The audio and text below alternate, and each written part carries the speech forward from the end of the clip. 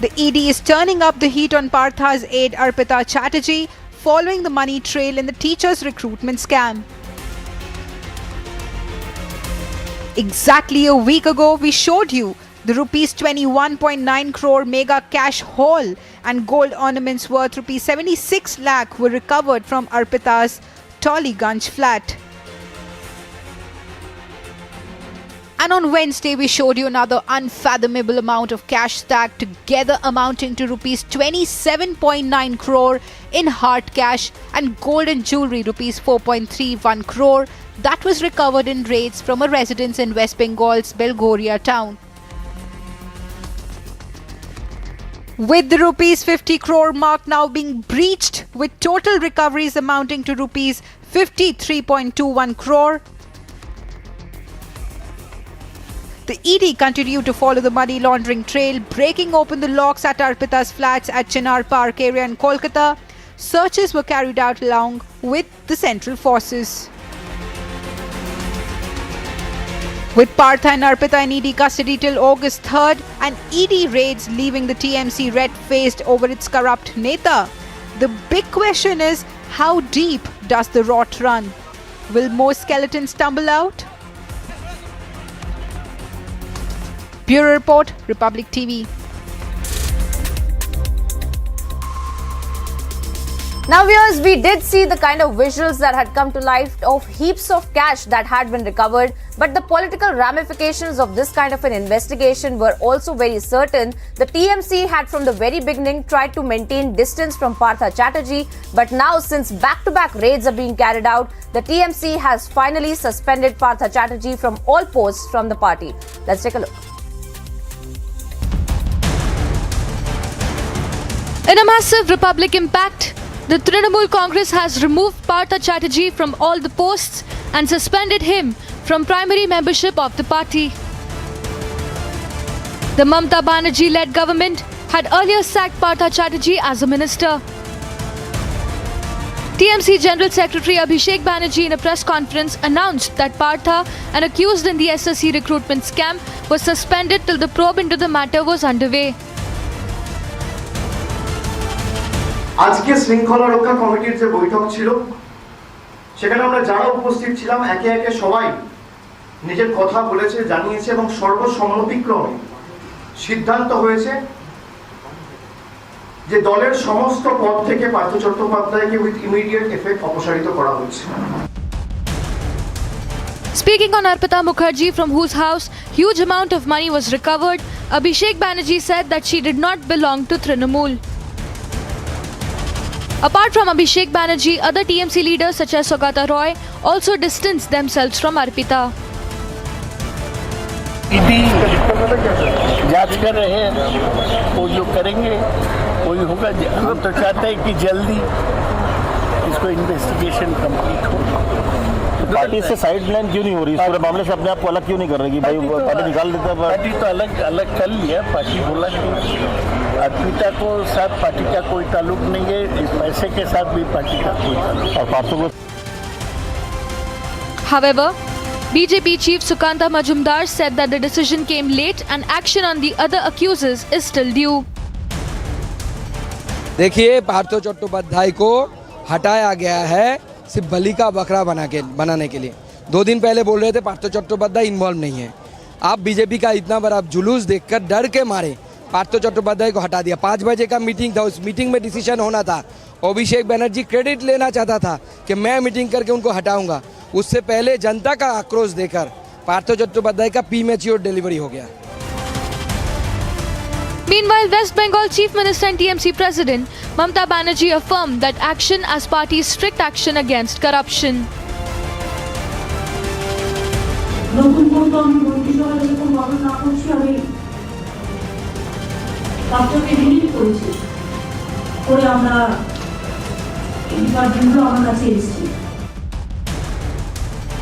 The Trinamool Congress, which has already distanced itself from the scam, seems to make its stand clear over the issue. Or as many allege, is Partha merely a scapegoat in the labyrinth of large plot? Bureau Report, Republic TV.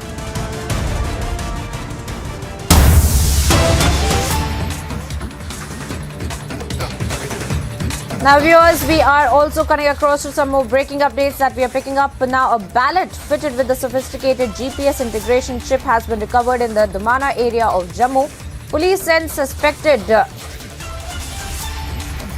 has in fact sent the suspected chip for the analysis. Now Trimble Company's antenna company module, or the ACM, recovered with the balloon is what we are learning. Now ACM is used for integration with the GPS receiver to collect GPS data of the area, and the agencies probe security threat angle as well.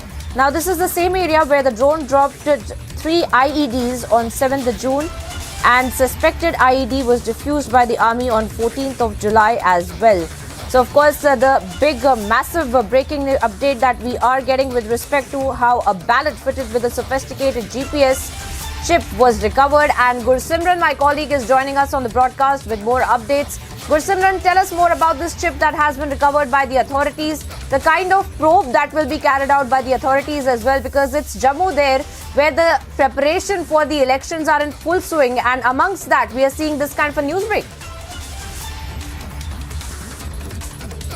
There is a balloon that has been recovered fitted with the antenna companion module. This is a specific module of the Trimble company that manufactures the modules for the GPS integration and is used for collecting the GPS data of the specific area. Now that in the Damana area that falls very near to the international border, and several incidents of drone dropping and suspected IEDs have been thwarted by the security forces in the past 2 months, and now this incident coming into force where a balloon fitted with the ACM of the Trimble company, that is the antenna companion module, has been recovered, and now the agencies are probing where actually this antenna companion module came from, because this module is used for the GPS integration, which is in turn used for collecting the GPS data. So was it a security challenge? Was it meant for some anti-India purpose? That all is being probed. It was sent to the bomb disposal squad of the Jammu and Kashmir police yesterday, and now more analysis will be done on this angle. That is the Trimble company's ACM that has been recovered along with the balloon right ahead of the start of the Buddha Amarnath Yatra that started today morning. And important to mention that the Damana falls very near to the Jammu-Poonch National Highway. So was it a terror plot or something else? That all will be probed by the Jammu and Kashmir police in the further investigation that is being carried out. Of course, Gursimran there getting us all the updates. Gursimran, we trust you to keep us ahead on that developing story.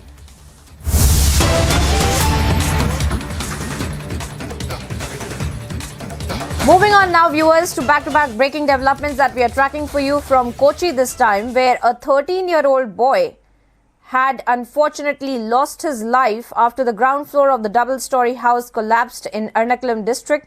Now, the deceased was asleep when the house had collapsed. His grandfather was admitted to the hospital after becoming critically injured in this entire collapse, is what we are learning. And there are 7 members of this family who were there at the house at the time of this mishap. And nobody has been injured apart from... Nobody has in fact been injured apart from the boy and the grandfather, and the boy in fact was rushed to the hospital, but he could not be saved, unfortunately, and his grandfather is in the ICU as of now, who had sustained severe head injuries, is what we're learning. Now viewers, we're tracking for you this unfortunate development from Kochi, where the visuals are on your screens of how a 2-story house had collapsed.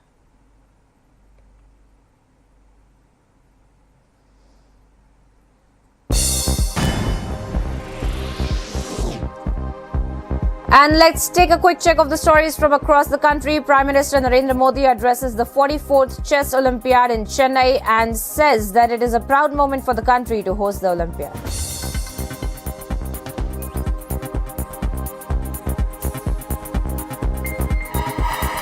It is a chess powerhouse for India.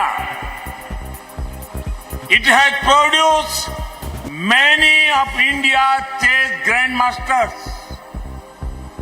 It is home to the finest minds, vibrant culture, and the oldest language in the world, Tamil. Speaking at the Chess Olympiad, the Prime Minister Narendra Modi hailed the concept of Atithi Devo Bhava and welcomed all the foreign players and dignitaries in the event. In India, believe in Atithi Devo Bhava, which means our guest is like a god. Prime Minister Narendra Modi acclaimed the sporting culture in the country and said that the sports have always been a part of our culture.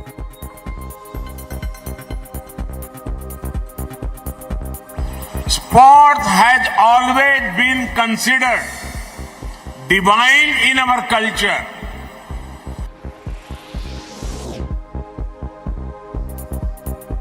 And the Prime Minister will launch the country's first international bullion exchange today. The exchange will facilitate efficient price discovery with the assurance responsible sourcing and quality, apart from giving impetus to the financialization of gold in India.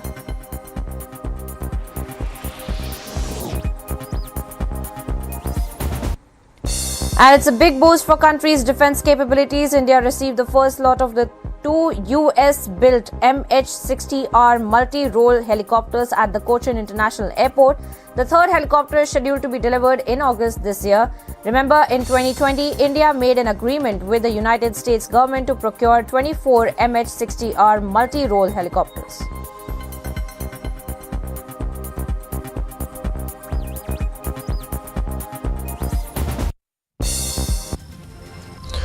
Jammu has been put on alert as the start of the Buddha Amarnath Yatra and ongoing Amarnath Yatra amid the desperate attempts from the Pakistan to vitiate the peace process. The security forces are carrying out round-the-clock vigil to foil any attempt of the enemy on the Yatra or ahead of the anniversary of abrogation of Article 370 and 35 Alpha. For more, stay tuned to Republic TV.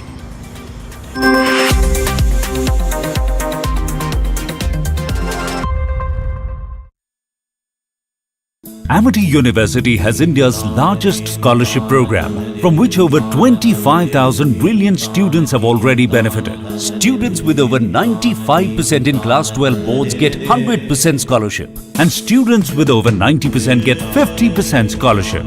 Join brilliant, like-minded students who want to be successful. Apply at amity.edu/scholarships.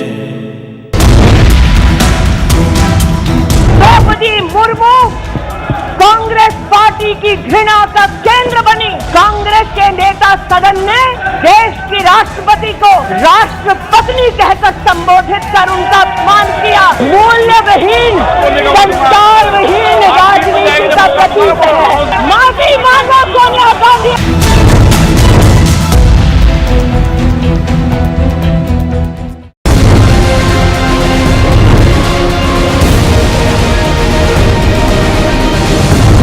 Package or envelopes with the department's insignia. What exactly was such kind of a documentation, such kind of money that was doing with Orpita Mukherjee?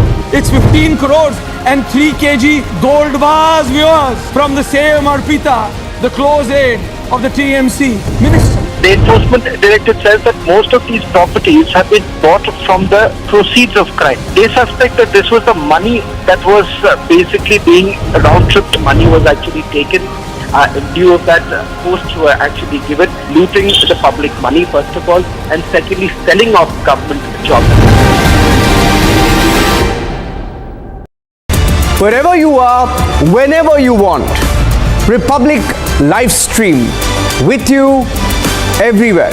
Republic live stream, India's #1 streaming news. India's Super News Network. Republic Media Network's #1 super feed. #1 across all 3 channels.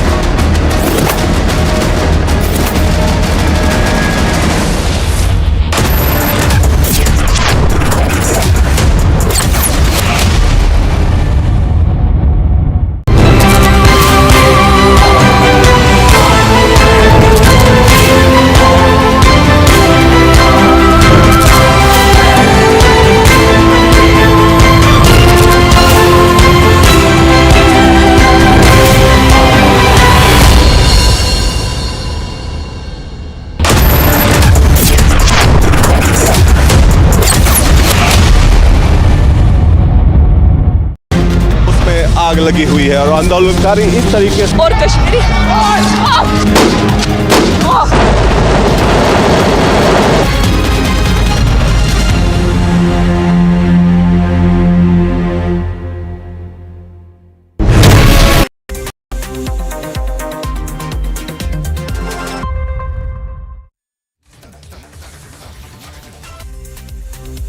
Welcome back, viewers. So now, Reva University organized its India-ASEAN Summit of 2022 in its auditorium. Let's take a look as to what happened. It's a moment of pride for Reva University. The Reva University organized the Indian-ASEAN Summit 2022 that was held at university's sprawling Kuvempu Auditorium. Auditorium flanked with university students welcomed diplomats and bureaucrats from Cambodia, Myanmar, Laos at the event. C.N. Ashwath Narayan, Minister of Skill Development, Entrepreneurship and Livelihood of Karnataka, was also present at the event. At the event, Reva University Chancellor Dr. P. Shyama-Raju was appointed as the Trade Commissioner of Karnataka for India-ASEAN Trade Council. I am appointed as Trade Commissioner for Asian Trade Commissioner today. Most of the consulates came, visited, participated in the program. This is definitely will give a lot of education. That is as a project for my students. That is the motto for this program. It is pertinent to note that with its innovative pedagogy, best mentors and faculty with vast industry experience, Reva University strives to offer modern education of global standards. Bureau Report, Republic TV.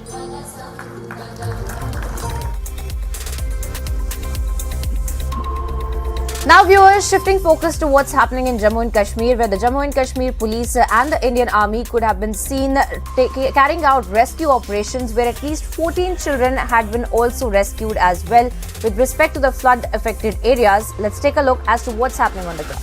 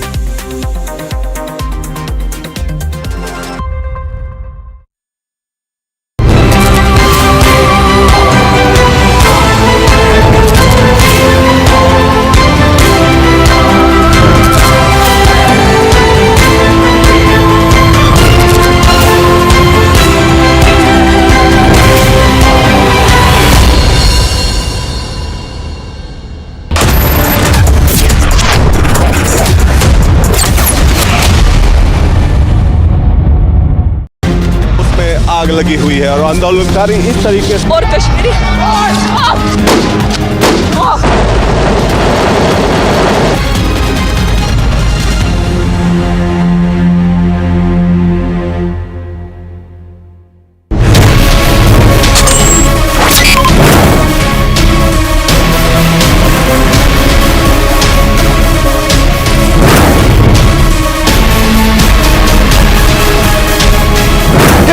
of the search and seizure powers that we have this stash of cash coming out. Earlier about 21 crores, now 15 crores and counting. Wherever you are, whenever you want, Republic Live Stream with you everywhere. Republic Live Stream, India's #1 streaming news. Draupadi Murmu Congress party की घृणा का केंद्र बनी। कांग्रेस के नेता सदन ने देश की राष्ट्रपति को राष्ट्रपत्नी कहकर संबोधित कर उनका अपमान किया। मूल्यविहीन, संस्कारविहीन राजनीति का प्रतीक है। माफी मांगो Sonia Gandhi.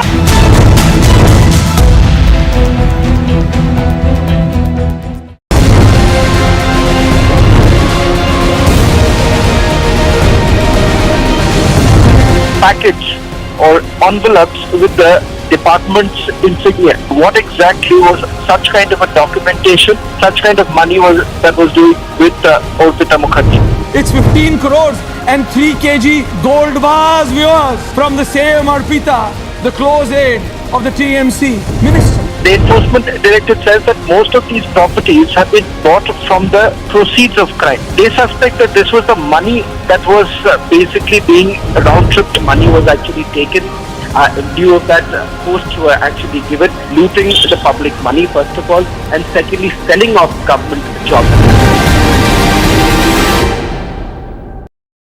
Wherever you are, whenever you want, Republic Live Stream with you everywhere. Republic Live Stream, India's #1 streaming news. India's Super News Network. Republic Media Network's #1 super feed. #1 across all 3 channels.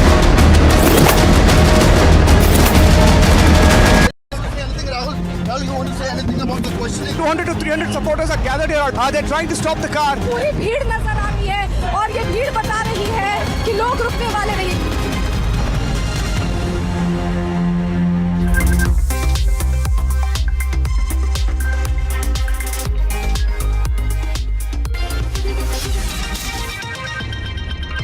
The headlines in world this morning. Commonwealth Games 2022 to begin today after grand opening ceremony in Birmingham.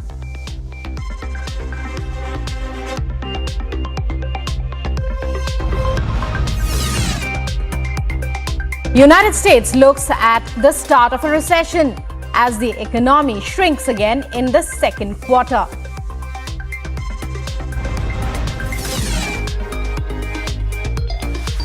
Moscow court fines social media giants including Spotify and Tinder for refusing to store users' data domestically.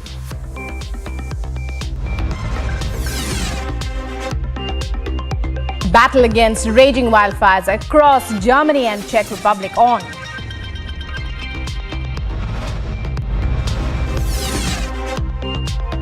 Zelensky makes fresh appointments after sacking top ministers from the government.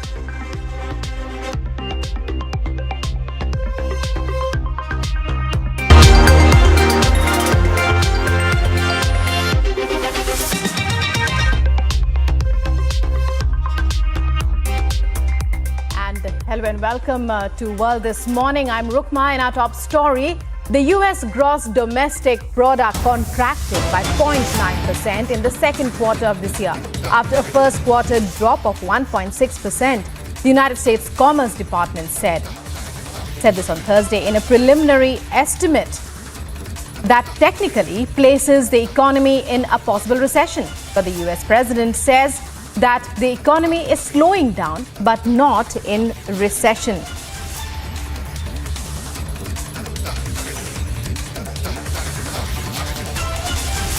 But before we get started, I want to say 2 things about the GDP report we received this morning. First, it's important to start with what we know before this morning's report. Our job market remains historically strong.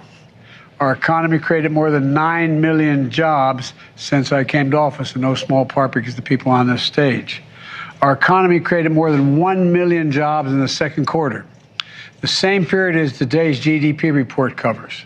And our unemployment rate is 3.6%, near a record historic low.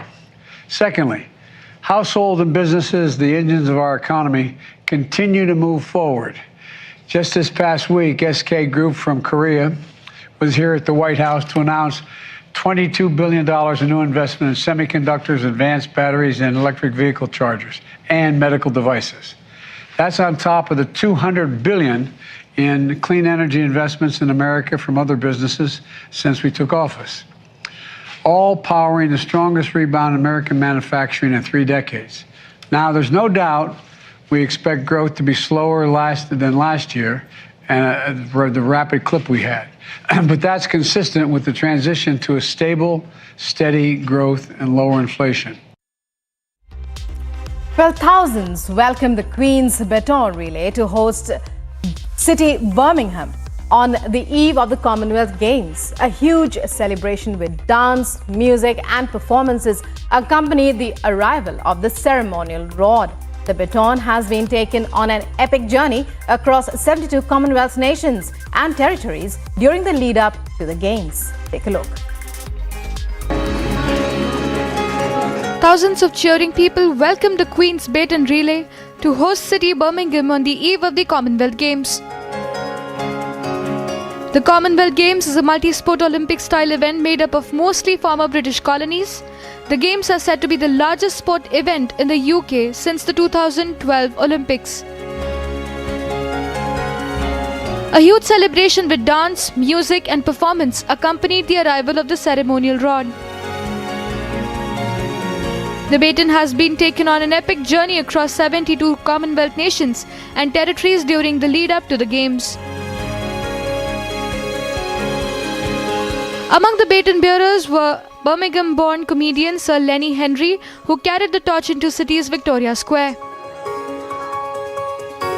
Ahead of the Commonwealth Games opening ceremony, Britain's Prince Charles met the organisers, performers and members of the public in Birmingham. Indian women's cricket team held an optional net session on the eve of the opening Group A match against Australia at the Commonwealth Games in Birmingham. I think it will be a great for both batter and bowlers, and I think now it's just time to other than thinking about what is going to happen on the pitch, if we just look at the ball and execute ourselves in the better way, that those things are going to help us. And if I talk about our team combination and all, I think still we have a balanced side, and I know we need to just shuffle our batting order and bowling positions here and there, and then we can make a great combination, and we are working on it. On the eve of India vs Australia match at the Commonwealth Games in Birmingham, Team India captain Harmanpreet Kaur claimed that her team was working on a ruthless approach to counter the world champions Australia. The stage is set for the first event of the Commonwealth Games 2022. Team India will be squaring off against world champions Australia in the Aviation Stadium in Birmingham today. Agency report, Republic TV. A Moscow court on Thursday fined the owners of social media services Spotify and Tinder for their alleged refusal to put Russian users' data in servers physically on Russian soil. The court considered a complaint by Russia's state communications regulator, Roskomnadzor, that demanded fines were imposed on the social media services. Here's a report.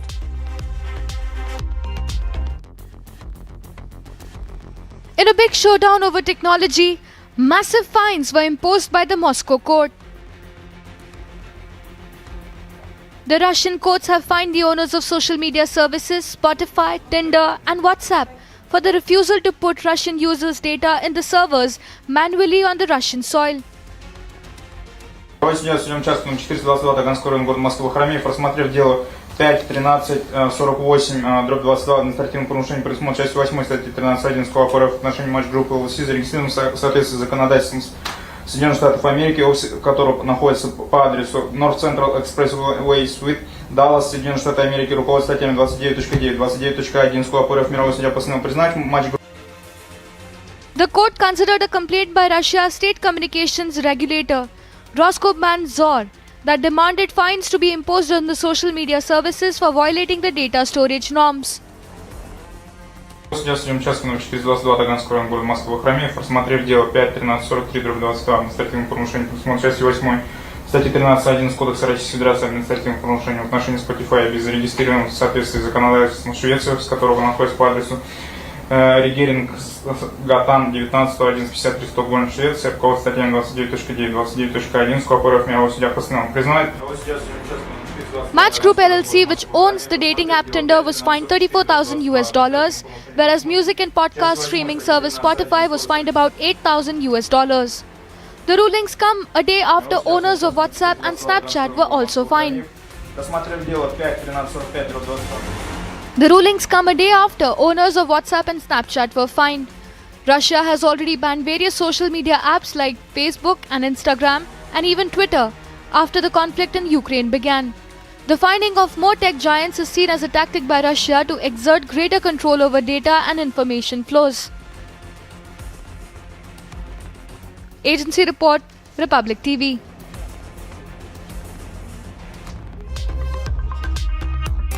And huge wildfires are raging across Germany and the Czech Republic, creating a big wildfire apathy across national parks and natural habitats. Hundreds of firefighters are battling to reduce the blaze, which could lead to more wildlife loss. Here's more. Large wildfire on the German-Czech border has been spreading and threatening to destroy a forested national park. Czech Republic's Bohemian Switzerland National Park is witnessing the massive rage of wildfire affecting tourists and the natural fauna of the park. Hundreds of the firefighters on both sides of the border battled the flames with the help of reinforcements from neighboring Poland and Slovakia. 8 firefighting helicopters combated the flames in the hilly and rocky region, which was difficult to access. Earlier, 80 people were evacuated from the border town of Repsko and more from the village of Mezna of Czech Republic, where the flames have destroyed or damaged several homes.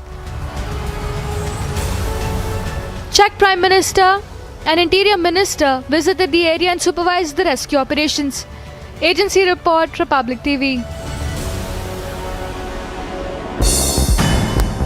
Austrian Chancellor Karl Nehammer meets Hungarian Prime Minister Viktor Orban for bilateral talks focusing on migration as well as on the war in Ukraine and its consequences. The meeting of the two leaders came only days after one of Orban's closest associates resigned in protest over what she called a pure Nazi speech given by the Hungarian Prime Minister.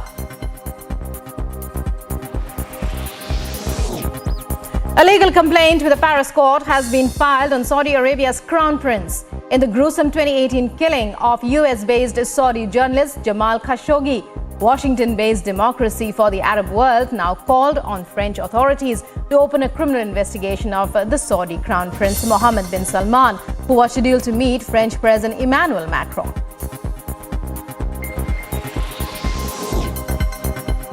Presidents of South Korea and Indonesia have agreed to boost bilateral cooperation on supply chains, economic security and defense. During their bilateral talks, the two leaders discussed their concerns on North Korea's nuclear and missile threats. Ukrainian President Volodymyr Zelensky appoints Andriy Kostin as the new Prosecutor General of Ukraine. Kostin has replaced Iriana Benediktova, who was suspended by Zelensky on the 17th of July. At the appointment ceremony, Kostin said that Ukraine should become a full member of the European Community and the European Union. Parts of the United Arab Emirates was hit by heavy rains, leading to heavy flooding in the cities of Sharjah and Fujairah. UAE authorities have issued warnings to residents to stay indoors and keep away from areas prone to flash flooding. The inclement weather in the UAE is reportedly to last till today.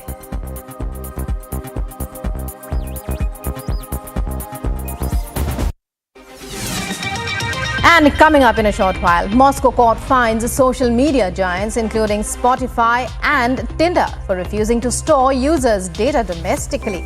All the details coming up on World This Morning. Stay tuned. Also up ahead, news on the battle against the raging wildfires across Germany and the Czech Republic.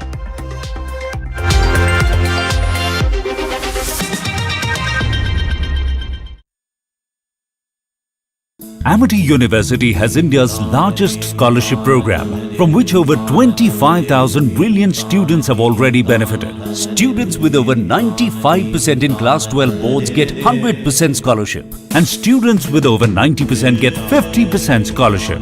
Join brilliant, like-minded students who want to be successful. Apply at amity.edu/scholarships. Wherever you are, whenever you want. Republic live stream with you everywhere. Republic live stream, India's #1 streaming news. India's Super News Network. Republic Media Network's #1 super feed. #1 across all 3 channels.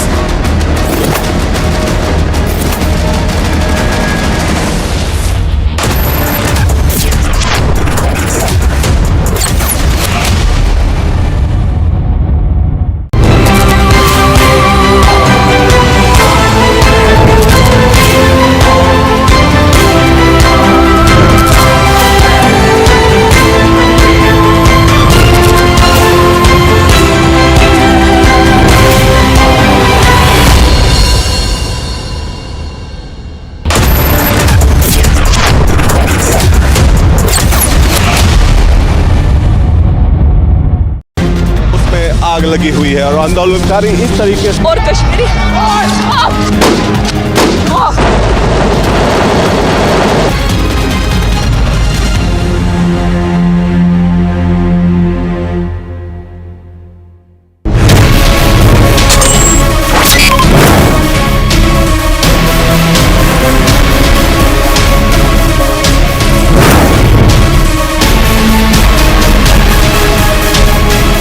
Because of the search and seizure powers that we have this stash of cash coming out.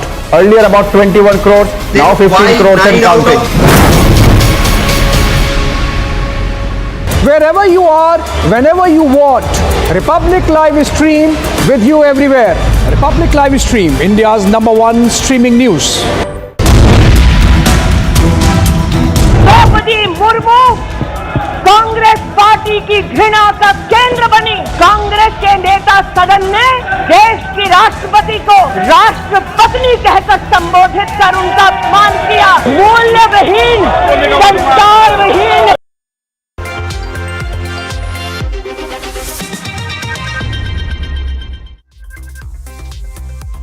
Welcome back. Well, the Commonwealth Games, which kickstart today in Birmingham after a spectacular opening ceremony, has 215 Indian athletes competing across 16 disciplines.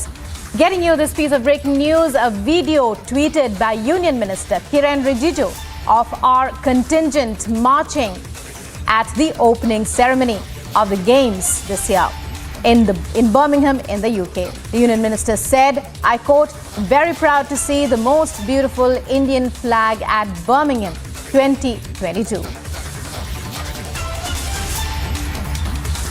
In the Commonwealth and home to over 1 billion people. Well, just to give you an idea of the power of the population size and the market of India, that when Neeraj Chopra, the javelin thrower, won Olympic gold in Tokyo, he became the 7th most searched for sports person in the world on the internet. Sadly, he's pulled out with a groin injury incurred at the World Championships when he took a silver medal behind Anderson Peters of Grenada, and he will be here though. Yeah, and hoisting the tricolour flag tonight is hockey West Midlands welcome for the most populous nation in the Commonwealth and home to over 1 billion people. Well, just to give you an idea of the power of the population size and the market of India. On to other news stories. Tension continues to grow between the United States and China as the latter makes it clear that they are opposed to the planned visit to Taiwan of US Speaker Nancy Pelosi. The Chinese ministry has asserted that it will take serious measures if anyone tries to interfere in matters relating to Taiwan. We tell you more in our next report.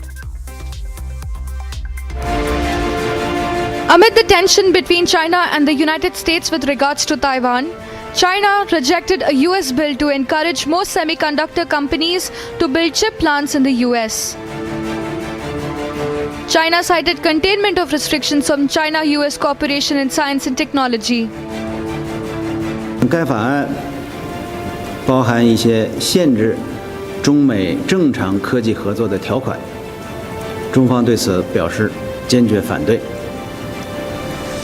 美国如何发展自己是美国的，是美国自己的事，但不应为中美正常的科技人文交流合作设置障碍。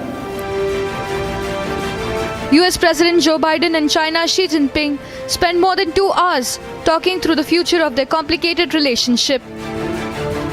Chinese Foreign Ministry reportedly warned United States President Joe Biden against playing with fire over Taiwan. China also blamed US unilateral sanctions and tariff barriers which affected the security of global supply of energy and food. 美国大搞单边制裁和关税壁垒，冲击全球供应链和产业链安全，加剧能源、粮食等大宗商品价格飙升，让包括斯里兰卡在内的发展中国家经济金融形势雪上加霜。 This comes in the backdrop of US Speaker of the House announcing her trip to Taiwan.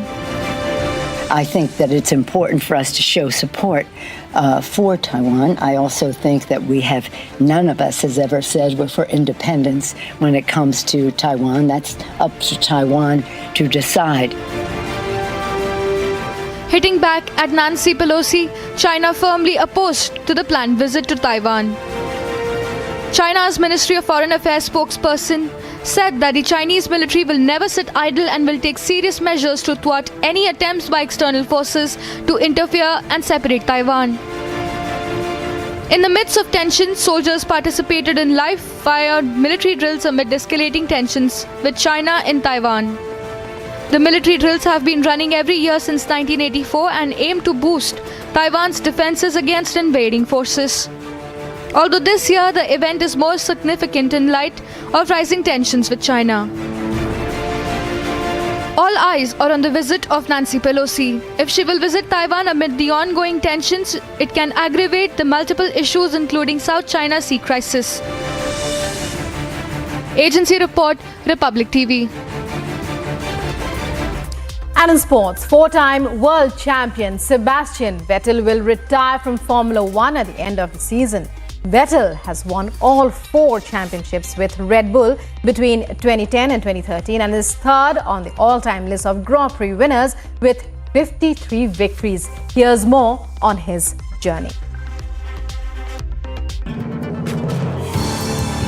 An illustrious F1 career, third on the all-time list of Grand Prix winners with 53 victories. 4 championship titles with Red Bull between 2010 and 2013, with his last race victory with Ferrari in 2019. Sebastian Vettel is all set to retire at the end of the Hungarian Grand Prix. Vettel would now look forward and expect what's next. I think that's, one of the great things. There's a lot of things that will stay. I mean, a lot of things I will literally turn down. I will not be having the buzz of driving the cars anymore and racing, but the people stay, the friendships I made, the people I got to know, the memories I made. So there's a lot to take away, and yeah, generally I'm looking forward to, like I said, what's next. He introspects and says that it's time for him to spend time with his kids. I know how much I can give and dedicate to this sport in order to also, achieve the things I want to achieve. And it also takes a lot of time, and time that you have to, probably at the beginning take away from nowhere else because there's nothing else. But since I grow and things grow around me, my children are growing, it's time away from them and time away maybe from other interests that I've grown. McLaren driver Daniel Ricciardo expressed his regards for Vettel. I think just very in tune driver, like very knowledgeable about the car, the team, the sport. Like he's just lived and breathed it. It was like it was everything, and just switched on. Like I know that sounds kind of simple, but it was just he just knew everything that was going on. Fellow teammate and Red Bull star Max Verstappen said that Vettel is now going to enjoy his life with family.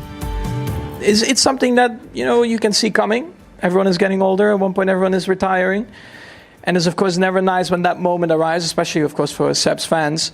But, yeah, these things happen. And I think it's important now that he's just going to enjoy his life with the family, because F1 is such a short period of time in your life that... Alpine's Fernando Alonso will surely miss Vettel and claimed him to be the legend of the sport. Yeah, sad news, obviously. We will miss him. I think he's a legend of our sport, not only on track, but also great values outside the car, so we will miss him.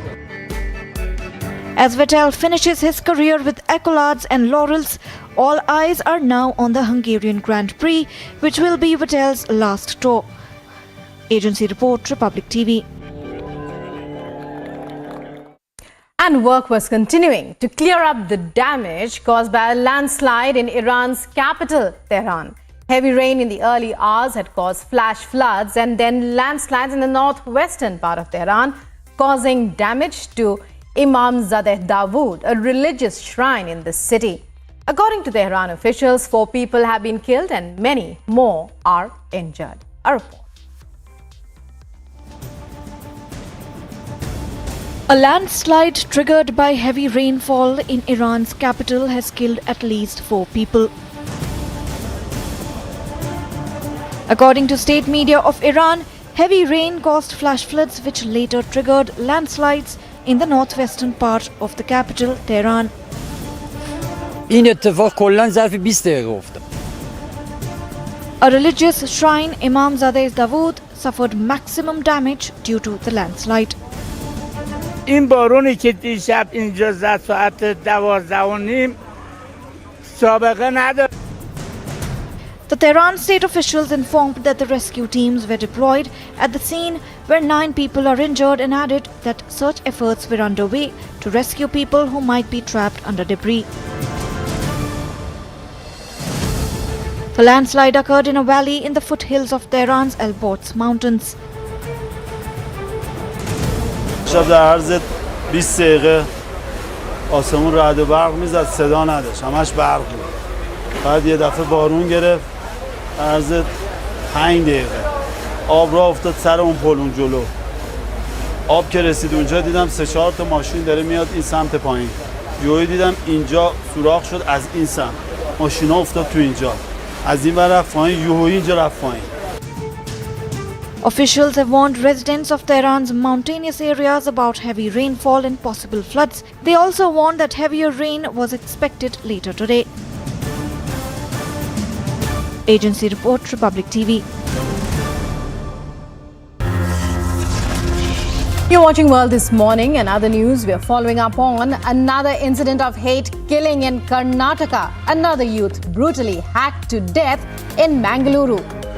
Stay tuned to Republic for all the latest.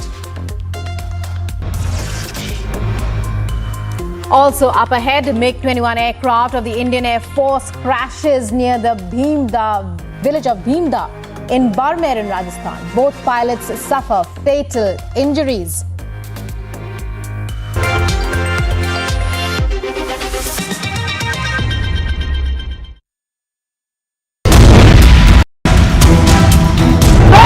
Murmu Congress party की घृणा का केंद्र बनी। कांग्रेस के नेता सदन ने देश की राष्ट्रपति को राष्ट्रपत्नी कहकर संबोधित कर उनका अपमान किया। मूल्यविहीन, संस्कारविहीन राजनीति का प्रतीक है। माफी मांगो Sonia Gandhi.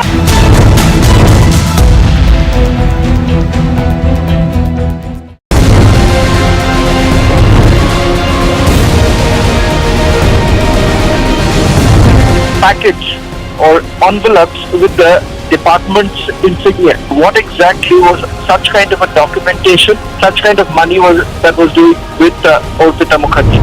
It's 15 crores and 3 kg gold vase, viewers, from the same Arpita, the close aide of the TMC minister. The enforcement directorate says that most of these properties have been bought from the proceeds of crime. They suspect that this was the money that was basically being round-tripped money was actually taken due of that posts were actually given, looting the public money first of all, and secondly selling off government jobs.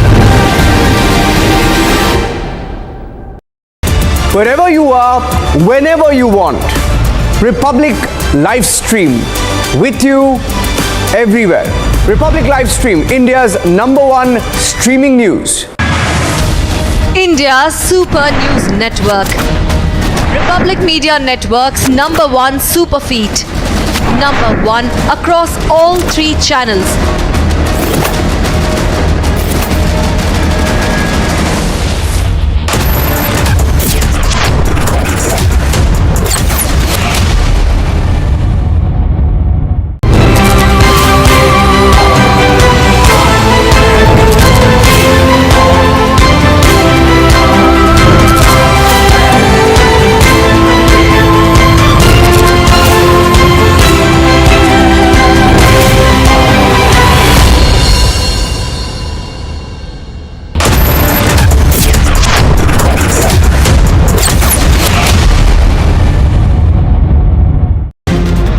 आग लगी हुई है और आंदोलनकारी इस तरीके से और Kashmiri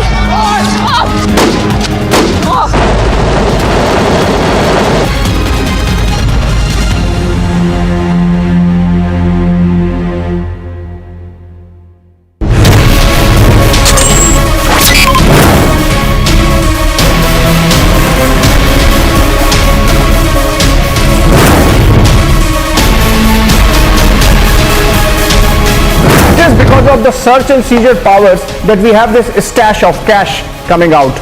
Earlier about 21 crores, now 15 crores and counting. Wherever you are, whenever you want, Republic Live Stream with you everywhere. Republic Live Stream, India's #1 streaming news.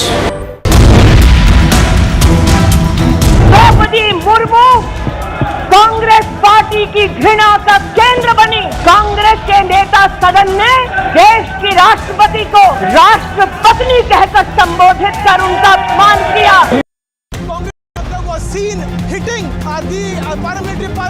बड़ी तस्वीर आपको बता रहे हैं। पहले ये देखिए बाउंड्री गिर चुकी है। वो Suchita Dalal the journalist who introduced you to Chitra Ramakrishnan.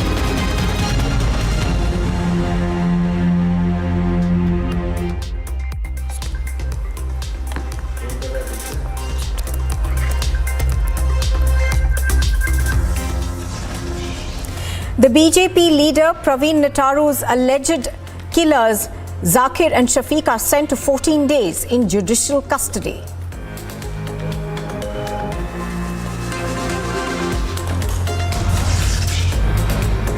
Another incident of hate killing in Karnataka. Another youth is brutally hacked to death in Bengaluru.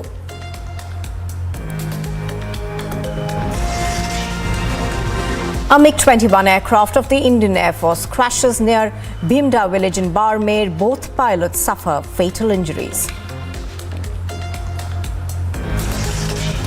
The Parliament sets the record straight on unruly behaviour, but opposition continues to stage protests.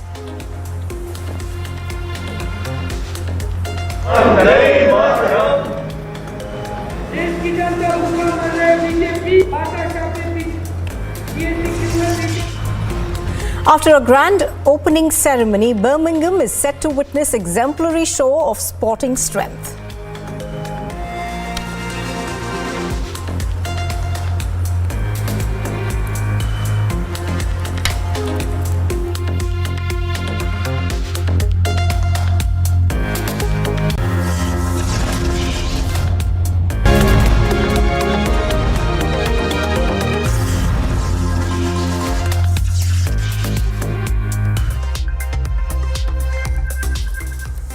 Good morning and welcome. You are watching the Morning Express on Republic TV. I'm Nupur Talwar Sori. Now the money keeps on piling as the teacher recruitment scam becomes the Bengal cash scam, with the ED conducting raids on yet another residence connected to Arpita Mukherjee in hopes of uncovering more incriminating evidence. The TMC meanwhile has relieved Partha Chatterjee of his ministry, with the party further announcing that the onus was on the former minister to prove that he was innocent. Last Friday, Republic TV showed you this mega haul of cash found at TMC Minister Partha Chatterjee's aide Arpita Mukherjee's house. This Wednesday, Republic TV showed you yet another unfathomable amount of cash stacked all together. As the cash scam kept unfolding, the ED raided yet another apartment of Arpita Mukherjee. The ED officials were seen using a hammer and a chisel to access restricted areas within the apartment. They were also seen requiring trunks to carry the huge amount of cash recovered at one of Arpita Mukherjee's houses. As Republic Bangla was able to talk to one of the ED officials raiding the apartment, the officer revealed the cash haul to be close to around 27 crores and 90 lakh rupees. One of Arpita's apartments was also seen guarded by security personnel who were heavily armed, while a finance ministry vehicle seemingly carrying ED personnel waited below the scene of the raid. Partha Chatterjee is embroiled in a scam where the recoveries in just hard currency have gone to over rupees 48 crores. Can you now deny the fact? Republic TV has been asking the tough questions and leading the investigation. Your minister was threatening the ED officials. Protests over the cash scam have spilled onto the streets of Bengal. Mamata Banerjee was finally forced to act. She relieved Partha Chatterjee from all his ministerial duties. Realizing that would not be enough, the TMC also sacked Partha from all posts. His name plaque was removed from outside his Nabanna office in Kolkata. Is that enough when more TMC names are under scrutiny? From TMC MLA Manik Bhattacharya to the sitting West Bengal Minister of State for Education. Just how big is the nexus in the cash scam, and who was it pouring in all the cash for? The people of West Bengal wait with bated breath to know the answer to all of that. Bureau Report, Republic TV.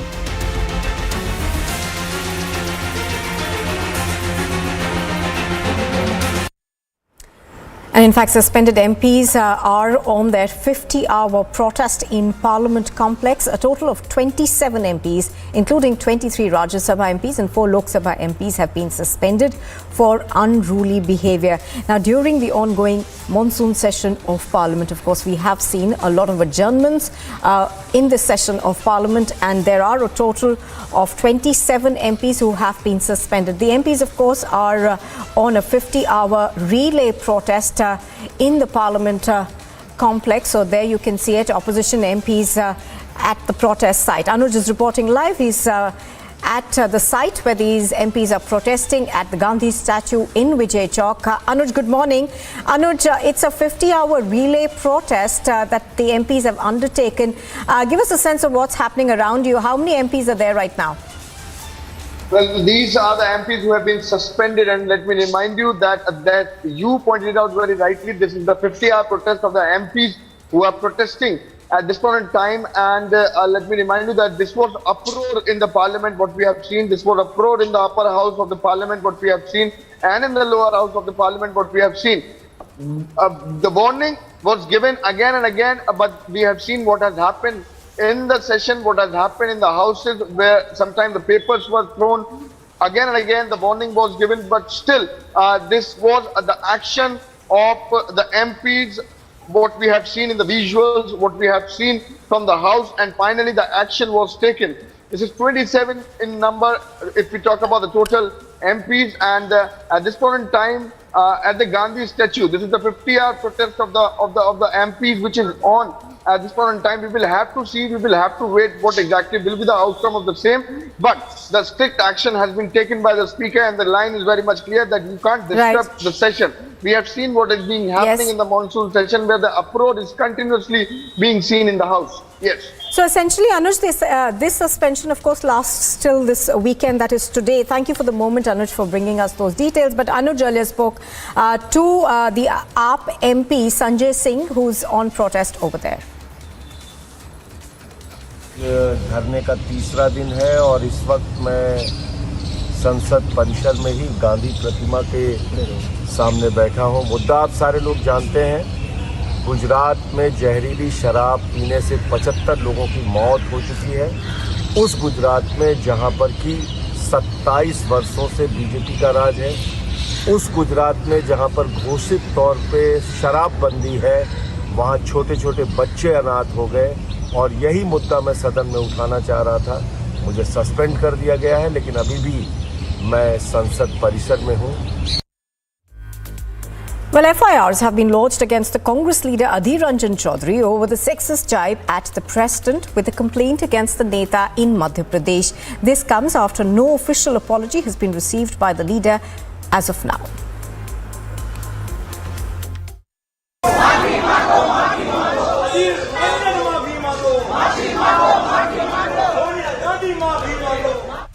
Congress MP Adhir Ranjan Chaudhary kicked off a storm in the parliament yesterday with a sexist and bigoted remark against the President of India, Draupadi Murmu, when he referred to her as Rashtrapatni. Apologize to the nation. Maafi mango is death se. Maafi mango Sonia Gandhi Adivasiyon se.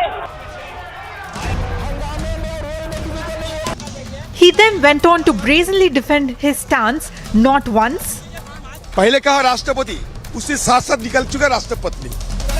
पिछले माफी मांगने की सवाल ही नहीं। माफी किस लिए? चूक हो गए। not twice.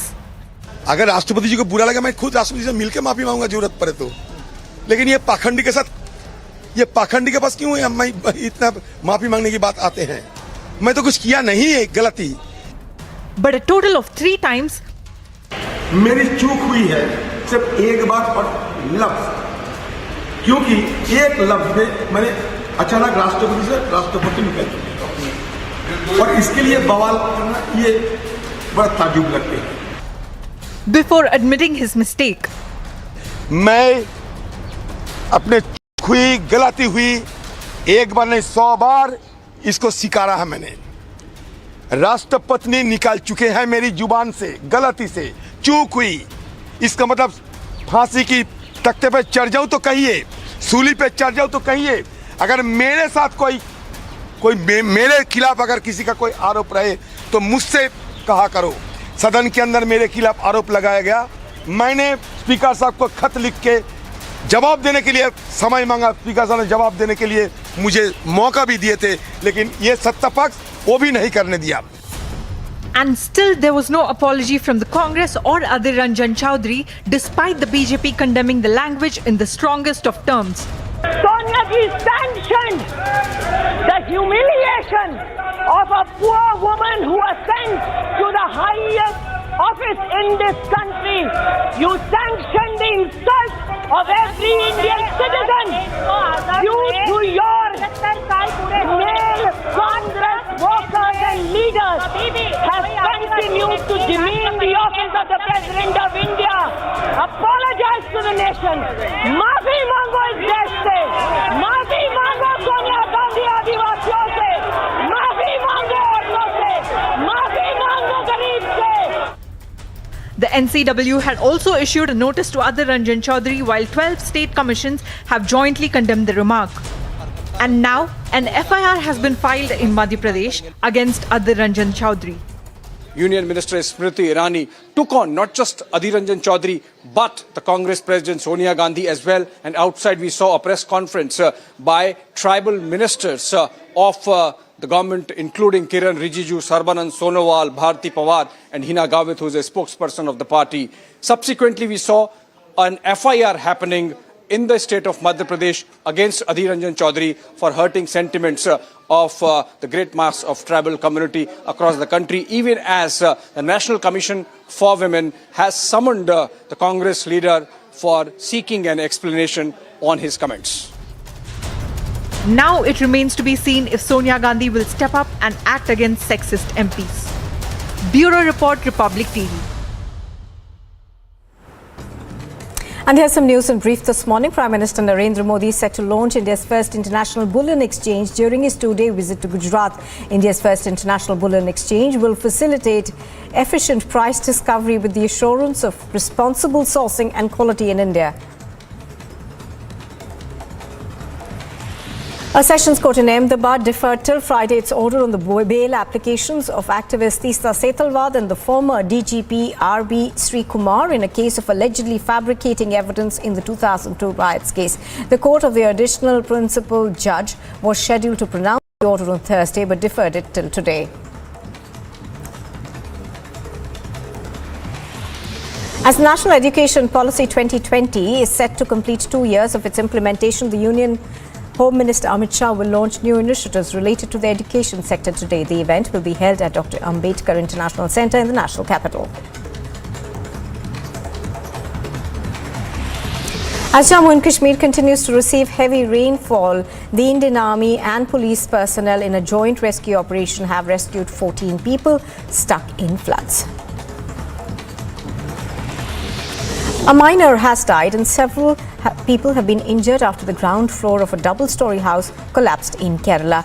The miner was rushed to a hospital for immediate medical treatment but later succumbed to his injuries. The police have rescued several people feared to be trapped under the debris. Meanwhile, the reason for the collapse is yet unknown.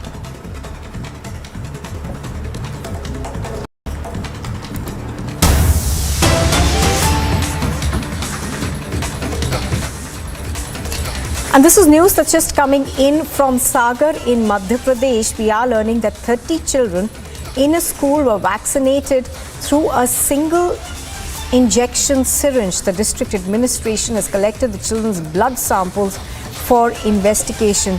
Pictures on your screen are of the children being jabbed using a single syringe. Now, usually it is not practice to use a single syringe to essentially vaccinate people. It is usually the case that disposable syringes are used for each time, but we're given to understand that now blood samples have been collected.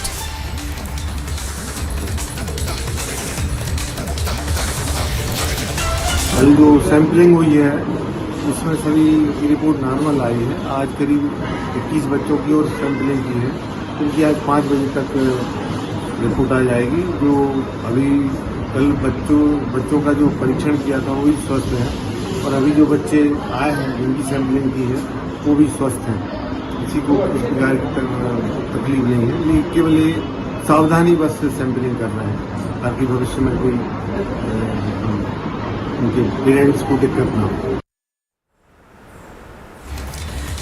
Well, that was a reaction that we were getting from a health official who says that they are collecting samples of the children's blood reports. But the point is that there is no explanation yet forthcoming on why a single syringe was used to vaccinate so many children. It is standard practice to use disposable syringes and not to use one single syringe for more than one person. So that is obviously something that will need to be investigated.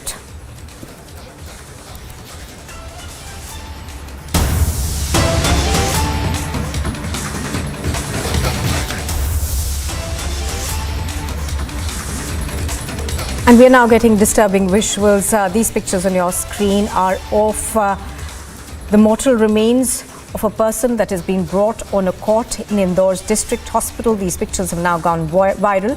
Rahul, one of the people who brought the body in the viral video, said that there is no facility that could be found from the district hospital, so they reached the hospital for post-mortem using this cot.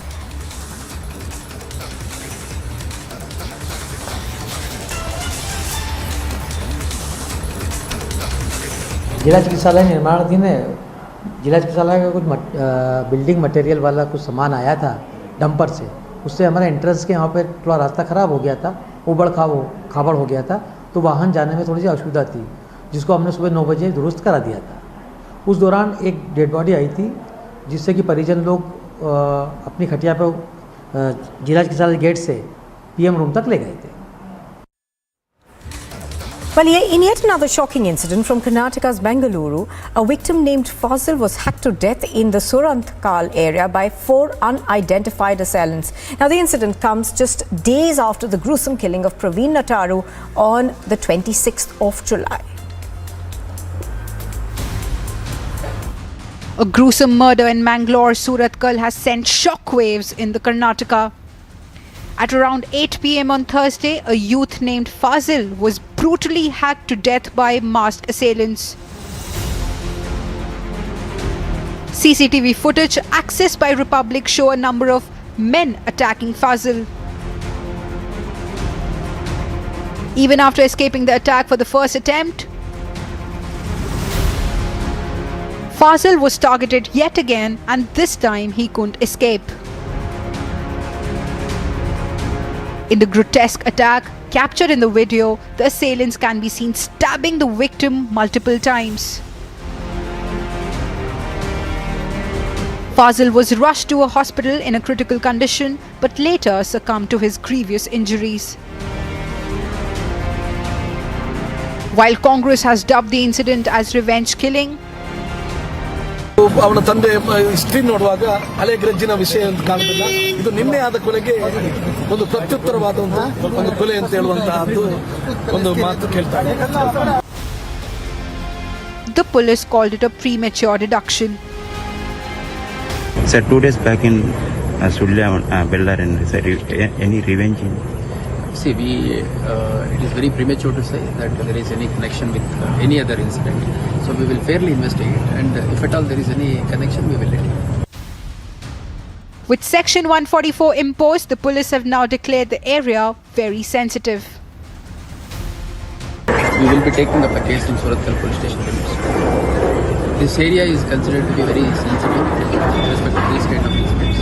In order to ensure peace and there is no law and order disturbance, I, as Police Commissioner of Bangalore City, passing an order for prohibitory order under Section 144 of CRPC for police station jurisdictions of Surathkal, Panambur, Mulki and Bachpur. Shortly after, Karnataka Home Minister directed the deployment of additional police personnel in Dakshina Kannada district to ensure maintenance of law and order. While prohibitory orders have been enforced in the jurisdiction of 6 police stations in the area, the Home Minister added that anyone who tried to take the law into their hands would be dealt with strictly. Bureau Report, Republic TV.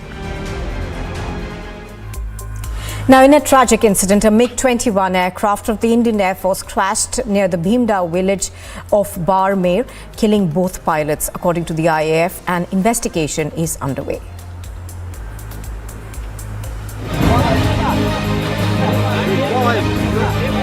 In a tragic incident, 2 IAF pilots lost their lives after a twin-seater MiG-21 trainer aircraft crashed near Barmer district of Rajasthan on Thursday. According to the Indian Air Force, the aircraft crashed around 2110 hours. The aircraft was airborne for training sortie from Uttarlai Air Base in Rajasthan.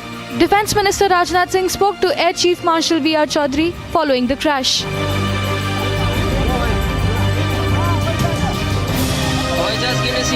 Taking to Twitter, he said that he was deeply anguished by the loss of 2 air warriors due to an accident of Indian Air Force's MiG-21 trainer aircraft near Barmer in Rajasthan.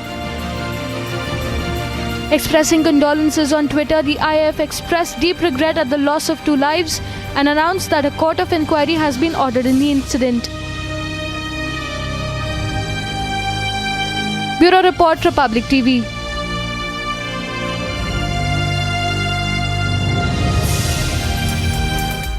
Now, yesterday, the People's Democratic Party celebrated its 23rd Raising Day at the Sher-e-Kashmir Park in Srinagar. Prominent leaders like Naeem Akhtar made some controversial remarks about the Kashmir cause and said that the issue of Kashmir is also the issue of Pakistan.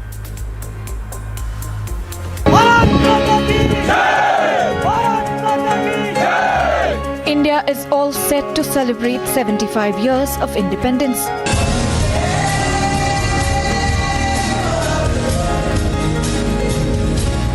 The campaign of Har Ghar Tiranga is in full swing and is gaining massive support from across the country.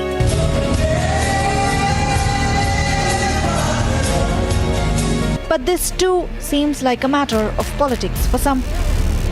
Kashmir का मसला कश्मीर का मसला नहीं है, कश्मीर का मसला हिंदुस्तान का मसला है, कश्मीर का मसला पाकिस्तान का मसला है, कश्मीर का मसला 1.5 अरब लोगों के मुस्तकबिल का मसला है। This controversial statement was made on July 28 by PDP leader Naeem Akhtar on account of the party's 23rd racing day. The PDP chief yet again cried foul over the removal of Article 370. इन्होंने 2019 के election में 370 के बगैर कोई बात नहीं कही कि हम 370 खत्म करेंगे। मैंडेट मिला, गैर आईनी, गैर कानूनी तरीके से 370 को खत्म किया। 370 को नहीं वो खत्म किए। हमारी जमीन, आज भी हमारी जमीन हजारों कनाल आर्मी को दी जाती है। Politics is unending even as the 75th Independence Day is inching closer. Opposition, particularly the PDP, has made statements batting for dialogue with Pakistan, even as our forces put their life on the line fighting Pakistan-backed terrorists. Bureau Report, Republic TV.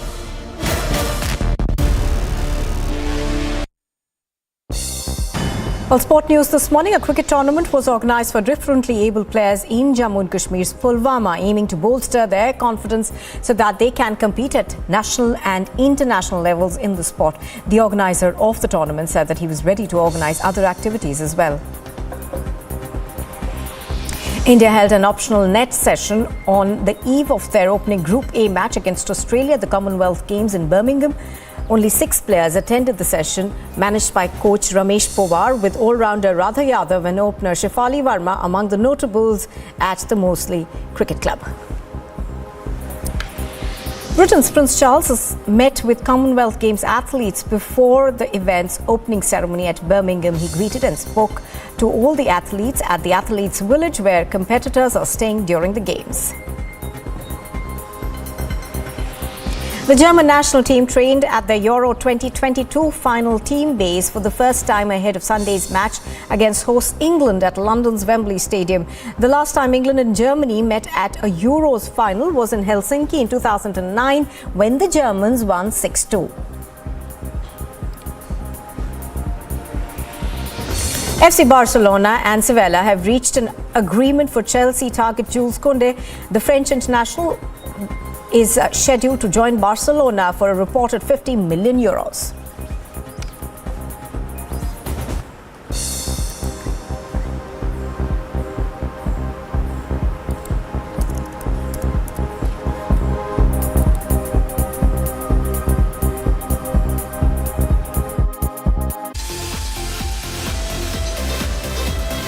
Roped-in enthusiasm visuals show the Indian contingent marching at the opening ceremony of the Commonwealth Games 2022 in United Kingdom's Birmingham. The Minister of Law and Justice Kiran Rijiju took to Twitter to share the proud moment as the Indian contingent marches with the Indian flag at Birmingham.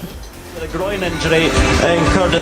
West Midlands welcome for the most populous nation in the Commonwealth and home to over 1 billion people. Well, just to give you an idea of the power of the population size and the market of India, that when Neeraj Chopra, the javelin thrower, won Olympic gold in Tokyo, he became the 7th most searched for sports person in the world on the internet. Sadly, he's pulled out with a groin injury incurred at the World Championships when he took a silver medal behind Anderson Peters of Grenada, and he will be here though. Yeah, and hoisting the tricolour flag tonight is hockey. West Midlands welcome for the most populous nation in the Commonwealth and home to over 1 billion people. Well, just to give you an idea of the power of the population size and the market of India, that when Neeraj Chopra, the javelin thrower, won Olympic gold in Tokyo, he became the 7th most searched for sports person in the world on the internet. Sadly, he's pulled out with a groin injury incurred at the World Championships when he took a silver.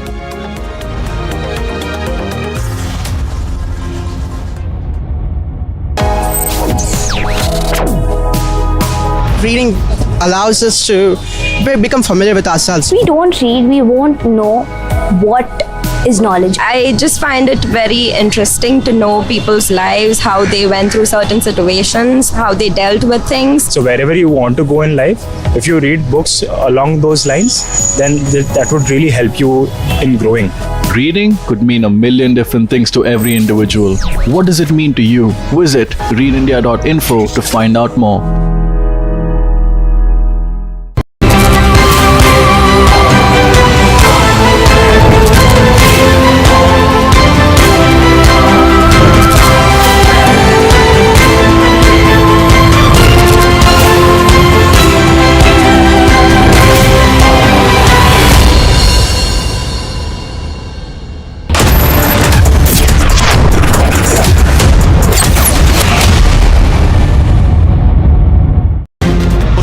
आग लगी हुई है और आंदोलनकारी इस तरीके से और कश्मीरी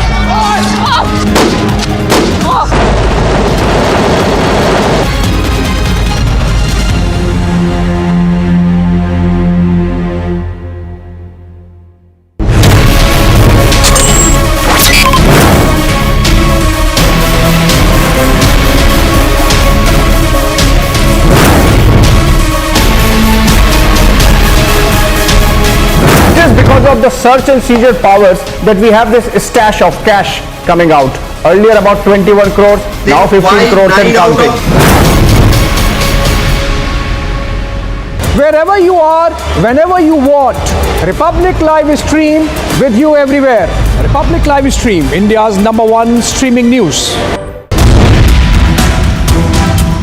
द्रौपदी मुर्मू कांग्रेस पार्टी की घृणा का केंद्र बनी। कांग्रेस के नेता सदन ने देश की राष्ट्रपति को राष्ट्रपत्नी कहकर संबोधित कर उनका अपमान किया। मूल्यविहीन, संस्कारविहीन राजनीति का प्रतीक है।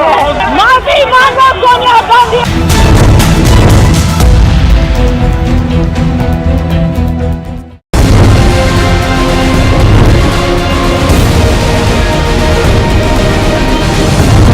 package or envelopes with the department's insignia. What exactly was such kind of a documentation, such kind of money that was doing with Orpita Mukherjee?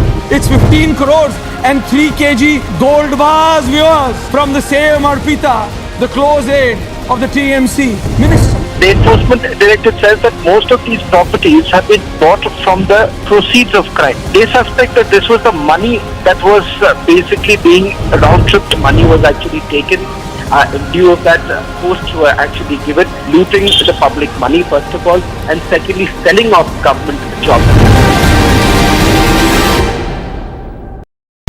Wherever you are, whenever you want, Republic Live Stream with you everywhere. Republic Live Stream, India's #1 streaming news. India's Super News Network. Republic Media Network's #1 super feed. #1 across all 3 channels.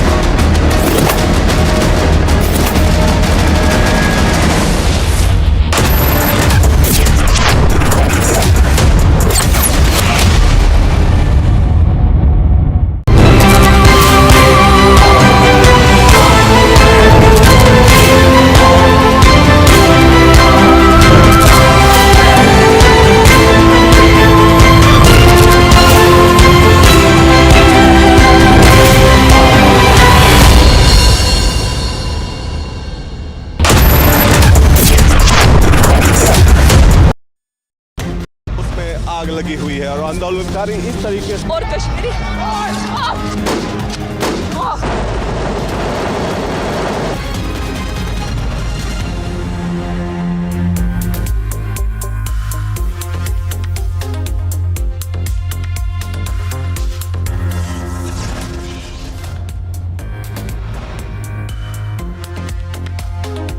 Top stories at 8:30 a.m. viewers. BJP leader Praveen Nitru's alleged killers Zakir and Shafiq sent to 14 days judicial custody.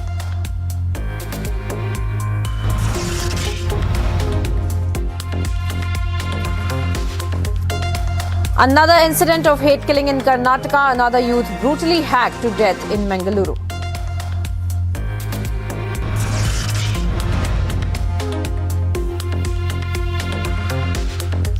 MiG-21 aircraft of the Indian Air Force crashes near the Bhimda village of Bardmer. Both pilots suffer fatal injuries.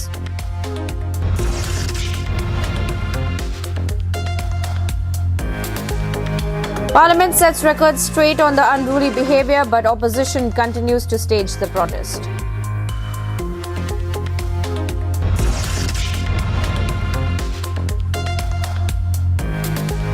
After a grand opening ceremony, Birmingham set to witness exemplary show of sporting strength.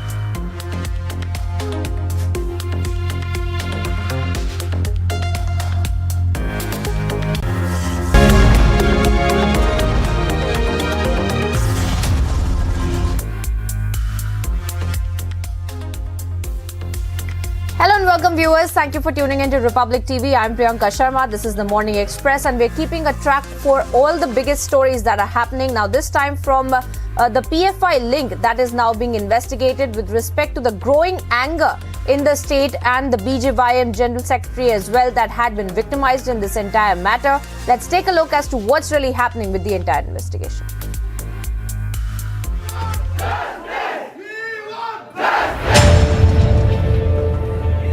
The Karnataka hate killing has sent shockwaves across the state.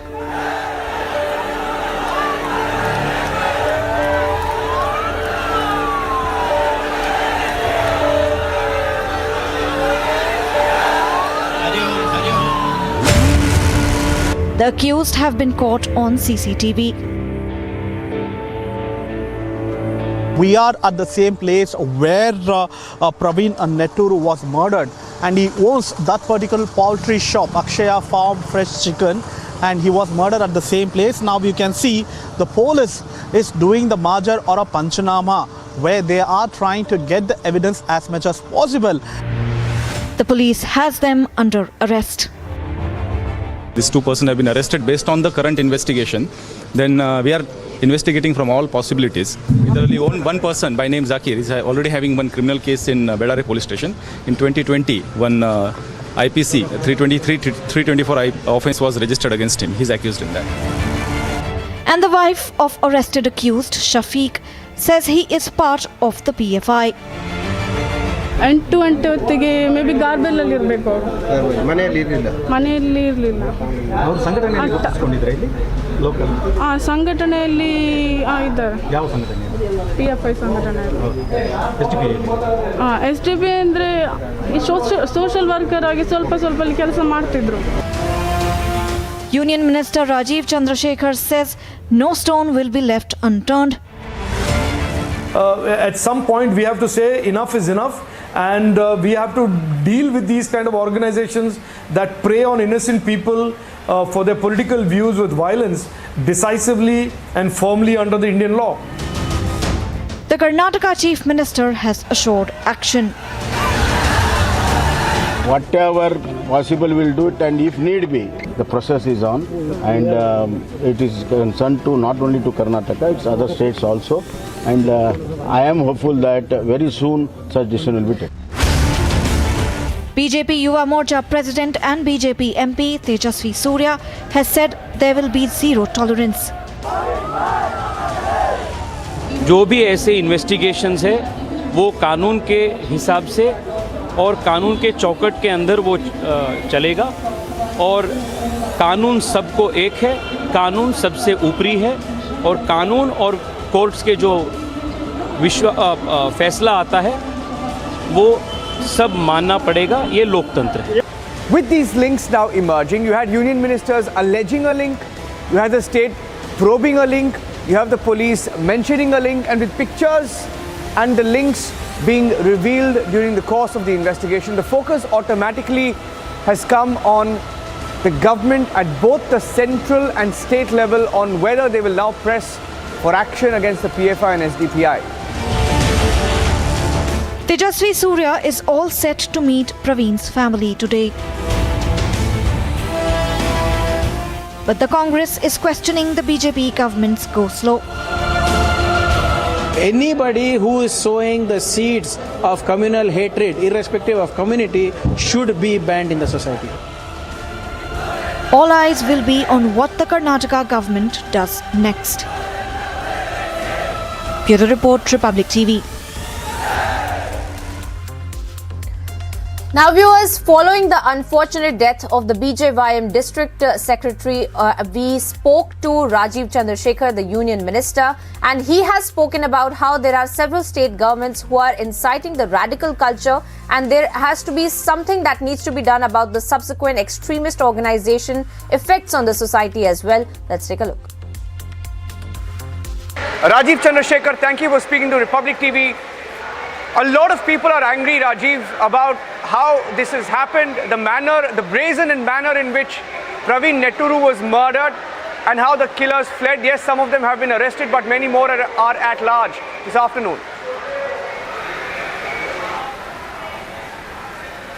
No, you're absolutely right. I think everybody is entitled to be angry. I am angry. Everybody who's a friend or colleague of Praveen is absolutely angry, and indeed almost every person in Karnataka is really angry at this kind of brazen violence and brazen killing that has occurred. And for somebody to have just tweeted or posted a Facebook post and to be found finally the victim of this kind of a violent crime is just completely unacceptable in civilized society and in a country like ours, where the rule of law prevails and the law is supposed to be a deterrent against behavior of this kind. But I have said this before, and I say this again, that under Pinarayi Vijayan in the last 6 years, 5 years in Kerala, there has been a culture created of safe haven for those who conduct these violent crimes. Kerala themselves have seen 5 to 6 over the last 5 years, over 22 political assassinations and killing of this kind. And we also know from eyewitnesses that these were people who had driven across the border on Kerala registered motorcycles who conducted this killing. So it is really a problem that the safe haven for terror and radicalism that Pinarayi Vijayan has fostered in the last 4-5 years in Kerala is beginning to spread its tentacles and impact innocent people in Karnataka. I have said this earlier, that this is the Pinarayi Vijayan government's conduct and tolerance of this type of violent crimes is an issue not just for Keralites and Malayalis. It is also an issue for adjoining states like Karnataka, and we have seen that poor Praveen has paid the price of this type of safe haven that the Pinarayi Vijayan has created in Kerala. Now, Rajiv, in the last few weeks and months, we have seen even Pinarayi Vijayan himself, his state government, come under extreme pressure on the issue of PFI and SDPI especially. And the reason I say PFI and SDPI, even though nothing much is on record as of this minute, is because a union minister, Prahlad Joshi, your colleague, has said that there is a suspected role of PFI, SDPI. A letter that was written by Shobha Karanlaje to Amit Shah, the Home Minister, also hints at a PFI, SDPI role. And even the ministers in Karnataka, the Home Minister, Chief Minister included, are speaking about a possible role.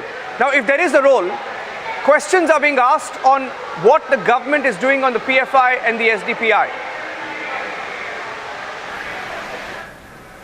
So first of all, Niranjan, I want to just assure through you, every Kannadiga, everybody who is watching, who knew Praveen, who did not know Praveen, who know of Praveen today and his tragic death, that the government of Karnataka will leave no stone unturned. They will hunt down these killers and everyone who aided and abetted them. On this, there should be absolutely no doubt in anybody's mind. The Chief Minister has assured the state and the people that he will put the police, he has created a special squad, a special force, that these kind of crimes will not be tolerated in Karnataka. This is not Pinarayi Vijayan's government. This is a BJP government headed by CM Bommaiji, and we will not allow these people to escape the long arm of law. Number one. Number two, to the point of PFI and SDPI, this is an issue that everybody, regardless of political color or prism, needs to address. This is a problem that is going to really create chaos in our communities and societies and the rule of law and respect for law as we know it. We cannot have a situation where people are assaulted with violent harm and consequences because they post something. We are supposed to address these issues through rule of law. We are supposed to be a civilized community of people. And so if there are these outliers who take violence and use violence to project their political power, project their political ideology, these organizations must be dealt with decisively. I say this as an individual citizen of Karnataka and somebody who is deeply anguished and upset about the killing of Praveen. But I think it is time for a conversation and a discourse about how to deal with these organizations that try and legitimize violence, that try and take violence and killing into what should be normal discourse and disagreements between people about political views.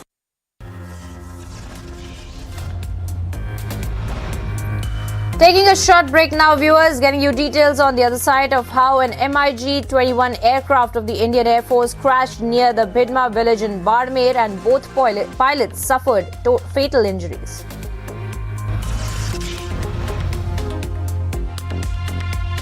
And also getting you updates of how the Parliament sets the record state on unruly behaviour, but opposition continues to stage protests. Don't go anywhere, we'll be back after a short break.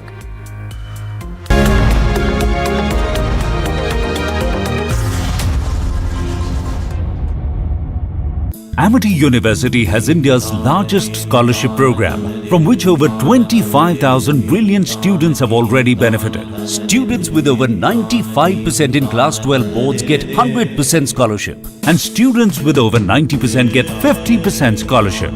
Join brilliant, like-minded students who want to be successful. Apply at amity.edu/scholarships. Wherever you are, whenever you want, Republic live stream with you everywhere.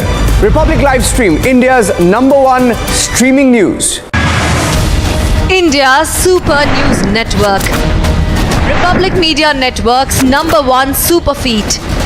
#1 across all 3 channels.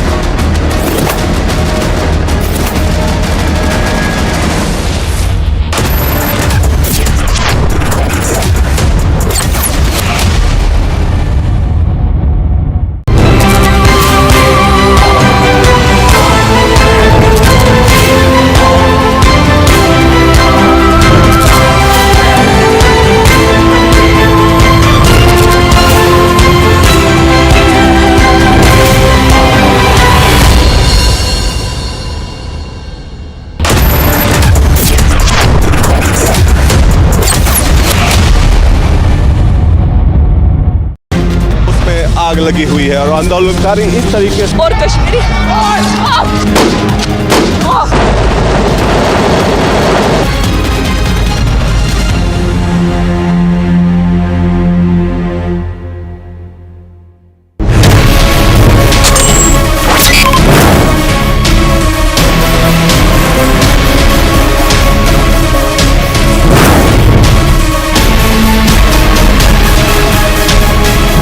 Because of the search and seizure powers that we have this stash of cash coming out.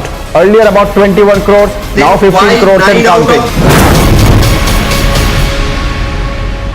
Wherever you are, whenever you want, Republic Live Stream with you everywhere. Republic Live Stream, India's #1 streaming news.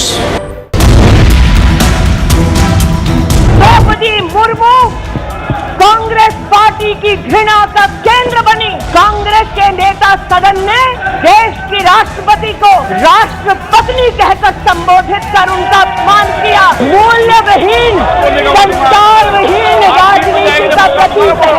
माफी मांगो Sonia Gandhi.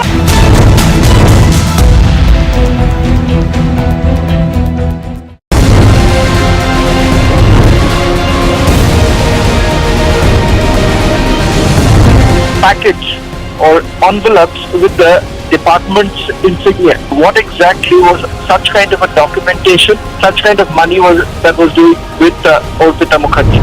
It's 15 crores and 3 kg gold bars, viewers, from the same Orpita, the close aide of the TMC minister. The enforcement directorate says that most of these properties have been bought from the proceeds of crime. They suspect that this was the money that was basically being round-tripped. Money was actually taken in lieu of that post.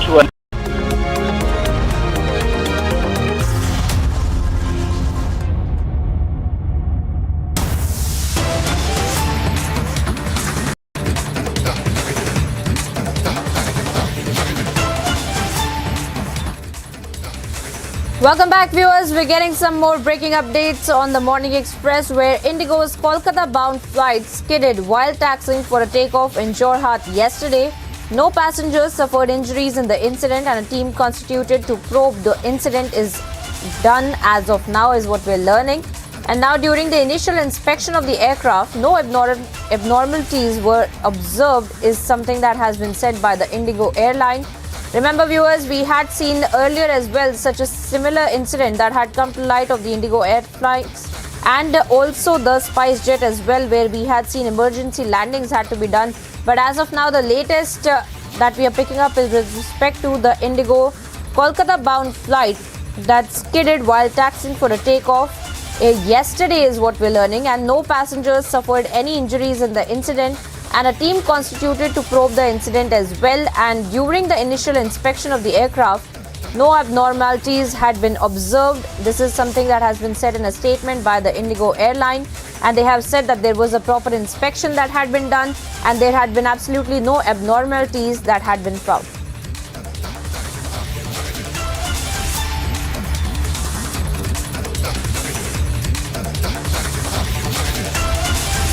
And we have also learned that a team in fact has been constituted to probe the incident, since we are learning about this incident from yesterday, where Indigo's Kolkata-bound flight had been skidded while taxiing for a takeoff in Jorhat yesterday itself. And we had also learned that there were passengers on board. In fact, it was a full flight and there were passengers on board, and none of the passengers in fact have suffered any injury in the incident. And we are also learning that the authorities in fact have already constituted a team that will carry out a probe, an entire investigation into this entire incident as to why this flight had skidded while taxiing for takeoff in Jorhat. And we have also learned that an initial inspection that had been done by the airlines, and they had found nothing amiss, nothing out of order while it was being done, the inspection that was being done. Now, this has been said by the Indigo Airlines as well.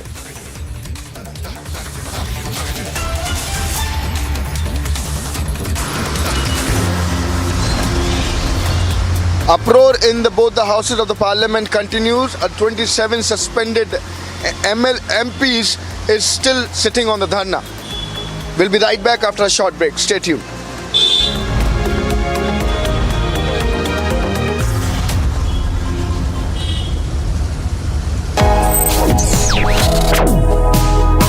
Reading allows us to become familiar with ourselves. We don't read, we won't know what is knowledge. I just find it very interesting to know people's lives, how they went through certain situations, how they dealt with things. So wherever you want to go in life, if you read books along those lines, then that would really help you in growing. Reading could mean a million different things to every individual. What does it mean to you? Visit readindia.info to find out more.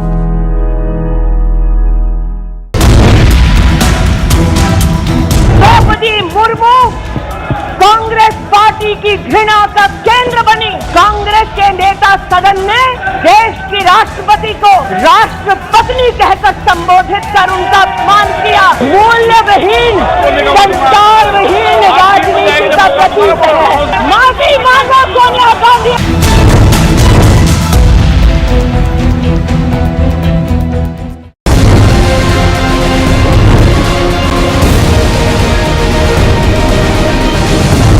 Package or envelopes with the department's insignia. What exactly was such kind of a documentation, such kind of money that was doing with Orpita Mukherjee? It's 15 crores and 3 kg gold vase, viewers, from the same Arpita, the close aide of the TMC minister. The enforcement directorate says that most of these properties have been bought from the proceeds of crime. They suspect that this was the money that was basically being round-tripped money was actually taken in lieu of that posts were actually given, looting the public money first of all, and secondly selling off government jobs.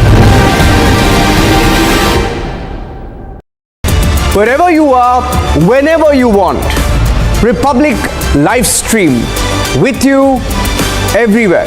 Republic live stream, India's #1 streaming news. India's Super News Network. Republic Media Network's #1 super feat. #1 across all 3 channels.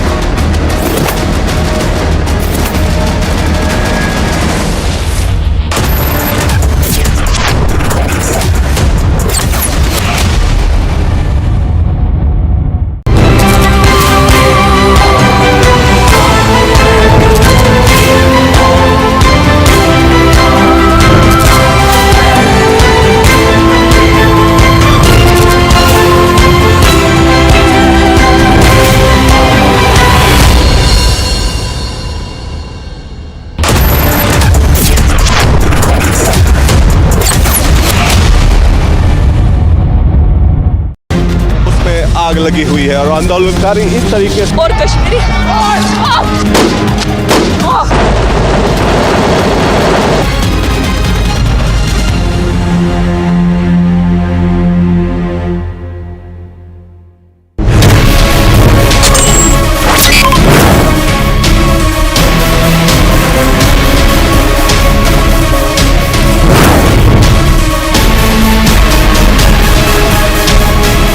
because of the search and seizure powers that we have this stash of cash coming out. Earlier about 21 crores, now 15 crores and counting. Wherever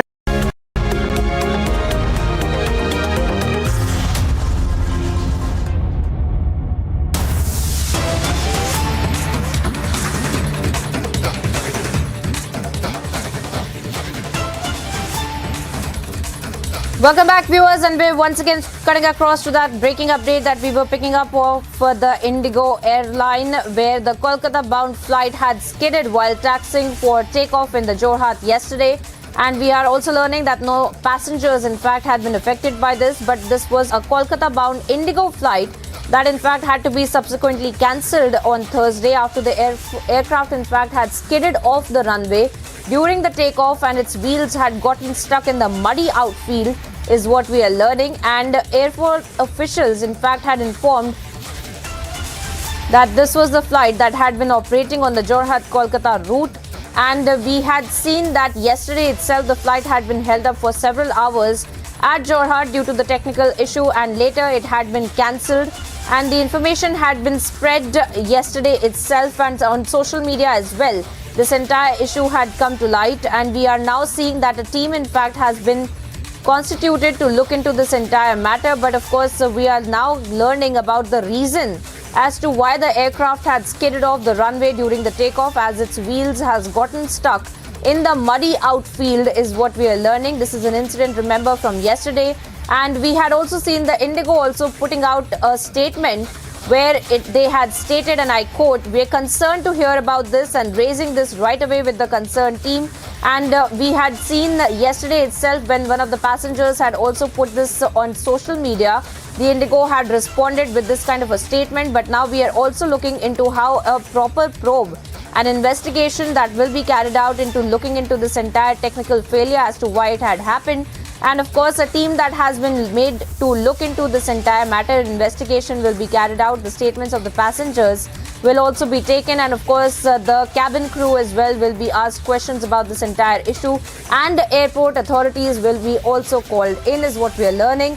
And now this is the latest that we're picking up with respect to the Indigo Kolkata bound flight that had skidded off while taxiing for takeoff in Jorhat yesterday.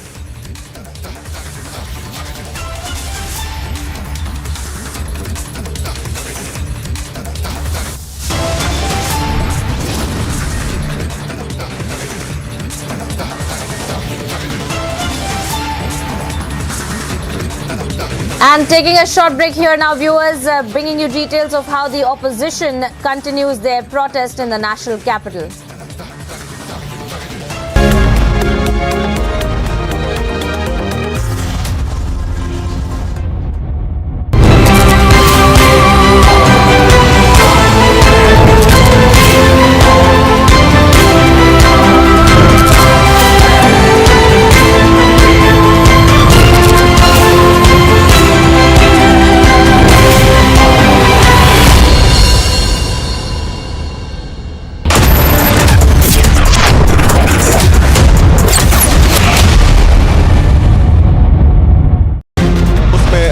लगी हुई है और आंदोलनकारी इस तरीके से और Kashmiri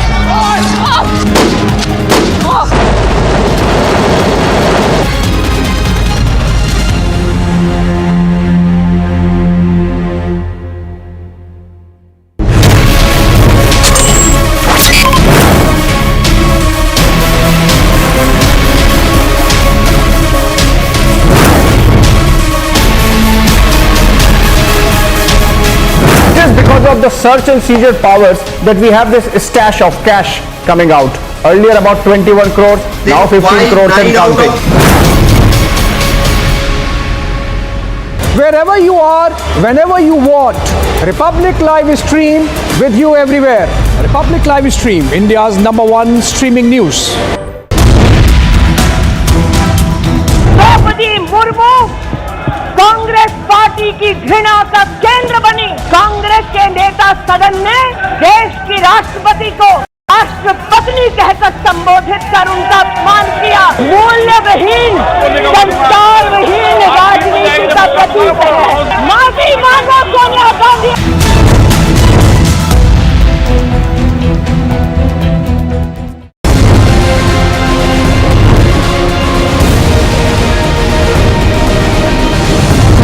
package or envelopes with the department's insignia. What exactly was such kind of a documentation, such kind of money that was doing with Orpita Mukherjee?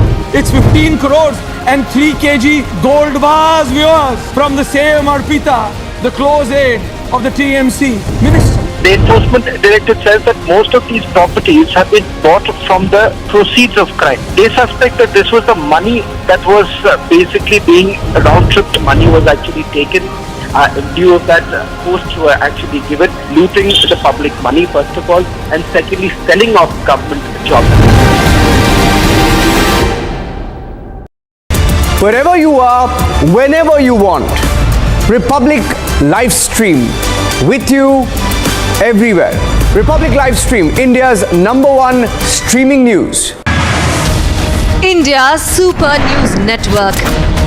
Republic Media Network's #1 super feed. #1 across all 3 channels.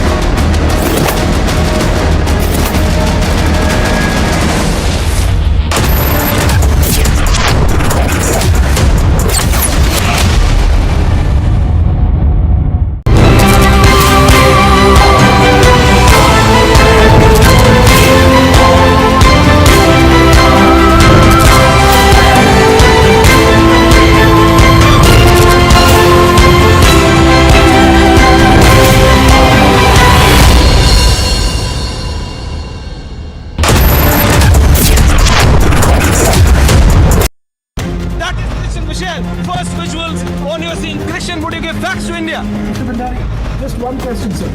Mr. Malia, why are the questions bothering you when I'm not getting a single answer?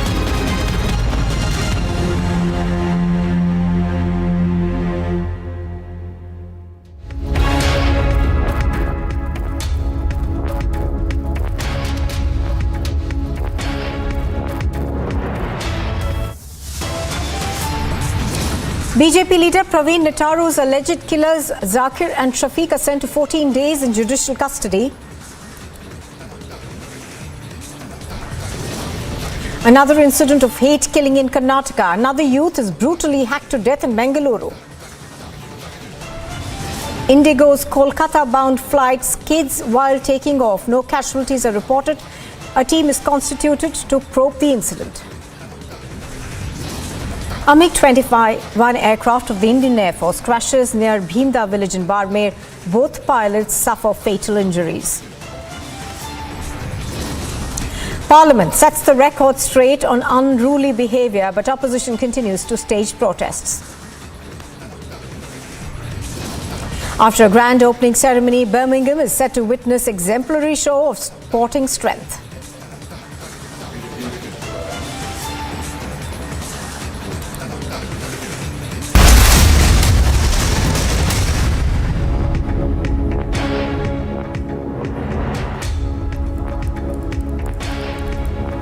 Good morning. You are watching live and breaking on Republic TV. I'm Nupur Talwar Suri. Now, Indigo's Kolkata-bound flight skidded while taxiing for takeoff in Jorhat in Assam yesterday. Now, no passengers have suffered injuries in the incident and a team has been constituted to probe the incident. News that we are getting seems to suggest that during the initial inspection of the aircraft, no abnormalities were observed. This, of course, is according to a statement by Indigo Airlines. However, what we are learning is that a probe has now been constituted to look into what could have gone wrong. Now, Indigo's Kolkata-bound flight skidded while taxiing for takeoff in Jorhat yesterday. This flight was bound for Kolkata. No passengers suffered any injuries in the incident, and we are learning that not just Indigo but the DGCA is also looking into this incident. You remember that there have been several of these technical faults that have been reported in aircrafts flying across the country, and thereafter the DGCA had last week itself issued a note, an advisory to all airlines saying that they need to monitor these incidents and also prepare reports and look at the safety standards of these aircraft. So another incident that seems to have taken place now, Indigo's Kolkata-bound flight skidded while taxiing for takeoff in Jorhat yesterday. No passengers have suffered any injury in the incident. However, this of course has come as another scare and has set alarm bells ringing as to the technical safety of Indian aircraft. Anuj is reporting on this. He's joining us from New Delhi. Anuj, give us more details in terms of what the preliminary investigation reports say. What we have been told that the inquiry team has been already set up. On the other hand, no technical issue has been found out as of till now. Whereas, let me also remind you, on 18th of July, this was the DGCA official, the DGCA head, who had made it clear that the team is being formed. The specific engineers are being put up so that no technical errors should take place, because from last few weeks this was reported, the complaint was reported, and after that on 18th of July this was DGCA who took the initiative. But on the other hand, this exactly is the same kind of problem which could be clearly seen. Although there was no passenger who got any kind of injury, everything is all right, what we have been told. But on the other hand, that's something what we have been told, that the inquiry has been already set up, the committee has been already formed, and if you talk about the Indigo also, then Indigo Airlines is also giving the clarification that as of till now, there is no technical error which can be found. This is to wait and watch what exactly will be coming out, because something has happened, and that is why this incident could be clearly seen, and this incident has been reported. So that is something what we are waiting for. So that's something at this point in time what has been reported. But yes, the DGCA on the other hand is also mentioning the same, is also monitoring the same. Whereas I just told you the same. Told you the same, that on 18th of July, this was the senior most from the DGCA who made it clear that we have gone through the inspection, we have gone through the technicalities, and we are looking into the matter so that no such kind of technical issues should come in light. But again, yesterday this was reported, and now the airlines is on to the same, whereas Indigo Airline is also giving the clarification. But we will have to wait and watch, and we will have to wait for the committee response also, the team which has been constituted, right, that what exactly happened and what exactly were the technical issue behind the same. Yes. All right, do stay with us. I'm going to go across to Wing Commander Praful Bakshi, who's joining us. Wing Commander Bakshi, good morning. Thank you very much for speaking to us. Wing Commander Bakshi, you know, we've been seeing these repeated incidents, which has caused quite a bit of concern in terms of our aircraft, you know, our civilian airliners and their safety. Absolutely right. It is a matter of great concern that one single airline is having so much of problem, and inquiries are constituted, but we do not know what are the outcomes of the inquiry. Whatever the case may be, but this incident which we are talking of today is the killing of the runway. Well, that could be anything. Aircraft killing while takeoff and landing due to hydroplaning is a possibility. But it all depends upon the condition of the runway, the water condition, etc. There's a landing technique there are techniques which are involved in operating in waterlogged areas where there is a film of water on the runway. However, only inquiry will let you know that whether it's a pilot error or was it uncontrolled or nobody can be blamed for it. That possibility could be there. One has to see. But you have to clarify when you ask whether it was on landing or takeoff. Right, this was when, this was before takeoff, actually, when the aircraft was just beginning to taxi. Beginning to taxi is not possible. If he is taxiing, it means there is something wrong with the brake system. When you are taxiing, you are on the highway. If he is stopping, he is taken hold. And then he is speeded off. It means he came on the film of water. Thereafter, like the stone when you throw on the water, the flat stone when it skids on the water, similarly the aircraft hydroplanes. So, probably could happen, but we have to be very clear as to at what stage. Because if he is just starting taxiing and he goes, then there is something wrong. We have to, be clarified. Absolutely. Absolutely. Wing Commander Praful Bakshi, appreciate your speaking to us on Republic TV. Thank you very much for joining us. Of course, an inquiry has been ordered by Indigo Airlines as well as the DGCA, which is continuously looking into incidents like this one of technical faults. And Anuj, thank you to you as well.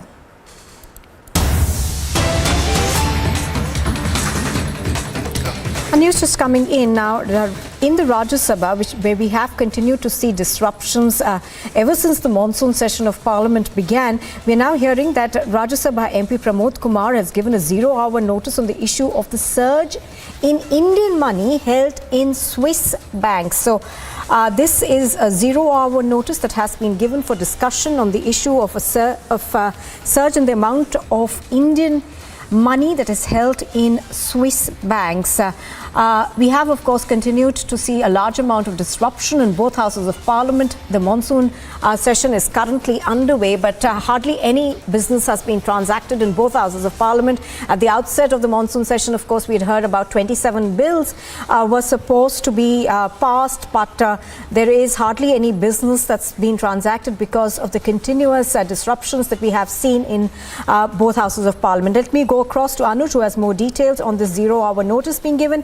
Anuj, can you tell us more about this 0-hour notice that's been given on the issue of surge in Indian money held in Swiss banks?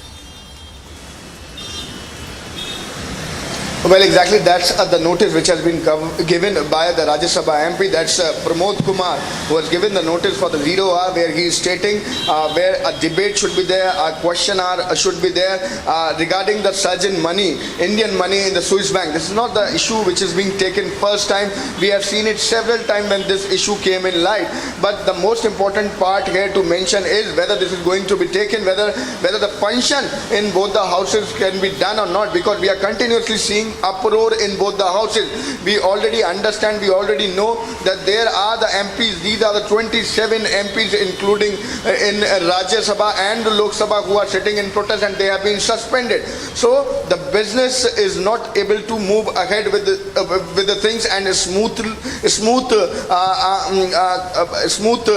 things could never be seen, like not be seen in the monsoon session since it started as the uproar from the opposition parties in both the houses could be clearly seen. So this is a notice which has been given by the Rajya Sabha MP, that's Pramod Kumar, but we will have to see, wait and watch whether the business will take place, whether the function will happen, whether it will function, whether houses will function or not.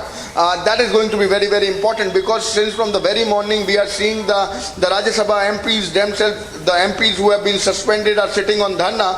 It's their 50 hours dharna where they are sitting. So this is going to be very, very important to understand whether the houses will work or not. Yes. All right. Anuj, for the moment, thank you for joining us. All right, we are heading off to another breaking news that we are getting right now.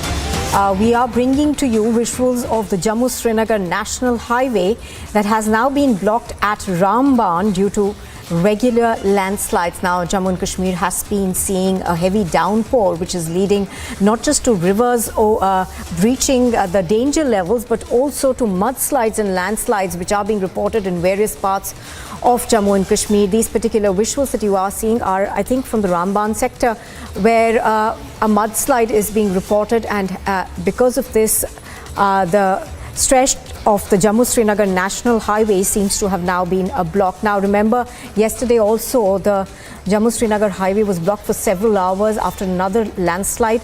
So this is something that we are witnessing quite a bit, and of course, inclement weather conditions in the upper reaches are being reported. So there has been a lot of rainfall that's been reported in Jammu and Kashmir, and thereafter, of course, landslides and mudslides like this one are continuously being reported. I think Gursimran is joining us live.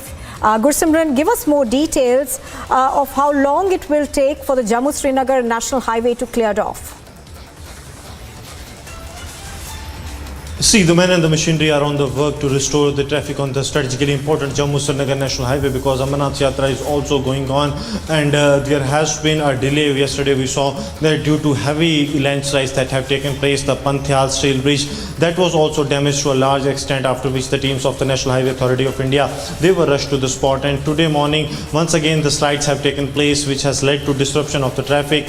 And now the men and machinery have been put in place by the district administration as well as by the National Highway Authority of India, so that the traffic can be resumed at an earliest, because this is really very strategically important national highway. It connects the Kashmir Valley to the rest of the India, as we know that this route is also being used by the security forces for their movement, and also it has gone into blockade at a time when the Amarnath Yatra is going on. So the efforts are being made to restore the traffic on the Jammu-Srinagar National Highway at an earliest.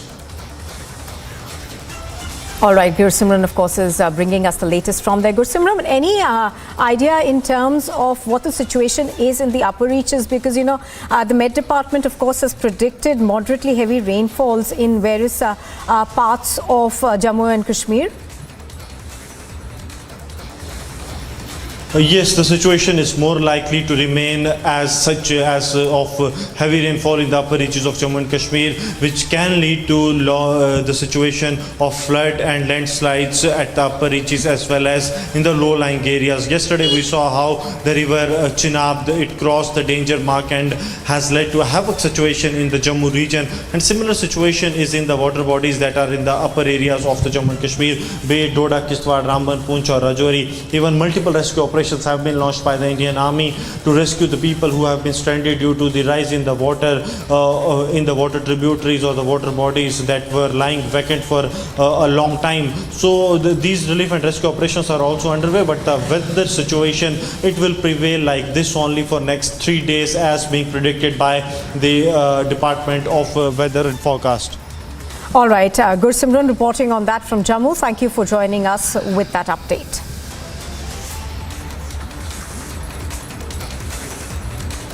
And here's a look at some news in brief now. At least 30 children were allegedly given the COVID-19 vaccine using a single syringe at a school in Sagar in Madhya Pradesh. Now, the police officials have said that they have received a complaint, and the district administration collected the children's blood samples for further investigation. A school teacher was reportedly suspended from her job after a video of her entering a flooded school by climbing over plastic chairs held by students went viral on the social media. In the video, a group of children could be seen walking through water to place plastic chairs in a row to make a pathway.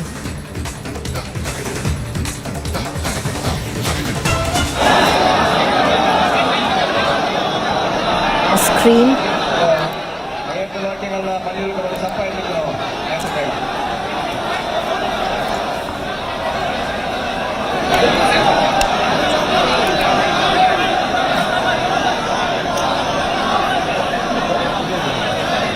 Well, pictures on your screen are coming to you from Karnataka. This is the Bellary district, where the final journey of Praveen is taking place, to remember that Praveen was murdered by a group of men who were on a bike, and that bike, of course, did have a Kerala number plate. Two of those people have been apprehended. Zakir and Shafiq have been in fact arrested and sent to 14 days of judicial custody. But there has been a considerable amount of anger over Praveen Netaru's murder that took place day before night. And pictures on your screen are of the final journey of this BJP Yuva Morcha leader. A huge crowd over there seeming to gather for the final rites. This of course is being seen.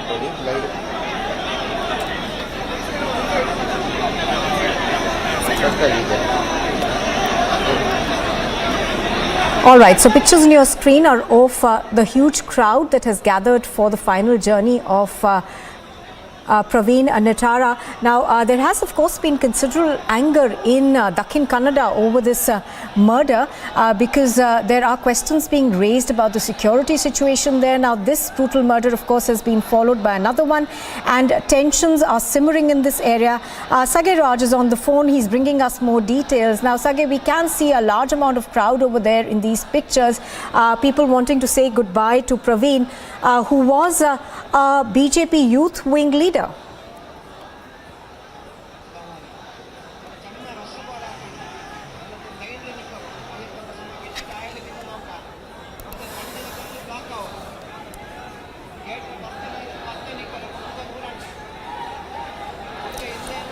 All right, I think these pictures are of coming from Mangaluru in Karnataka. A victim named Fazil who was hacked to death in Surantkal by 4 unidentified assailants. The incident comes just days after the gruesome killing of Praveen Netaru on the 26th of July. Now, these are pictures of the final journey of this young man who was also brutally hacked to death. The assailants are still on the run. They have not been arrested. The situation, of course, in Karnataka continues to remain tense in these areas. Mangaluru, particularly where this alleged murder took place, the police are still trying to get more evidence as to what happened. So pictures on your screen are coming to you from Mangaluru in Karnataka. Now, this of course is a murder that is very shocking and similar in nature to what happened to Praveen Netaru. Now, a 23-year-old man of course was stabbed to death outside a textile shop in Suratkal on the outskirts of Mangaluru city by unidentified assailants on Thursday evening. Now, the incident occurred while the Chief Minister Basvaraj Bommai was on a visit to the house of Praveen Netar, the BJP youth wing leader who was murdered in a very similar gruesome fashion. Pictures on your screen are of the funeral procession. Now, there is considerable anger in this particular area of Mangaluru over this gruesome killing that took place. Of course, there is also tension being reported from Mangaluru as well as Dakhin Kannada districts. And the Mangaluru City Police Commissioner has said that they believe that about 3 to 4 people were behind this murder. They are on the lookout for the assailants. A case has also been registered by the police in this matter. Tensions, of course, continue to remain high in Bengaluru over the murder of this 23-year-old who was stabbed to death outside a textile shop in Suratkal on the outskirts of the city. Now, this apparently was done by an unidentified group of people. But this, of course, is the incident occurred even as the Chief Minister Basvaraj Bommai was on a visit to the house of Praveen Netar, BJP youth wing leader who was hacked to death in Bellary district, in Bellary, I beg your pardon. So in that sense, both areas continue to remain very, very sensitive and on the edge over these murders. Of course, Section 144 has been imposed across Mangaluru as well as across Dakhin Kannada districts over these tensions which appear to be prevailing. Basvaraj Bommai, of course, has said that there will be an impartial investigation into both cases and that the perpetrators of these attacks will be brought to book. I'm going to try and go across to our correspondents on the ground to give us more details in just a bit. But pictures on your screen on the left-hand side are of this gruesome killing that took place. I think we've got Sage Raj. Sage, can you give us more details in terms of the security situation? It does appear that there's a huge crowd at this funeral. Sage, can you hear me? Absolutely, the situation seems to be quite sensitive in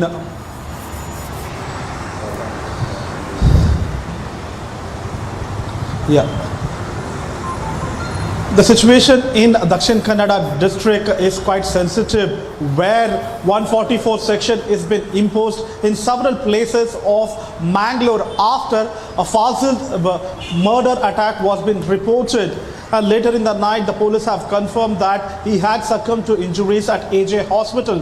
And this morning, his body was being handed over to the family. As you rightly pointed out, the police personnel have been deployed every nook and corner of Mangalore to ensure no untoward incident reported due to this. A 144 section has been imposed, and even schools and colleges are declared holidays in many places in Mangalore districts. Even pubs and bars are being asked to not open today and tomorrow to ensure that everything is peaceful in the city. And talking about Puttur, in Praveen's murder case, the magistrate have sent 14 days judicial custody of both the accused Zakir and Shafiq, since police did not ask for police custody. As of now, the police personnel you will get to see everywhere in Dakshin Kannada, whether it is Mangalore, Puttur or Bellare, everywhere the security has been beefed up to ensure law and order is in place. Absolutely, as you're pointing out, Sage, this has been a cause for quite a bit of concern, because the situation, in the Dakshin Kannada district continues to remain quite tense. Now, Basavaraj Bommai, the Chief Minister, of course, has promised that every single incident like this one will be probed. But the point is that, there does appear to still, people still appear to be quite on the edge.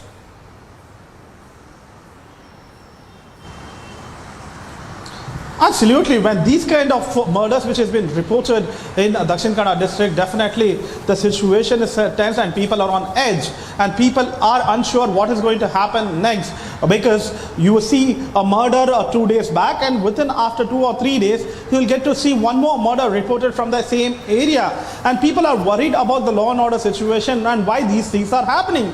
And Mangalore is not something new for these kind of communal violence or these kind of hatred crimes.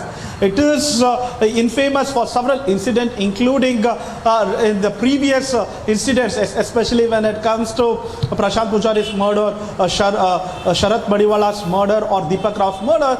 And there are several incidents which was being reported where there are murders from one side and there is a revenge murder from the other side. But the police and the officials should take stock of the situation and ensure these things are solved at ground level, because the day the things increases every single day, the people are living in fear in the city. Now, Sage, it's just the sheer audacity of these attacks that's also quite stunning, because in this particular incident for which CCTV has actually, footage has been acquired, it appears that these men had, black masks on their face. They continued to hit him till he collapsed on the ground, and then they stabbed him. So, in that sense, there is obviously going to be a fear and insecurity amongst the local population.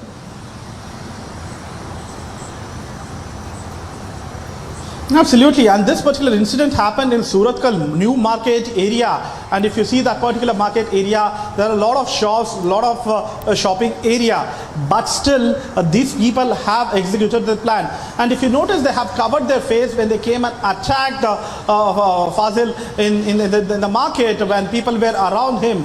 And you can see them, he was waiting for something outside a place, and immediately these people come and attack him, and he runs away from that particular place, but still they chase him and hack him to that unless they see that this person will not be alive.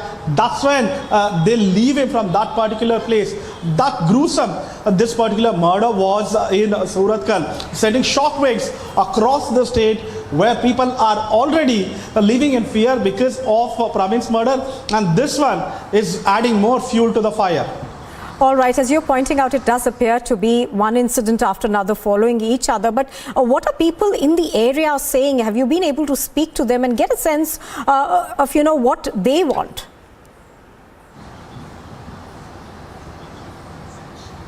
See, 144 section has been imposed in many places and people are not out on the streets in those areas. Yesterday when we spoke in Puttur, people were worried, especially the Hindu activists as well as BJP workers, stating that their own government had let them down. They were also shouting anti-slogans against BJP leaders. And when it comes to this particular murder, people are in shock. In fact, one of the Congress MLAs have already blamed Bajrang Dal on this particular incident, but it is all subject to investigation, and why these people are coming to a conclusion is a big question. Absolutely. Sagay Raj is continuing to bring us details of what's happening in Dakhin Kannada. Sagay, do stay with us. We're going to slip into a very short break. We return with more news and we get you the latest in terms of the security situation in Karnataka.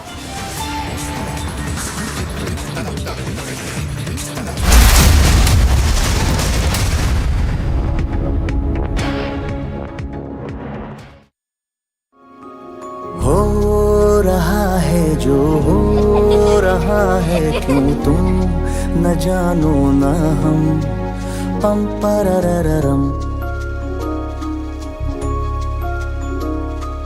क्या पता हमें है कहानियाँ हैं कहानी में हम पम पररररम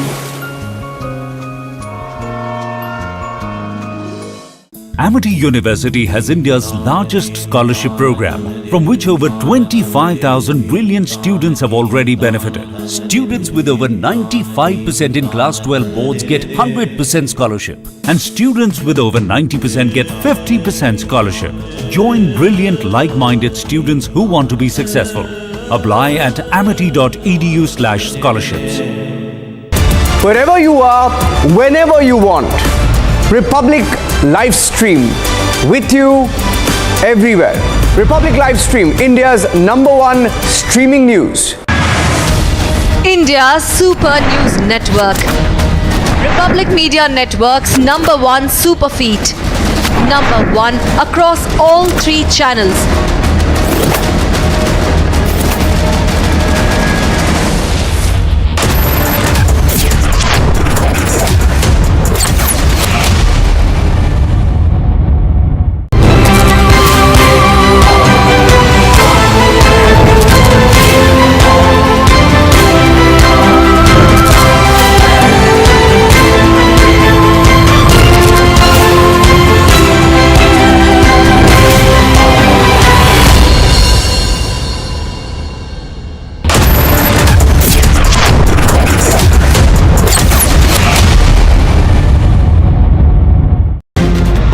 आग लगी हुई है और आंदोलनकारी इस तरीके से और Kashmiri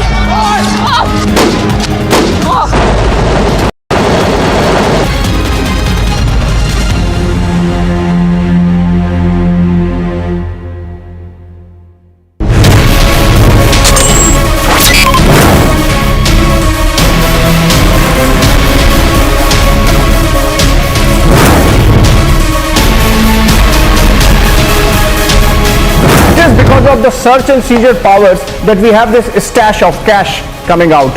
Earlier about 21 crores, now 15 crores and counting. Wherever you are, whenever you want, Republic Live Stream with you everywhere. Republic Live Stream, India's #1 streaming news. Draupadi Murmu Congress party की घृणा का केंद्र बनी। कांग्रेस के नेता सदन ने देश की राष्ट्रपति को राष्ट्रपत्नी कहकर Me and my VJ together, absolute pandemonium, chaos, in fact, massive security thrown around. Big push diplomatic visit, which is going to be, of course, capped by the Quad leaders meets. Uddhav surrounded himself with unelectable coterie. You expect these people to dictate terms to a grassroots strong leader like Eknath Shinde?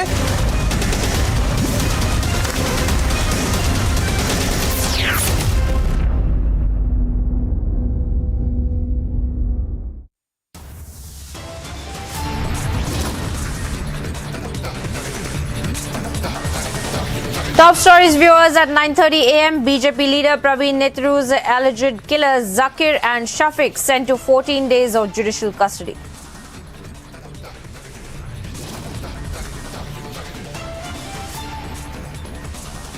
Yet another incident of hate killing in Karnataka, another youth brutally hacked to death in Mangaluru.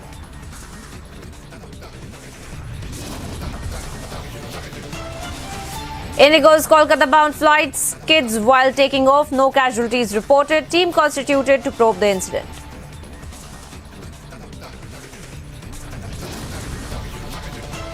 MiG-21 aircraft of the Indian Air Force crashes near the Bhimda village in Bardmer. Both pilots suffer fatal injuries.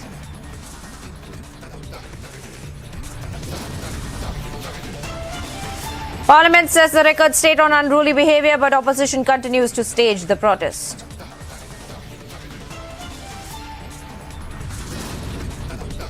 After a grand opening ceremony, Birmingham set to witness exemplary show of sporting strength.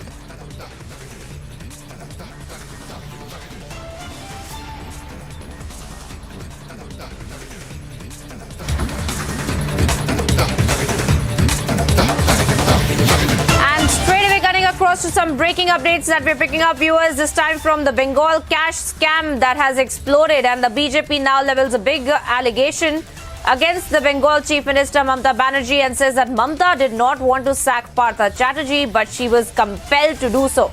Remember, this, viewers, comes under 24 hours of the development where Partha Chatterjee has been sacked from all positions in the TMC and also from the primary membership of the TMC as well since yesterday, the decision that had been taken. And that decision, in fact, had been taken less than 24 after the more cash, heaps of cash that, in fact, had been seized by the Enforcement Directorate from the residences of Arpita Mukherjee and also the properties that had been owned by Partha Chatterjee as well. Let's listen in first, viewers, as to what the allegations of the BJP are.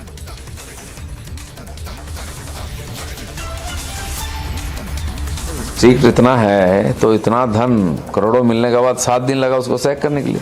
Party का पद से निकाल सकते थे, इतने पद में थे और कितना रुपया का मालिक था अभी समझ में आ रहा है। 200 करोड़ का जब खबर आया तब सैक करने की हुई। इसके पहले कितने लोगों ने बचाया या तो किनारा किया, कभी किसी को सैक नहीं किया। आज पार्टी के अंदर विद्रोह हो रहा है, समाज में विद्रोह हो रहा है, छिछिकार हो रहा है, पूरा देश के लोग देख रहे हैं। आप लोगों के मीडिया के माध्यम से इतना सारा धन, तो आप मजबूरी में शरीर बचाने के लिए हाथ तो कटना ही पड़ेगा। अब हाथ काट दिया उन्होंने। 7 दिन से बात हो रही थी, मान नहीं रही थी, तो चीफ सेक्रेटरी ने सिग्नेचर किया, ममता बनर्जी चीफ मिनिस्टर ने नहीं किया है। और जब ये घटना हो रही वो उधर दूसरे प्रोग्राम में थी, मान गई कम से कम, नहीं तो एक एक छोड़ते जाएंगे तो पार्टी कहाँ बचेगा। और जो उनके महामंत्री अभिषेक जी ने स्टेटमेंट दिया उन्होंने फ्रेश किया है, लेकिन इसको लेकर सुबह से चल रहा था। पहले कुणाल बाबू से ट्वीट कराई गई, फिर ये सब चर्चा हुई, फिर मीटिंग बुलाया गया। जो खुद डिसिप्लिन एक्शन कमेटी के चेयरपर्सन है उनको कौन निकालेगा। लेकिन कैसे भी हो, जो पार्टी के अंदर विद्रोह हो रहा था उसका प्रेशर से सारा पद से उनको निकाला गया। और पहले तो मिनिस्टर से, फिर चिल्ला हुआ तो फिर पार्टी के पद से गया। तो इसको करने के लिए 7 दिन लगता है। आप कितना ईमानदार हैं।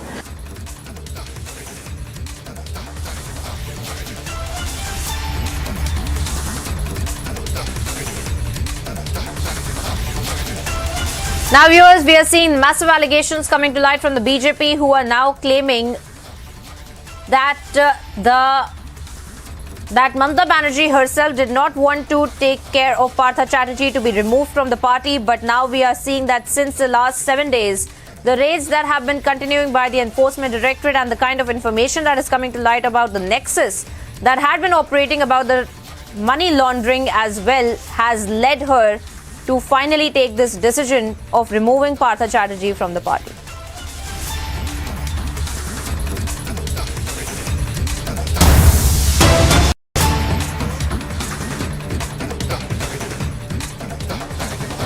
Now, viewers, back-to-back breaking updates here on Live and Breaking. In a huge development in the Tamil Nadu, Coimbatore Rural Police has seized rupees 1.26 crore in cash, 379 land documents, 127 checks as well as 54 signed blank papers under the Operation Kathuwati 2.0 yesterday. One of the main accused, a money lender, in fact, has been remanded to the judicial custody following an arrest. And Coimbatore police operation, in fact, has raided 41 places is what we are learning.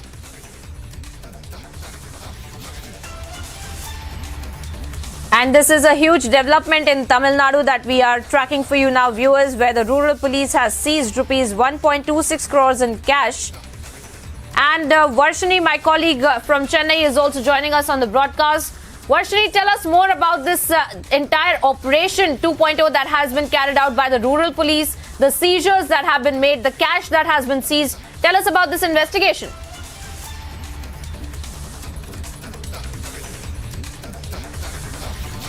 Ordered by the DGP of Tamil Nadu, Sailendra Babu, and it was already, in motion, and a lot of arrests were made in several parts of the state. Now, similarly, Operation Kanduvati 2.0 is another, effort to make sure that a lot of money launderers are put under arrest.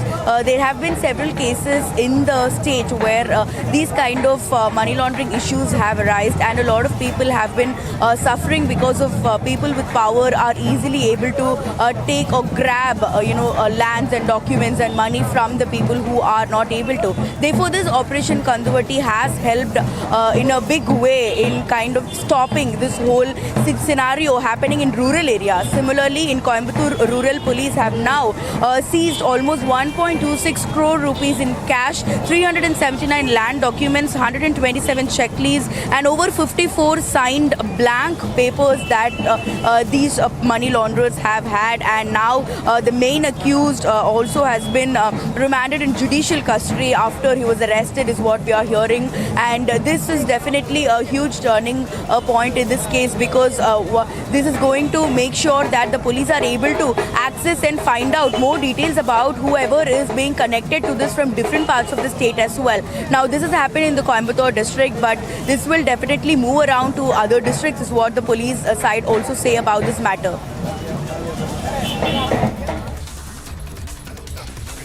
All right, Varshini, thank you for joining us on the broadcast with those details of this investigation that is being carried out by the rural police there.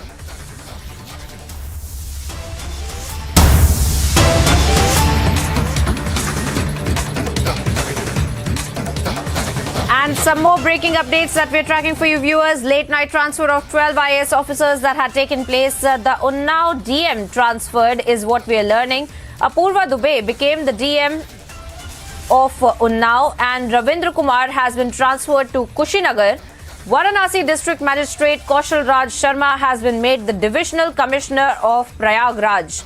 We are seeing this kind of shuffling in the bureaucracy where 12 IAS officers, in fact, have been transferred. And my colleague Anuj, I believe, is also joining us on the broadcast to talk to us about the perspective of this entire reshuffling as well. Anuj, tell us about these transfers and what it really means subsequently for the UP bureaucracy.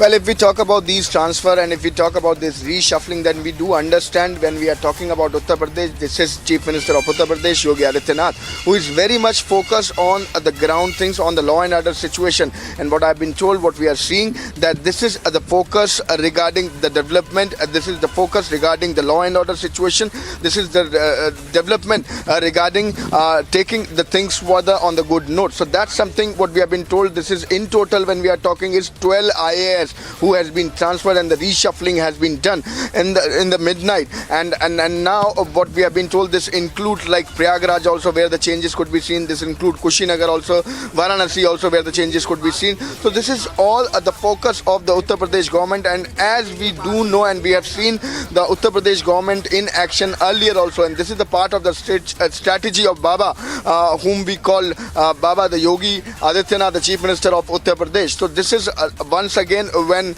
Baba is in action, the Chief Minister of Uttar Pradesh is in action and doing these reshuffling. Let me tell you, when we are talking about the administration, when we are talking about the bureaucracy, or when we are talking about this particular development, when this reshuffling has been taking place, this is very much in the line, this is very much which has been done by none other but the Chief Minister himself. Chief Minister himself is focusing on every district of the Uttar Pradesh, being it about noticing the law and order situation, being it about the functioning of the bureaucracy. So everything is being monitored, everything is being noticed, and this is the part of the same when we are talking about this particular reshuffling, when we are talking about this particular movement of Chief Minister Yogi Adityanath, who is the Chief Minister of Uttar Pradesh. So this is something, the latest what we have been told, this was the midnight reshuffling which has happened. This is 12 IAS in total, which is shifted to the other places, but this is a part of the strategy for the development of the state. That's something what we have been told from the government sources. Yes, back to you.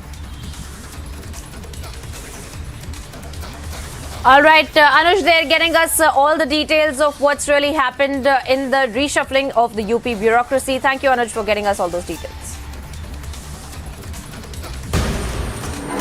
A 13-year-old boy in a tragic incident lost his life after a double-story house collapsed in a village.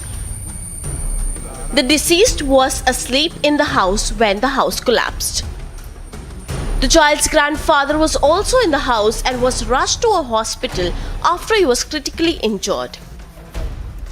He was among 7 members of the family present in the house at the time of the incident, though the rest of the members managed to escape unhurt. The child was later rushed to the hospital for immediate medical treatment but succumbed to his injuries. Bulldozers were called in to conduct excavation operations at the site of the incident. Meanwhile, the grandfather of the boy is being treated at the hospital. District Collector sought a report over the incident. Bureau Report, Republic TV.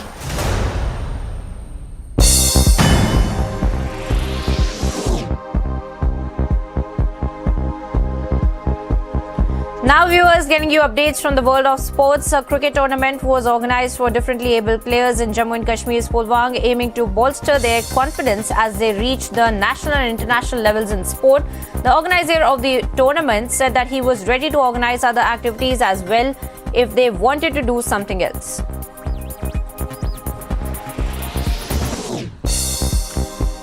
India held an optional net session on the eve of their opening Group A match against Australia at the Commonwealth Games in Birmingham, and only 6 players attended the session managed by coach Ramesh Pawar, with an all-rounder Radha Yadav and opener Shefali Verma among the notables at the Moseley Cricket Club.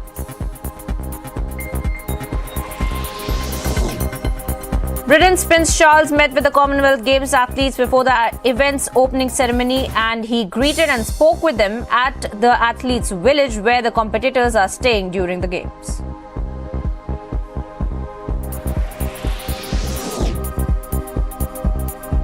The German national team trained at their Euro 2022 final team base for the first time ahead of Sunday's match against the hosts England at London's Wembley Stadium.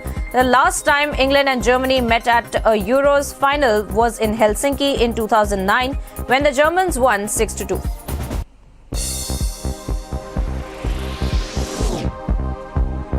FC Barcelona and Sevilla reached an agreement for Chelsea target Jules Koundé, and the French international is scheduled to join Barcelona for a reported 50 million euros.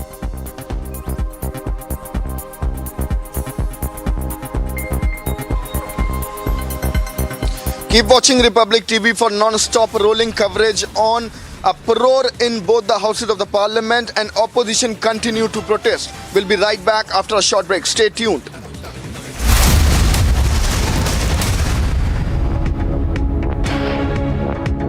Amity University has India's largest scholarship program, from which over 25,000 brilliant students have already benefited. Students with over 95% in Class 12 boards get 100% scholarship, and students with over 90% get 50% scholarship.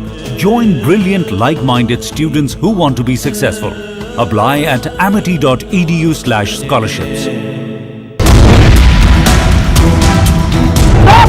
Murmu Congress party की घृणा का केंद्र बनी। कांग्रेस के नेता सदन ने देश की राष्ट्रपति को राष्ट्रपत्नी कहकर संबोधित कर उनका अपमान किया। मूल्यविहीन, संस्कारविहीन राजनीति का प्रतीक है। माफी मांगो सोनिया गांधी।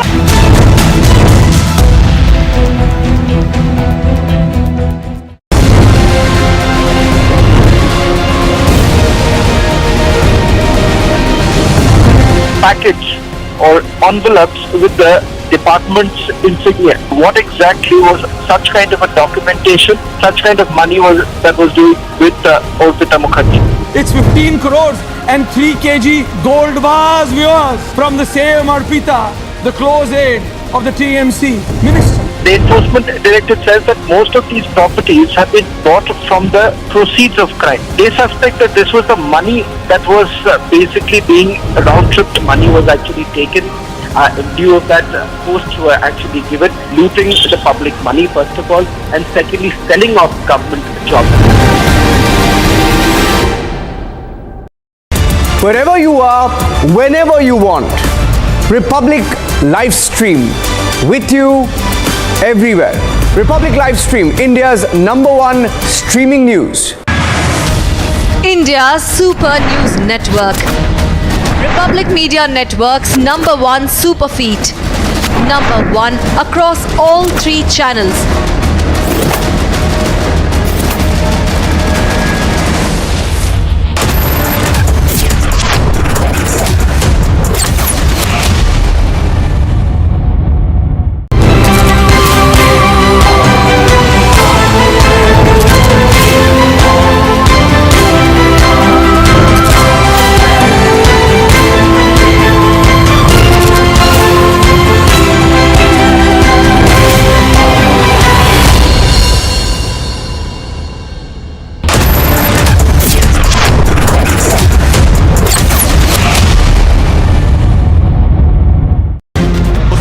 आग लगी हुई है और आंदोलनकारी इस तरीके से और Kashmiri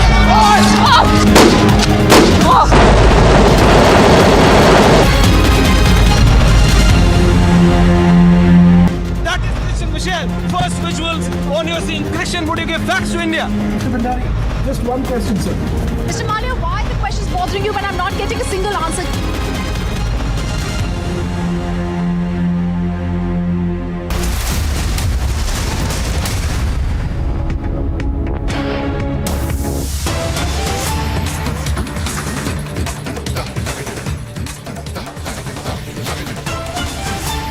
Up next, viewers, we're getting you some unfortunate news in the form of a fatal road accident that is coming to light from Punjab's Hoshiarpur, and a school student died and several sustained severe injuries is what we're learning.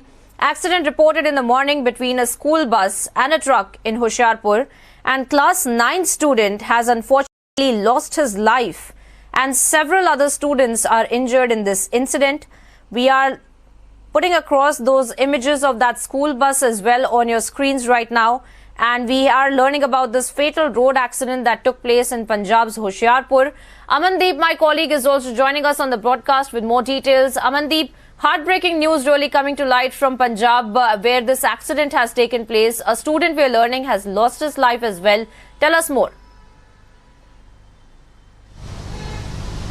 Well, absolutely, Priyanka. Class 9 student has lost his life in this accident when a school bus was hit from the rear side by a truck, and even an overspeeding truck which has lost the control. And in fact, all of a sudden, school bus has gone off the road, which leads to the accident. Around 14 to 15 students sustained injuries. Out of that, 5 students were remain critical and shifted to the private hospital. And in fact, one class 9 student has reportedly died in this accident. And now police has reached on the spot and further initiated the investigation. And in fact, they have taken the bus into their custody and even the truck also. And now they are trying to find out that how this accident happened. And in fact, this reported in Punjab's Hoshiarpur when the school students were on their way to school. And in fact, from the rear side, an overspeeding truck hit and leading to the death of one student, 15 left with the severe injuries. Yes, Priyanka. Well, thank you, Amandeep, for getting us all the updates as far as this fatal accident is concerned, with the unfortunate news that one student has lost his life and, of course, several other are injured. We'll be trusting you to keep us ahead on that massive, big developing story.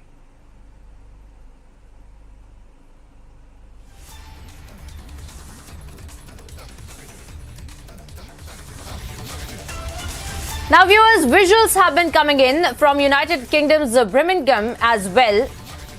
And we are tracking for you the kind of enthusiastic visuals that are coming to light, where Kiran Rijiju, in fact, has also shared a video he's taken to social media and has talked about the Indian contingent there at the Commonwealth Games in Birmingham in United Kingdom.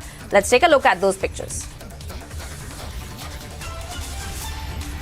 Welcome for the most populous nation in the Commonwealth and home to over 1 billion people. Well, just to give you an idea of the power of the population size and the market of India, that when Neeraj Chopra, the javelin thrower, won Olympic gold in Tokyo, he became the 7th most searched for sports person in the world on the internet. Sadly, he's pulled out with a groin injury incurred at the World Championships when he took a silver medal behind Anderson Peters of Grenada, and he will be here though. Yeah, and hoisting the tricolour flag tonight is hockeyman West Midlands. Welcome for the most populous nation in the Commonwealth and home to over 1 billion people.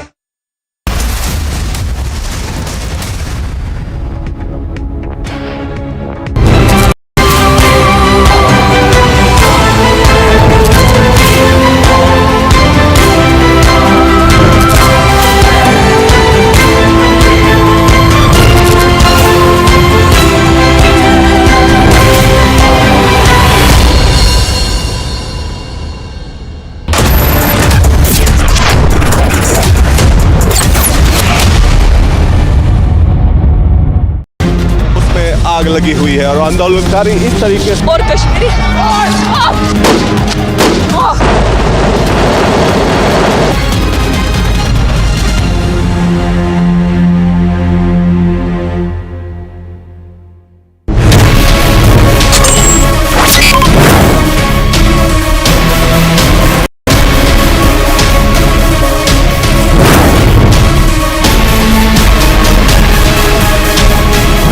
because of the search and seizure powers that we have this stash of cash coming out.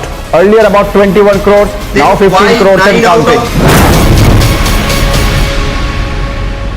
Wherever you are, whenever you want, Republic Live Stream with you everywhere. Republic Live Stream, India's #1 streaming news. Murmu Congress party की घृणा का केंद्र बनी। कांग्रेस के नेता सदन ने देश की राष्ट्रपति को राष्ट्रपत्नी कहकर संबोधित कर उनका अपमान किया। मूल्यविहीन, संस्कारविहीन राजनीति का प्रतीक है। माफी मांगो Sonia Gandhi.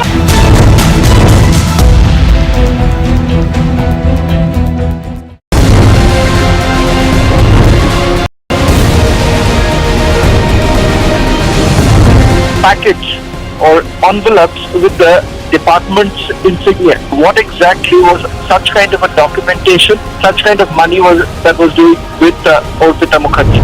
It's 15 crores and 3 kg gold vase, viewers, from the same Arpita, the close aide of the TMC minister. The enforcement directorate says that most of these properties have been bought from the proceeds of crime. They suspect that this was the money that was basically being round-tripped money was actually taken in lieu of that posts were actually given, looting the public money first of all, and secondly selling off government jobs.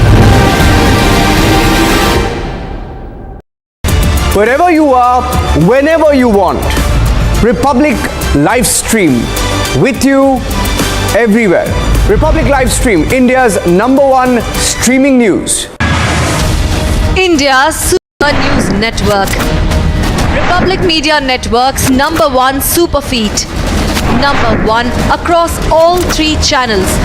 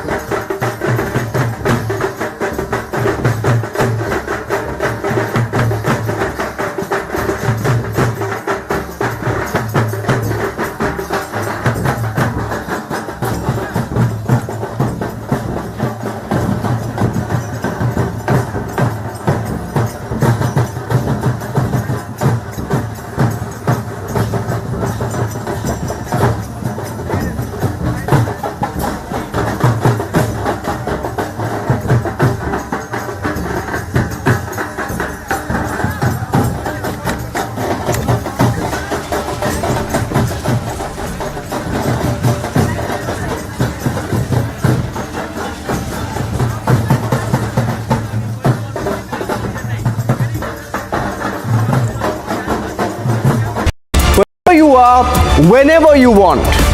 Republic live stream with you everywhere. Republic live stream, India's #1 streaming news. India's Super News Network. Republic Media Network's #1 super feed. #1 across all 3 channels.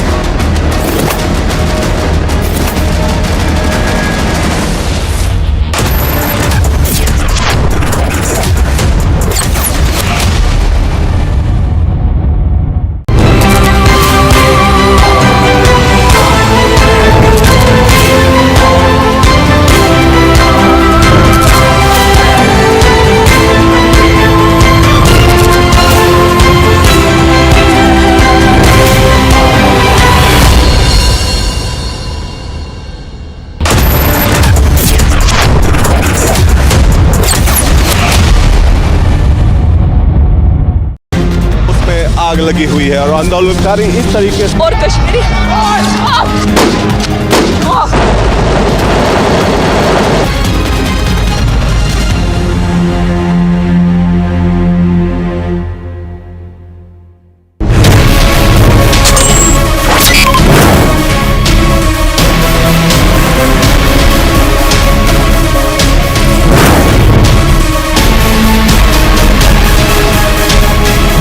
Because of the search and seizure powers that we have this stash of cash coming out.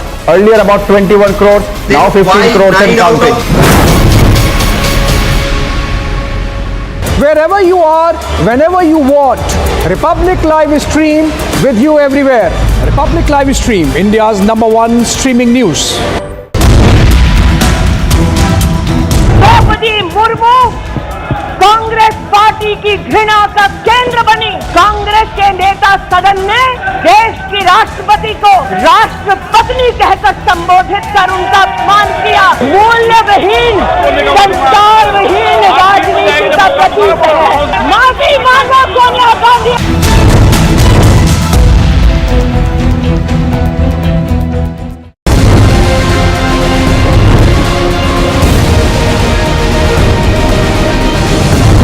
Packets or envelopes with the department's insignia. What exactly was such kind of a documentation, such kind of money that was doing with Orpita Mukherjee?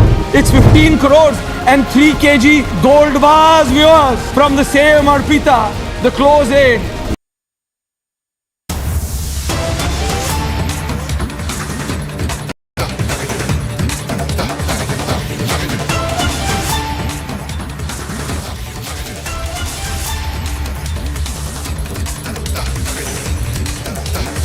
Well, we're cutting across to visuals we are getting for the Prime Minister's visit to Chennai. Now, this, of course, is the BJP workers over there, which are gathered in large numbers to welcome the Prime Minister on his visit to Chennai. Now, do remember that there are a host of events that are lined up in Chennai, including, of course, the 42nd convocation of the Anna University, which also is going to be held today. Now, there is also the International Chess Olympiad that the Prime Minister inaugurated yesterday.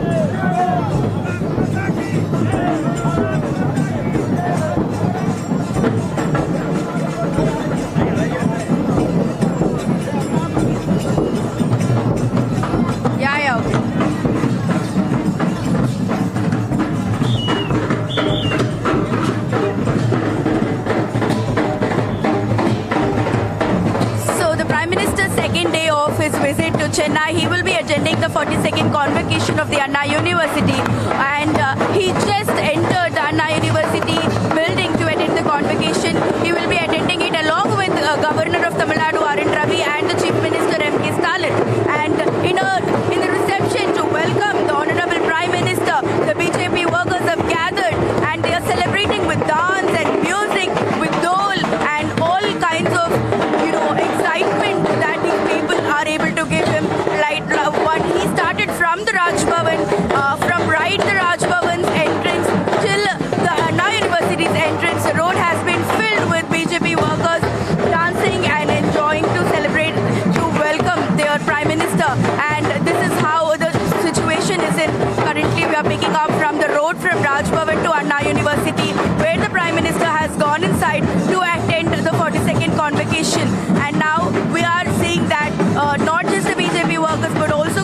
public have gathered here to welcome the Prime Minister. As usual, the Prime Minister also waved to every single person, and he has now entered the building of the Anna University to attend the convocation inside that is happening today. It will start in a few more minutes.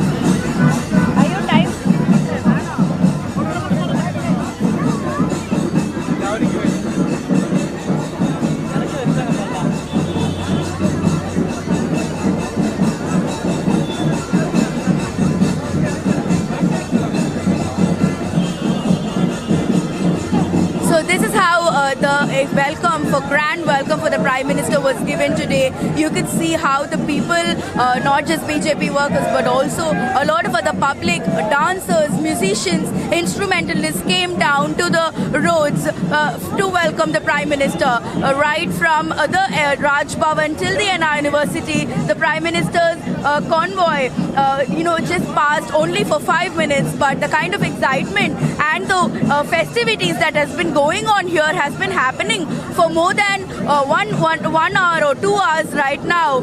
The people are excited to just get a glimpse of the Prime Minister, and as like they wanted it to happen, the Prime Minister also waved his hand to all these people who've been standing here performing just for him, and he also waved at all of them, and gave them a big smile, so that the people were satisfied for waiting here for him from the morning.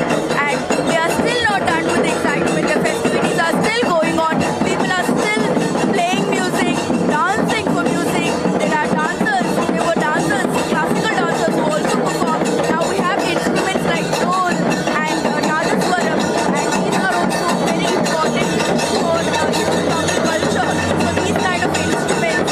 And on the other hand, we have the dhol that is played in the North Indian event also, North Indian style, and dancers also were present to perform all kinds of dance and music, so that they can welcome their Prime Minister like they wanted to.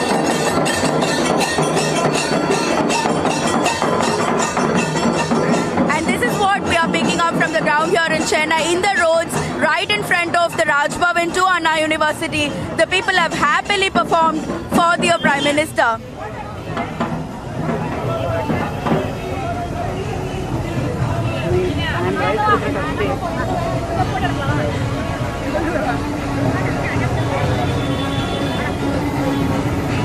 I want to say only 2 minutes about Modi and the state vice president. I want to make 2 minutes. All right, so pictures on your screen are coming to you from Chennai, where the Prime Minister is attending the convocation of the Anna University. He will, of course, also be interacting with students inside the Anna University. The Prime Minister reached Chennai on Thursday, and he also inaugurated the 44th Chess Olympiad that's being held in Chennai currently.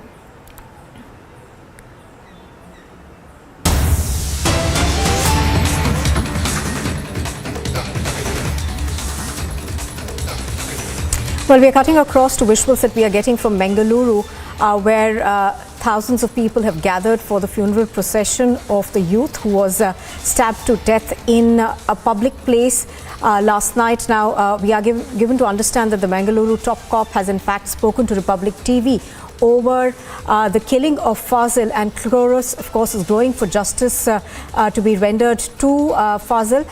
Even as this happens, we are given to understand that the Bengaluru top cop has spoken to Republic TV. They are trying to identify the people who could be behind the murder of Fazil.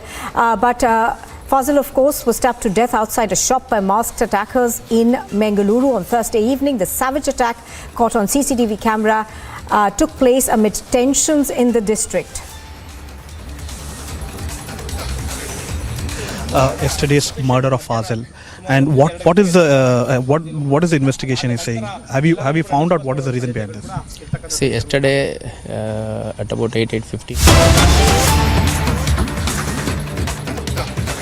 दव जय गादा जनगण मंगलदायक जय हे भारत भाग्य विधाता जय हे जय हे जय हे जय जय जय जय हे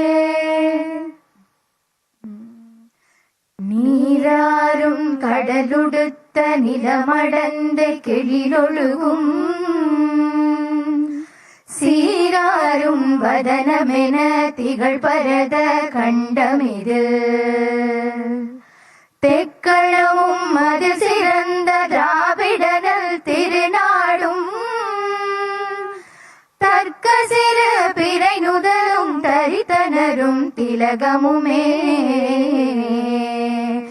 அத்திலக வாசனை போல் அனைத்துலகும் இன்பமுற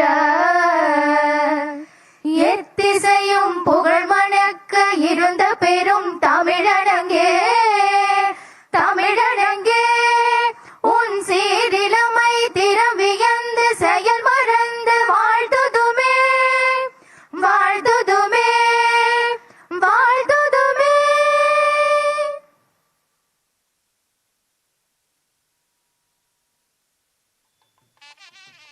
We request our Honorable Chief Minister of Tamil Nadu to felicitate our Chief Guest, Honorable Prime Minister of India.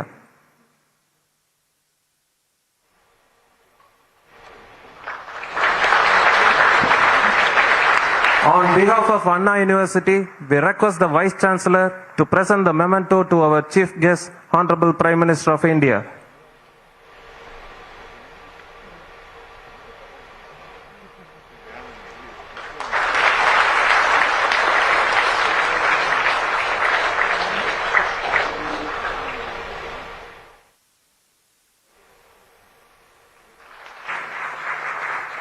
Now we request the Honorable Higher Education Minister to felicitate our Honorable Governor of Tamil Nadu.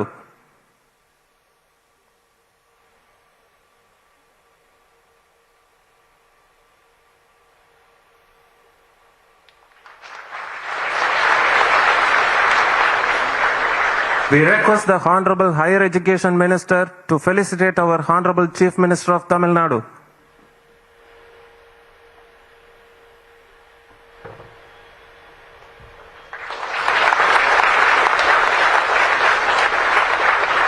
We request the Vice Chancellor to felicitate Honorable Minister of State.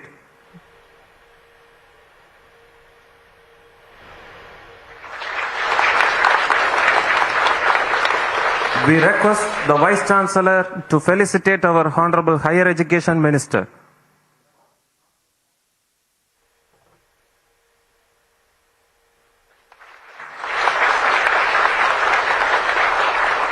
We request the Honorable Pro-Chancellor, Higher Education Minister to deliver the welcome address.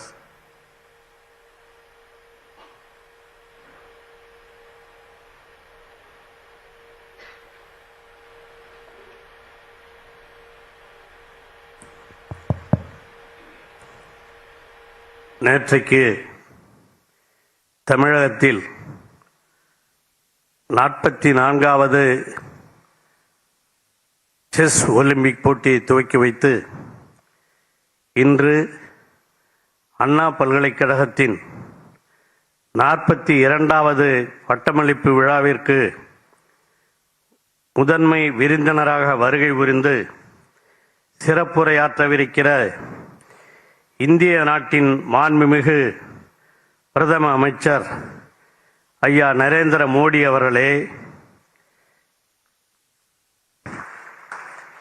அவர்களை வருக வருக என வரவேற்கிறேன். I extend a very warm welcome to the Honorable Prime Minister of India to this esteemed institution. I thank him for the same. இளமை முதலே திராவிட இயக்கத்திற்காக உழைத்து கடந்த ஓராண்டு காலமாக தமிழகத்தை பல்வேறு துறைகளிலும் உயர்த்தி வருகின்ற கௌரவ விருந்தினர் மாண்புமிகு தமிழக முதல்வர் தளபதி மு.க. ஸ்டாலின் அவர்களையும் வருக வருக என வரவேற்கின்றேன். அண்ணா பல்கலைக்கழகத்தின் வேந்தராக செயல்பட்டு கொண்டு இந்த பல்கலைக்கழகத்தினுடைய வளர்ச்சிக்காக செயல்பட்டு கொண்டிருக்கிற இந்த மாணவர்களுக்கு பட்டமளிக்க வருகை புரிந்திருக்கிற தமிழகத்தின் மேதகு ஆளுநர் அன்பிற்குரிய ஐயா ரவி அவர்களையும் இந்த நிகழ்ச்சிக்கு வருக வருக என்று வரவேற்கின்றேன். மத்திய இணையமைச்சர் முனைவர் எல் முருகன் அவர்களையும் வருக வருக என வரவேற்கின்றேன். அதேபோல இதை ஏற்பாடு செய்திருக்கிற உயர்கல்வித்துறை செயலர் மற்றும் துணைவேந்தர் அவர்களையும் வருக வருக என வரவேற்கின்றேன். மேலும் இந்த நிகழ்ச்சியிலே கலந்து கொண்டிருக்கிற அமைச்சர் பெருமக்களையும் சட்டமன்ற நாடாளுமன்ற உறுப்பினர்களையும் தலைமைச் செயலாளர் முதலமைச்சரின் முதன்மை செயலாளர் உள்ளிட்ட அனைத்து அரசு செயலாளர்களையும், ஆட்சி மன்ற குழு உறுப்பினர்களையும் மற்றும் பேராசிரியர் பெருமக்களையும், பட்டம் பெறவிருக்கிற மாணவ மாணவியர்களையும், அவர்களுடைய பெற்றோர்களையும், ஊடகத்துறை சார்ந்தவர்களையும் அன்புடன் வருக வருக என வரவேற்கிறேன். இந்த பட்டமளிப்பு விழாவில் பட்டம் பெறுகிற நீங்கள் உங்கள் எதிர்கால வாழ்க்கையில் வளம்பல பெற்று நலமோடு வாழ நம்முடைய தமிழக முதல்வர் அவர்கள் தன்னுடைய பிறந்த நாளில் அறிவித்த நான் முதல்வன் திட்டத்தின் மூலமாக பல்வேறு சாதனைகளை உயர்கல்வித்துறையில் செய்திருக்கிறார். பட்டம் பெறும் நீங்கள் வேலைவாய்ப்பை தேடுபவர்களாக மட்டும் இல்லாமல் வேலை தருகின்ற நிறுவன அதிபர்களாகவும் ஆக வேண்டும் என்ற எண்ணத்தோடு பாடத்திட்டங்களை உருவாக்க வேண்டும் என்று ஆணையிட்டிருக்கிறார். எப்படி மருத்துவம் படித்த மாணவர்கள் அரசு வேலையை மட்டும் சார்ந்திராமல் தனியார் மருத்துவமனைகளையும் உருவாக்கி பலருக்கு வேலைவாய்ப்பை கொடுக்கிறார்களோ, அதுபோல பொறியியல் பட்டம் பெறுகிற நீங்களும் உங்கள் தகுதி திறமைக்கு ஏற்ப சிறு சிறு தொழில்களை உருவாக்கி தொழில் முனைவர்களாக வர வேண்டும் என்பதுதான் நம்முடைய முதலமைச்சருடைய நோக்கம். Give a lot of job opportunities for medical students apart from the government jobs. Similarly, the students who are studying engineering like you should also be able to introduce a lot of new companies, bring up a lot of new startups so that a lot of job opportunities can be created. பட்டம் பெற்று வெளியே செல்லவிருக்கிற நீங்கள் வேலை தேடுபவர்களாக மட்டும் இல்லாமல் வேலை கொடுப்பவர்களாகவும் மாற வேண்டும் என்று உங்களை நான் அன்போடு வேண்டி கேட்டுக்கொள்கின்றேன். அது மட்டுமல்ல, இந்தியாவிலேயே உயர்கல்வி படிப்பவர்களின் எண்ணிக்கையில் தமிழகம்தான் முதலிடம். 53% உயர்கல்வி பெறுகின்றனர். அதிலும் தற்காலங்களில் ஆண்களை விட பெண்களே அதிகம் பயிலுகின்றனர். Rank 1 in the percentage of people, higher percentage of people who get higher education. Almost 53% of students get higher education from the state of Tamil Nadu. பெண்கள் பரிசுகளை பெறுகின்றனர். மொத்தம் Similarly, the women count is also high here. 30 ஆண்கள். 6.7% of women get higher education in the state of Tamil Nadu. பெண்களின் உயர்கல்வியை உயர்த்த வேண்டும் என்ற நோக்கத்தோடுதான் அரசு பள்ளிகளில் படித்த மாணவிகள் உயர்கல்வியை சேர்ந்தால் அவர்களுக்கு மாதம் ரூபாய் 1000 ஊக்கத்தொகை வழங்கப்படும் என அறிவித்திருக்கிற ஒரே முதல்வர் நம்முடைய முதல்வர் தான் என்பதை மறந்துவிடக்கூடாது.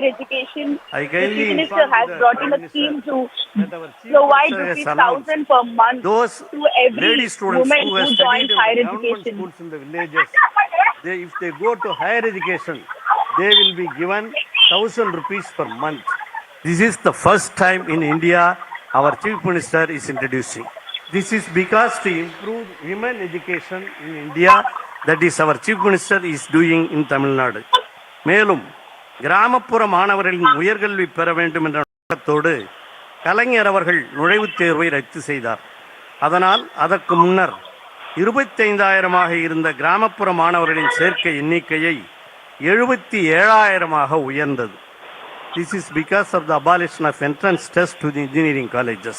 It increased the strength from 25,000 to 77,000 in engineering colleges. மேலும் தற்போது அரசு பள்ளிகளில் படிக்கிற மாணவர்களுக்கு தொழிற்கல்வியில் 7.5% உள் ஒதுக்கீட்டையும் நம்முடைய முதலமைச்சர் அவர்கள் வழங்கி இருக்கிறார்கள். அது மட்டுமின்றி அவ்வொதுக்கீட்டில் சேரும் மாணவர்களுக்கு உண்டான விடுதி கட்டணம், கல்வி கட்டணம், பேருந்து கட்டணம் உள்ளிட்ட அனைத்து கட்டணங்களையும் அரசே ஏற்கும் என அறிவித்துள்ளார்கள். Our Chief Minister has announced 7.5% to the students who have studied in the government schools. Not only 7.5%, their education fee, there is no education fee, there is no hostel fee, there is no transport fee. These are Republic TV, and still to come, the BJP reminds the Congress of how Rajnath Singh was summoned before the Privileges Committee of Parliament in 2012.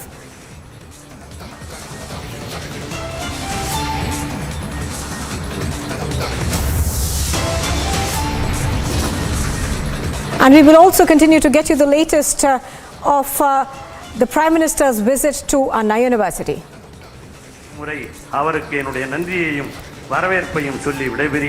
I once again welcome our Prime Minister.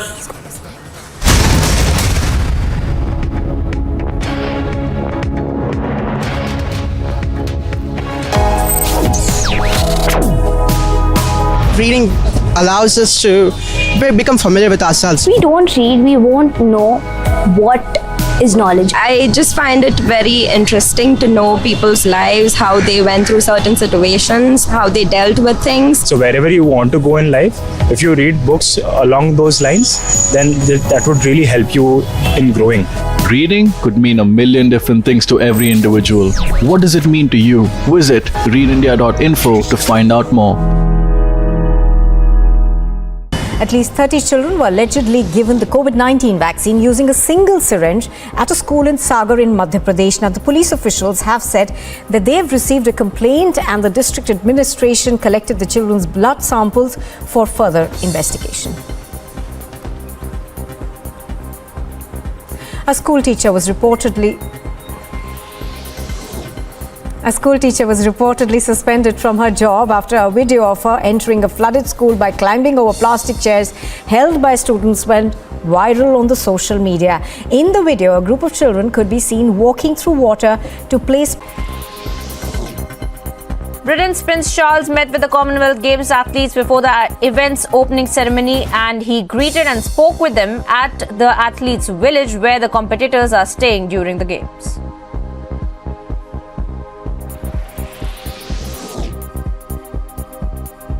The German national team trained at their Euro 2022 final team base for the first time ahead of Sunday's match against the hosts England at London's Wembley Stadium.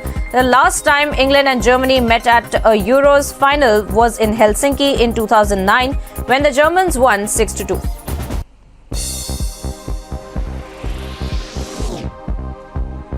FC Barcelona and Sevilla reached an agreement for Chelsea target Jules Koundé, and the French international is scheduled to join Barcelona for a reported €50 million. Wherever you are, whenever you want, Republic live stream with you everywhere. Republic live stream, India's #1 streaming news. India's Super News Network. Republic Media Network's #1 super feed. #1 across all 3 channels.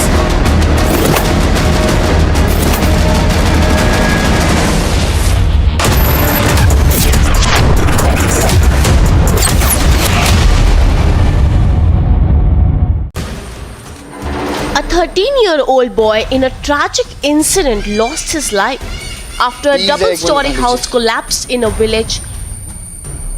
The deceased was asleep in the house when the house collapsed. The child's grandfather was also in the house and was rushed to a hospital after he was critically injured.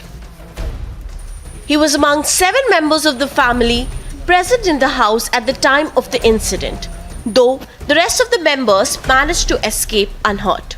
The child was later rushed to the hospital for immediate medical treatment but succumbed to his injuries. Bulldozers were called in to conduct excavation operations at the site of the incident. Meanwhile, the grandfather of the boy is being treated at the hospital.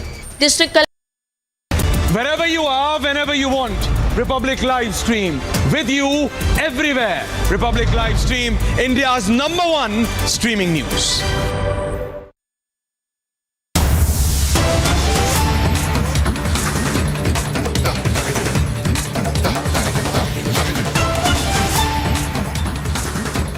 I believe there will be a quality change in the higher education in Tamil Nadu and attitudinal changes among the students in the coming years. The online program MBA has been successfully launched in October 2021. Several short-term courses on emerging technologies and courses promoting Indian traditional values of Siddha and Ayurveda are also in progress to launch through online. The Ministry of External Affairs, Government of India has invited Anna University to participate in implementing the E-Vidya Bharati and E-Arogya Bharati network project, which aims to provide scholarships to African students for pursuing online degree program. 88 books were authored by faculty members of Anna University during the last academic year. In research perspective, a total of 89 research papers were published in international journals by faculty members of Anna University. Anna University bagged Clarivate India Research Citation Excellence Award for highest citations among the state universities in India. The university received a total of 103 sponsored research projects with a total amount of 31.75 crores and 906 consultancy services to the tune of rupees 35.98 crores during this academic year. Anna University KBC Research Center of Anna University is now executing a consortium project worth 11.79 crores under the Bashini Mission project. Anna University was granted with 23 patents during the year 21-22.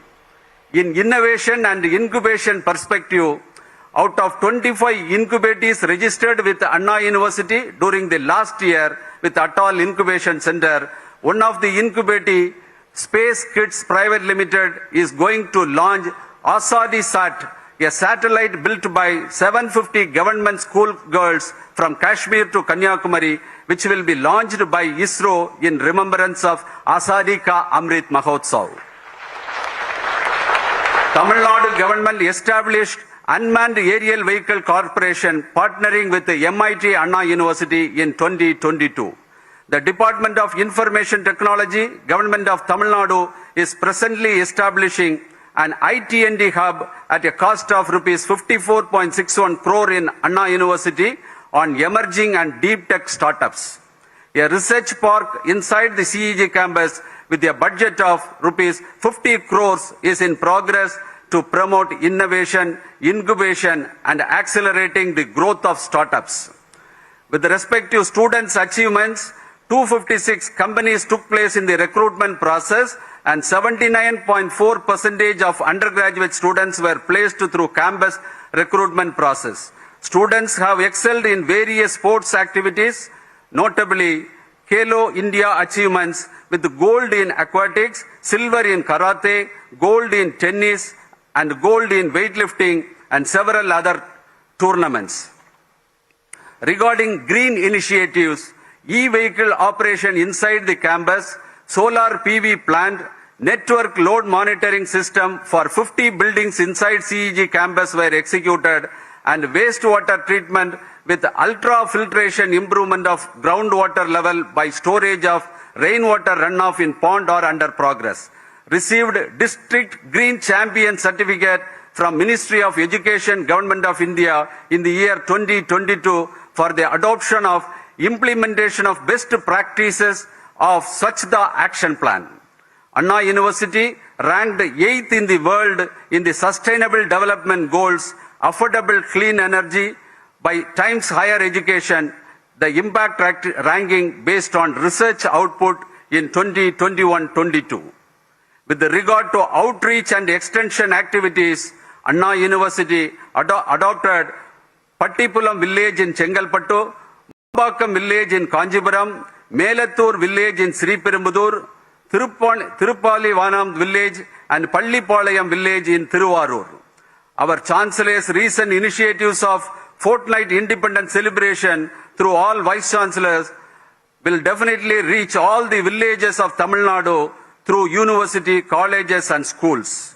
Anna University is in the process of developing a model village by means of adopting various technologies in agriculture towards increasing the farmers' income. Anna Community Radio, the first community radio in India by an educational institution in 2004, is doing several extension activities and declared as lead community radio station by the Ministry of Information and Broadcasting, Government of India in 2022. Anna University has been working on every functional aspects, competing with the global universities with the benchmarking standards, and it is visible that recently Anna University attained a position of 551 to 560th position. from the 800 to 1000 position from the last year as per QS World Ranking 2023. It is our pride to note that our Anna University occupies the 13th position among the Indian universities as per 2023 QS ranking. Anna University reached such heights only with the active participation of all our, and the institute is grateful to the Government of India and Government of Tamil Nadu for its continued and sustained encouragement and support. Anna University attained a historical value with the presence of our Honorable Prime Minister today, and we are strongly assured that our Anna University pledges its fullest participation along with the country towards attaining the status Vishwaguru in the new emerging world order. My hearty congratulations to all graduates and rank holders and my best wishes for all your future endeavors. Valga Tamilagam, Valga Bharadam, Valiya Vaiyagam.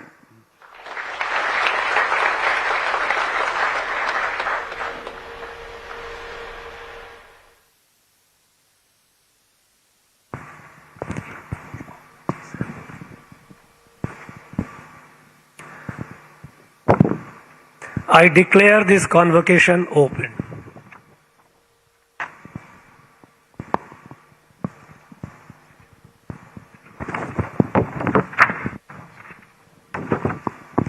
This convocation of Anna University has been called on to confer the degrees and diplomas in the faculties of civil engineering, mechanical engineering, electrical engineering, information and communication engineering, technology, architecture and planning, science and humanities and management sciences upon candidates who in the examinations recently held for the purpose have been certified to be worthy of the same.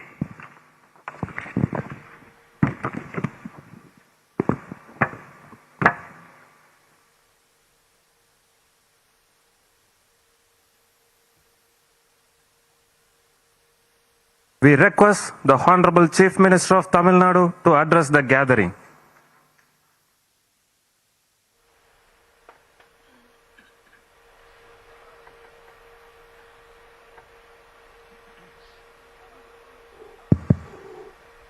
அன்புள்ள அண்ணா பல்கலைக்கழகத்தினுடைய 42வது பட்டமளிப்பு விழாவில் முதன்மை விருந்தினராக வருகை தந்து சிறப்பித்துக் கொண்டிருக்கக்கூடிய மாண்புமிகு இந்திய பிரதமர் நரேந்திர மோடி அவர்களே, மாண்புமிகு தமிழ்நாடு ஆளுநரும் Stalin has started to speak. பல்கலைக்கழக In his வேந்தருமான speech, he first welcomes the Prime Minister Narendra Modi to have come to this 42nd convocation of Anna University. He then welcomes the Governor of Tamil Nadu, R.N. Ravi. He now welcomes the Higher Education Minister, who is also the Deputy Chancellor of the Anna University, Ponmudi. He now welcomes the Minister of State, L. Murugan. He welcomes the Vice Chancellor of Anna University. He now welcomes all the ministers of the state of Tamil Nadu who are present here today. He also welcomes the Higher Education Department officials who are also present there. He welcomes the Chennai Corporation Mayor.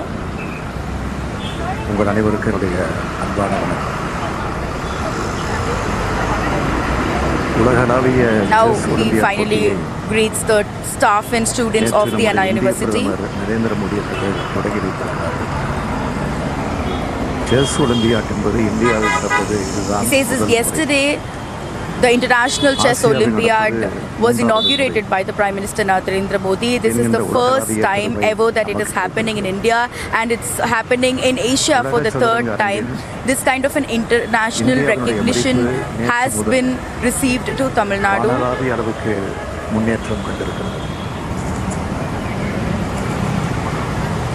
From yesterday, the reputation and recognition for India in the international chess circuit has reached the sky. மாண்புமிகு பிரதமர் அவர்களுக்கு இன்று மீண்டும் ஒரு முறை என்னுடைய நன்றியை தெரிவித்துக் கொள்கிறேன். He once again thanks the Prime Minister for coming down to Chennai and inaugurating the International Chess Olympiad that was conducted yesterday. NIIE, NIRF அந்த தரவரிசை பட்டியலில் இடம்பெற்றிருக்கக்கூடிய நிறுவனங்களில் மிக பெருவாரியான தமிழ்நாட்டை சார்ந்தவை என்பது அனைவருக்கும் தெரியும். இத்தகைய உயர்கல்வியில் மேன்மை பெற்ற He says that when the NIRF rankings was announced, a lot and a majority of the institutions were from Tamil Nadu. And he wants to welcome the Prime Minister once again on behalf of everybody. மாணவ மாணவியர் அனைவருக்கும் எனது மனமார்ந்த வாழ்த்துக்களை முதலில் தெரிவித்துக் கொள்ள விரும்புகிறேன். காஞ்சியில் He conveys his wishes to all the students who are graduating today. அண்ணா அவர்களுடைய பெயரில் அமைந்துள்ள பல்கலைக்கழகத்துடைய பட்டமளிப்பு விழாவில் பேரறிஞர் அண்ணா அவர்கள் மதுரை காமராசர் பல்கலைக்கழகத்துடைய பட்டமளிப்பு விழாவில் பேசும்போது சுட்டி காட்டியதை நான் சுருக்கமாக உங்களுக்கு எடுத்துக் கூற விரும்புகிறேன். He says he wants to talk about a very small statement that Anna, Peraringer Anna had mentioned in Madurai Kamaraj University's convocation back then. பட்டம் பெற்ற நீங்கள் தான் இந்த நாட்டினுடைய திருவிளக்கு. நாட்டை செழிக்க செய்யக்கூடிய வல்லுநர்கள் நீங்கள் தான். தமிழ் உமது முரசம். Says that this degree is not just for you but also for the country, to develop the country and to take part in the growth of the country. This is going to help. ஏற்றமிகு வெற்றியினை ஈட்டுவீர் என்று பேரறிஞர் அறிஞர் அண்ணா அவர்கள் சொன்னதைத்தான் உங்கள் அனைவருக்கும் நான் எடுத்துக்காட்டிட விரும்புகிறேன். இந்த பட்டத்தோடு உங்களுடைய படிப்பு முடிந்து விடுவதில்லை. அந்த பட்டத்தை நோக்கி உயருங்கள். பட்டங்கள் என்பவை வேலைவாய்ப்புக்காக மட்டுமல்ல. He says that your education does not end with this degree. உங்களுக்கு பட்டம் வழங்கும் விழாவுக்கு It is not just a degree. This is the way that you can increase your intelligence and your knowledge. முதன்மை விருந்தினராக வருகை தந்துள்ளார். இது உங்களுக்கு கிடைத்திருக்கக்கூடிய மிகப்பெரிய பெருமை. நான் பட்டம் வாங்கும்போது பிரதமரே You all are blessed. You have to be proud that you are able to receive your degree from the Prime Minister himself. இத்தகைய பெருமைகளோடு எதிர்காலத்திற்குள் You can always recall this moment and say with pride that you got to receive your degrees from the Prime Minister. சாதி, மதம், மனம், அதிகாரம், வயது, அனுபவம், பதவி, நாடுகள், வளர்ச்சி ஆகிய அனைத்தின் தன்மையும் ஆளுக்கு ஆள், நேரத்துக்கு நேரம், நாட்டுக்கு நாடு வேறுபடுது. ஆனால் அறிவு மட்டும்தான் அனைத்தையும் கடந்து ஒரே அளவுகோடு அளவிடப்படும். Age, caste, religion or be it anything else, it will differ from country to country, but knowledge is the only thing that is going to be equal for everybody. Thanjai பெரிய கோயில் என வரலாற்றில் நிலைத்திருக்கக்கூடிய பல படைப்புகளை தனது தொழில்நுட்ப அறிவால் எல்லோருக்கும் முன்னோடியாக தமிழன் படைத்திருக்கிறார். கல்வி என்பதுதான் யாராலும் Tamil people have always had the knowledge of everything, படிப்புக்கு மட்டும் எத்தகைய தடை including engineering, technology and architecture, everything way back then itself. We believe that everybody should be able to get maximum education in all the fields possible. That is why we are making sure that the Dravidian model that we are following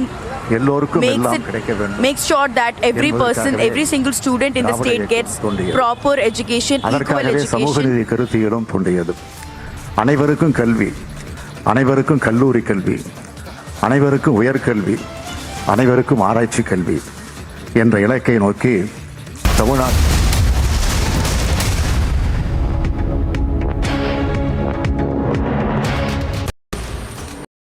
13-year-old boy in a tragic incident lost his life after a double-story house collapsed in a village. The deceased was asleep in the house when the house collapsed. The child's grandfather was also in the house and was rushed to a hospital after he was critically injured. He was among 7 members of the family present in the house at the time of the incident, though the rest of the members managed to escape unhurt. The child was later rushed to the hospital for immediate medical treatment but succumbed to his injuries. Bulldozers were called in to conduct excavation operations at the site of the incident. Meanwhile, the grandfather of the boy is being treated at the hospital. District Collector sought a report over the incident. Bureau Report, Republic TV. उसमें आग लगी हुई है और आंदोलनकारी इस तरीके से और Kashmiri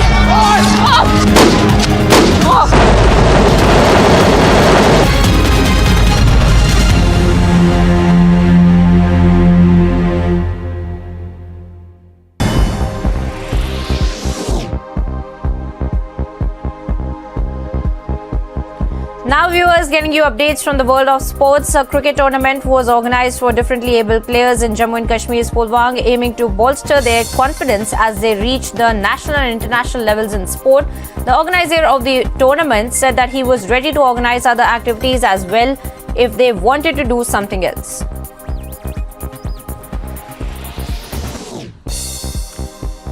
India held an optional net session on the eve of their opening Group A match against Australia at the Commonwealth Games in Birmingham, and only 6 players attended the session managed by coach Ramesh Pawar, with an all-rounder Radha Yadav and opener Shefali Verma among the notables at the Moseley Cricket Club.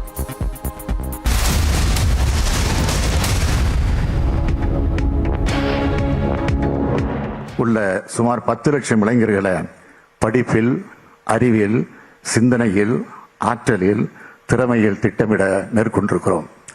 அவர்கள் வேலை பெறுவதற்கான வாய்ப்புகள் அதிகரிக்க செய்து அவர்களின் திறமையை அவர்களுக்கு உணர்த்தி அதன் மூலம் ஒட்டுமொத்த இந்தியாவை நம்மை பெற்றிடும் வகையில், நாம் பெற்றிடக்கூடிய வகையில் இந்த திட்டம் துவக்கப்பட்டுள்ளது. தொழில்நுட்ப மாற்றங்கள் மற்றும் 4ஆம் தலைமுறை தொழில் வளர்ச்சி இண்டஸ்ட்ரி 4.0 என்ற அந்த அடிப்படைக்கு ஏற்ப நமது இளைஞர்கள் தயாராக வேண்டும் என்பதே என்னுடைய வேண்டுகோள். தொழிற்சாலைகளின் தரம் உயர்த்த தொழில் புத்தாக்க மையங்கள், இண்டஸ்ட்ரியல் இன்னோவேஷன் சென்டர்ஸ் உருவாக்கி வருகிறோம். நான் அடிக்கடி சொல்லி வருவது போல 2026ஆம் ஆண்டுக்குள் தமிழகத்தின் 2 மில்லியன் இளைஞர்களின் திறன் மேம்பாடு அடைய வேண்டும். அதில் நீங்களும் இடம்பெற்றாக வேண்டும். 2030ஆம் ஆண்டுக்குள் தமிழகத்தில் $1 டிரில்லியன் பொருளாதாரத்தை வளர்க்க வேண்டும். அதிலும் உங்கள் பங்கு இருக்க வேண்டும். எல்லோருக்கும் எல்லாம் என்ற இலக்கை நோக்கிய உலகத்தை உருவாக்க நீங்கள் உங்களை ஒப்படைத்துக் கொள்ளுங்கள். உங்களை அனைத்து வகையிலும் தகுதிப்படுத்திக் கொள்ளுங்கள். உங்களது வளர்ச்சிக்கு தடையாக எது இருந்தாலும் அதனை தகர்த்து முன்னேற்றம் காணுங்கள். உங்களது கனவுகளை மட்டுமல்ல, உங்களது பெற்றோர் கனவுகளை நிறைவேற்றுங்கள். உங்களிடமிருந்து எந்த மாநிலமும் இந்திய நாடும் நிறைய எதிர்பார்க்கிறது. தமிழ்நாட்டின் தலை சிறந்த தொழில்நுட்ப கல்வி நிறுவனத்தில் பட்டம் பெற்றிருக்கிறீர்கள். அரசியலமைப்பு வலியுறுத்தும் அறிவியல் மனப்பான்மையை நீங்கள் வளர்த்துக் கொள்ள வேண்டும். பழமைவாதத்தை புறந்தள்ளி புதிய கருத்துக்களை ஏற்று பகுத்தறிவு பாதையை நடைபோட்டால்தான் நீங்கள் பெற்ற பட்டத்துக்கு பெருமை. இன்று முதல் நீங்கள் பட்டதாரிகள் மட்டுமல்ல, வளரப்போகக்கூடிய இந்தியாவினுடைய தமிழ்நாட்டில் நல்லெண்ண தூதுவர்கள். என் அன்பிற்குரிய மாணவ மனிதருக்கு என்னுடைய அன்பான வாழ்த்துக்கள், அறிவான பாராட்டுகள் எப்பொழுதும் உண்டு. நம்முடைய திராவிட மாடல் ஆட்சியில் தமிழ்நாட்டு உயர்கல்வியின் பொற்காலத்தை உருவாக்க தொடர்ந்து அயராது உழைப்போம். நன்றி, வணக்கம். We will all come together and work so that we will able to bring about the golden period of higher education in the state. And he ends his speech with, "Let's work hard together." Let the candidates be now presented. Honorable Chancellor, I present unto you the awardees for the University Gold Medals for first rank holders in the faculties of Civil Engineering, Mechanical Engineering, Electrical Engineering, Information and Communication Engineering, Technology, and Architecture and Planning, who have been certified after examination to be duly qualified to receive the degrees and medals. We request you to present the medals. Faculty of Civil Engineering. Srinidhi H, BE Civil Engineering.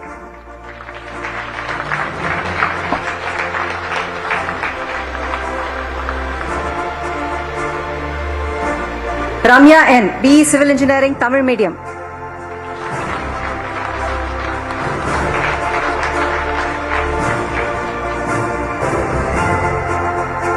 Mohana Priya B, BE Agricultural and Irrigation Engineering.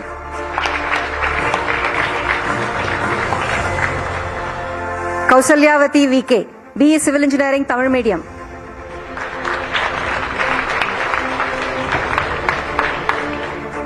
Samarth K. Arora, BE Environmental Engineering.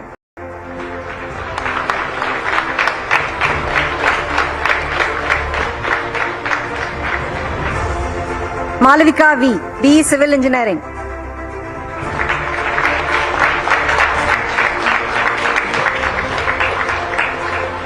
Krishnan J, BE Agriculture Engineering.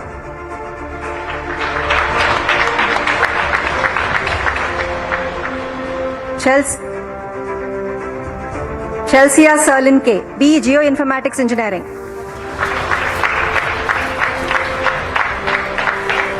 Faculty of Mechanical Engineering. Vijay A, BE Mechanical Engineering, Tamil Medium.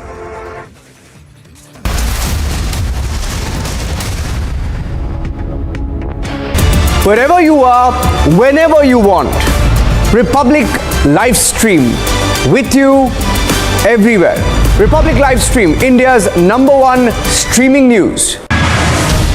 India's Super News Network. Republic Media Network's #1 super feed. #1 across all 3 channels.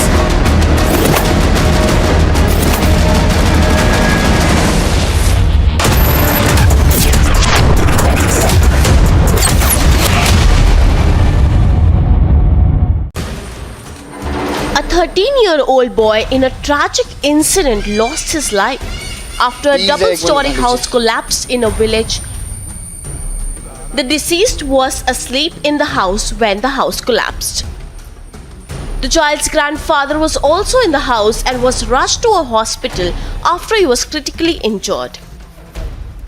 He was among 7 members of the family present in the house at the time of the incident, though the rest of the members managed to escape unhurt. The child was later rushed to the hospital for immediate medical treatment but succumbed to his injuries. Bulldozers were called in to conduct excavation operations at the site of the incident. Meanwhile, the grandfather of the boy is being treated at the hospital. District Collector sought a report over the incident. Bureau Report, Republic TV. उसमें आग लगी हुई है और आंदोलनकारी इस तरीके से और Kashmiri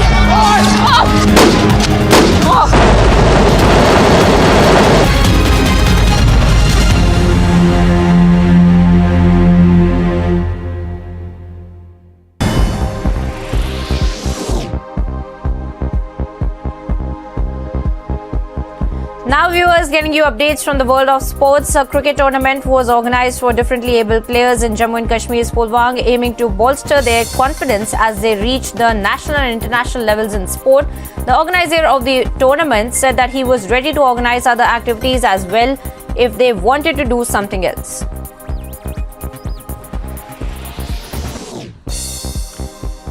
India held an optional net session on the eve of their opening Group A match against Australia at the Commonwealth Games in Birmingham, and only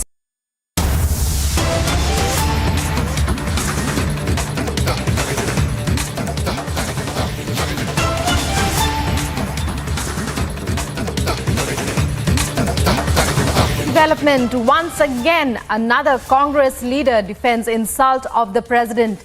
This time it's Congress MP Rajmani Patel, saying it was a slip of tongue, and also that there is no reason for Sonia Gandhi to apologize.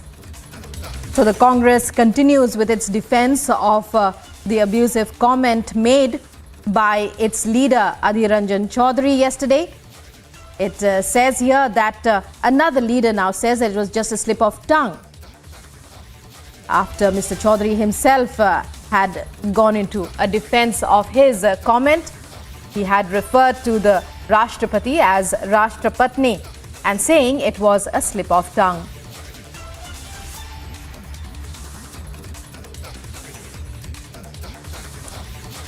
And the Congress MP who has said this is Rajmani Patel, and she says this to Republic.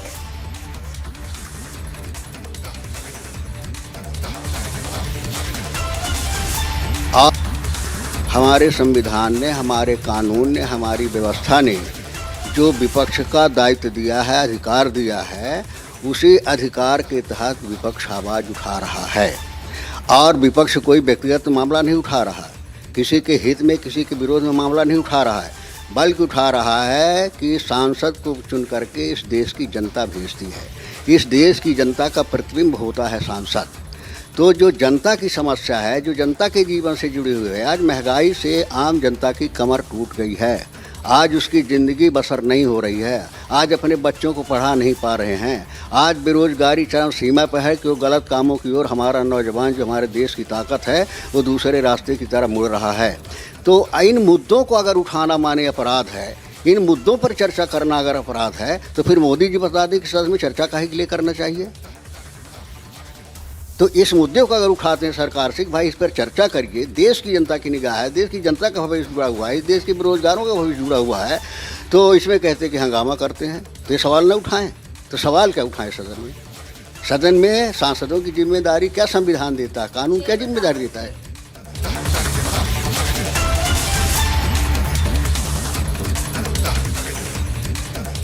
So breaking news coming in now. The Congress continues to remain apologetic, defiant on its stand that it was a slip of tongue that Adhir Ranjan Chaudhary abused the chair, abused the president, referring to her as Rashtrapatni, even though the BJP has said that it was abusive and not a term that actually exists.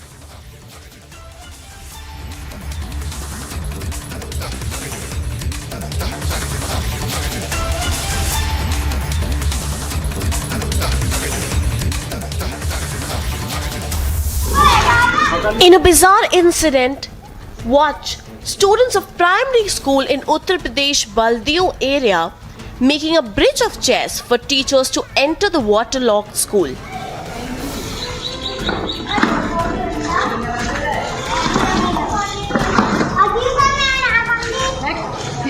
This is yet another incident which went viral of teachers allegedly involved in a bizarre incident. Visuals show students drenched in knee-deep water making pathway for teachers by placing chairs in a row. Soon after the video went viral, the teachers were suspended. उक्त video का हमने संज्ञान लिया है, उच्च अधिकारियों के भी संज्ञान में उक्त वीडियो है और हमने अध्यापका के विरुद्ध कार्यवाही कर दी है. Similarly, a teacher was suspended in Uttar Pradesh Hardoi district few days earlier after a video of her getting massage from students went viral. Bureau Report, Republic TV. Muthu Ruby, BTech Fashion Technology.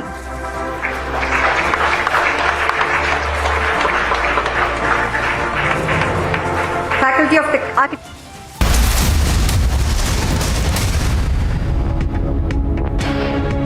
At least 3 children allegedly given the COVID-19 vaccine using a single syringe at a school in Sagar in Madhya Pradesh. Now, the police officials have said that they have received a complaint and the district administration collected the children's blood samples for further investigation. A school teacher was reportedly suspended from her job after a video of her entering a flooded school by climbing over plastic chairs held by students went viral on the social media. In the video, a group of children could be seen walking through water to place. Britain's Prince Charles met with the Commonwealth Games athletes before the event's opening ceremony, and he greeted and spoke with them at the athletes' village where the competitors are staying during the Games.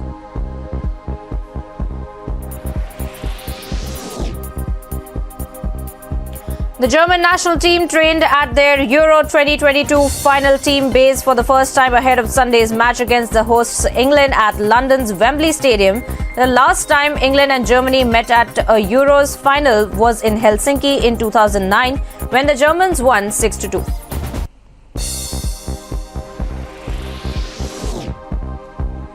FC Barcelona and Sevilla reached an agreement for Chelsea target Jules Koundé, and the French international is scheduled to join Barcelona for a reported €50 million. Wherever you are, whenever you want, Republic live stream with you everywhere. Republic live stream, India's #1 streaming news. India's Super News Network. Republic Media Network's #1 super feed. #1 across all 3 channels.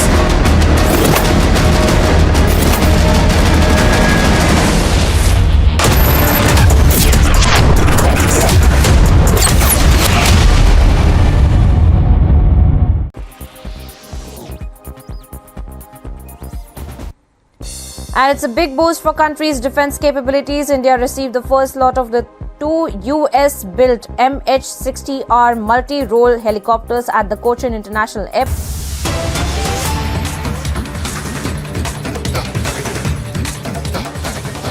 My young friends, their parents and teachers, Anaivarukam Vanakkam.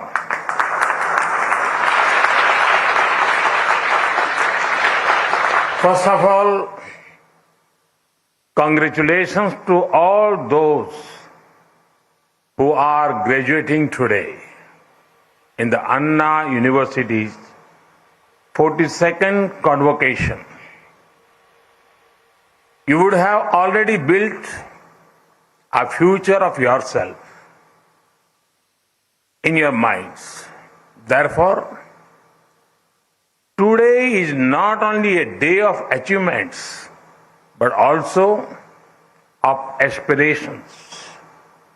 I wish that all the dreams of our youth come true.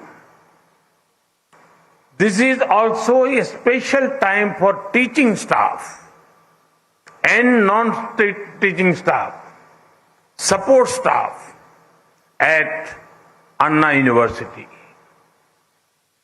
You are nation builders who are creating the leaders of tomorrow. You have seen many batches come and go, but each batch is unique. They leave their own set of memories. I specifically wish the parents of those who are graduating today. Your sacrifices have been crucial to your child's achievement. Today, we are here to celebrate the achievements of our youth in the vibrant city of Chennai.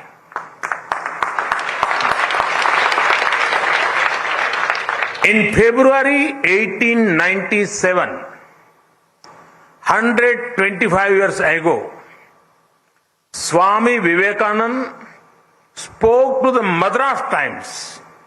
He was asked about his plan for the future of India. He said, and I quote, "My faith is in the younger generation, the modern generation. Out of them will come my workers. They will work out the whole problem like lions," unquote. Those words are still relevant. But this time, it is not only India that is looking towards its youths. The whole world is looking at India's youth with hope. Because you are the growth engines of the country. And India is the world's growth engine. It is a great honor. It is also a great responsibility, which I am sure you will excel in. Friends, when speaking of faith in our youth, how can we forget Bharat Ratna, former President Dr. APJ Abdul Kalam? I'm sure that it is a matter of pride for everyone in the Anna University that Dr. Kalam was closely associated with this university. I've heard that the room he stayed in has been converted into a memorial. May his thoughts and values inspire our youth. Friends, we are graduating in unique times. Some would call it a time of global uncertainty, but I would call it a time of great opportunity. The COVID-19 pandemic was an unprecedented event. It was once in a century crisis that nobody had an user manual for. It tested every country. As you know, adversities reveal what we are made of. India faced the unknown confidently, thanks to its scientists, healthcare workers, professionals, and common people. As a result, today every sector in India is bursting with new life. Whether it is industry, innovation, investment, or international trade, India at the forefront. Our industry has risen to the occasion. For example, electronic manufacturing. In the last year, India was the world's second largest mobile phone manufacturer. Innovation is becoming a way of life. In just the last 6 years, the number of recognized startups increased by 15,000%. Yes, you heard that right. 15,000%. From just 417 2016, it is nearly 73,000 now. When industry and innovation do well, investments follow. Last year, India received a record FDI of over $83 billion. Our startups too received record funding post-pandemic. Above all this, India's position in the international trade dynamics is at its best ever. Our country recorded the highest ever exports of goods and services.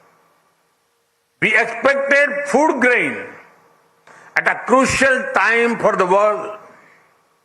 We recently signed a trade deal with UAE to our west and with Australia to our east. India is becoming a vital link in global supply chains. We have the chance to make the greatest impact now as India is converting obstacles into opportunities. Friends, most of you have studied in streams related to engineering or technology. In this era of tech-led disruptions, there are three important factors in your favor. The first factor is there is a taste for technology. There is a growing sense of comfort with the use of technology. Even the poorest of the poor are adapting to it. Farmers use apps to get information about markets, weather and prices. Homemakers are using technology to make their lives easier. Children are learning using technology. Small vendors are using digital payments. If you give them cash, some of them will actually tell you they prefer digital. India is the world leader in digital payments and fintech. A huge market for technological innovations is waiting for you to do your magic. The second factor is there is trust in risk takers. Earlier, at social occasions, it was difficult for a youngster to say he or she was an entrepreneur. People used to tell them to get settled, meaning get a salaried job. Now, the situation is opposite. People ask whether you have tried to start something on your own. Even if one is working in a job, it is seen a closer to work for startups. The rise of risk takers means two things for you. You can take risks on your own, or you can build upon the opportunities created by others. The third factor, there is temperament for reform.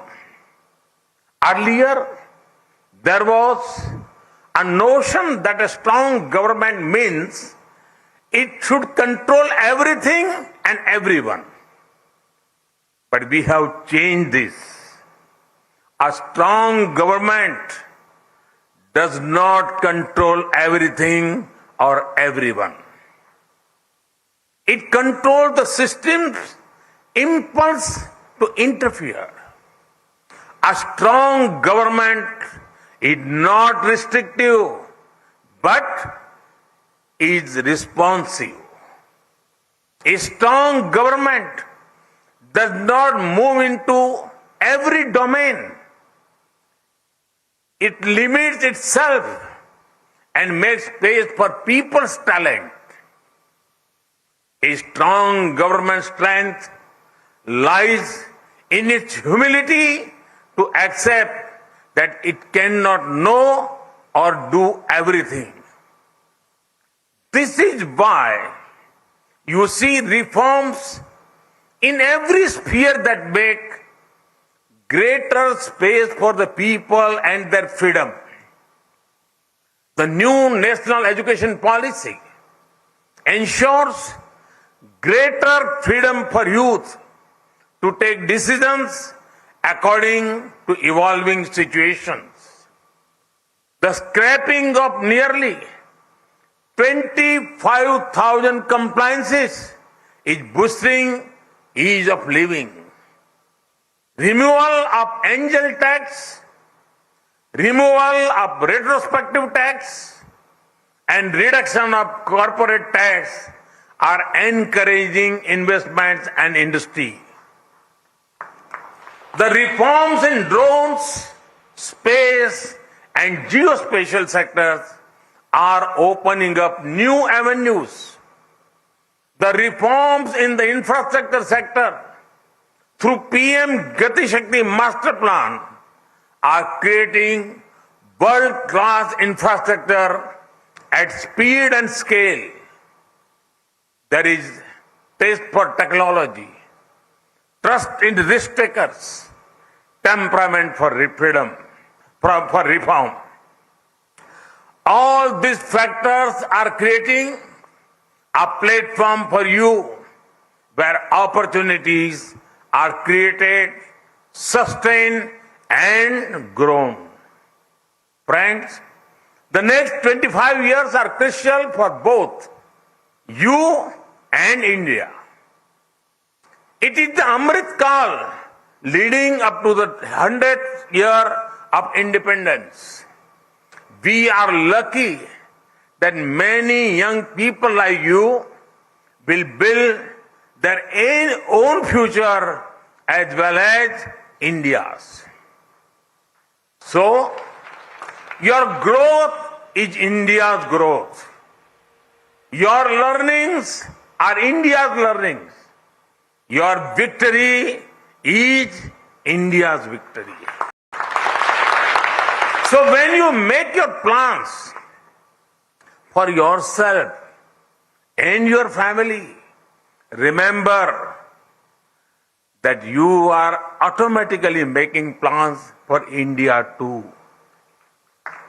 It is a historic opportunity that only your generation has. Take it and make the best out of it. Once again, congratulations and all the best. Thank you.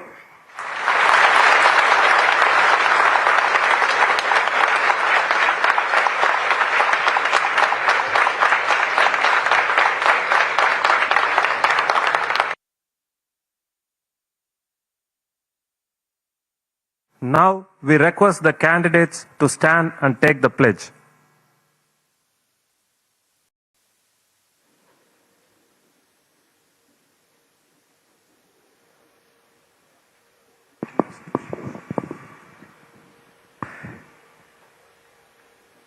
We shall, in thought, word and deed, ever endeavor to be scrupulously honest in the discharge of our duties in our profession, and shall uphold the dignity and integrity of our profession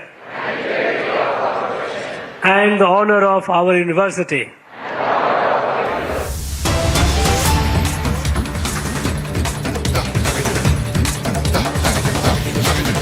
Well, we are cutting across to visuals that we are getting of the Union Minister Smriti Irani currently meeting President Draupadi Murmu.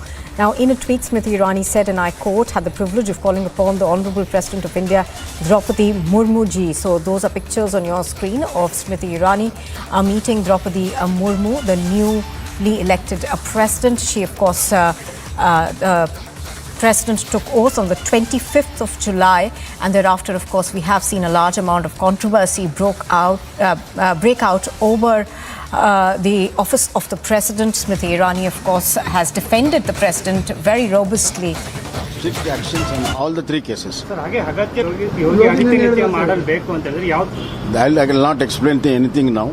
As and when required, whatever is necessary within the frame of law, we will do all actions. It might be UP model or Karnataka model.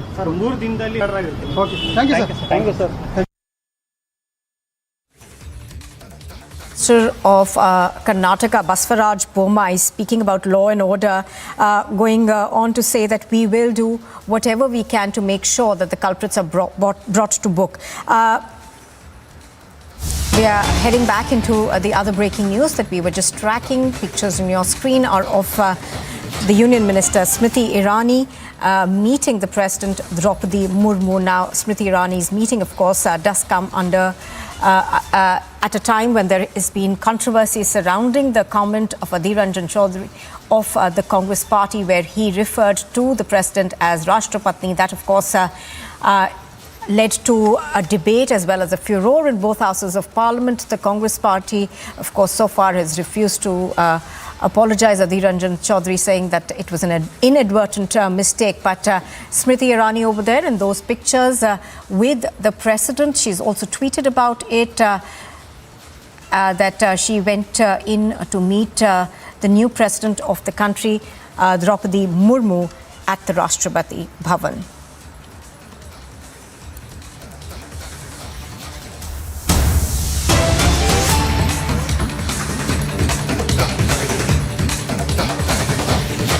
And here's the latest that we are getting in the Bengal cash scam. In fact, this is a stunning twist that is coming to light. The ED, which is investigating this particular case, has said that there appears to be a case that 4 cars are missing from Arpita Mukherjee's Toliganj flat. The ED has recovered only 1 car out of the 5 that belong to Arpita Mukherjee after raiding the premises. Now, the remaining 4 cars are believed to be missing. Now, the ED is, of course, searching for where these cars could perhaps be. Do remember that various apartments of Arpita Mukherjee have been raided by the Enforcement Directorate, and a huge amount of seizures have been made at both flats.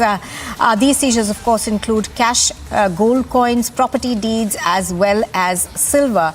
But the latest that we are getting on this is that the ED believes that there are 4 luxury vehicles that belong to Arpita Mukherjee which are currently missing. The ED, of course, is trying to track those down. It's only one that they have been able to seize in this particular case. Do remember that Arpita Mukherjee as well as Partha Chatterjee are both in the ED's custody, where questioning is where they are being questioned in the Bengal cash scam.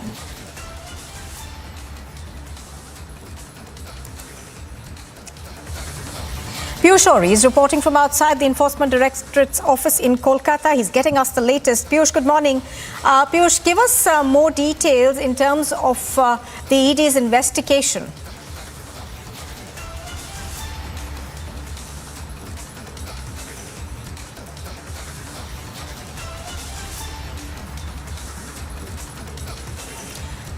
Okay, I don't think we've been able to establish that link with Piyush Ori. He's reporting from outside the ED's office in Kolkata.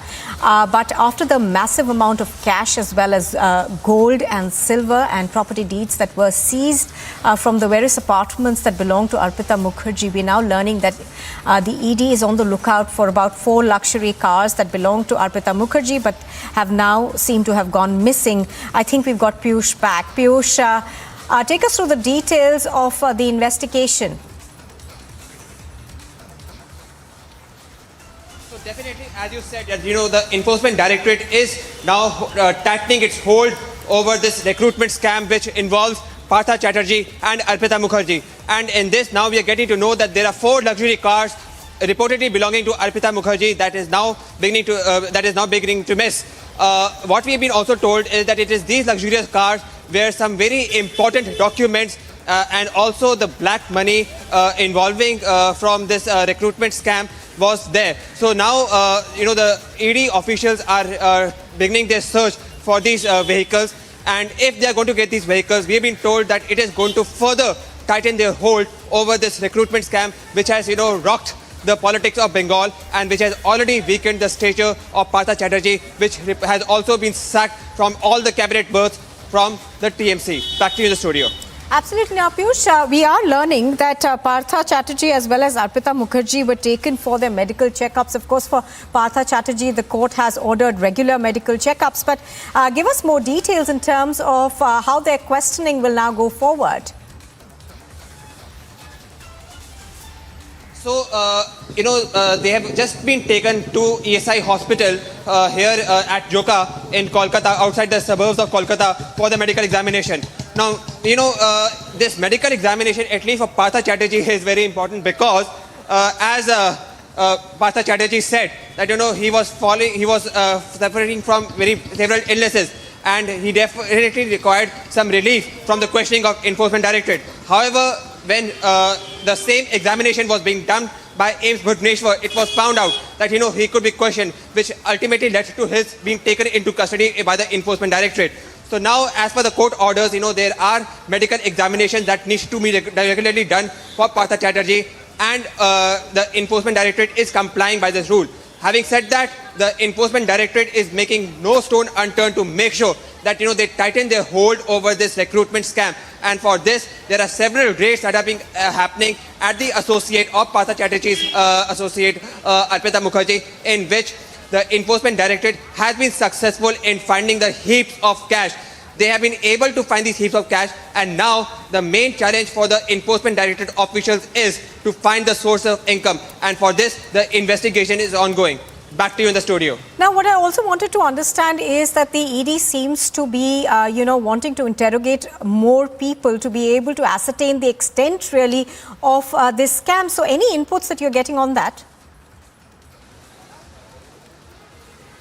Well, this recruitment scam has rocked the politics of Bengal, and it is now rightly said that it is not only Partha Mukherjee, who by the way is one of the senior ministers of TMC. He was the education minister and was the industries minister when he was arrested, cannot be involved. So for this, what we have been told is that another senior minister known as Maulik Bhattacharya, he is also been summoned by the Enforcement Directorate. He can also today come at any time for questioning for the Enforcement Directorate. We are over here at Enforcement Directorate waiting for his arrival.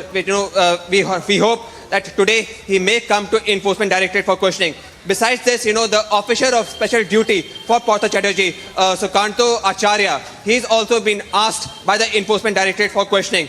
The BJP, which has been staging its protest over this entire scam ever since this scam has occurred, say that it is not only Partha Chatterjee or Arpita Mukherjee, but several other leaders that are involved in this scam. And all major leaders of TMC, especially those who are there in the education department, should be interrogated. They say that this scam is not only restricted to 53 crore, but can range up to 100 of crores. What is going to be the outcome? It can only come out when the Enforcement Directorate completes its investigation. Back to you in the studio. Right. Piyush, thank you very much for bringing us those details. As Piyush is pointing out, of course, the investigations by the ED are continuing. They are now on the lookout for 4 luxury vehicles that belong to Arpita Mukherjee.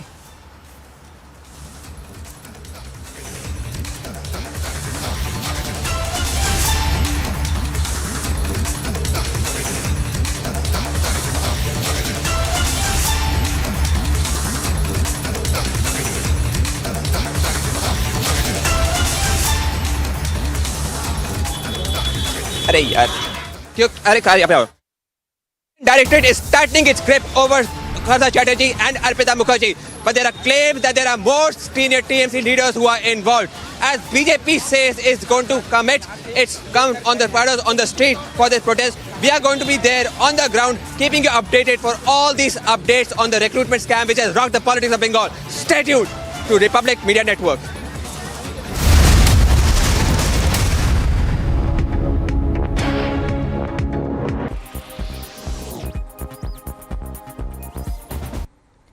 And it's a big boost for country's defense capabilities. India received the first lot of the 2 US-built MH-60R multi-role helicopters at the Cochin International Airport.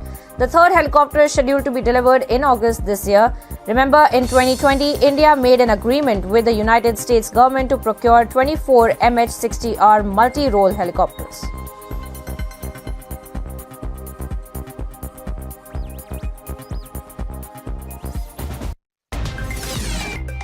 United States looks at the start of a recession as the economy shrinks again in the second quarter.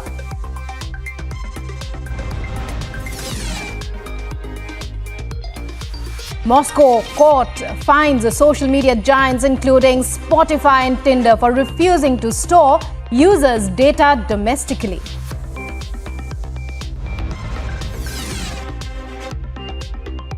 Battle against raging wildfires across Germany and Czech Republic on.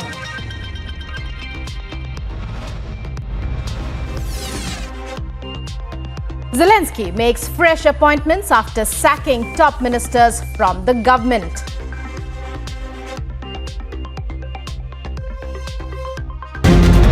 आग लगी हुई है और आंदोलनकारी इस तरीके से और Kashmiri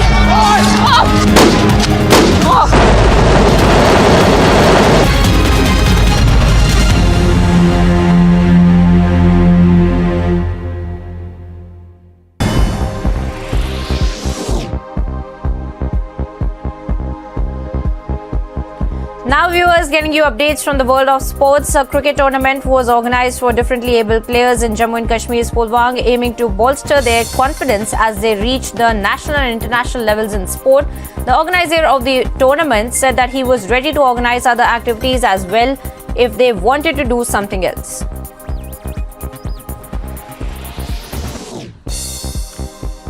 India held an optional net session on the eve of their opening Group A match against Australia at the Commonwealth Games in Birmingham, and only 6 players attended the session managed by coach Ramesh Pawar, with an all-rounder Radha Yadav and opener Shefali Verma among the notables at the Moseley Cricket Club. Wherever you are, whenever you want, Republic Live Stream with you everywhere. Republic Live Stream, India's #1 streaming news.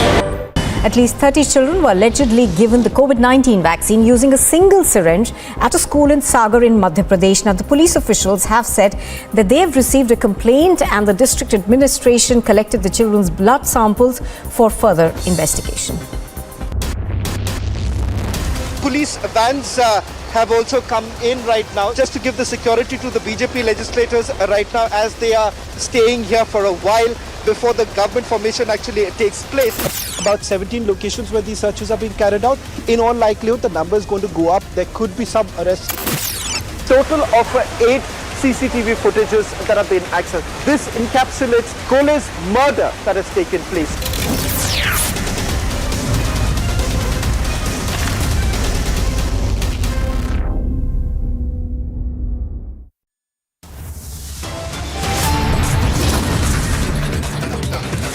The headlines at this hour: another incident of hate killing in Karnataka. Another youth brutally hacked to death in Mangaluru.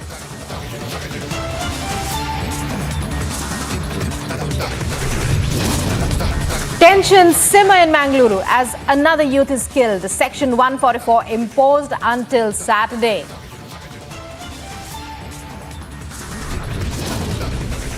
After shameful sexism, Congress tries to brazen it out now, defends abuse of power in an even shocking justification. Bengal cash scam explodes after mega cash hauls. Now 4 of Arpita's cars go missing.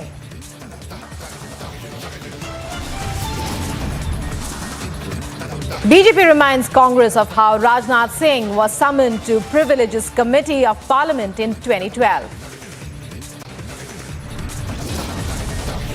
A day after Sonia allegedly loses her cool, Congress to now hold strategy meet in Parliament.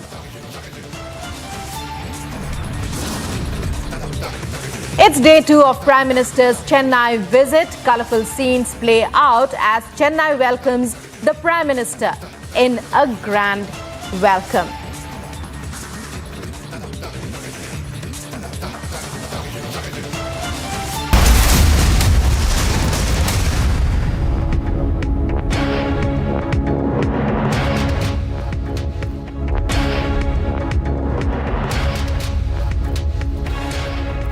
Welcome to this edition of Live and Breaking on Republic. I'm Rukma, and at the very beginning we get you visuals of Union Minister Smriti Irani meeting President Draupadi Murmu.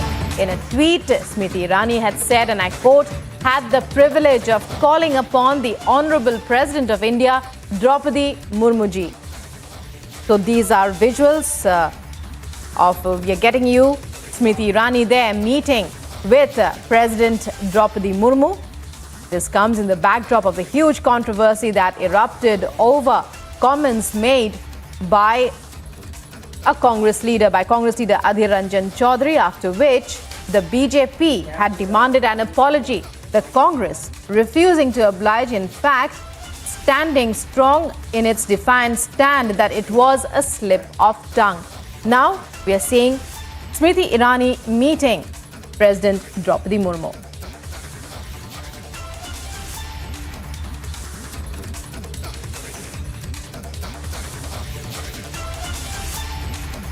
So those are visuals there of Smriti Irani meeting President Draupadi Murmu, even as the issue of the Congress making disparaging comments against the highest constitutional head of our country. Even as that issue continues to escalate, the Congress continues to remain defiant in its stand that it was just a slip of tongue. Piyush Mishra, to tell us more. Piyush, we are seeing visuals of Smriti Irani meeting President Draupadi Murmu. We are seeing it as a very significant meeting, coming as it is in the backdrop of that huge controversy that erupted over the comments made by Adhir Ranjan Chaudhary and then the Congress's subsequent stand.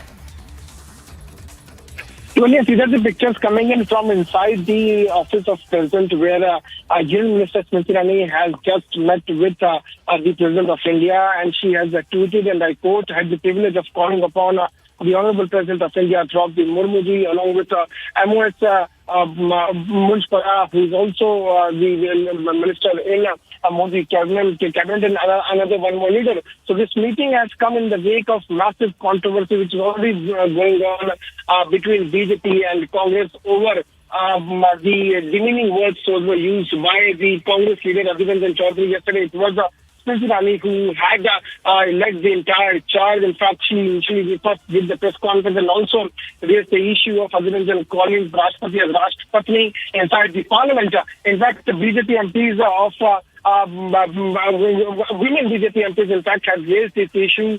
Smriti Irani had raised this issue in Lok Sabha and Nirmala Sitharaman in Rajya Sabha, that they had in fact also demanded answers from Congress including President Sonia Gandhi. In fact, they were also seeking an apology from not only Sonia Gandhi but also from Adhir Ranjan Chaudhary. So today, Smriti Irani has gone and meet with President of India, Draupadi Murmu, along with two other colleagues. Yesterday, Adhir Ranjan Chaudhary had also said that he could apologize to President of India, and for the same purpose, he has also sought time to meet her day after tomorrow. He had said this yesterday, day after tomorrow, which means he was talking about tomorrow, 30th of June. Though as of now, there is no official information has been given to Adhir Ranjan Chaudhary about his meeting with President. He is of the fact that he wants to go and apologize to the President of India, not to the BJP leaders. So massive controversy is taking place over this. Today also, the entire thing dropped the Parliament. Yesterday, Parliament could not function because of this statement given by Adhir Ranjan Chaudhary. In fact, Sonia Gandhi yesterday had said that Adhir Ranjan Chaudhary had already apologized. We also heard about the heated exchange of words which took place between Smriti Irani and Sonia Gandhi, where Sonia Gandhi had allegedly... Right. In fact, Piyush, all eyes on that meeting. We had heard about a meeting yesterday as well. The Congress continuing to remain defiant in its stand. Now, Smriti Irani meets the President. Many thanks, Piyush, for joining us there. And in other news, down south, H.D. Kumaraswamy has slammed the Karnataka Chief Minister over the case of hate killing in the state. In fact, there have been a series of such killings in Karnataka. And H.D. Kumaraswamy has tweeted, and I quote, "The home coast of education, banking, industry, creativity, entrepreneurship is now a killing spree. 3 murders in 10 days. This is proof that law and order and internal security in the state has completely collapsed." The third murder happened when the Chief Minister, B.S. Bommai, was in Mangalore. Meanwhile, CM Sahiba is leaving the district. Staying there and observing the situation, he did not have the courage to issue orders to kill the murderers. What is the reason for their impatience? Any pressure from invisible hands? So H.D. Kumaraswamy making some explosive statements, asking some questions there, which could escalate this issue, slamming P.S. Baswaraj Bommai.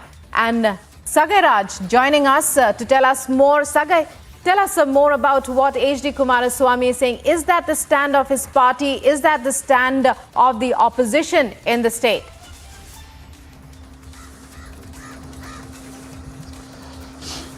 See, the opposition has hit out at a ruling government stating that they are not giving free hands to police to go ahead and catch these perpetrators. In fact, H.D. Kumaraswamy, the former Karnataka chief minister who had tweeted about this particular incident, has stated that there are invisible hands behind this particular communal incident which has been reported from Mangalore district. And he has also stated that police are not given a free hand to go ahead and investigate this particular thing. And he has also hit out at Karnataka government saying that the law and order situation in the state is deteriorating every single day. But the chief minister and the home minister are not acting on this particular issue. And even chief minister, when he was yesterday in Mangalore last night, this particular murder has been reported. And he has also raised the question of last three murders, one murder of Masood and thereafter Praveen and now Fazil. These three murders have happened, but the police are incompetent because of the BJP government in the state. Right, it's one of the most severe, can we say, severe slammings of the state government, and he has asked a lot of pertinent questions. Sagai, will be coming back to you throughout the day for more. You keep your eyes on that story, but let's listen in to more reactions, to more comments, to understand about the case. See, yesterday at about 8:15 this incident has taken place. So after that our investigative teams and our technical teams have been working to trace the accused and possibly to find out who are the accused. So my larger presence here is to ensure that no further untoward incident take place, and we have requested all people who are associated in this area who are publicly doing a lot of public personalities and also religious leaders to ensure that no untoward incident is going to happen. So accordingly, now the body has reached masjid where the cremation is going to be done, and all across the commissionerate we have imposed 144 and strict bandobast is in place. Investigation part we are doing. Once we get some breakthrough, not revealing any details of investigation to an extent of clarifying confusion and rumors which are spread among the region. So I am going to clarify that. Sir, if you notice that recently an incident was being reported from Dakshin Kannada in Puttur where Praveen was murdered, and people are saying that probably that might be linked with this, where there is a revenge murder which might have taken place. And these are theories which are doing rounds on social media. What I have to say about that? See, as commissioner of this jurisdiction, I am personally supervising both investigation and law and order aspect. Investigation, whoever is involved, from the last constable to ACP who is looking into the investigation part, constable to a rank of inspector who is looking into the technical aspects of it, analyzing the CCTV. Since yesterday, since 8 o'clock, it's been about 12-13 hours, our officers are continuously trying to find out who are the accused and what is the reason behind it. Lot of rumors are spread around by vested interest groups. I do not want to comment upon it. Once we get hold of accused and once we establish the reason why this incident has taken place, I'll clarify. How many teams have been formed to capture this accused, as well as how many have been detained for questioning so far? See, since yesterday, as 144 was in place, and the Suratkal and nearby places are considered communally very sensitive, and a lot of social media hate is being spread. So our larger focus has been on ensuring the peace in this area. 2 to 3 of our teams, exactly, it's not like separate teams, a group of officers and a very good number of crime and special branch and technically sound people have been put to task. CCTV analysis and trying to get the information about. So Mangaluru top cop there speaking with Republic, our correspondent Sagai Raj, and telling him that investigations are on, giving us latest details in the case, saying that however there is a fear being created by rumors spread by vested interests, and said that there's strict bandobast in order to ensure that law and order and peace is maintained in the area.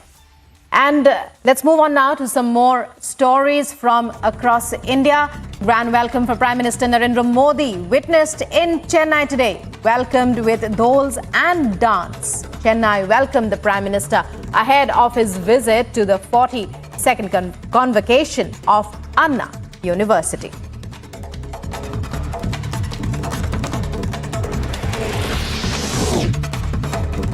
In a fatal accident, a class 9 student lost his life and several were injured as a school bus and a speeding truck collided in Punjab's Hoshiarpur. Congress MP Deepening Singh Hooda given a suspension of business notice in Rajya Sabha over Centre's Agnipath recruitment scheme in the Monsoon session of Parliament.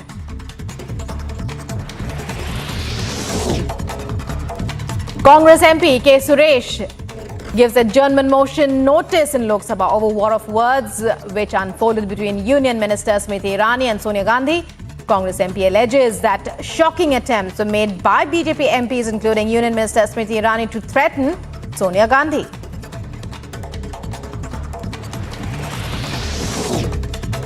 Amid flash floods in Himachal Pradesh, a link road was washed away in Kaza district. An estimated loss of 15 lakh rupees has been incurred. And the Karnataka State Disaster Management Authority has urged the district administration to take stock of the situation.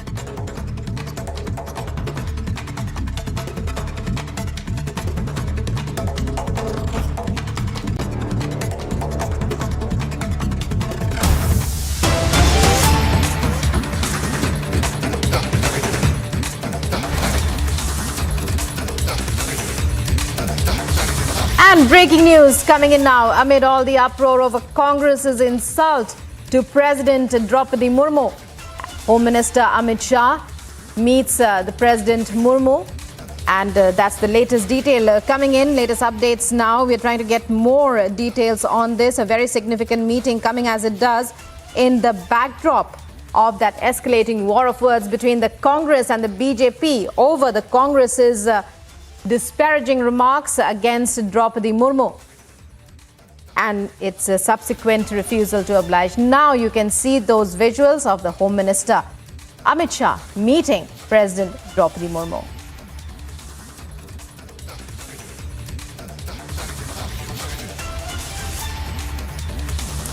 So Home Minister Amit Shah meeting President Draupadi Murmu. Earlier we had shown you those visuals of Union Minister Smriti Irani meeting Draupadi Murmu. Home Minister Amit Shah meeting Draupadi Murmu. That's the news we are getting right now. A very significant meeting coming as it does. Almost immediately. It's the first meeting, can we say, after. Joining us is Niranjan. Niranjan, two very significant meetings back to back. First, we saw Union Minister Smriti Irani paying that courtesy call, can we say, to President Murmu, and now Home Minister Amit Shah. Even as it comes in the backdrop of those disparaging remarks, the war of words between the Congress and the BJP over Adhir Ranjan Chaudhary's remarks. Yeah, I think this is the imagery. You see the imagery. You have the Home Minister meeting the President. You have Smriti Irani, who's just met the President. And you have Adhir Ranjan Chaudhary, who was seen walking in with Sonia Gandhi into the Parliament, hasn't met the President, hasn't apologized yet. So I think it's very clear. And the Congress party, it appears, they want to sort of brazen it out because they're taking it, they're sort of, giving it another twist by saying that it's the BJP that is getting aggressive and they want the BJP to apologize. They claim that Sonia Gandhi was offended, Sonia Gandhi was misbehaved with, etc. But what, people who are there, BJP MPs, when it happened, they have a different version to say about what happened on the floor of the House. So this is the update that we have. I mean, you have Home Minister meeting Murmu, you have the Irani meeting Murmu, but so far the Congress party, apart from seeking time, not sure that they have met the President or even made attempts to meet the President. We are told that they were trying to seek time. Whether officially they have sought time is something that we will have to see, because when asked the question, Adhir Ranjan Chaudhary of the Congress party said that if he has time, he will meet the NCW, etc. So this is where the story stands. Handing it back to you for now. We keep a close watch on the development. Right, Adhir Ranjan Chaudhary says that he will be meeting and he will be apologizing to the president. That's the last we had heard, although the party says he's already apologized, Niranjan. What about that aspect of, could you touch upon that a little bit more? Rukma, you go back and check the, check the comment that was made, right? I mean, it appears deliberate. He says it twice, not once. He says it twice. And they want to maybe give the impression that it's an accident. But the first time he was asked that question yesterday, he wasn't willing to apologize. He wasn't ready to apologize. He wasn't willing to apologize. And he said, why should I apologize? That was his first response. And then later, when he came under intense pressure, that is when he decided to sort of, at least say that, okay, I will try and seek time, etc. So that's been the response of the Congress party. With their backs to the wall. Perhaps Adhir Ranjan Chaudhary even said that he would seek time to go and meet her. And he said, if she's offended, he says, if she feels offended, I will apologize to her. I mean, there's a limit to it. If you're really apologetic, you should have apologized in public. Right. Yes, and apologize in public. And that's where it stands. Right. Many thanks, Niranjan, for joining us there and for that perspective. And it's time now for a short break. We are talking about how Smriti Irani and Home Minister Amit Shah have met the president. This comes in the backdrop of the escalating tensions between the Congress and the BJP over the latter's remarks and subsequent refusal to apologize as far as remarks made against the constitutional head of the country are concerned. Moving on now to other news stories. Coming up in a short while, Home Minister Amit Shah meets with President Murmu.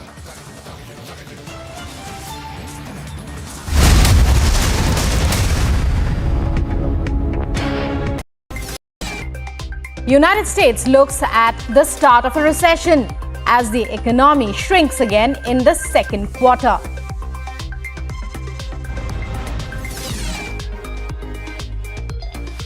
Moscow court fines the social media giants including Spotify and Tinder for refusing to store users' data domestically.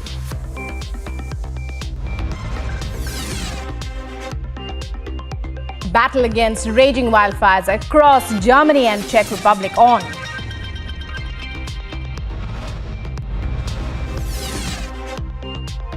Zelensky makes fresh appointments after sacking top ministers from the government.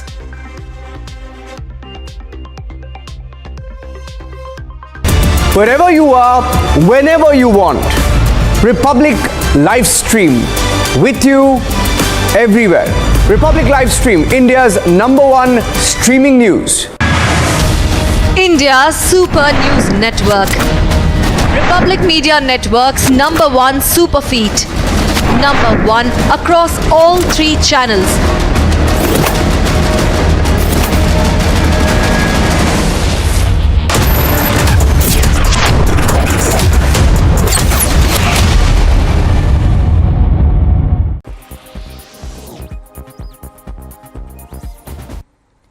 And it's a big boost for country's defense capabilities. India received the first lot of the 2 US-built MH-60R multi-role helicopters at the Kochi International Airport. The third helicopter is scheduled to be delivered in August this year. Remember, in 2020, India made an agreement with the United States government to procure 24 MH-60R multi-role helicopters.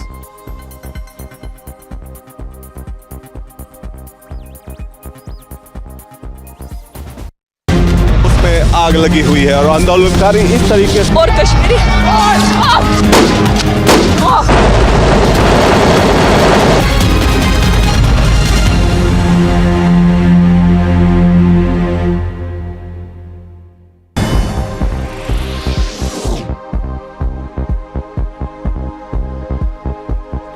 Now viewers, getting you updates from the world of sports. A cricket tournament was organized for differently able players in Jammu and Kashmir's Pulwang, aiming to bolster their confidence as they reach the national and international levels in sport. The organizer of the tournament said that he was ready to organize other activities as well if they wanted to do something else.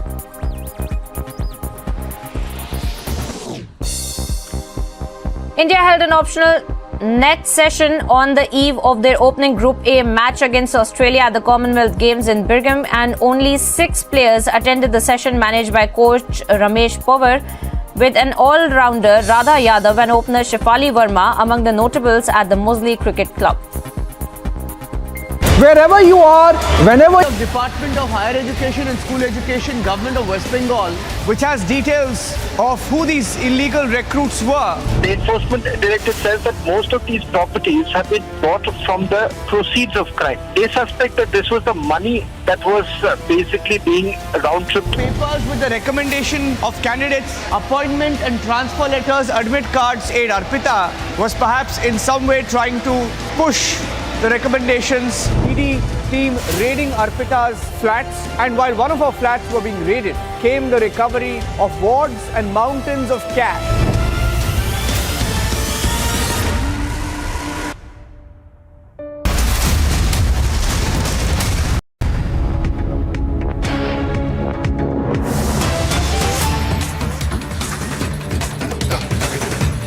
You're watching Live and Breaking on Republic, and getting you a breaking development now, an update on the OPS-EPS dispute in the AIA-DMK down south. No relief for O. Paneerselvam currently from the Apex Court. The Supreme Court has refused to stay the July 11 General Assembly's decision to expel O. Paneerselvam from the AIA-DMK, the decision that was taken by EPS when he was made the single supreme head of the AIA-DMK. However, the Supreme Court has ordered that the status quo will be maintained in the matter from today till the High Court is heard. The Supreme Court has again sent the matter to the Madras High Court, asking the High Court to decide the matter afresh in 3 weeks. So, new update in the OPS versus EPS battle, which continues despite the fact that O. Paneerselvam has been expelled from the AIA-DMK. All his positions in the party he was stripped of all positions and expelled just a few days ago. Now, clearly, he's been to the Supreme Court, the Apex Court, sending back the matter to be heard by the Madras High Court again. We are trying to understand what this means. No relief for O. Paneerselvam from the Supreme Court either. Expelled from the party. What does this mean for the veteran AIA-DMK leader who was once regarded as the heir to AIA-DMK Supremo Jayalalitha?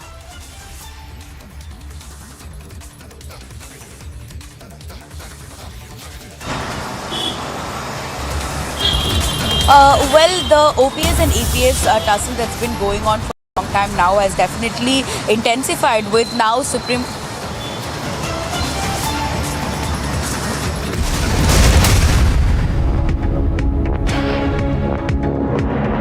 At least 80 children were allegedly given the COVID-19 vaccine using a single syringe at a school in Sagar in Madhya Pradesh. Now, the police officials have said that they have received a complaint and the district administration collected the children's blood samples for further investigation. A school teacher was reportedly suspended from her job after a video of her entering a flooded school by climbing over plastic chairs held by students went viral on the social media. In the video, a group of children could be seen walking through water to place. Britain's Prince Charles met with the Commonwealth Games athletes before the event's opening ceremony, and he greeted and spoke with them at the athletes' village where the competitors are staying during the Games.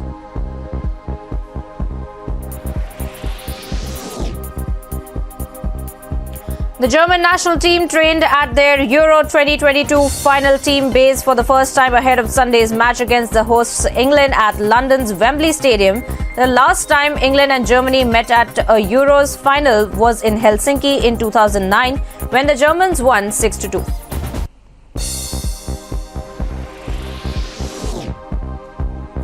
FC Barcelona and Sevilla reached an agreement for Chelsea target Jules Koundé, and the French international is scheduled to join Barcelona for a reported 50 million euros.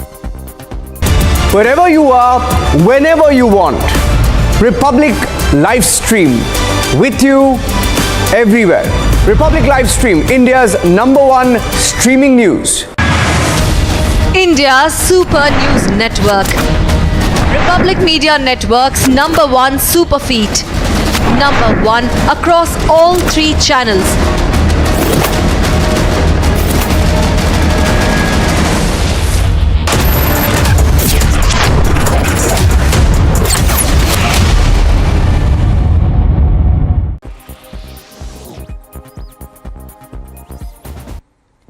And it's a big boost for country's defense capabilities. India received the first lot of the 2 US-built MH-60R multi-role helicopters at the Kochi International Airport. The third helicopter is scheduled to be delivered in August this year. Remember, in 2020, India made an agreement with the United States government to procure 24 MH-60R multi-role helicopters.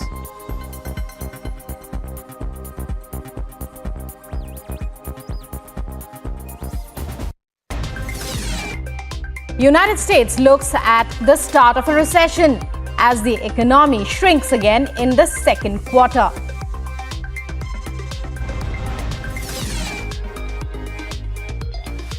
Moscow court finds the social media giants include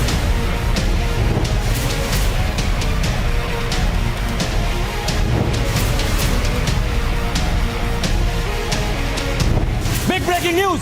It's 15 crores and 3 kg gold bars, viewers, from the same Arpita, the close aide of the TMC minister.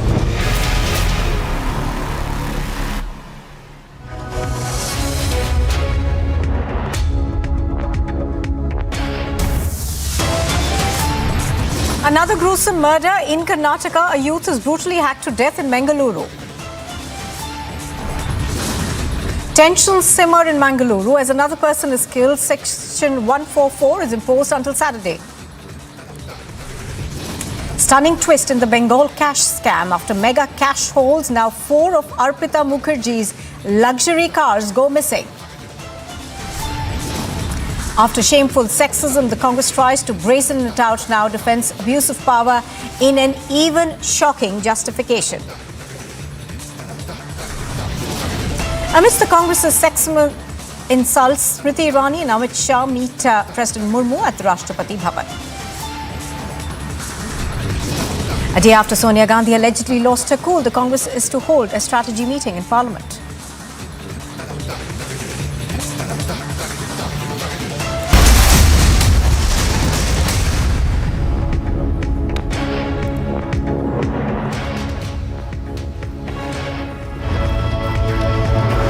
Good afternoon and thank you very much for staying with us on Republic TV. You're watching Live and Breaking. I'm Nupur Talwar Sureen. Straight away on to news that's just coming in. We're now learning that amid the uproar of the Congress's insult to the President of India, Home Minister Amit Shah is currently meeting the President, Draupadi Murmu. Those are pictures that are on your screen. They have been tweeted by the Union Home Ministry. This, of course, is the customary meeting that takes place when a new president takes oath in the country. Draupadi Murmu, of course, took oath on the 25th of July. So earlier on, of course, we also had Smriti Irani meeting the president.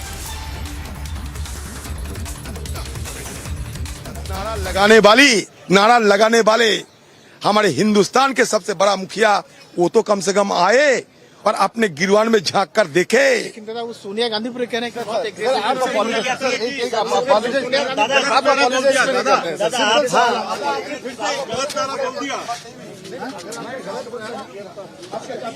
सरकार की तरफ से कहा जा रहा है कि सोनिया गांधी माफी मांग रहे हैं। आप कह रहे हैं कि सोनिया गांधी के साथ जो व्यवहार हुआ उसके लिए मंत्री और प्रधानमंत्री माफी मांगे, तो हाउस नहीं चल पा रहा है। ये डेडलॉक कब खत्म हो? देखिए, ये परंपरा कभी पार्लियामेंट में थी नहीं। ये परंपरा आज सत्ताधारियों ने, भाजपाइयों ने शुरू की है। आज लोकतंत्र की अदालत को बिल्कुल तार तार किया है। जिस अपमानजनक तरीके से अभद्र व्यवहार एक कैबिनेट मिनिस्टर स्मृति ईरानी का,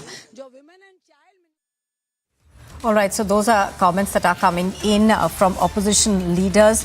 Adhir Ranjan Chaudhary, of course, continues to maintain that this was a slip of the tongue, essentially, and we are yet to get a reaction from the Congress President Sonia Gandhi. Now, this, of course, relates to what we saw in Parliament yesterday with ruckus created in both houses of Parliament. There were, of course, very fiery speeches that were also made in Parliament. Smriti Irani as well as Nirmala Sitharaman in the Rajya Sabha had asked the Congress party to come out and apologize for the comment that was made by Adhir Ranjan Chaudhary. Do remember that veteran Congress leader Adhir Ranjan Chaudhary has had called the President Rashtrapatni, and therefore after that we saw an uproar from the BJP asking for him as well as Mrs. Gandhi to both apologize. But it did not end there. There were unruly scenes in both houses of Parliament thereafter, and they were adjourned. This morning, of course, we are seeing pictures also of various union ministers meeting the President, Draupadi Murmu. Of course, it is customary for union ministers to go and meet the President after a new President is sworn in. Draupadi Murmu was sworn in on the 25th of July. Those have been tweeted by the Rashtrapati's office. की अनुमति से आज की कार्यसूची में क्रम संख्या 10 पर अंकित दस्तावेज भगवत गुबा जी के नाम के जो आगे अंकित है, मैं सभा पटल पर रखता हूँ। 11 doctor Bharati Pravin ji. With your permission, I write here on the table of the House paper mentioned against my name at serial number 11. Item number 12 Shri Meghwal ji. धन्यवाद सभापति जी, आपकी अनुमति से क्रम संख्या 12 पर जो विश्वेश्वर टुडू और मिनिस्ट्री ऑफ जल शक्ति के नाम के अंकित दस्तावेज है वो सभा पटल पर रखता हूँ। आइटम नंबर 13 डॉक्टर मुंजुपरा महेंद्र भाई जी। Honorable Speaker sir, with your kind permission, I wish to lay on the table of the House papers mentioned serial number 13 against my name in today's revised list of business. Thank you. 14 महासचिव महोदय।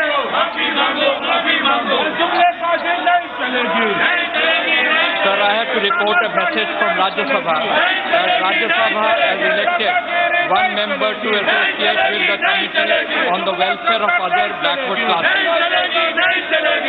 Number 15 Shri Ajay Tamta ji. अनुसूचित जातियों और अनुसूचित जनजाति के कल्याण समिति की 21 अप्रैल 2022 से 26 अप्रैल 2022 तक अगाटी, कोची, कुर्ग और बेंगलोर के अध्ययन दौरे संबंधी प्रतिवेदन की एक प्रति हिंदी और अंग्रेजी संस्करण सभा पटल पर रखता हूं। वरण महतो जी। आज मैं कार्यसूची क्रम संख्या 16 पर मेरे नाम के समक्ष सूचीबद्ध विभाग संबंधी उद्योग संबंधी संसदीय स्थायी समिति का 317वां प्रतिवेदन एक प्रति सभा पटल पर रखता हूं। धन्यवाद।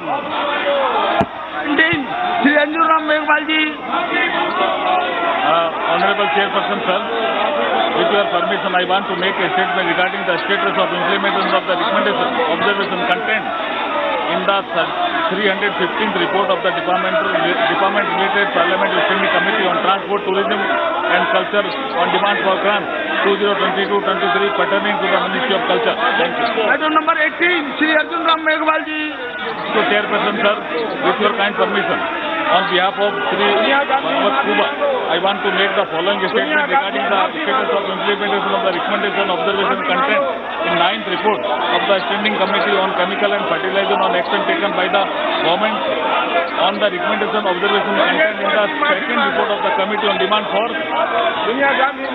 Grant 2019-2022 pertaining to the Department of Chemical and Petrochemical, Ministry of Chemical and Fertilizer. Thank you. Number 19, Shri Arjun Ram Meghwal ji. Thank you, Chairperson, sir. I want to make the statement regarding the government business for the week commencing the 1st August 2022. CM 377 के अधीन मामले जिनमें माननीय सदस्यों के स्वीकृत हुए हैं वो कृपया सभा पटल पर रख दें। कृपया शांत हो जाइए, कृपया अपनी सीट पर वापस जाइए, कृपया सदन की कार्यवाही चलने दीजिए। सभा की कार्यवाही सोमवार दिनांक 1 अगस्त 2022 को प्रातः 11 बजे तक के लिए स्थगित की जाती है।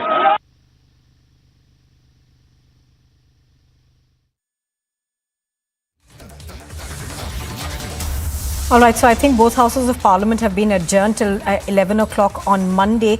We have, of course, we are continuing to see these disruptions in parliament thereafter. Both houses of parliament now being adjourned till Monday, 11 o'clock in the morning. And this, of course, has been the monsoon session's trend, really. There were about 27 bills that were to be approved in this session. However, we've not really seen much business being transacted because of the adjournments as well as the suspensions that we are seeing in parliament. Currently, of course, the controversy that we are seeing in both houses of parliament revolves around the Congress leader Adhir Ranjan making those remarks against the president of the country. The chorus in the Lok Sabha and the Rajya Sabha has been for him to apologize. Mrs. Gandhi also, there is a demand from the BJP that she also must apologize. But so far, of course, both leaders are standing their ground. And thereafter, there was some business that was listed to be transacted in both houses of parliament. But Lok Sabha and Rajya Sabha both again being adjourned till about Monday.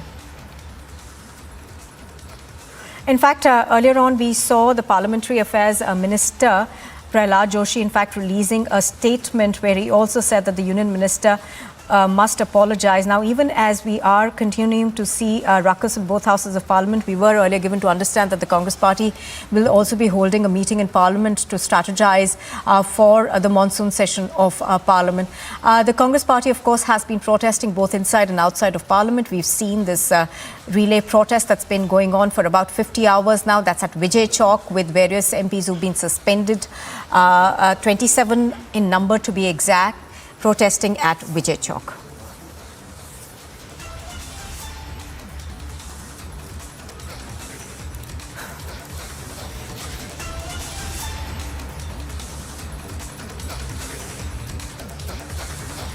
अंतर देखा कांग्रेस और भाजपा में। कांग्रेस के अधीर रंजन चौधरी जी ने media के सामने अगर उनसे अशब्द बोला गया तो उन्होंने माफ़ी मांगी। वो महामुहिम राष्ट्रपति जी से मिलने के लिए उन्होंने अपॉइंटमेंट की दरखास्त दी ताकि वो क्षमा मांग पाए। पर अंदर ये दो शब्द कहने के लिए भाजपा उनको अवसर ही नहीं दे रही। क्यों नहीं दे रही? क्योंकि भाजपा के टारगेट निशाने पर है श्रीमती सोनिया गांधी जी। पहले ईडी के द्वारा उनको हरास किया गया, अब सदन के अंदर भी अमर्यादित व्यवहार उनके साथ किया जा रहा है ताकि भाजपा के ऊपर जो आला कमान शहंशाह बैठे हुए हैं वो ऐसे प्रकार से व्यवहार से प्रसन्न होते हैं, क्योंकि स्वयं उन्होंने ऐसे घिनौने काफी शब्द सोनिया गांधी जी के प्रति इतिहास में उन्होंने कहा है। तो देश को आज फर्क पता चल गया है कि अधीर रंजन चौधरी कांग्रेस पार्टी राष्ट्रपति के प्रति सम्मान जताते हुए क्षमा मांगते हैं, लेकिन भाजपा आज भी सोनिया गांधी जी के प्रति जो अमानवीय व्यवहार कल हुआ उसके प्रति क्षमा नहीं मांगना चाहती और बस शोषण करना चाहती है विपक्ष का, विशेष रूप से सोनिया गांधी जी का। लेकिन वो भूल चुके हैं कि सोनिया गांधी जी एक निडर नेत्री है, प्रयात इंदिरा गांधी जी की बहू है। भाजपा की ये सारे कोशिश व्यर्थ होंगे, फिजूल होंगे। तो आप लोग आज क्या सदन के अंदर अगर ये बात नहीं सरकार की तरफ से मानी जाती है, इसके ऊपर कोई बात नहीं सरकार रोक रखती है? All right, joining me right now is Aishwarya Kapoor, our executive editor politics. Aishwarya, you know, this monsoon session of Parliament doesn't really seem to be transacting any business at all. We've seen a lot of controversies, but the latest one, both the BJP and the Congress party targeting each other. Well, that's right, and they are active. We have just been told that the upper house has been suspended till the 1st of the next month. So this whole weekend, it has been suspended for. So what is happening is that disruption continues, and then discussion is unable to happen in both the houses. The government has tried right from suspension of MPs of 4 Congress MPs in the lower house to 19 MPs of the opposition in the upper house.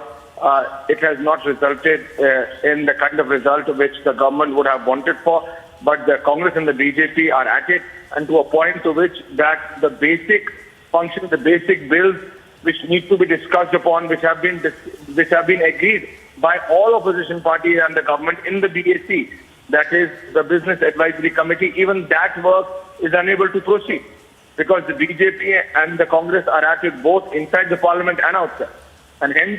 And the latest controversy or the latest issue being the insult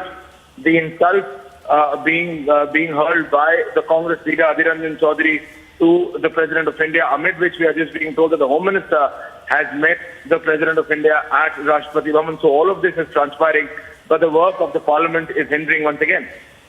Now, Aishwarya, how do you see this going forward now? Are we going to see any business at all being transacted in the monsoon session of Parliament? Because, there were about 27 bills that we were hearing need to be laid on, on the table of the House. Well, according to the parliamentary records, that this is going to be the 13th session which is going to see a partial washout, and the 6th session, if this continues, where no work will happen. The government says that the opposition is just not ready to listen. Opposition says that it is because of the government, the exchequer is facing a loss, and that is an immense loss.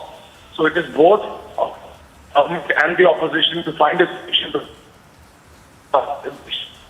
All right. I think that's a very poor audio connection we have with Aishwarya. We're going to fix that and go back to him in just a bit. But as Aishwarya was pointing out, it is incumbent on both the government and the opposition to come to a conclusion and to be able to proceed with business of both houses of Parliament. There is a lot of there are a lot of bills that need to be worked upon by parliamentarians, but those essentially seem to be taking the back seat. Now, pictures on your screen are of Amit Shah meeting the President as well as Smriti Irani. The newly sworn-in President, of course, was sworn in on the 25th of July, and thereafter it is customary for ministers to go and meet the President.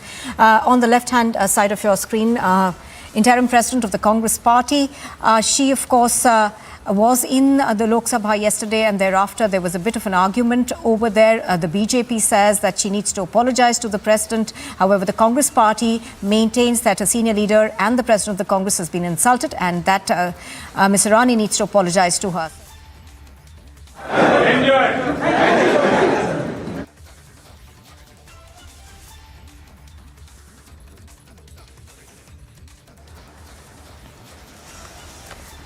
All right, so that's where matters stand right now. As I was saying, there seems to be a deadlock between the opposition and the government over this issue now. Parallelly, of course, we've been seeing a large number of protests that are taking place outside of Parliament as well. Vijay Chowk, near the Gandhi statue, we've seen relay protests take place for 50 hours now, where the suspended opposition MPs are continuing to sit on a dharna over there.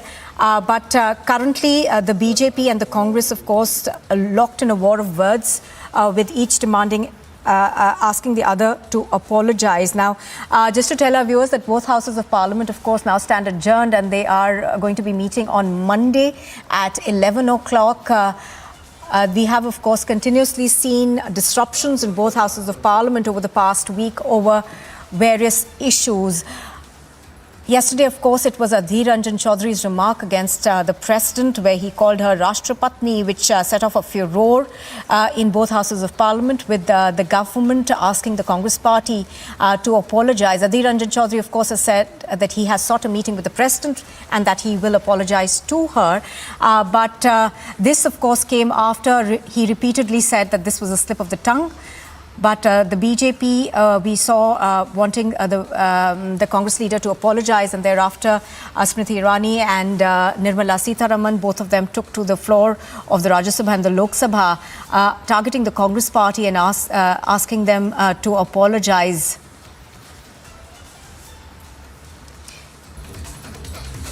Well, the ruckus that has been caused in both houses of parliament, of course, has led to suspensions. It's led to adjournments. Before that, of course, before this particular issue, we saw how the Congress party as well as other opposition parties had raked up the issue of Sonia Gandhi being questioned by the Enforcement Directorate in the National Herald case. And even at that time, the parliament was held to ransom. Hardly any business was transacted. And thereafter, of course, there is this issue that has now been brought to the fore in both houses of parliament. Just to tell our viewers that both houses of parliament have been adjourned till Monday.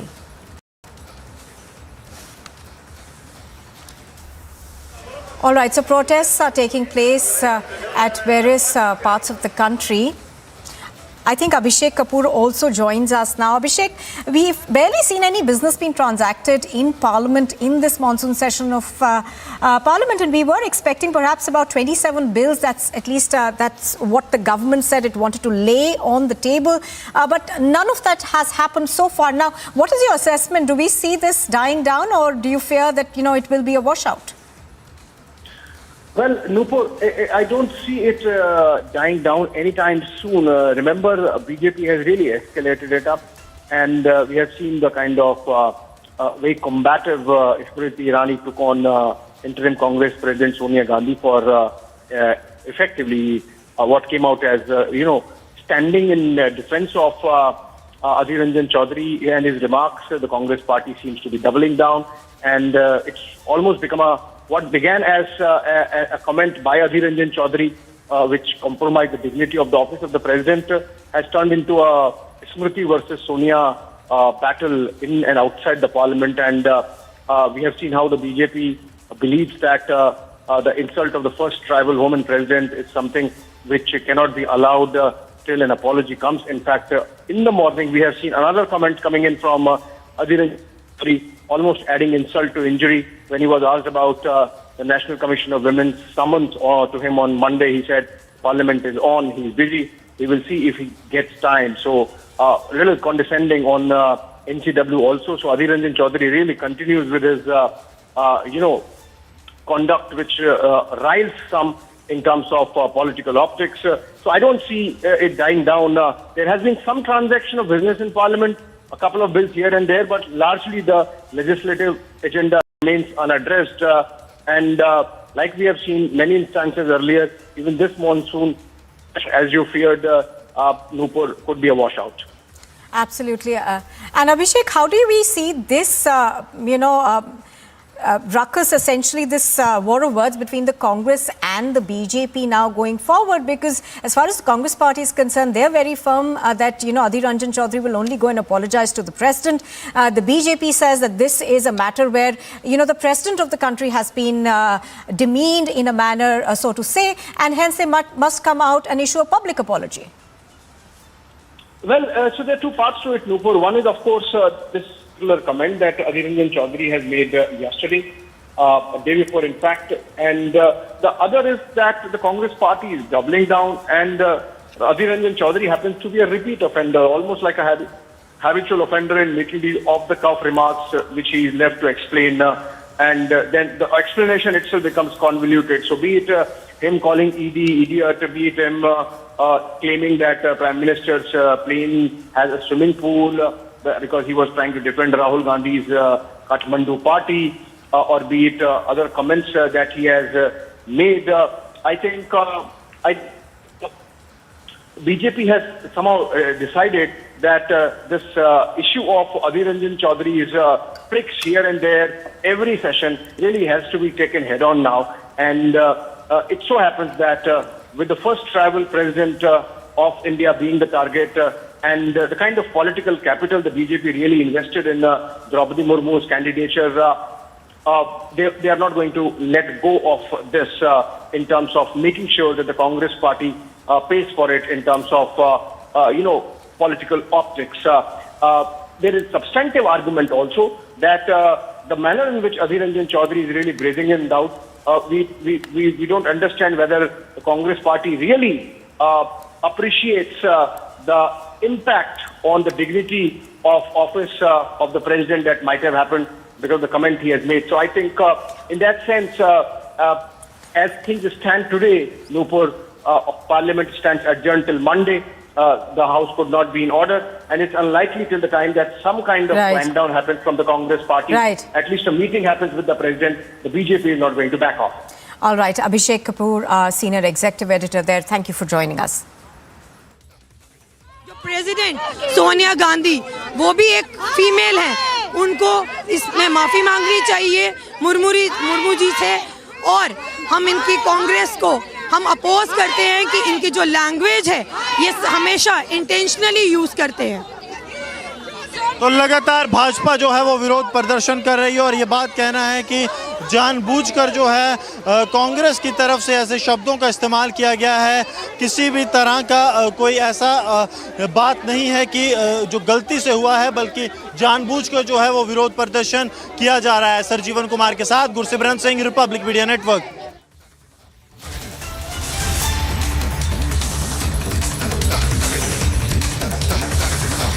All right, we are just getting news that summons have been issued to Congress leaders. Now, this is news that's just coming in. I'm going to try and get more details as to what has happened. But this, of course, I think pertains to the issue of the insult. All right. Well, summons have been issued to Congress leaders. These summons include Jairam Ramesh, Pawan Khera, and this is over the case filed by Smriti Irani. And we are given to understand that Smriti Irani has gone to court over the targeting of her daughter. So it appears that Pawan Khera and Jairam Ramesh have both been issued summons. Now this is in the case of Smriti Irani's daughter being dragged into what Smriti Irani says was false information. So the Delhi High Court, we understand, has issued summons to Pawan Khera as well as to Jairam Ramesh. Delhi High Court, of course, has issued these summons in response to the case that has been filed by the Union Minister Smriti Irani. I'm going to try and go across to our correspondents to get us more details, but just to tell our viewers about the case. In fact, this is an allegation that was laid against Smriti Irani's daughter. In fact, Niranjan is also with me on the phone line. Niranjan, give us more details of what we are learning about this. Well, this is regarding the allegations that the Congress leaders had made regarding the daughter of Smriti Irani. Recently, they held a news conference making some allegations against Smriti Irani's daughter, to which Smriti Irani, gave it back, she dragged them to court. And these are details that are coming in right now, that the Delhi High Court has now summoned Jairam Ramesh, Pawan Khera and Netta D'Souza in the civil suit filed by Union Minister Smriti Irani. And this is over the allegations that they have made regarding the daughter of Smriti Irani. And they had made a few allegations saying that she runs a bar, and then she had applied for some notice illegally, etc. So this is over the allegations against Smriti's daughter. Smriti Irani had gone to court, and these are breaking news updates now coming in that the court has now summoned these leaders in response in this particular case. Now, Smriti had called it defamatory. Smriti had said that this is an attempt to target her daughter and to try and defame her, and we had accessed the legal notice that Smriti Irani has sent as well. The legal notice that was sent by the firm representing Smriti Irani, which went on record to say that these were generally allegations of a defamatory nature. Pawan Khera, Jairam Ramesh, and I think Netta D'Souza were the three leaders who held that news conference. That's why they were named in the legal notice that was issued. So they've been called by the court, and we should be getting in some first reactions to this. Right. But I think essentially, of course, this is a case of student scoot is what the BJP believes. Right. based on some unfounded charges. Absolutely. Absolutely. Thank you, Niranjan, for joining us. Niranjan is pointing out the Congress spokesperson Pawan Khera had in a media conference said that Irani's daughter was allegedly running a restaurant in Goa in which a bar was functioning with a fake license. So we'll get you more on that in just a bit.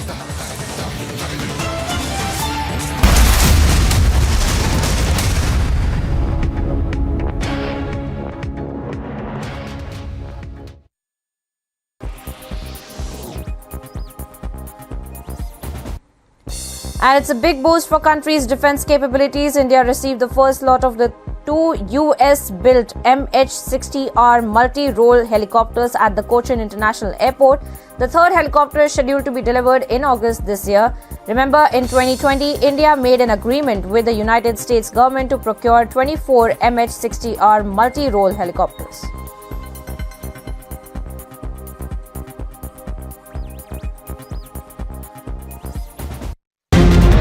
आग लगी हुई है और आंदोलनकारी इस तरीके से और Kashmiri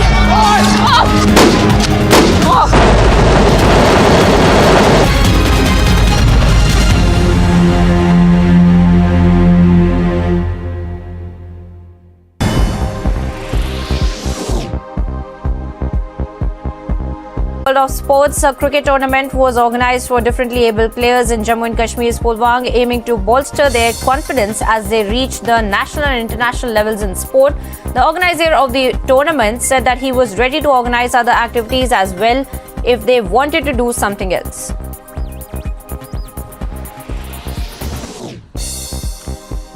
India held an optional net session on the eve of their opening Group A match against Australia at the Commonwealth Games in Birmingham, and only 6 players attended the session managed by coach Ramesh Pawar, with an all-rounder Radha Yadav and opener Shefali Verma among the notables at the Moseley Cricket Club. Wherever you are, whenever you want, Republic Live Stream with you everywhere. Republic Live Stream, India's #1 streaming news. At least 30 children were allegedly given the COVID-19 vaccine using a single syringe at a school in Sagar in Madhya Pradesh. Now, the police officials have said that they have received a complaint and the district administration collected the children's blood samples for further investigation.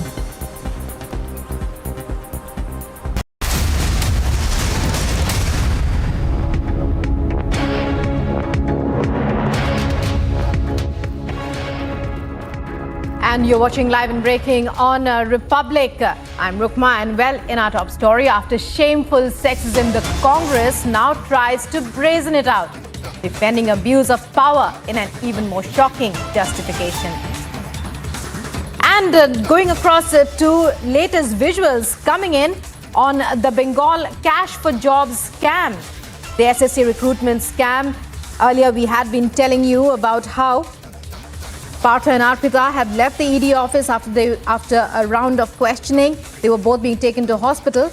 But now these visuals tell us that, Arpita, we believe, as our reporter is saying, has had a minor accident. And, we are trying to get to know the extent of her injuries, if there are any. And Piyush Ori now joining us. Piyush, after those explosive revelations, Partha and Arpita leaving the ED office, we are now getting visuals of a sort of commotion there. What's happening? So yes, as you know, you could see in the visuals that Arpita Mukherjee and Partha Chatterjee have reached ESI hospital at Jorhat. And now it is going to be interesting to know that how and what are their medical examinations going to come out. Mind you, these medical examinations are very important, as Partha Chatterjee, who is being interrogated by Enforcement Directorate for his alleged role in the recruitment scam, said that, he should be given a bail on the condition of medical grounds. However, this was denied by the court, and now he is being under custody. But it was mentioned very categorically that, there should be medical examinations that should be done for Partha Chatterjee. Now, in this process only, complying by this process, Partha Chatterjee and Arpita Mukherjee have been taken to ESI hospital where the medical examination is going to be taking place. But, this case has seen a lot of drama, and the drama follows even as, they were taken to the medical hospital at ESI, where we are told that, Arpita Mukherjee has met with a minor accident. We are told that, it's not a serious accident, she's a minor injury. But as I said, that, this incident, this scam has seen a lot of drama, and this drama follows even after they have been taken for the medical examination at ESI hospital at Joka. Back to you in the studio. Right, Piyush. Well, after those details emerging of that staggering cash stash, Arpita Mukherjee now reporting a minor fall. And when we talk about the extent of her injuries, when did this happen and how, Piyush? Are there any details available? We do not have the detail of why and when this accident really happened, but it was. We were told that this accident happened when she was being taken to the hospital. When she was taken to the hospital for questioning. Having said that, we are not being given much detail about what is the injury she has received as of now. But yes, as you said, that there is a lot of drama which has been following ever since this incident has happened, and this drama follows after we've been told that she has followed this injury. Having said that, things cannot be denied that there is a staggering amount of cash that has continued to be received by the ED officials from the interrogation which they have done at the residence of Arpita Mukherjee. And now the situation has become even more difficult for Arpita Mukherjee, taking into consideration that 4 of the cars which belongs to Arpita Mukherjee has gone missing. It is believed that, if the Enforcement Directorate is going to find this car, it is going to lead them to find out more details, more damning details, resulting in indictment of Partha Chatterjee and Arpita Mukherjee. Indictment of Partha Chatterjee and Arpita Mukherjee in this recruitment scam in which they already are on the back foot as of now. Back to you in the studio. Right. And when we look at the haul that the ED has been able to pull up so far, well, 4 cars missing, 4 luxury cars missing, 10 flats, if not more, in posh Kolkata high-rises. It appears that, and the crores of heaps of cash that was recovered, that is being recovered almost on a daily basis. Now, 2 of the premises that belong to her have already unearthed these huge heaps of cash. What else? What is the ED? What would be the ED's next step now? Are they continuing their interrogation? Because Arpita says that we're receiving reports from other media outlets that Arpita reported sick after that ED questioning this morning. When, as you rightly said, when you receive over 50 lakh of 2,000 notes and 20 lakh of 500 notes, it is definitely, something which makes everyone who look into these cash hoards, quite surprised, quite shocked. And this is what has been happening from the interrogation which the enforcement officials have been doing of Arpita Mukherjee's residence. Now, as I, with taking into consideration of, how backward, how in the back foot have Partha Chatterjee and Arpita Mukherjee have now really gone down because of this interrogation raid. There are chances that the Enforcement Directorate officials are going to involve more people who may be involved in the scam. I'm right now reporting from the Enforcement Directorate office, and we are told over here that the officer of special duty of Partha Chatterjee, Shukanto Acharya, may also be asked to come over here at the Enforcement Directorate office for questioning. And there are more officials, there are more ministers that are being asked to come to the Enforcement Directorate for questioning. Now, when these things are happening, definitely, the ministers who are being alleged of this corruption may say that, they are feeling sick. They may say that, they may not be available for questioning. And this is what is being happening in case of Partha Mukherjee and now in case of Arpita Mukherjee. Back to you in the studio. Piyush, can we say that these are just attempts to, kind of stall further interrogation? Because right now, as you rightly said, both of them are on the back foot, particularly Partho Chatterjee. Clearly, the TMC also, from the very beginning, already distancing itself, but now clearly abandoning him. Mamata Banerjee, once who used to regard him as a very close aide, now throwing him out of the party as well as from all positions in the government. You mentioned a very important point of how TMC is now distancing itself from Partho Chatterjee. Mind you, Partho Chatterjee has been associated with Mamata Banerjee for more than 40 years. So it would have been a very difficult decision for Mamata Banerjee to distance herself. But now taking into consideration of the staggering amount of cash that has been received from this recruitment scam, Mamata Banerjee had no choice but to sack him from all the cabinet berths of TMC. Yesterday, Abhishek Banerjee, another, veteran leader of TMC, held a press conference, and he did say very categorically that the circumstantial evidence that are being found against Partho Mukherjee and his associate Arpita Mukherjee is going against them, and now the onus is on them. Now the onus is only on Partho Chatterjee and Arpita Mukherjee to make themselves innocent, and TMC is not going to be there for to defend them. So you can understand, that how TMC now understands that, if they are going to defend Partho Chatterjee and Arpita Mukherjee in this case, it may lead to them also suffering politically.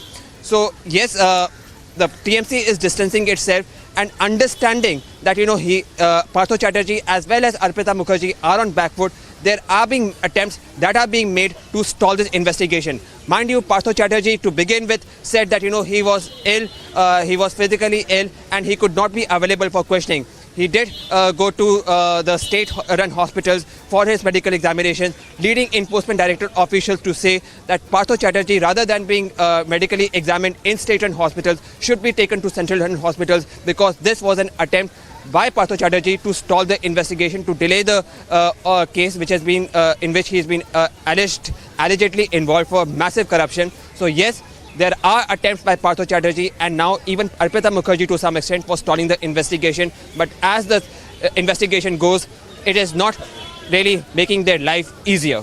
Back to you in the studio. Right. Well, troubles continue to mount for Arpita Mukherjee and Partho Chatterjee. Partho Chatterjee removed from all government as well as party positions. Once regarded as being very close to Mamata Banerjee, now the Bengal Chief Minister has also, it appears, abandoned him. And well, when we look at the ED's investigation, how far can we say that matters have progressed? One round of interrogation was held this morning. Now they've gone for a medical Piyush. What are you hearing? What's next?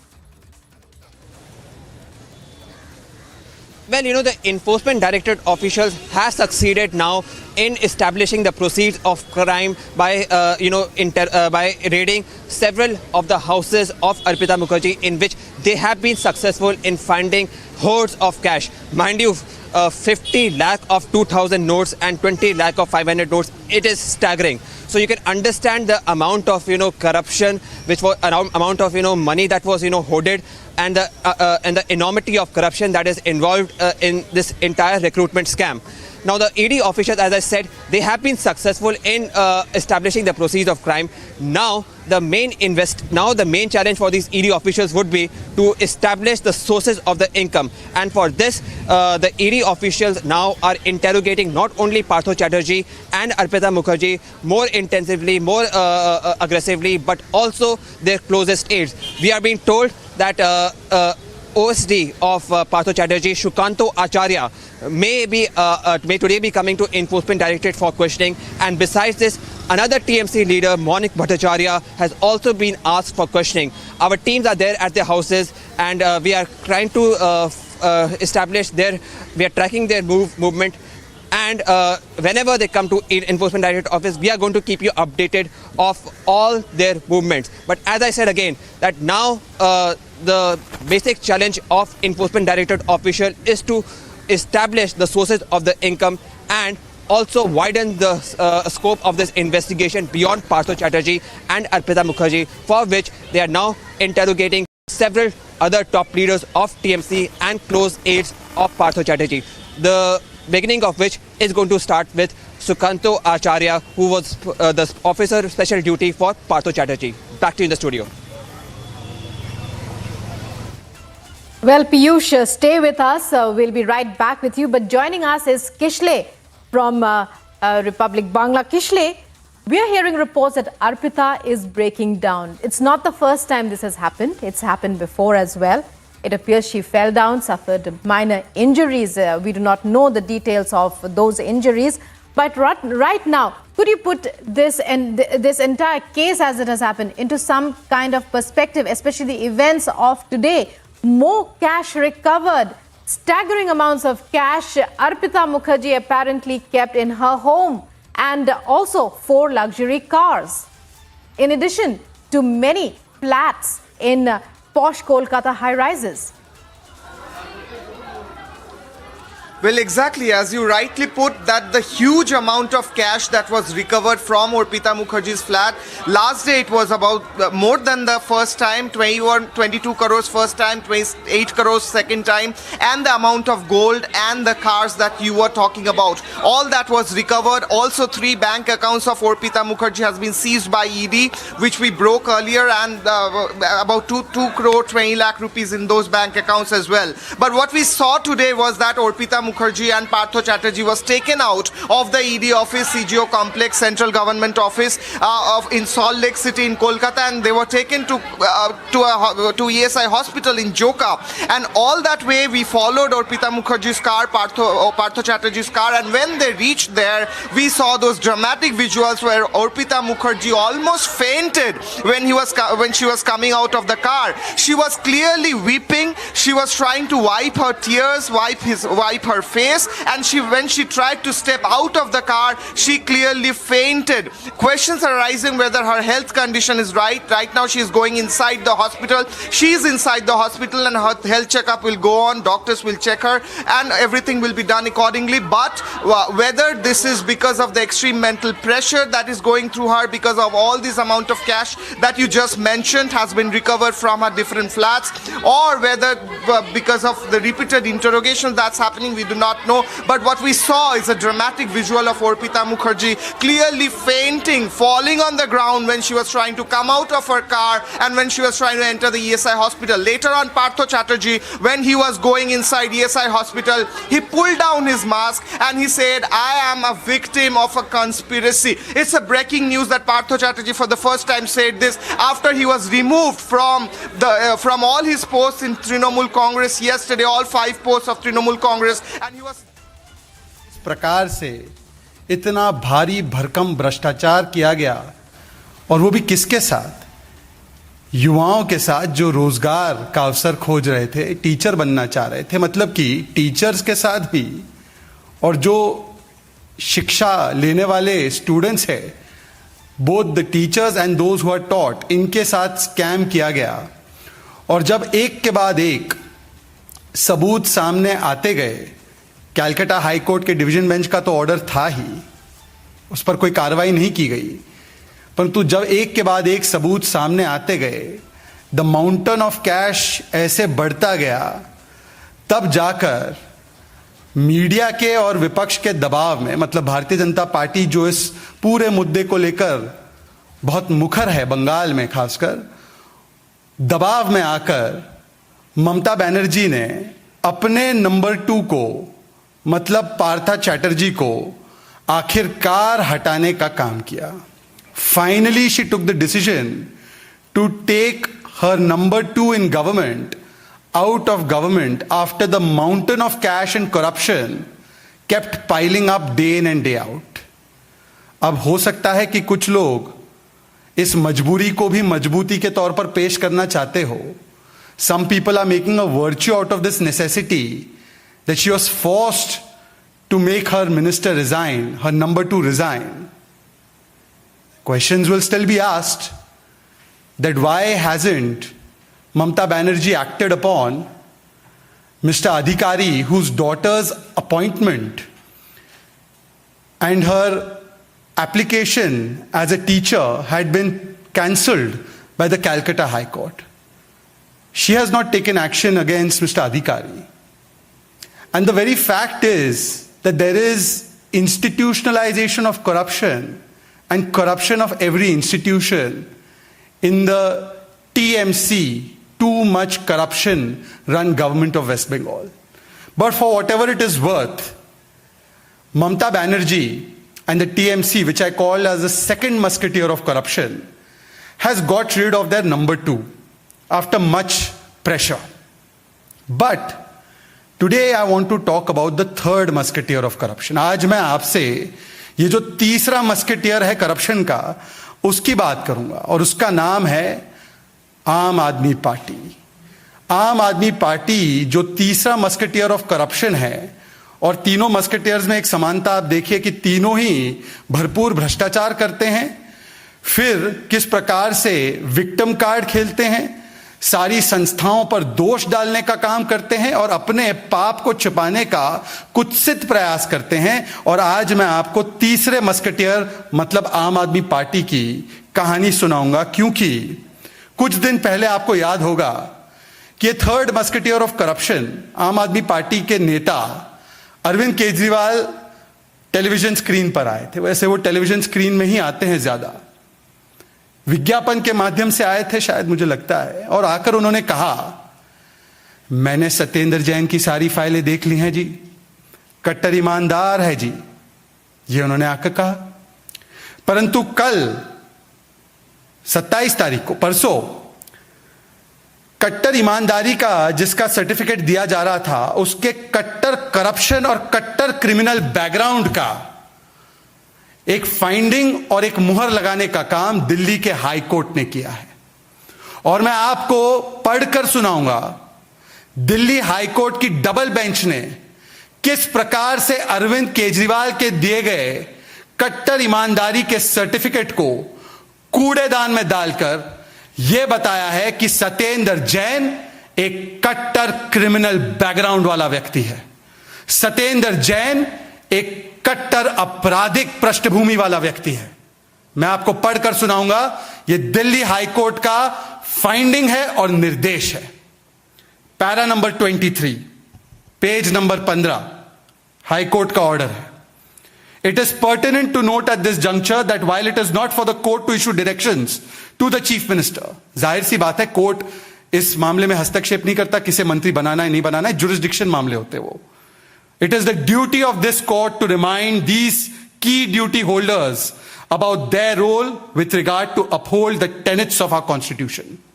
ये हमारा फर्ज है कि हम केजरीवाल जी को याद दिलाए कि संविधान की जो सिद्धांत है और मर्यादा है उसकी संरक्षण के लिए वो कटिबद्ध होने चाहिए। आगे कहता है court, The Council of Ministers has a collective responsibility to sustain and uphold the integrity of the Constitution of India, and it is for the Chief Minister to act in the best interest of the state and to consider as to whether a person who has a criminal background or who has been charged with offences involving moral turpitude should be appointed and should be allowed to continue as a minister or not. Court कह रहा है स्पष्ट तरीके से अरविंद केजरीवाल जी से कि हां, हम किसी का इस्तीफा नहीं ले सकते, परंतु हम आपको याद दिलाना चाहते हैं कि यह आपकी संवैधानिक जिम्मेदारी है कि जिस व्यक्ति की आपराधिक पृष्ठभूमि हो, जिस व्यक्ति को मॉरल टर्पिट्यूड के तहत जिम्मेदार पाया गया हो, ऐसे व्यक्ति को कैबिनेट में स्थान देना, मंत्री पद पर बनाए रखना, यह संविधान की मूल भावना के विपरीत है। आगे कोर्ट कहता है पैरा 24 में, good governance is only in the hands of good people. There is a presumption that the chief minister will be well advised and guided by the constitutional principles, जो बाबा साहेब आंबेडकर जी के प्रिंसिपल्स है। देखिए, केवल फोटो लगाने से बाबा साहेब आंबेडकर जी की आप आंबेडकर जी के अनुयायी नहीं बनते, उनके सिद्धांतों को कोट किया है कोर्ट ने। और कोर्ट कहता है बाबा साहेब आंबेडकर के शब्दों में, however good a constitution may be, it is sure to turn out bad because those who are called to work on it happen to be a bad lot. ये कोट किया है। बाबा साहेब आंबेडकर के इस बात को कोट करके एक संदेश पहुंचाया गया है कि एक सत्येंद्र जैन की आपराधिक पृष्ठभूमि है, दो उनके ऊपर मॉरल टर्पिट्यूड के एलिगेशंस लगे हैं। 3, वो एक बैड लॉट का हिस्सा है जिसकी खिलाफत बाबा साहेब आंबेडकर जी ने की थी और कहा था कि संविधान चाहे जितना भी अच्छा क्यों ना हो, अगर यह बैड लॉट के हाथ में होगा तो संविधान सही तरीके से इंप्लीमेंट नहीं किया जा सकता। और आखिर में पैरा 25 में कोर्ट क्या कहता है? The court wholeheartedly agrees with the observations of Dr. Babasaheb Ambedkar and hopes that the Chief Minister upholds the trust reposed in him that forms the foundation of a representative democracy while appointing persons to lead the people. अब Arvind Kejriwal ji YouTube पे free video के माध्यम से या दिल्ली के जनता के गाड़ी कमाई से दिए गए विज्ञापन के माध्यम से या आपके 1-on-1 प्रेस कॉन्फ्रेंस के माध्यम से जरा मुझे यह बताइए कि इस आदेश के बाद स्पष्ट नहीं होता कि केजरीवाल जिसे कट्टर ईमानदार कहते हैं वो तो कट्टर क्रिमिनल बैकग्राउंड वाला व्यक्ति है, वो तो कट्टर हवालेबाज है।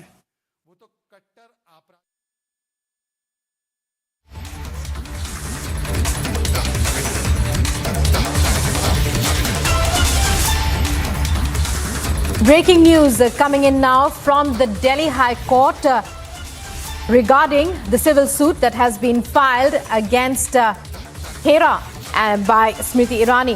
Remove all defamatory content in 24 hours, says the Delhi High Court, setting a deadline of 1 day for the removal of all defamatory content in this regard.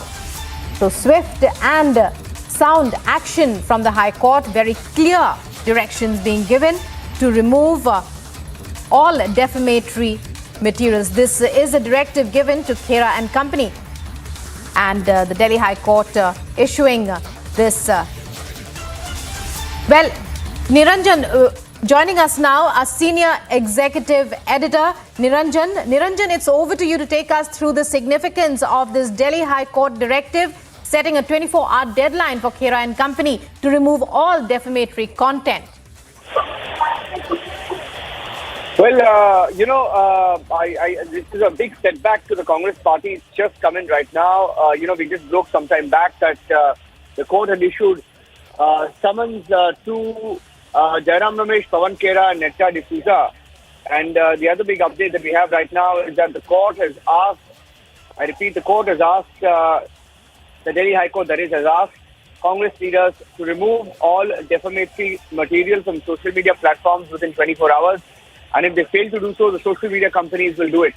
So this is a big message, I think, that has gone out to Pawan Khera and Jairam Ramesh, who sort of made these allegations.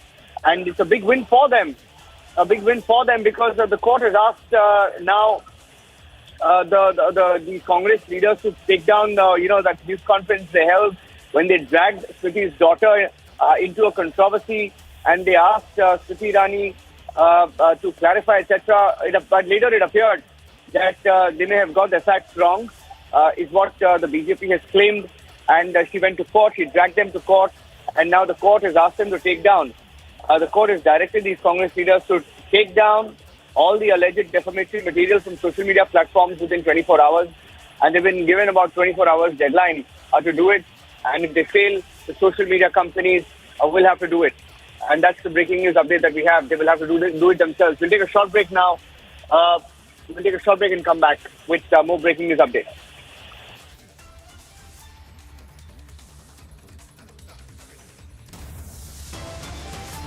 छोटे तरीके से, बहुत ही concise तरीके से उन्हें दोहराना चाहता हूं जो सवाल सत्येंद्र जैन पर उठते।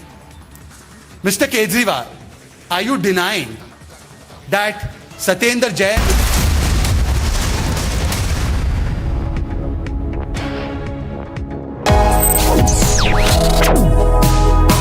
Reading allows us to become familiar with ourselves. We don't read, we won't know what is knowledge. I just find it very interesting to know people's lives, how they went through certain situations, how they dealt with things. So wherever you want to go in life, if you read books along those lines, then that would really help you in growing.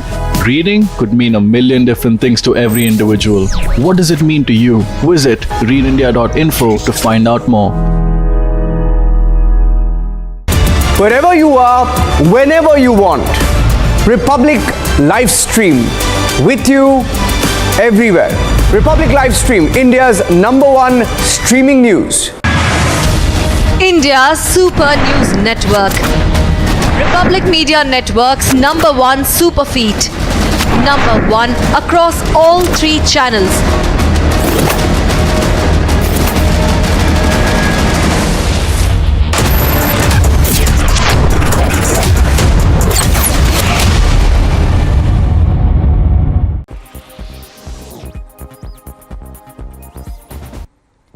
And it's a big boost for country's defense capabilities. India received the first lot of the 2 US-built MH-60R multi-role helicopters at the Kochi International Airport. The third helicopter is scheduled to be delivered in August this year. Remember, in 2020, India made an agreement with the United States government to procure 24 MH-60R multi-role helicopters.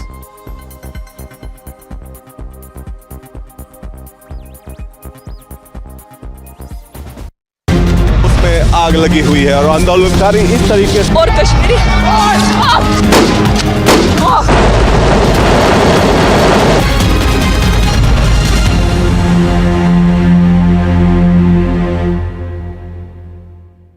Amid the tension between China and the United States with regards to Taiwan, China rejected a US bill to encourage more semiconductor companies to build chip plants in the US. China cited containment of restrictions on China-US cooperation in science and technology. US President Joe Biden and China Xi Jinping spent more than 2 hours talking through the future of their complicated relationship. Chinese Foreign Ministry reportedly warned United States President Joe Biden against playing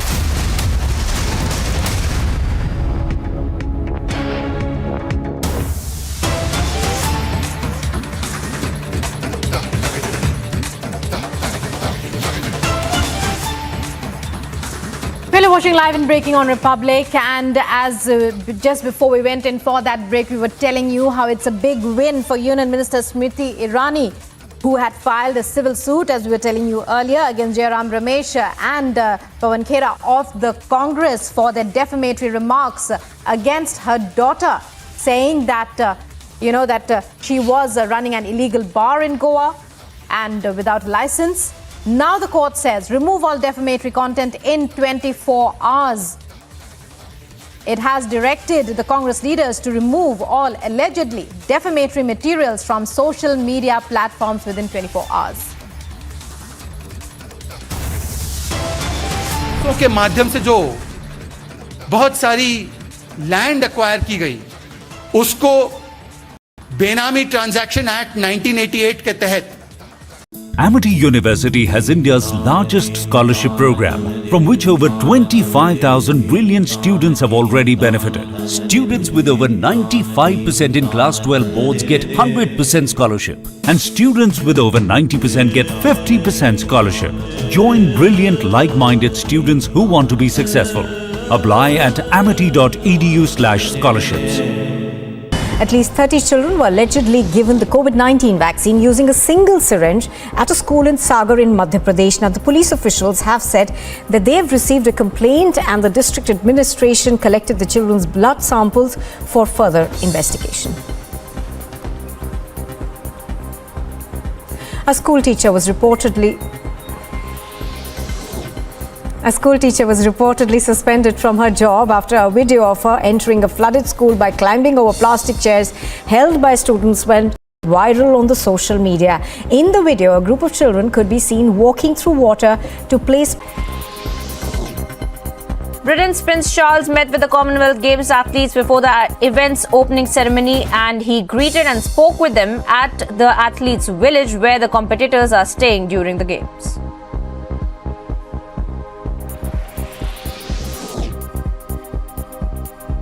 The German national team trained at their Euro 2022 final team base for the first time ahead of Sunday's match against the hosts England at London's Wembley Stadium. The last time England and Germany met at a Euros final was in Helsinki in 2009. when the Germans won 6-2. उसमें आगे हुई है और आंदोलनकारी इस तरीके से और Kashmiri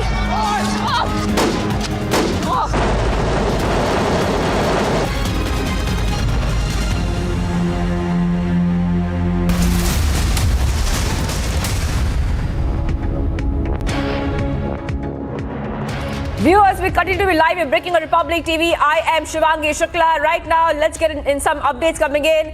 Justice Mini Pushkarna has further directed the Congress leaders to remove all allegedly defamatory material from social media platforms within 24 hours.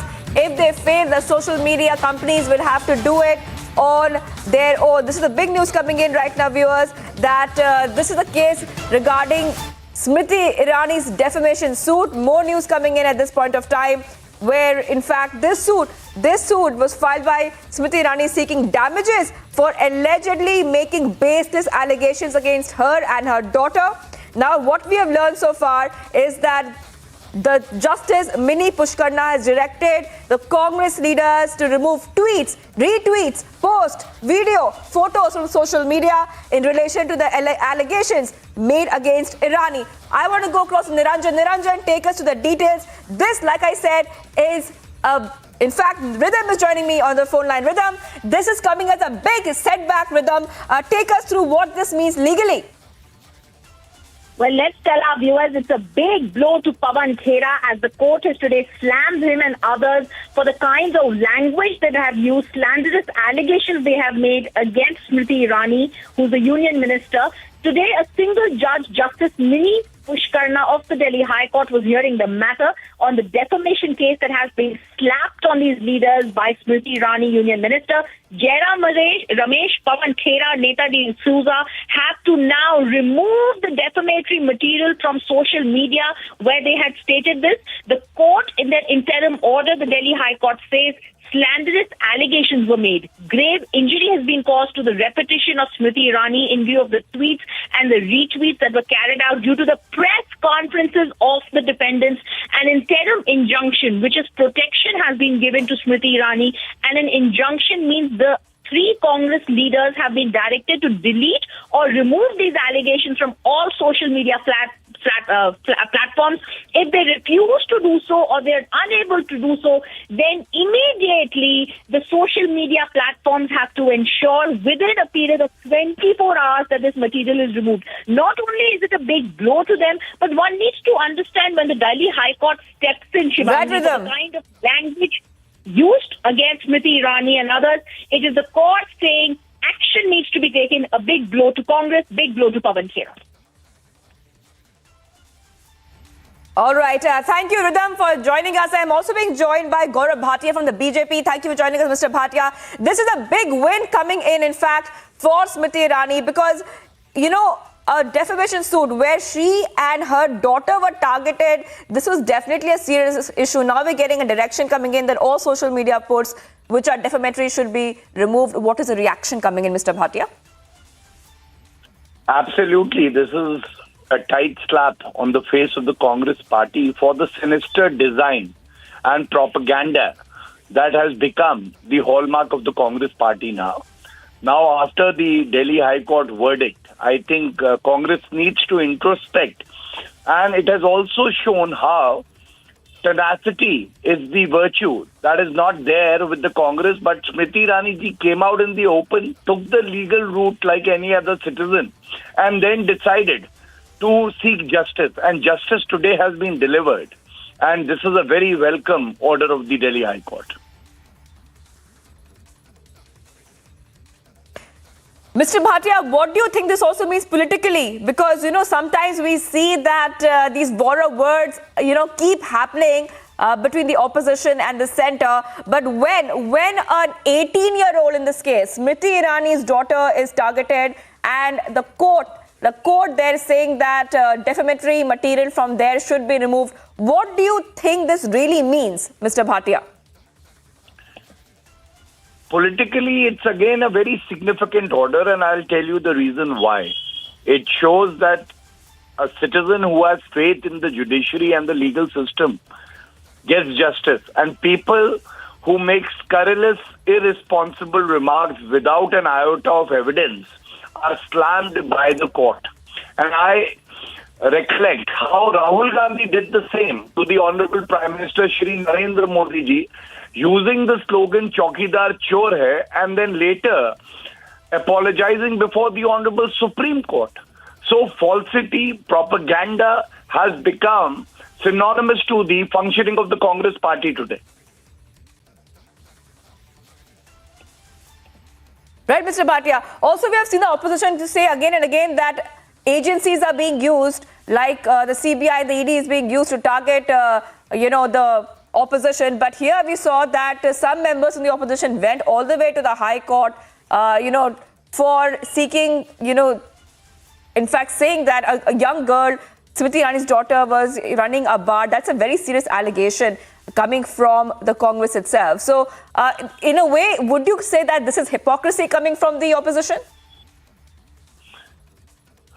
Just answering what you've asked me and taking your point forward, the difference between the Bharatiya Janata Party and the Congress is this, that when scurrilous allegations are made on leaders of the Bharatiya Janata Party and their relatives, like a law-abiding citizen, our leaders move the court, and then the court has done justice. On the other hand, when there are serious allegations against the Gandhi Parivar and leaders of the Congress party, they do not move the court, and they cry foul and they say this is a case of political vendetta, but they never get any relief from any competent court of the country. So the difference between the two parties and their approach, their faith in the judiciary is writ large and evident.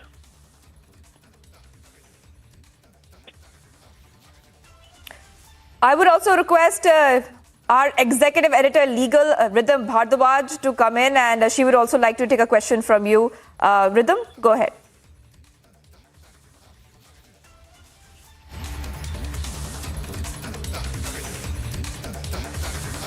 All right, it seems as if Rhythm is going to join us back, Mr. Bhatia. Just before you go, just one last question.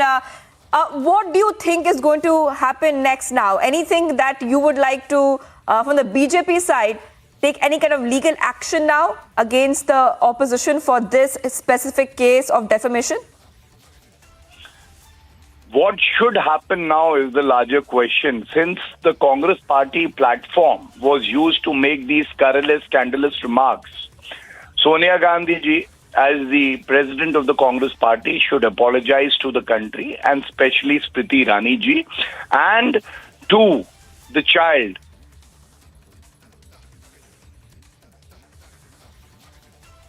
Right. All right. Now, Rhythm Bhardwaj, our executive editor, legal, is joining us. Rhythm, would you like to ask some questions to Gaurav Bhatia? Over to you, Rhythm. Thanks, Shivangi. Let me actually go across to Senior Advocate of the Supreme Court and BJP leader Gaurav Bhatia. Gaurav, I just heard you speaking there, but today I also feel it's the Delhi High Court that steps in a defamation case. Why this is a big blow for Pawan Khera, Jairam Ramesh and D'Souza is because the court has summoned them. The court has issued a notice, there's an interim injunction, and also because not only do they have to remove the derogatory, defamatory stuff that is there on all the social media platforms, but Gaurav, if they refuse to do so, then it is within 24 hours, the social media platforms that have to immediately jump into action because defamation and reputation loss is there involved of the union minister. Rhythm, you are absolutely right, and we must not forget a few aspects of the order. First, this is an interim order. Now, a defamatory statement attracts a criminal consequence as well as a civil consequence, depending on the prayer of the person aggrieved. Second, if they do not comply with the order of the court, then they would also be in contempt of not complying with the direction. That would further aggravate the misdeeds that they have done. And third and most important, political fallout, which I think is very important because it sends out a very strong message to the Congress party and similarly situated party that don't make irresponsible statements without adequate evidence. Like Rahul Gandhi did it for Narendra Modi ji, and now Pawan Khera, Jairam Ramesh and others making these scurrilous remarks for Smriti Iraniji's daughter. And I must salute the tenacity and the faith that Smriti Iraniji has in rule of law, in the judicial system of the country. It would be very disturbing for her. But like any other law-abiding citizen, she decided to move the court. And the court has spoken strongly through the order. And I'm sure that Sonia Gandhi ji will take note of the observations. Just have one more question for you, Gaurav. Aren't we seeing in the recent past a lot of onslaught attacks coming, not only in this case, but defamatory statements also being made several times about the judiciary? You and I have seen from the time when there was talk about impeachment of a Chief Justice to now, there is a continued threat coming from this particular lobby and from politicians who are who are in the opposition to try and ensure that someone who's in power or the judiciary does not speak up for the truth. Rhythm, you are bang on, and there is an ecosystem that has been created targeting very senior responsible leaders from the ruling dispensation, the honorable judges of the Supreme Court and the High Court, and just yesterday, I guess, one of the judges of the honorable Supreme Court had to remark that how far would you take the unsubstantiated criticism just because he was down with COVID. He was being targeted by a lobby. So, we are seeing these acts increasing in number, and it's definitely not healthy for our democracy. Yes, absolutely. Thank you, Gaurav, for giving us those details. As BJP leader Nupur has been speaking today, this is going to come as also relief to the union minister because immediately the defamatory comments need to be removed. Summons have been issued, interim injunction has been granted, and the court has clearly said that this defamatory tweets on Facebook, Twitter, Instagram, all social media platforms have to be immediately removed.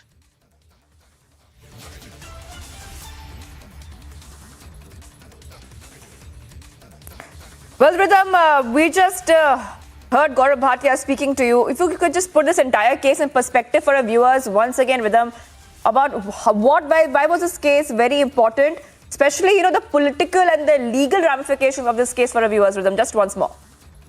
Yes, absolutely. Let's tell our viewers that there is a defamation suit that has been slapped on leaders, and that is the Congress leaders who held a press conference. Jairam Ramesh D'Souza as well as Pawan Khera, they all held a press conference because it is defamatory content. We won't go into the details of the content that was there, but clear is to say there were grave allegations that were made that caused a reputation loss to Union Minister Smriti Irani. She moved the Delhi High Court asking for this to be struck down.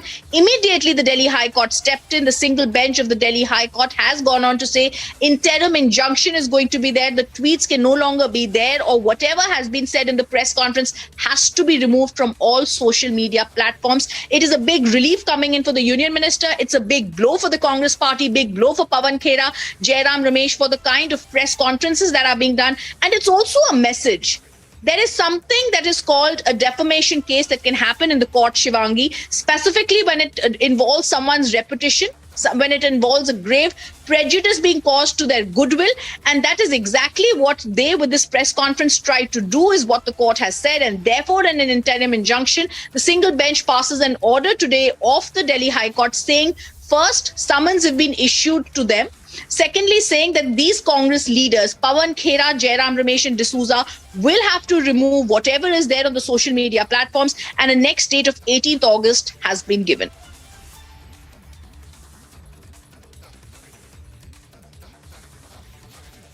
Right. Rhythm, just once more, just take us through what happened in the court. A couple of arguments were being made where they said clearly that slanderous allegations were made against a plaintiff without verifying actual facts.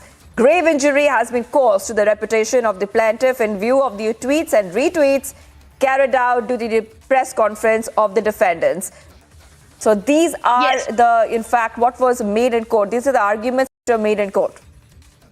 Yes, Yeah, absolutely. As this news comes in, it's Justice Mini Pushkarna is of the view that a prima facie case and balance of convenience has been made out by the union minister when she comes to the court. A grave injury has been caused to her. The suit was an ex parte interim temporary injunction that has been given on Smriti Irani's plea before the Delhi High Court. What this means is she moved a defamation suit before the Delhi High Court and an ex parte, which means they felt that the grave injury that was caused to the union minister was of such a stance that an ex parte temporary injunction on those tweets, on those words, slanderous as they were, stated in the press conference, has been now given. What this effectively means is, like we said, notices have been issued to Congress leader Jairam Ramesh. Notice has been issued to Pawan Khera and notice has been issued to D'Souza.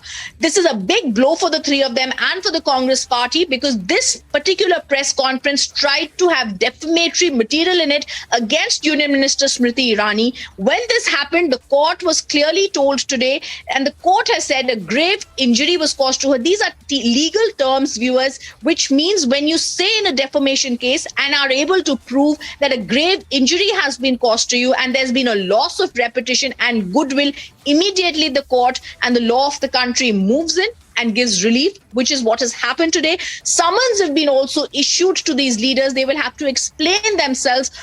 This is going to be a high-drawn, high-octave battle that will be seen in the Delhi High Court. And these leaders will have to come out with either concrete proof of what they have stated in the press conference or some kind of details, because defamation in India is taken extremely seriously when there's a grave injury being caused to the petitioner, that is Union Minister Smriti Irani here, or when there is certain stuff being said that is going to be harmful and a loss of reputation is there, not only for her, but her family as well, then the courts will come in and protect her as they have today, or anyone who comes before them. The court saying, let's hear the matter on 18th of August, but till then, ensure that everything that is there on the social media platforms is removed.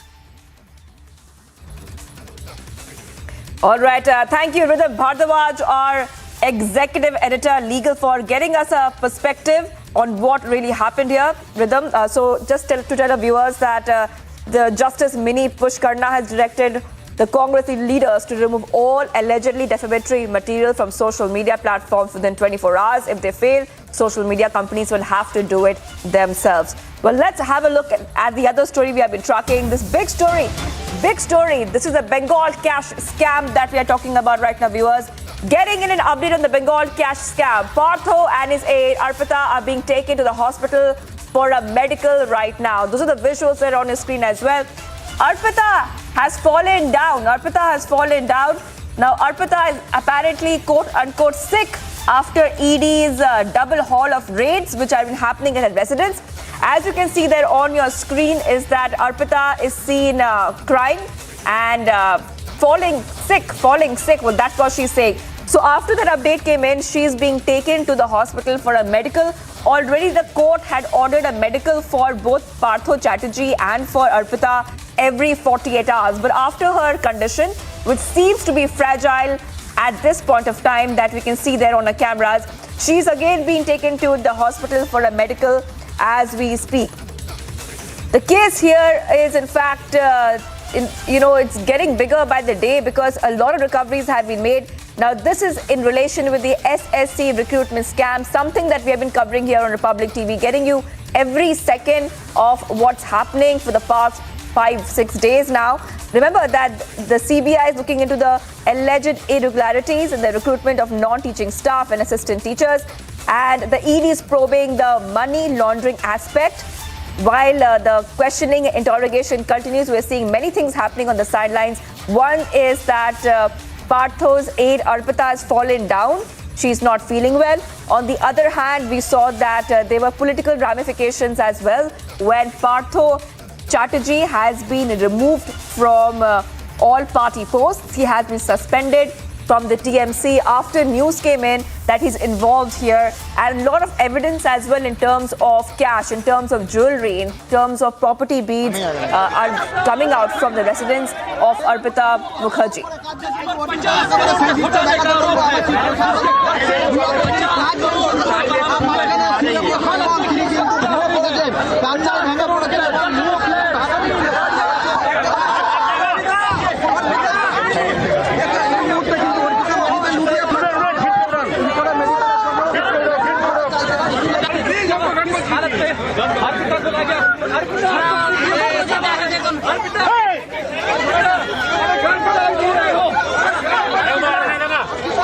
Piyush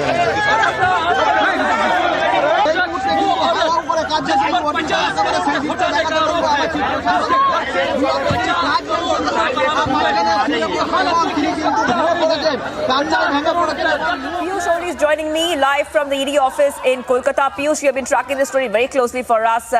Piyush, take us through exactly what we're seeing on our screens. We can clearly see that Arpita is what she is claiming, and what we can see is that she's not feeling well. Now, this is happening after hours and hours of questioning by the ED. Piyush.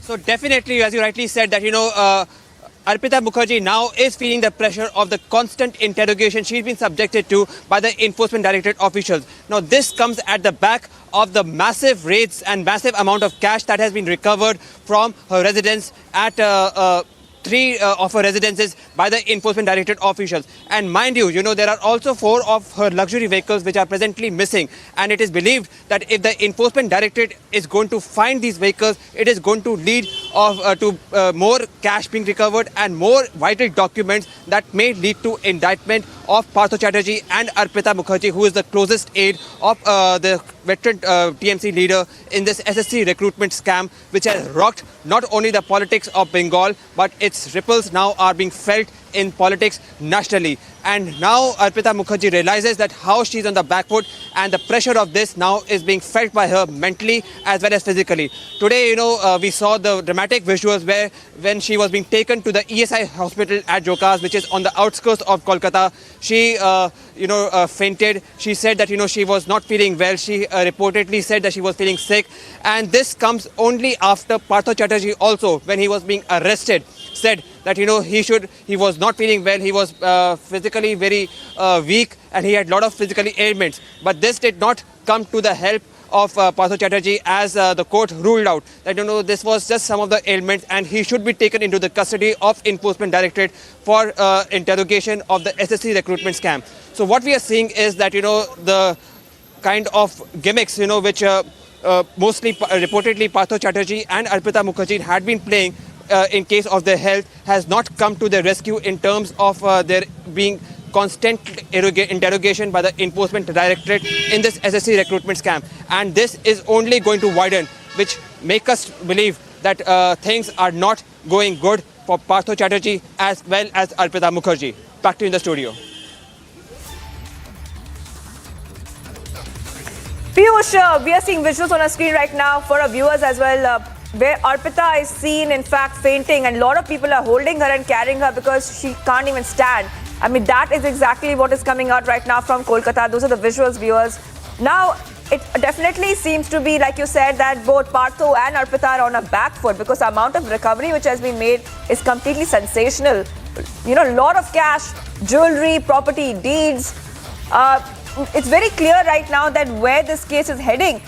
After Mamata Banerjee, Piyush has also, in fact, sacked him from the post and suspended him from the party, because TMC right now is also feeling the pressure. A lot of allegations being made against the TMC as well. Just take us through exactly what's happening politically as well there, Piyush. Shivangi, you can just understand the enormity of the scam when you realize that in one of the raids that was conducted by Enforcement Directorate at the residence of Arpita Mukherjee, there were 50 lakh of 2,000 notes and 20 lakh of 500 notes that was found. Now that is staggering, and that can lead to any of the common citizen, who is looking at this scam very closely, completely shocked. So you can understand the enormity of the scam. And now, when even TMC, which is of which Partho Chatterjee was a very vital minister he was a very important minister. He was an industry minister, when he was reportedly taken into the custody by the Enforcement Directorate, has been sacked from the all the cabinet berths of the Trinamool Congress. Now you can understand the kind of pressure which Trinamool Congress will also be facing, when they took this important decision. Mind you, Partho Chatterjee has been associated with Trinamool Congress for more than 40 years. So it would have been a very, vital decision that was taken by Trinamool Congress to sack Partho Chatterjee from all the cabinet berths of Trinamool Congress. So you can understand that even politically, the Trinamool Congress is facing the pressure. One of the most important things, which we found out yesterday was when Abhishek Banerjee was conveying the press conference was that he said that circumstantial evidence as of now is against Partho Chatterjee, and the onus is on Partho Chatterjee himself to come clean in this case. So you can see very closely that TMC is distancing itself from Partho Chatterjee, a person who was associated with this party for more than 40 years. Back to you in the studio, Shivangi. Piyush, hold on for a second there. Yes, it's definitely a lot of pressure on the TMC, right? A lot of allegations coming against the TMC as well. I just want the viewers to have a look at the complete sequence, how Arpita, after interrogation, apparently, quote unquote, fell sick.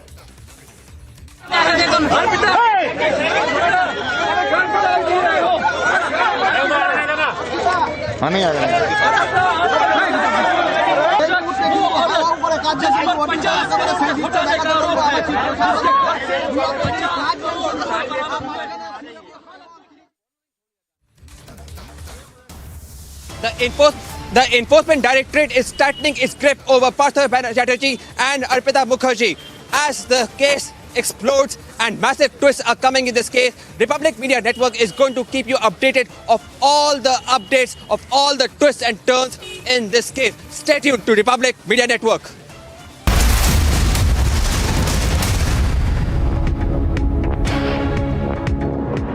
Wherever you are, whenever you want, Republic live stream with you everywhere. Republic live stream, India's #1 streaming news. India's Super News Network. Republic Media Network's #1 super feed. #1 across all 3 channels.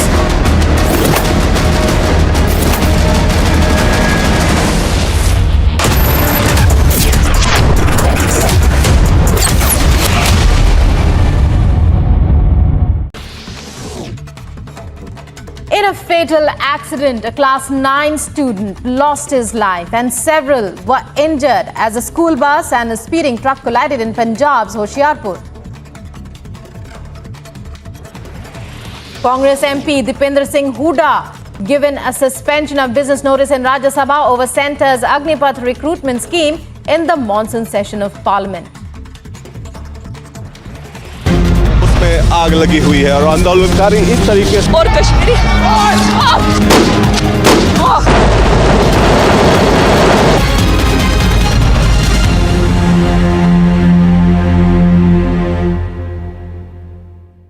Amid the tension between China and the United States with regards to Taiwan, China rejected a US bill to encourage more semiconductor companies to build chip plants in the US. China cited containment of restrictions from China-US cooperation in science and technology. US President Joe Biden and China Xi Jinping spent more than 2 hours talking through the future of their complicated relationship. Chinese Foreign Ministry reportedly warned United States President Joe Biden against playing with fire over Taiwan.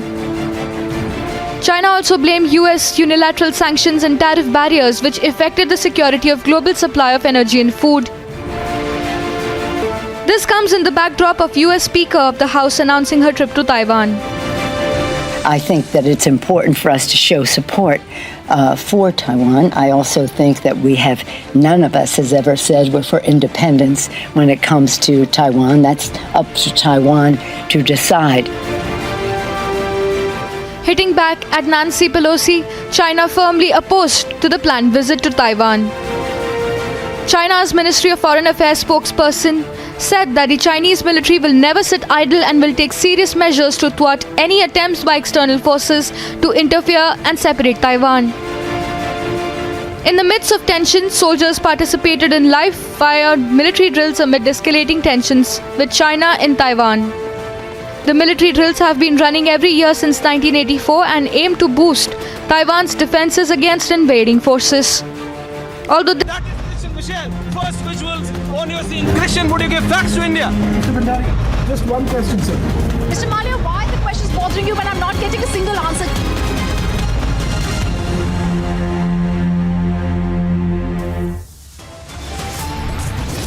You're watching Live and Breaking on Republic. The headlines at this hour: big trouble for the Congress after Smriti's solid legal notice. Congress top brass summoned by Delhi court.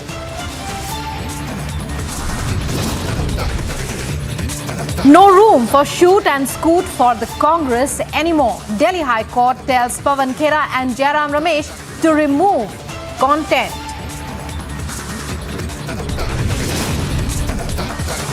After shameful sexism, Congress tries to brazen it out now, defends abuse of power in an even more shocking justification.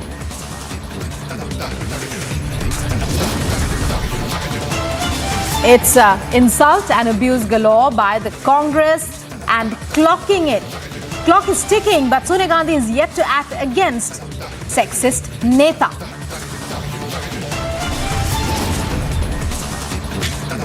Tension simmer in Mangaluru as another person is killed. Section 144 imposed until Saturday.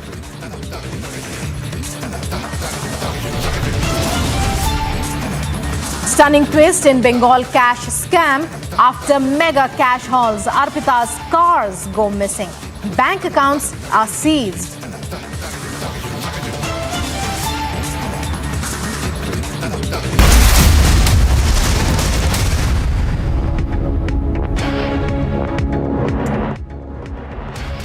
You're watching Live and Breaking. In our top story at this hour, the Bombay High Court has ordered collector of Mumbai Suburban to demolish 48 high-rise buildings near the Mumbai International Airport in compliance with the orders of the DGCA.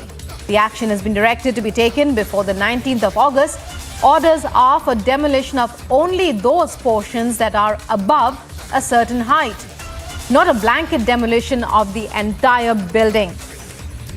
So the Bombay High Court passes an order, a big order on demolition of various high-rises near the Mumbai airport. Demolition not to be undertaken of the entire buildings, but of only those portions above a certain height. We got it coming in from the Mumbai High Court. Demolition of 48 buildings. That's the part of 48 buildings, those parts that are above a certain height. And Alicia on the phone line to tell us more about this order. Alicia, take us through the details. What exactly did the court say? Tell us more about the case as well. Was it filed by the DGCA? Well, Rukma, it's an order. It's a PIL that was filed in 2019 on a danger to aircraft from high-rises near the airport. After which today, Bombay High Court has ordered of Mumbai Suburban to demolish 48 high-rise buildings near the Mumbai International Airport. But in compliance with the order of DGCA, the action should be directed to be taken before 19 August. But let me, clear one thing, because the order are for demolition of only those portions that are above a certain height, not a blanket demolition of the entire building.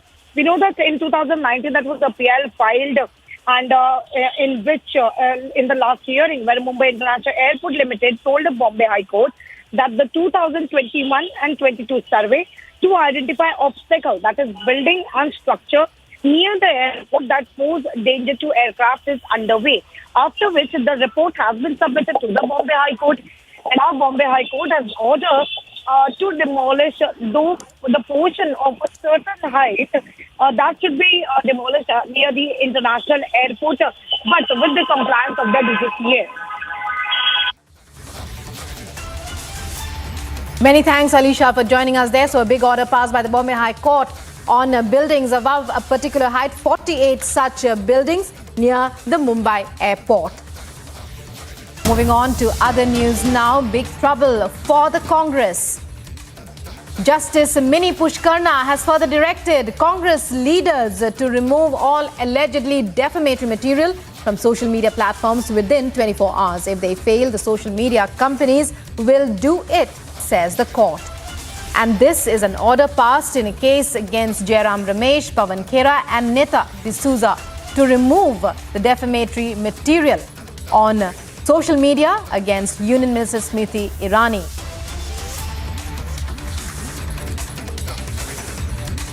So summons issued to Jairam Ramesh, Pawan Khera and Netta D'Souza on a defamation suit filed by Union Minister Smriti Irani.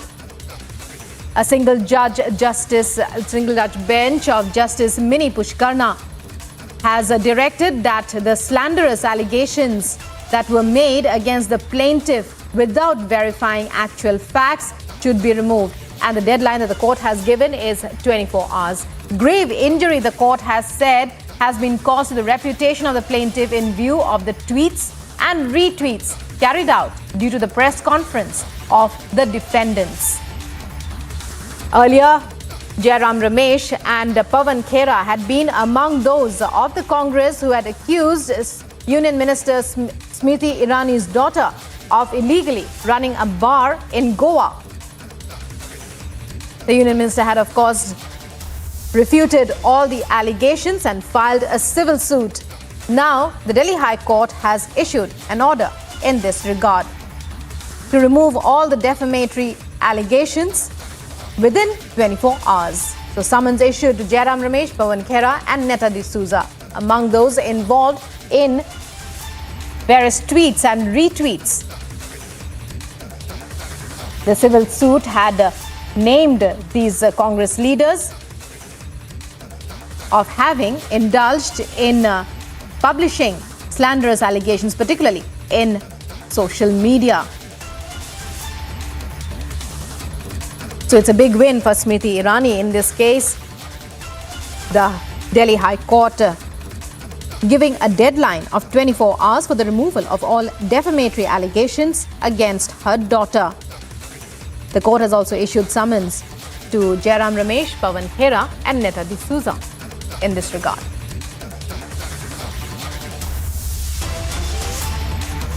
So it's a big win for Union Minister Smriti Irani, and the court in the single judge bench in its hearing has ordered that all the defamatory allegations against Smriti Irani's daughter be removed from all social media platforms, or the media platforms will have to remove the slanderous allegations themselves. And the court has also issued summons to Congress senior leaders Jairam Ramesh, Netta D'Souza and Pawan Khera. And Piyush Mishra to tell us more about this. Piyush, it's a major setback for the Congress and a big win for Smriti Irani. The Delhi High Court ordering the removal of all defamatory content after that civil suit filed by her in this case.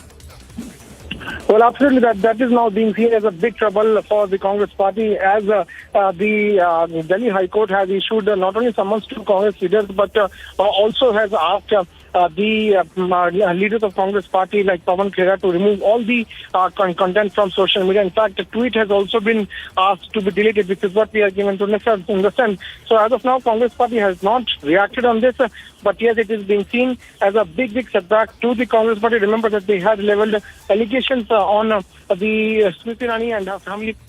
Right. Piyush, stay with us. We also have with us our senior executive editor, Niranjan, on this story. Niranjan, well, it's a very big setback for the Congress, a big win for Smriti Irani. And in addition to the summons that are being issued, well, where do you see this going from now on? And also, could you put it into some perspective about where it all began and where we are seeing it as it is now? Well, this entire case, the Congress party has, they held that news conference when they made these allegations. And, when they made these allegations, they sort of dragged Smriti Irani's daughter into it. And there was a counter-claim that came in from the BJP. In fact, Smriti Irani held a news conference saying that this was an attempt to defame her daughter, trying to drag her family into this. And she said that the Congress was trying to make it personal because she defeated Rahul Gandhi in Amethi. Now, the lawyers for Smriti Irani in the courts have said and have made the statement that this is a personal fight for them and for the Congress party, that is, and it was an attempt to defame Smriti, who was a minister.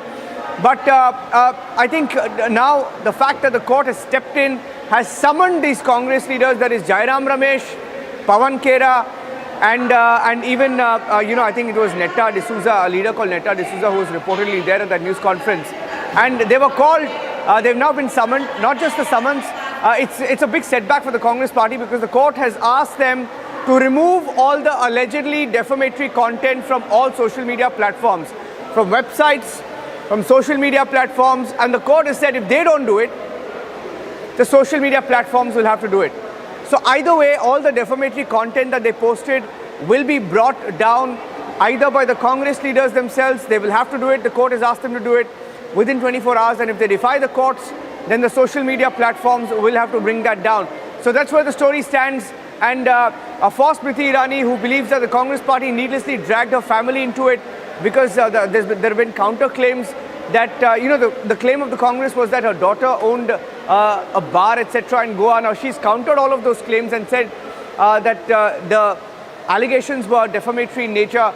And the fact that the courts have intervened and have summoned these three Congress leaders and have asked them to take down this defamatory content tells you that perhaps the Congress is on the back foot on this one. Let's see where the story goes, because I think Jairam Ramesh included has responded on social media saying that they will go to court and fight this out. So it's a battle where they try to sort of drag her daughter into it, and they find themselves in a big legal mess because Smriti Irani has dragged them to court. So we'll take a short break at this point and we'll get reactions as well. We'll get reactions as well to the story, which is likely to get bigger with more reactions coming in from the BJP, which says that the Congress party should not shoot and scoot. They're calling in an attempt to shoot and scoot, and that is why they're in a bind. Let's see where the story goes. Back to you for now.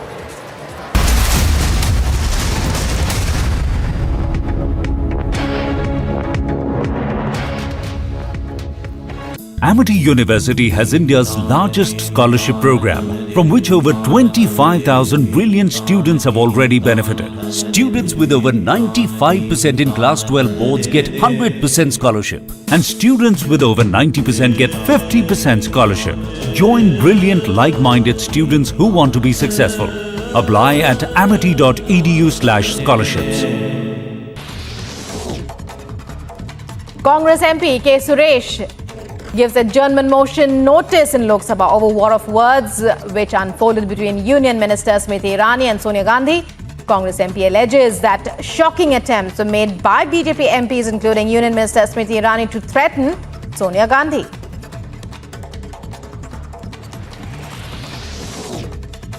Amid flash floods in Himachal Pradesh, a link road was washed away in Kaza district. An estimated loss of 15 lakh rupees has been incurred, and the Karnataka State Disaster Management Authority has urged the district administration to take stock of the situation. In a bizarre incident, watch students of primary school in Uttar Pradesh Baldio area making a bridge of chairs for teachers to enter the waterlogged school.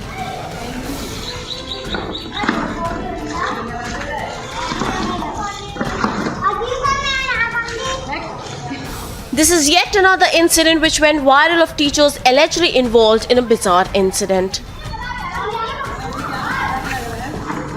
Visuals show students drenched in knee-deep water making pathway for teachers by placing chairs in a row. Soon after the video went viral, the teachers were suspended. उक्त video का हमने संज्ञान लिया है, उच्च अधिकारियों के भी संज्ञान में उक्त वीडियो है और हमने अध्यापका के विरुद्ध कार्यवाही कर दी है. Similarly, a teacher was suspended in Uttar Pradesh Hardoi district few days earlier after a video of her getting massage from students went viral.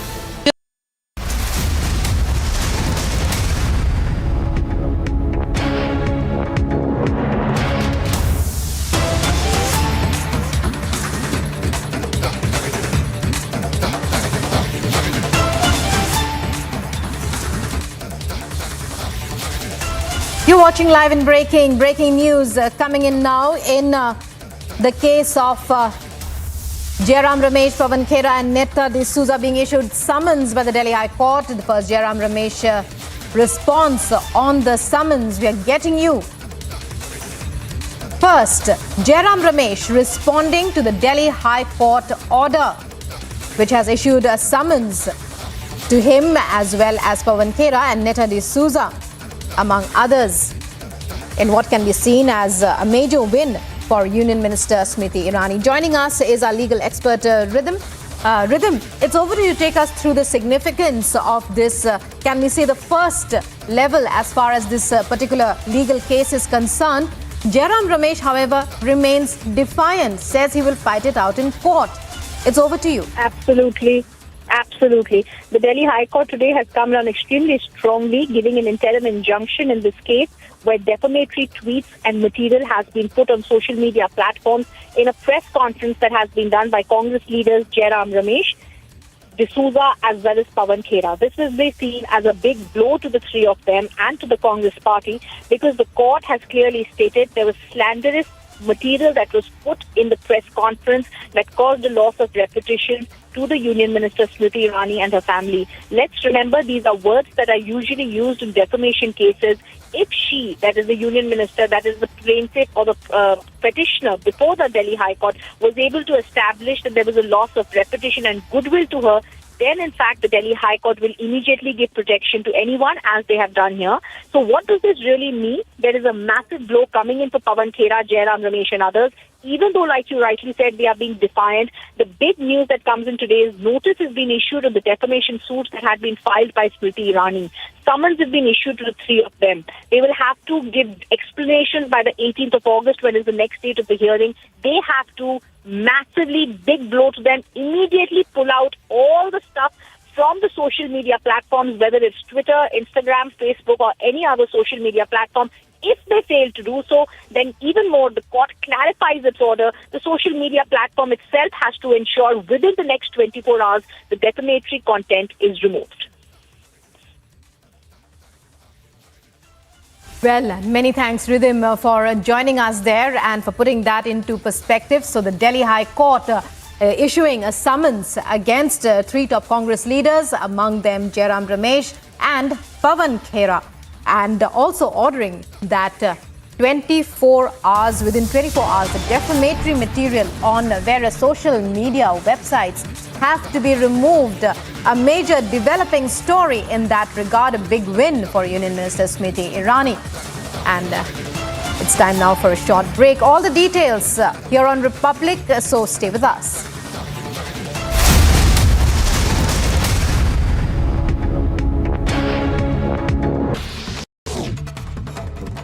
In a fatal accident, a class 9 student lost his life and several were injured as a school bus and a speeding truck collided in Punjab's Hoshiarpur. Congress MP Deepening Singh Hooda given a suspension of business notice in Rajya Sabha over Centre's Agnipath recruitment scheme in the monsoon session of Parliament. India, grand welcome for Prime Minister Narendra Modi witnessed in Chennai today, welcomed with dhols and dance. Chennai welcomed the Prime Minister ahead of his visit to the 42nd Convocation of Anna University.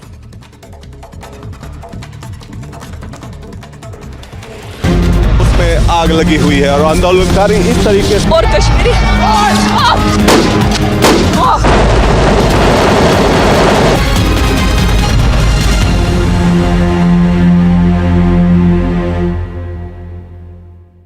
Amid the tension between China and the United States with regards to Taiwan, China rejected a US bill to encourage more semiconductor companies to build chip plants in the US.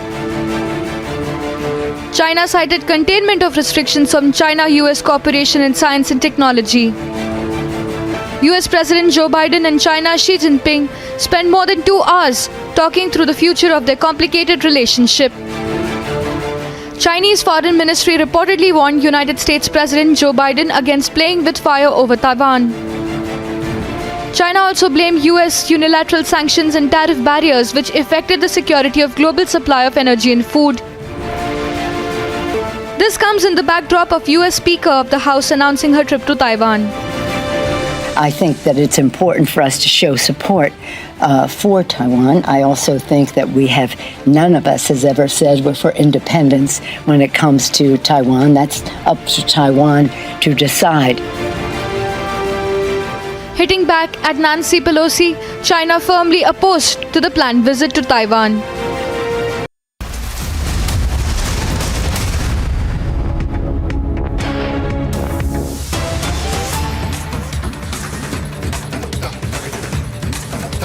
Watching live and breaking here on Republic, and breaking development here. The Prime Minister has tweeted a video on his Chennai visit saying, I quote, "Memories from Chennai. Thank you for an unforgettable visit." These are visuals on your screen from the video that the Prime Minister has tweeted.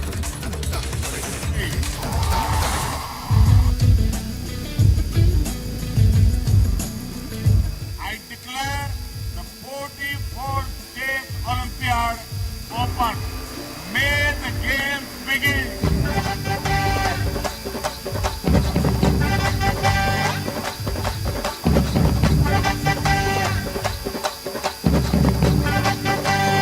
Sport has always been considered divine in our culture.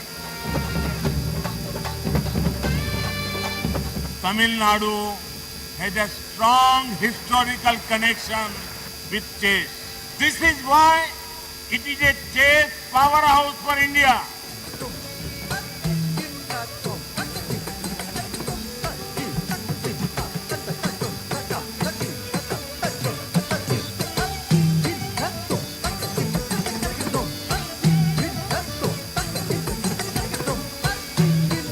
Our talented youngsters, especially from small towns and villages, are bringing glory. Sport is beautiful because it has inherent power to unite.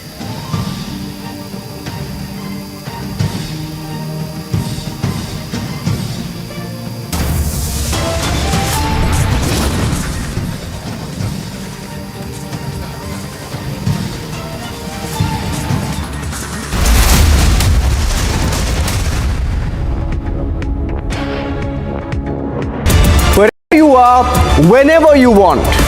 Republic live stream with you everywhere. Republic live stream, India's #1 streaming news. India's Super News Network. Republic Media Network's #1 super feed. #1 across all 3 channels.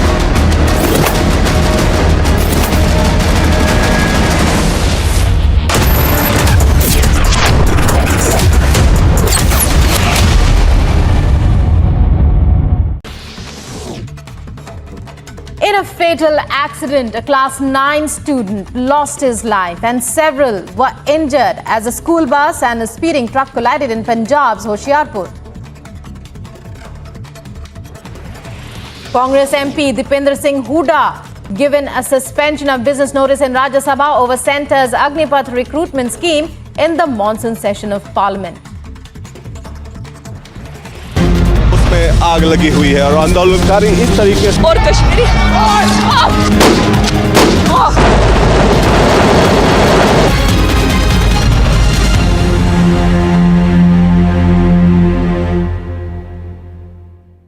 Amid the tension between China and the United States with regards to Taiwan, China rejected a US bill to encourage more semiconductor companies to build chip plants in the US. China cited containment of restrictions on China-US cooperation in science and technology. US President Joe Biden and China Xi Jinping spent more than 2 hours talking through the future of their complicated relationship. Chinese Foreign Ministry reportedly warned United States President Joe Biden against playing with fire over Taiwan. China also blamed US unilateral sanctions and tariff barriers which affected the security of global supply of energy and food. This comes in the backdrop of US Speaker of the House announcing her trip to Taiwan. I think that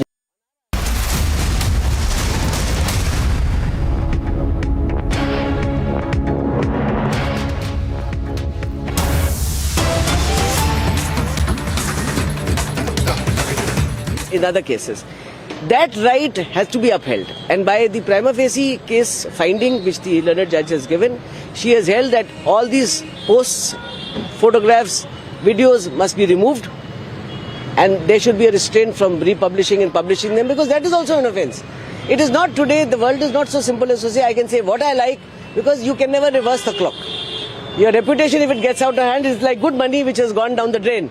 It's actually much higher than that, but I'm just giving you an example. So today's order really enforces that position, and similar orders have been passed by the High Court, Delhi High Court, other courts at the interim relief stage itself on a prima facie finding. It has to be by prima facie finding. Thank you so much. Ma'am, एक civil defamation case file हुआ है स्मृति ईरानी जी द्वारा, जिसमें कांग्रेस के नेताओं को summons भी हुआ है और एक डायरेक्शन इशू हुआ है कि सब सोशल मीडिया से अपने पोस्ट हटाएं जो उन्होंने उनकी बेटी पे एलिगेशन लगाए। क्या है एक्चुअली केस? देखिए क्या हुआ है कि अल्टीमेटली इस केस में इतनी गलत तरीके से बातें कही गई हैं जिसके ऊपर स्मृति जी और उनके परिवार को नुकसान पहुंचा, उनकी रेपुटेशन को नुकसान पहुंचा, हानि पहुंची है, और उस कारण से उन्होंने कॉम्पेंसेशन का केस और इंजंक्शन का केस डाला था कि ये सारे जो प्रेस कॉन्फ्रेंस की पोजीशन है और जो ट्वीट और रीट्वीट है, चाहे वो मेटा में है, चाहे वो यूट्यूब में है, चाहे वो इंस्टाग्राम में है, यहाँ सबसे वो क्या कहते हैं डिलीट होने चाहिए. They should be remove from that. Take down जो बोलते हैं हम in the courts language use is that. ये बार एक था गोवा में जिसका स्मृति जी से कोई कनेक्शन नहीं है, जिसमें उनका परिवार का कोई कनेक्शन नहीं है, ना वो मालिक है, ना वो कभी मालिक थे, ना कभी उन्होंने लाइसेंस अप्लाई किया. यहाँ तक कि जो लाइसेंस के लिए जो क्वेरी एक्साइज कमिश्नर ने की वो किसी और को की हुई है जो रिकॉर्ड पे है, और जिसकी जानकारी प्रेस कॉन्फ्रेंस में खुद जयराम रमेश जी ने, पवन खेरा जी ने खुद बोला कि ऐसा नोटिस दिया है. नोटिस का लिखा हुआ किसको दिया है. उसके बावजूद गलत तरीके से उनके बारे में आरोप लगाना, और खास करके नेशनल हेराल्ड के केस के बाद इस प्रकार से उन्होंने कहा.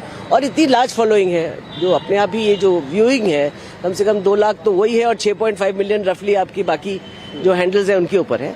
तो आज कोर्ट ने ये देखते हुए कि प्राइमा फेसी केस बनता है, इंजंक्शन ग्रांट कर दी है कि ये एक तो टेक डाउन होने चाहिए जो पोस्ट हो चुके हैं इन सारे प्लेटफॉर्म्स के ऊपर, और फर्दर इंजंक्शन दी है कि इसके ऊपर आप आगे और पब्लिकेशन नहीं हो सकती. और बिल्कुल लाजमी है आज के ज़माने में जहाँ सोशल मीडिया इतना पावरफुल है, सही तरीके से उसका पावर यूज होना चाहिए. ये तरीका नहीं है. अल्टीमेटली ये ड्यूटी है प्लेटफॉर्म्स की भी कि चीज़ों को वेरीफाई. इसमें कोर्ट ने होल्ड भी किया है अनवेरीफाइड एलिगेशंस, बल्कि एक अगर आप फर्दर जाएं तो इसमें वेरीफाइड उन दूसरी साइड को था कि ये लाइसेंस स्मृति जी का कभी न था न कभी होगा. फिर और भी कई बातें कही है जो आपने देखा है, बार में ऐसे रन करता है, कहीं और भी लोगों के पॉलिटिकल लीडर्स के नाम ले लिए.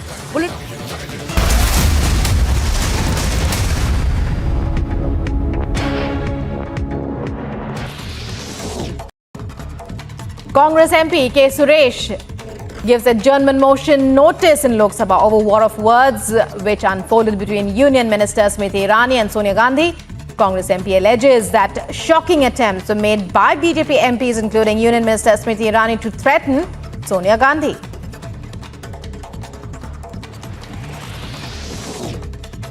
Amid flash floods in Himachal Pradesh, a link road was washed away in Kaza district. An estimated loss of 15 lakh rupees has been incurred, and the Karnataka State Disaster Management Authority has urged the district administration to take stock of the situation. In a bizarre incident, watch students of primary school in Uttar Pradesh Baldio area making a bridge of chairs for teachers to enter the waterlogged school.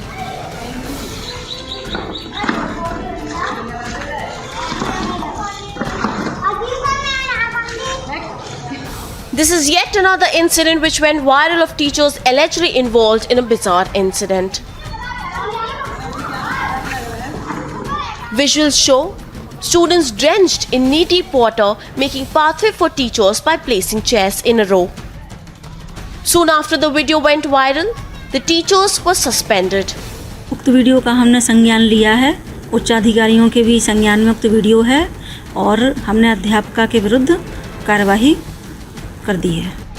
Similarly, a teacher was suspended in Uttar Pradesh Hardoi district few days earlier after a video of her getting massage from students went viral.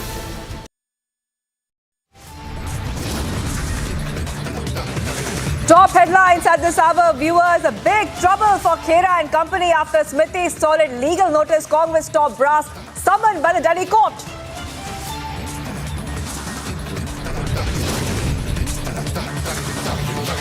No room for shoot and scoot for Congress anymore. Delhi High Court tells Pawan Khera and Jairam to remove content.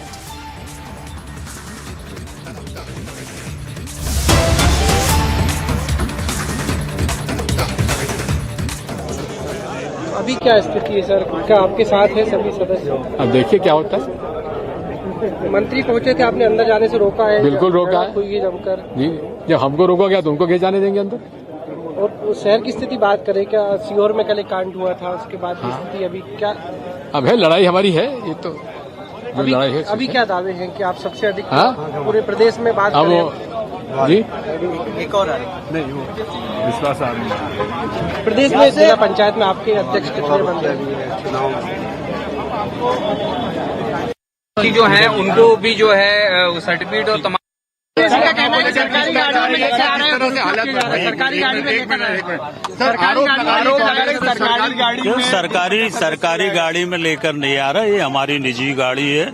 निजी गाड़ी में लेकर आए हैं और हम मंत्री हैं, तो मंत्री के नाते जो सुरक्षा होना चाहिए वो हमारी है सुरक्षा। सर, कांग्रेस आरोप लगा रही कि जो तीन जिला पंचायत भाजपा के नेताओं ने अपहरण कर लिया, ऐसे आरोप लगा रही। तो जिनका हम लोगों ने अपहरण या भाजपा के लोगों ने अपहरण किया है तो उनके परिवार के लोगों से शिकायत कराएं ना।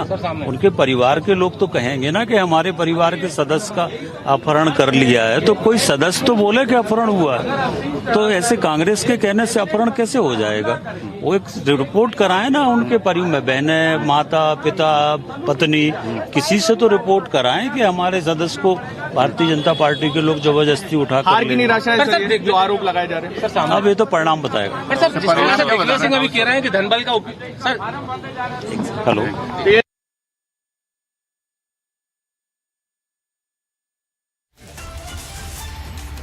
All right, we're getting some visuals there of a scuffle between policemen and Digvijay Singh. Visuals first on Republic coming in there.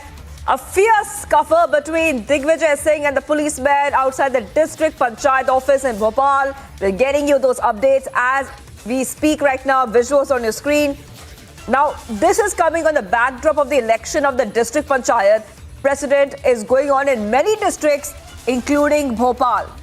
So this is the big news coming in. What we believe is that a ruckus was being created.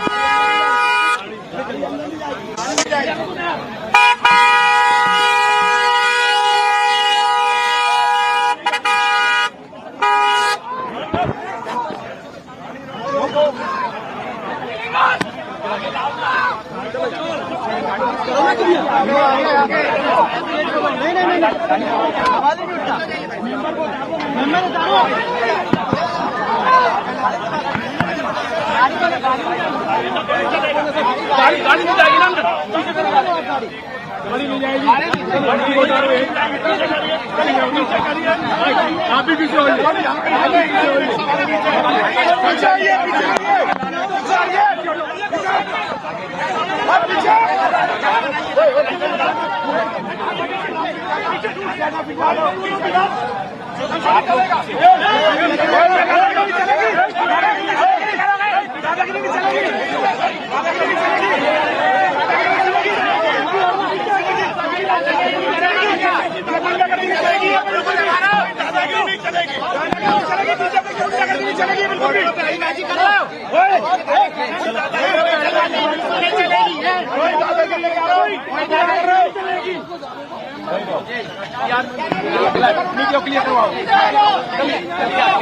Media ऐसे आ जाओ यार, media ऐसे धक्का मत दो।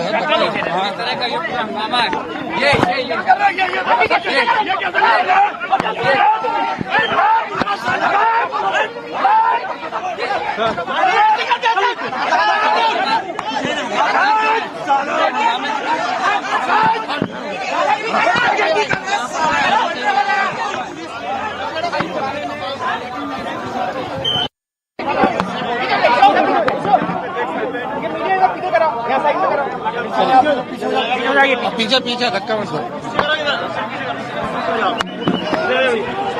पीछे रस्से के पीछे जाओ, रस्सा इधर लेके आओ आगे। अरे भाई तो करना था यार।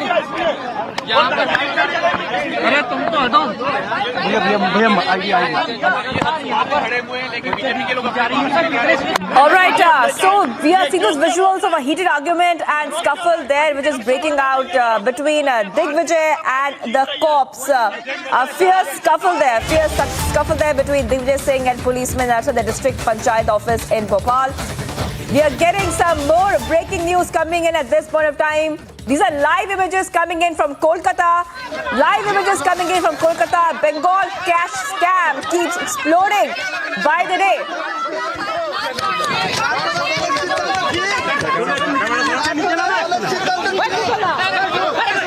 দলের সিদ্ধান্ত কি ঠিক?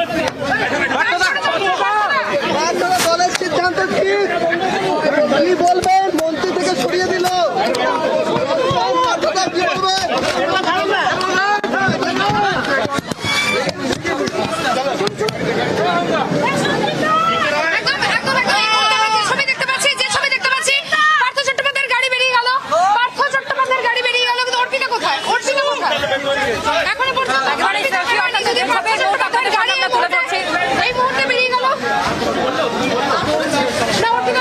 পার্থ চট্টোপাধ্যায়ের গাড়ি বেরিয়ে গিয়েছে, কনভয় বেরিয়ে গিয়েছে, কিন্তু কিছু হয়তো তিনি সংবাদ মাধ্যমের সামনে বলতে চাইলেন। মমতা বন্দ্যোপাধ্যায় যে সিদ্ধান্ত নিয়েছেন।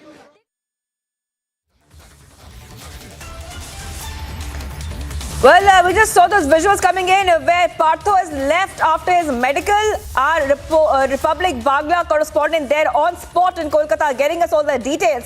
So we have been tracking Partho Chatterjee for the past few days right now, and what we can see on our screens is Partho is leaving after his medical. All right, Piyush is joining me. Piyush, you know what we are seeing right now is after Arpita was taken for a medical after she quote-unquote fell sick and almost in fact fell down. She had to be carried by a lot of people. Now we are seeing that Partho Chatterjee is right now leaving his medical. What is happening on ground? So what you can see from here, Shivangi, is that, there is a lot of drama which is involved in the medical examination of Arpita Mukherjee and Partho Chatterjee, taking into consideration of how backward they are, how on the back foot they are due to the interrogation which is being done by the Enforcement Directorate on the alleged SSC scam. You can see a lot of drama being played. Now, Partho Chatterjee today, in a very dramatic way today, said that, he's been subjected to political vendetta for which he's being harassed politically. So he's done the medical examination and now he's coming back to Enforcement Directorate for the questioning. Earlier today we saw how Arpita Mukherjee, fainted and was being picked up by the supporters over there when she was going for the medical examination. So what you are seeing is that, with Enforcement Directorate now making massive raids and making, massive, they are taking out massive amounts of money. You are seeing a lot of drama being played out by Partho Chatterjee and Arpita Mukherjee when they're going for the medical examination and all the processes which they are involved in as they are undergoing interrogation in the SSC scam. Back to you in the studio. Piyush, well, we can see on our screens, and viewers, what you're seeing are exclusive images that we have access because our team is on ground. Multiple reporters on ground, including from Republic Bangla, where we are getting you all those details. Partho's leaving after his medical. And of course, Piyush, these medical exams have also been ordered by court for every 48 hours. In a stunning twist also to the Bengal cash scam, 4 luxury cars of Arpita Mukherjee have gone missing, Piyush. What exactly happened there? So there are two things, which you just mentioned. First, the medical examination as has been, ruled by the court for Partho Chatterjee. Now, mind you, Partho Chatterjee had said that, he cannot participate in the investigation by Enforcement Directorate as he was ill. And for which the Enforcement Directorate also said that, he should not be getting treated in the state-run hospitals at Kolkata over here because there are high chances that, they would give him the wrong report and he would not participate in the interrogation. So the Enforcement Directorate in that way was successful in getting Partho Chatterjee get medically examined at central-run hospitals. And the first examination of this was today done at ESI. We are going to be examining of how this all plays out, what are the reports which are going to be given out by the ESI. But you can just see that how there was a diversionary tactic that was adopted by Partho Chatterjee to, be away from this interrogation scam that has, really got him into the back foot. Having said that, one major factor which has resulted in Partho Chatterjee being on the back foot is the massive amounts of cash that has been, unearthed by Enforcement Directorate. And in this, there are now also claims that there are 4 luxury vehicles which as of now has gone missing. These 4 luxury vehicles belong to the closest aide of Partho Chatterjee, Arpita Mukherjee. And it is believed that if the Enforcement Directorate officials are going to get hold of these 4 vehicles, it will lead to further amounts of cash being unearthed and also the very important documents that may lead to further indictment of Partho Chatterjee and Arpita Mukherjee. I can just tell you the enormity of the scam. In one of the raids that was conducted by Enforcement Directorate officials, there were 50 lakh, 2,000 notes and 20 lakh 500 notes. So you can just understand the enormity of the scam, which, this entire SSC, the teacher recruitment scam involves. And really, Partho Chatterjee and Arpita Mukherjee are on the back foot. The TMC has also distanced itself from Partho Chatterjee, saying that the circumstantial evidence as of now goes completely against Partho Chatterjee, and it is now the onus, it is his responsibility to come clean in this entire scam. Back to you in the studio. Piyush, Republic has received a sensational scoop that Arpita Mukherjee told the ED that the only person who had access to a flat where at least 30 crore cash was recovered was Partho Chatterjee. Only Partho could enter. That's exactly what she had told the ED. That's what our sources have found out. So it's very obvious that, they're completely on the back foot. Also, after politically what is happening in TMC trying to stay away from the allegations because they have this Mati Manush, slogan, which definitely does not go along with what's happening there in Bengal cash scam, Piyush. As you rightly said, even our sources have told us that Arpita Mukherjee has said that, all this, access to her residential apartments was only given by Partho Chatterjee. And all this cash also, which has been unearthed by the Enforcement Directorate, belongs to Partho Chatterjee. So what you can see over here is that she's completely pinning the blame on Partho Chatterjee, saying that, how things are going from bad to worse for Partho Chatterjee as well as Arpita Mukherjee. Having said that, with the enormity of scam now only becoming larger, it is believed that not only Partho Chatterjee and Arpita Mukherjee, but also several other top leaders of TMC and also several other associates that were, very senior associates, very senior IA, very senior public officials, that were related to Partho Mukherjee may be involved. As I am reporting from the Enforcement Directorate, I want to...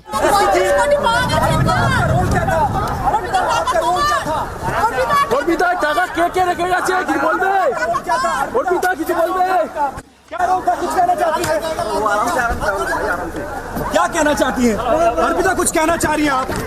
क्या कहना चाह रही हैं? अर्पिता की जो बोल रहे हैं, क्या बोलना चाह रही हैं? अर्पिता जी कुछ चाहिए? अर्पिता जी बोलिए, अर्पिता जी कुछ बोलिए, तब क्या? अर्पिता जी, अर्पिता की जो बोल रहे हैं, अर्पिता क्या कहेंगी? किसकी संपत्ति थी ये? फंसाया गया, क्या हालत है? डॉक्टरों ने क्या बोला? अर्पिता किसकी थी? पार्थ चटर्जी का रोल क्या था? अर्पिता आप हाथ जोड़ रही है, क्या रोल था? जल्दी ऑन करो यार।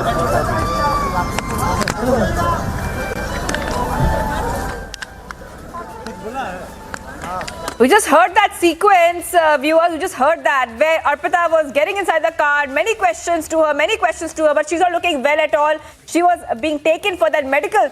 Piyush, we just saw those visuals on our screens of Arpita getting into the car where clearly she's not looking very well. She's looking a little sick right now. But then again, the question right now is after hours of interrogation and evidence piling against Partho Chatterjee, it does seem that both of them right now are extremely in the back foot. After so many claims that, we have not done anything wrong, the amount of cash, the amount of property deeds, the amount of jewelry which is recovered, the amount of gold bars which have recovered, we can clearly see right now, Piyush, that Arpita not claiming she's unwell really points towards where gives a hint actually to where this case is heading to, Piyush. a very good observation, Shivangi. You rightly said that, hours of interrogation, raids conducted by Enforcement Directorate. Arpita Arpita आपकी तबीयत खराब है अर्पिता आपकी तबीयत खराब है क्या अर्पिता आपकी तबीयत खराब है आप लगातार हो रहे हैं अर्पिता अर्पिता ऑन हो गया लाइव ही नहीं हो नेटवर्क मेरे कल हैंग हो गया आपको बांग्लादेश में इन्वेस्टमेंट की बात सामने आ रही है ये फ्लैग फार्म हाउस शिक्षक है हेलो अरे भाई टच काम नहीं कर रहा है ऑफ करना पड़ेगा हैंग हो गया अर्पिता अर्पिता अरे शूट करो यार 1 मिनट रुक जाओ ना शूट तो कर लो ना मूवमेंट को कितने सालों में आपने ये प्रॉपर्टी बनाई आपको अपने किए पर पछतावा है क्या यहाँ से जब निकल जाएगा सब क्या लाइव लोगे यार तुम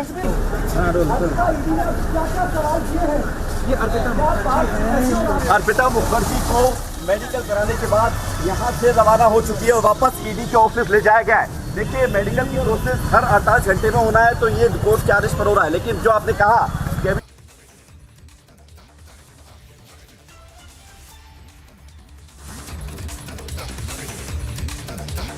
All right, so we just saw that sequence, viewers. What really happened on the screen is that Arpita is done with her medical and now she's going to go back to ED for further interrogation. Piyush, I want you to come in right now and tell us exactly what we can expect next.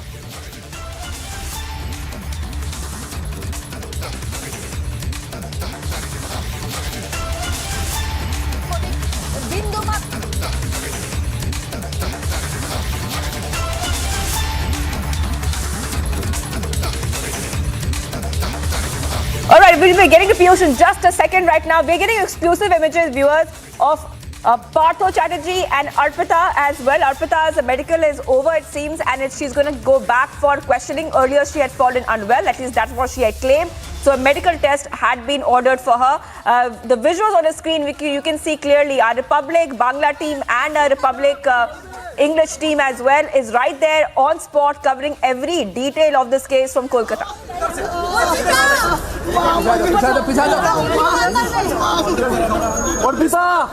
Arpita की बोल दे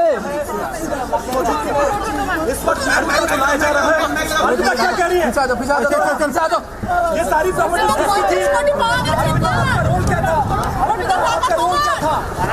अर्पिता टाका क्या रखेगा चाहिए कि बोल दे अर्पिता किसी बोल दे क्या रोका कुछ कहना चाहती है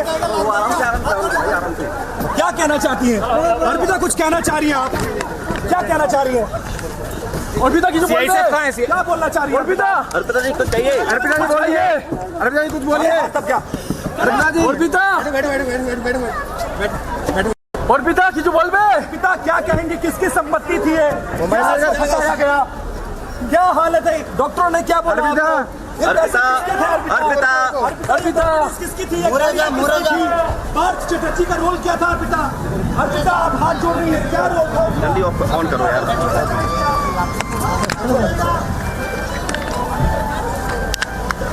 कुछ बोला है हाँ आई लव यू तुम्हारे ड्राइवर तुम्हारे ड्राइवर से मैं बहुत प्यार करती हूँ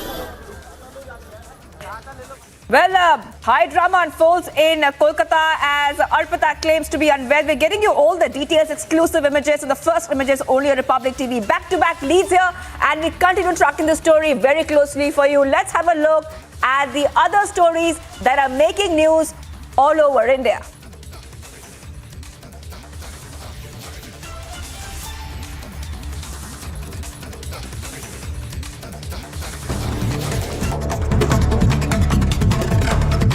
Additional station house officer of police Narendra Singh was arrested by the STF Amritsar. He was arrested for taking 10 lakh rupees bribe from a drug supplier for not naming him in that FIR registered in a case of drug trafficking.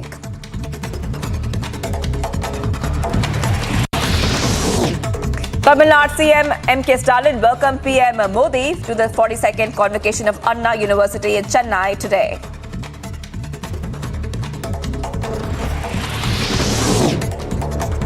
During the convocation ceremony at Anna University, Tamil Nadu, CM addressed the students saying that the degree is not just a degree to them but for the country and motivates the students to work together for the country's bright future.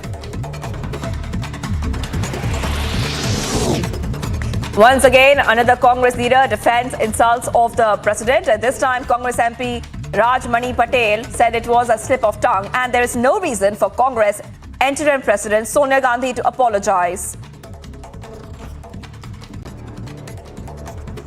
ये एक मानवीय प्रवृत्ति होती है, बड़े बड़े लोग होते हैं, सबसे माने बात करते समय में जबान स्लिप हो जाती है, तो ये कोई इरादा कोई ऐसा उनका नहीं था।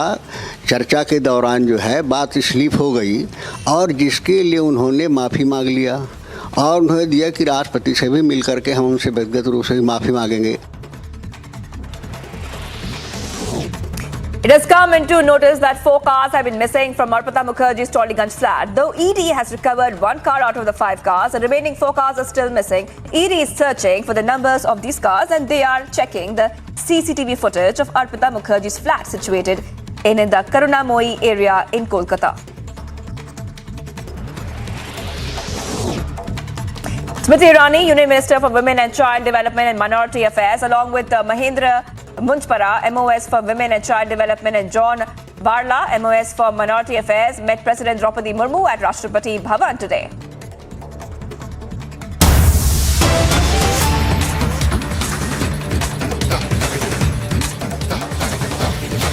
Viewers, in a major crackdown in the northeastern state of Assam, 11 people were detained for their alleged links with global terror outfit, including Al-Qaeda in the Indian subcontinent and Bangladesh-based as well Ansarullah Bangla team. One of the persons detained was also a madrasa teacher in the state. According to the police, the 11 persons who were detained yesterday from Assam's Moregaon and other areas are connected to Islamic fundamentalists, having links with Al-Qaeda as well. Now, further action will be taken as per law. A big terror crackdown coming in from Assam. This is a major terror crackdown in the northeast state of Assam. Let's have a look at what Himanta Biswa Sarma, the CM of Assam, has to say.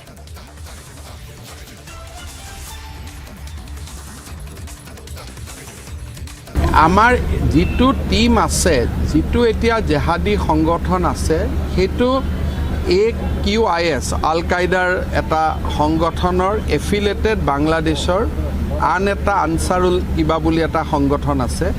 সেইটো সংগঠনৰ লগতে আমাৰ অসমৰ জেহাদী মডিউলবিলাক link up হৈ আছে। যোৱাকালি আমি বৰপেটা আৰু মৰিগাঁও দুটা মডিউল আমি নষ্ট কৰিব পাৰিছোঁ। All right, so a big terror crackdown coming in, 11 detained for Al-Qaeda links. Now, this is coming in from the state of Assam and the Assam CM there. We just heard him say that action will be taken, action will be ordered for what is really happening there. A terror module has been busted. And remember that 11 people, I repeat, 11 people have been detained. And the allegations are very serious because they are said to have links with the Al-Qaeda in the Indian subcontinent and the Bangladesh-based, not Indian, but Bangladesh-based Ansarullah Bangla team. Now, one of the persons was also a madrasa teacher. That's what we have learned.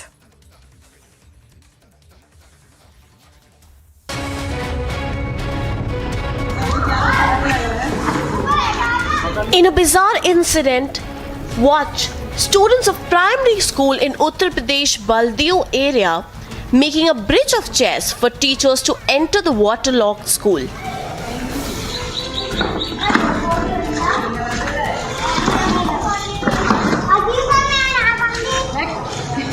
This is yet another incident which went viral of teachers allegedly involved in a bizarre incident. Visuals show students drenched in knee-deep water making pathway for teachers by placing chairs in a row. Soon after the video went viral, the teachers were suspended. उक्त video का हमने संज्ञान लिया है, उच्च अधिकारियों के भी संज्ञान में उक्त वीडियो है और हमने अध्यापका के विरुद्ध कार्यवाही कर दी है. Similarly, a teacher was suspended in Uttar Pradesh Hardoi district few days earlier after a video of her getting massage from students went viral. Bureau Report, Republic TV. After his convocation address in Anna University, PM went to multiple classrooms to meet graduating students who could not be present at the main venue due to space constraints Here is the full story.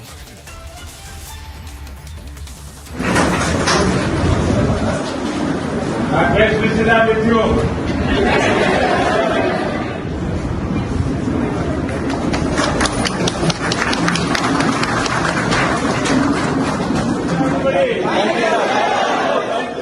My best wishes are with you. Enjoy. My best wishes are with you.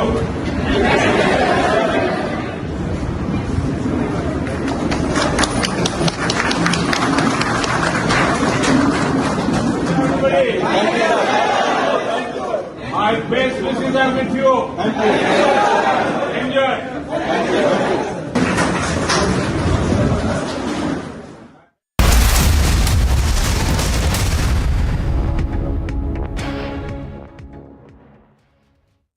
Amity University has India's largest scholarship program, from which over 25,000 brilliant students have already benefited. Students with over 95% in Class 12 boards get 100% scholarship, and students with over 90% get 50% scholarship.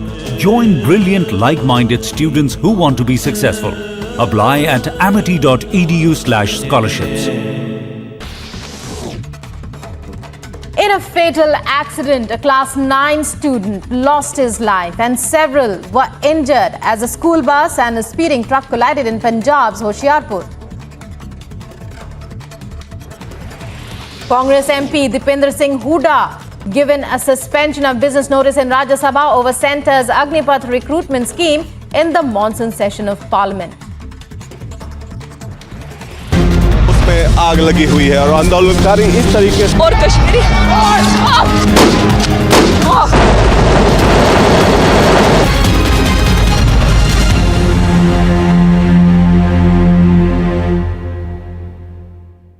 Amid the tension between China and the United States with regards to Taiwan, China rejected a US bill to encourage more semiconductor companies to build chip plants in the US. China cited containment of restrictions from China-US cooperation in science and technology. US President Joe Biden and China Xi Jinping spent more than 2 hours talking through the future of their complicated relationship. Chinese Foreign Ministry reportedly warned United States President Joe Biden against playing with fire over Taiwan. China also blamed US unilateral sanctions and tariff barriers which affected the security of global supply of energy and food. This comes in the backdrop of US Speaker of the House announcing her trip to Taiwan. I think that it's important for us to show support for Taiwan. I also think that none of us has ever said we're for independence when it comes to Taiwan. That's up to Taiwan. उसमें आग लगी हुई है और आंदोलनकारी इस तरीके से और Kashmiri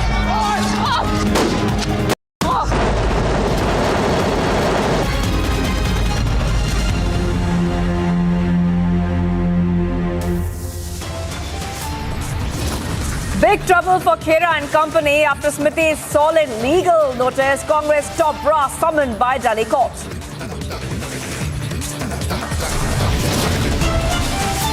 No room for shoot and scoot for Congress anymore. Delhi High Court tells Pawan Khera and Jairam to remove the content.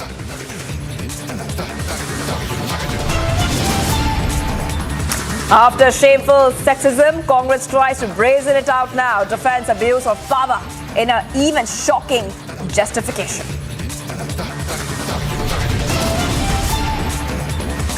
It's insult and abuse galore by Congress, and clocking is ticking right now. The clock keeps ticking, but Sonia Gandhi is yet to act against the sexist neta.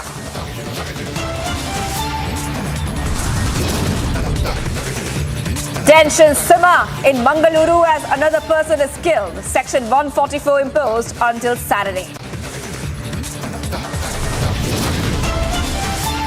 Stunning twist in the Bengal cash scam after mega cash hauls. Arpita's cars go missing, bank accounts seized.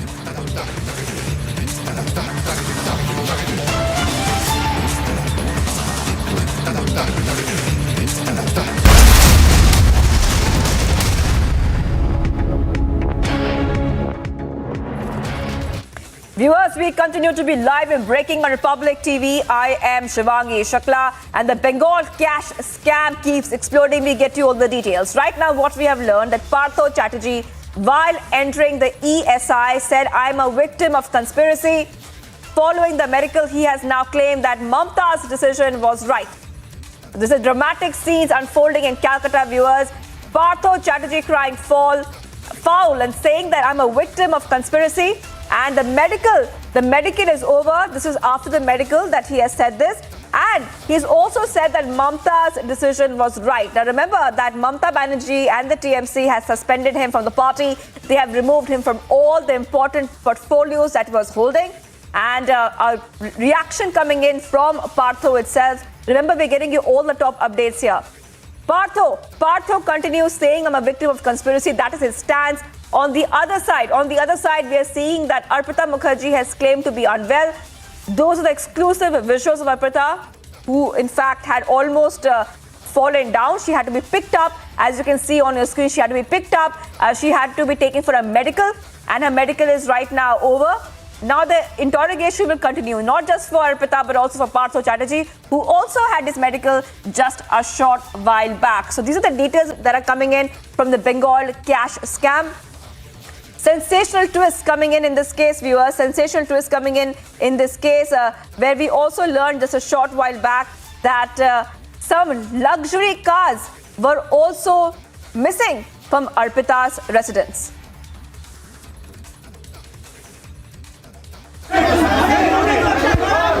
दादा सामने ना छोड़ा यार बात तो दा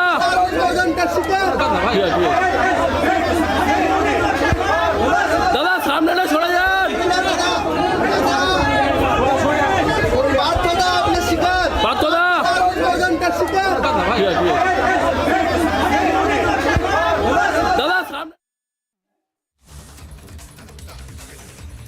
All right, we just heard that soundbite of Partho, where he is being carried there almost on a wheelchair after his medical, where he is saying, I'm a victim of conspiracy, and also saying that Mamta's decision was right. So at one point he's saying that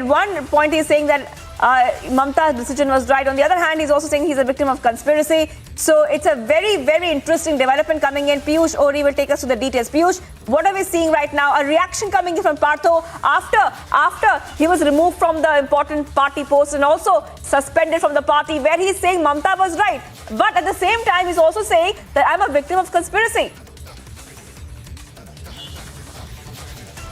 So you rightly pointed out, Shivangi, that, Partho now is trying to play his political cards.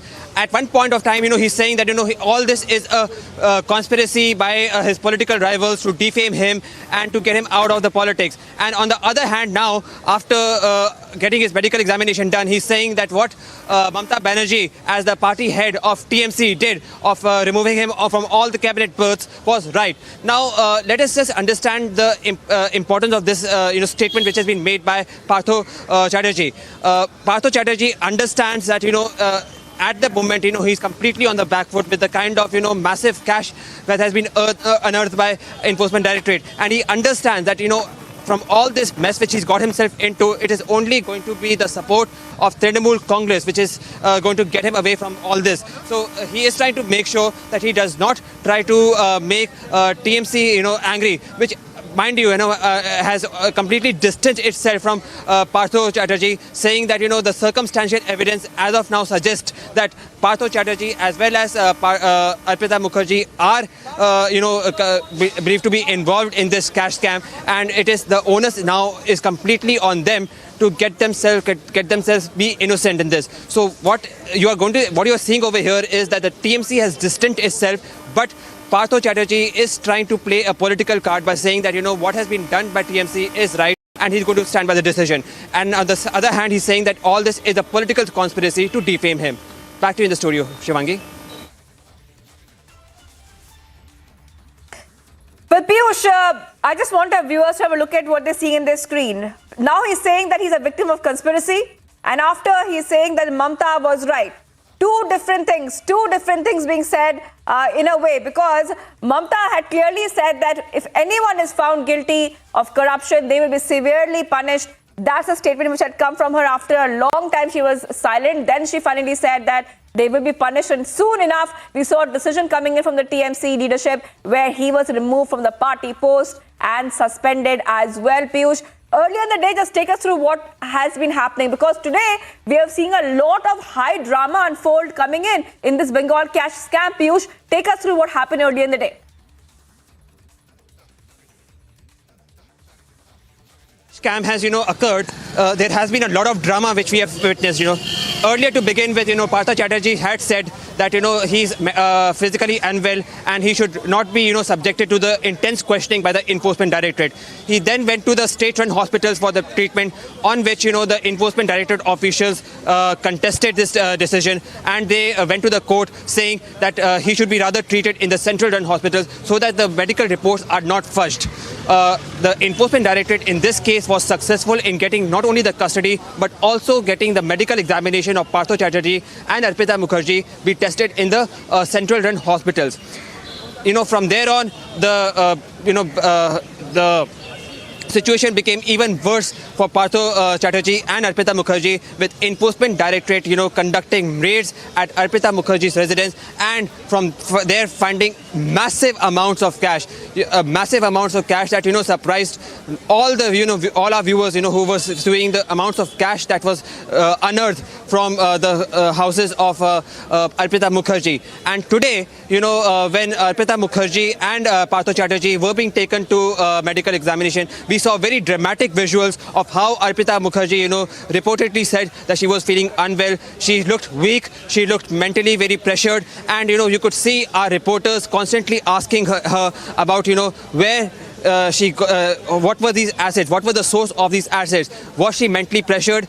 Was she really involved in this scam which has, rocked the political scenario of Bengal? So you can see from the time this scam has occurred, there is a lot of drama which we are seeing, and this drama is only expected to continue, with more can of worms now expected to come out.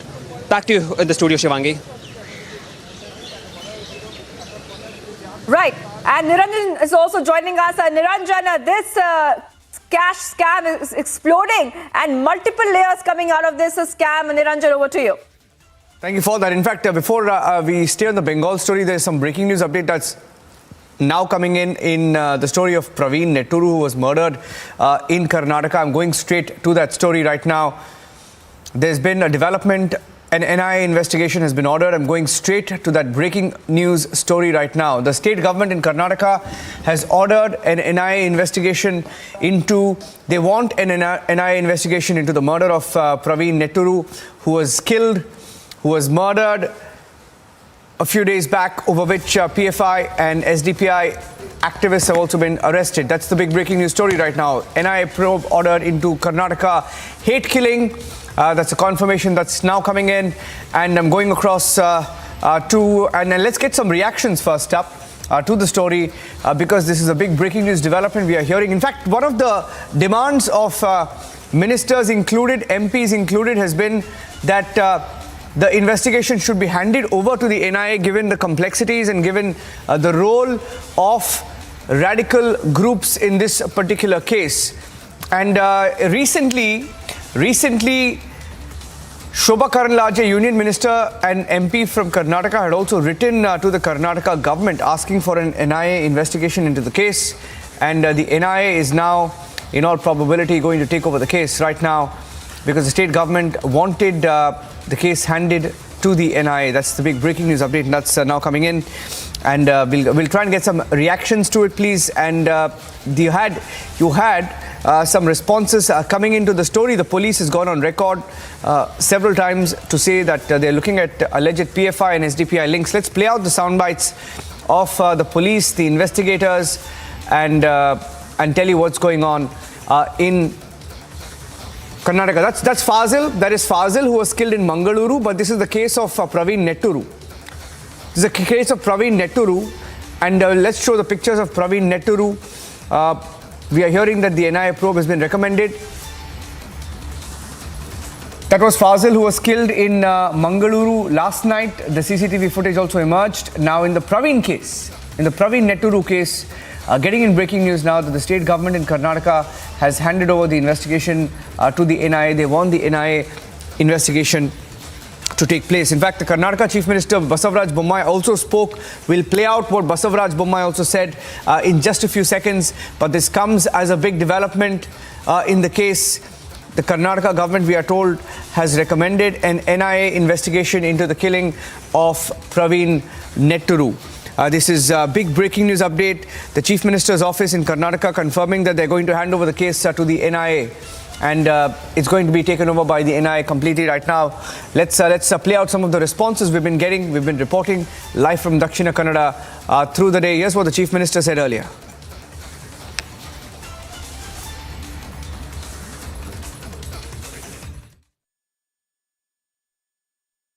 Yesterday I was there in Mangalore. I visited Praveen's house, and while coming back after I took the flight, I heard there was another murder. I got all the details. I've instructed ADGP Law and Order to stay there and see that prompt action is taken. For us, all incidents are equal. All murders, all life of the people are same to us. So we want to take strict actions on all the three cases. I will not explain anything now. As and when required, whatever is necessary within the frame of law, we will do all actions. It might be UP model or Karnataka model. That was the Karnataka Chief Minister who spoke to Republic TV some time back. And we also had the police in Karnataka go on record and talk about the investigation. Let's play out some of the responses of the police as well. In this particular case, the police has gone on record to say that they're looking at the PFI and the SDPI links. And the wife of one of the suspects who's been arrested has confirmed that her husband who was arrested was from the PFI and SDPI. Praveen Netturu's alleged murderers have a PFI and SDPI case, and the confirmation has come in now from the Chief Minister's office that they are going to hand over the case to the NIA. And this is a big breaking news update right now. We'll go across to Abhishek, Aishwarya and our teams on what this could now mean, because there's been a lot of tension in the South Kannada districts in the coastal Karnataka region after the murder of Praveen Netturu. In fact, there was a murder. There was another murder yesterday which the Congress claims was revenge. This is, by the way, one of the accused. On your screen is one of the accused of Praveen Netturu's murder. We'll show you the pictures of Praveen Netturu as well. And the story is getting bigger and bigger, because the Congress party claims that the youth who was killed yesterday was killed because of revenge of what happened in the case of Praveen Netturu. And the big update right now coming in that the Chief Minister of Karnataka has confirmed that the case will be handed over to the NIA. Here's what Bommai said after meeting the family yesterday. Let's play out the bite once again.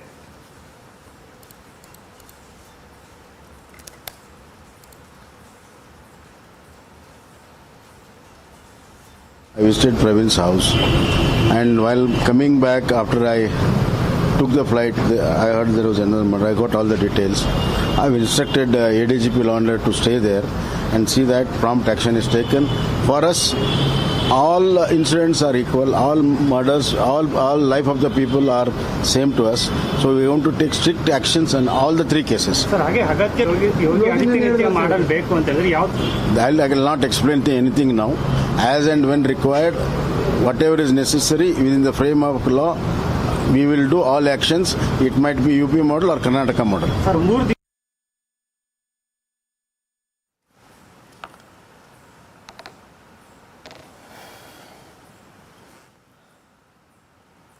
Breaking news update now coming in. Now, the Karnataka government has ordered an NIA investigation into the murder of Praveen Netturu. That's the CCTV footage, in fact, that emerged earlier that showed the alleged killers running from the site.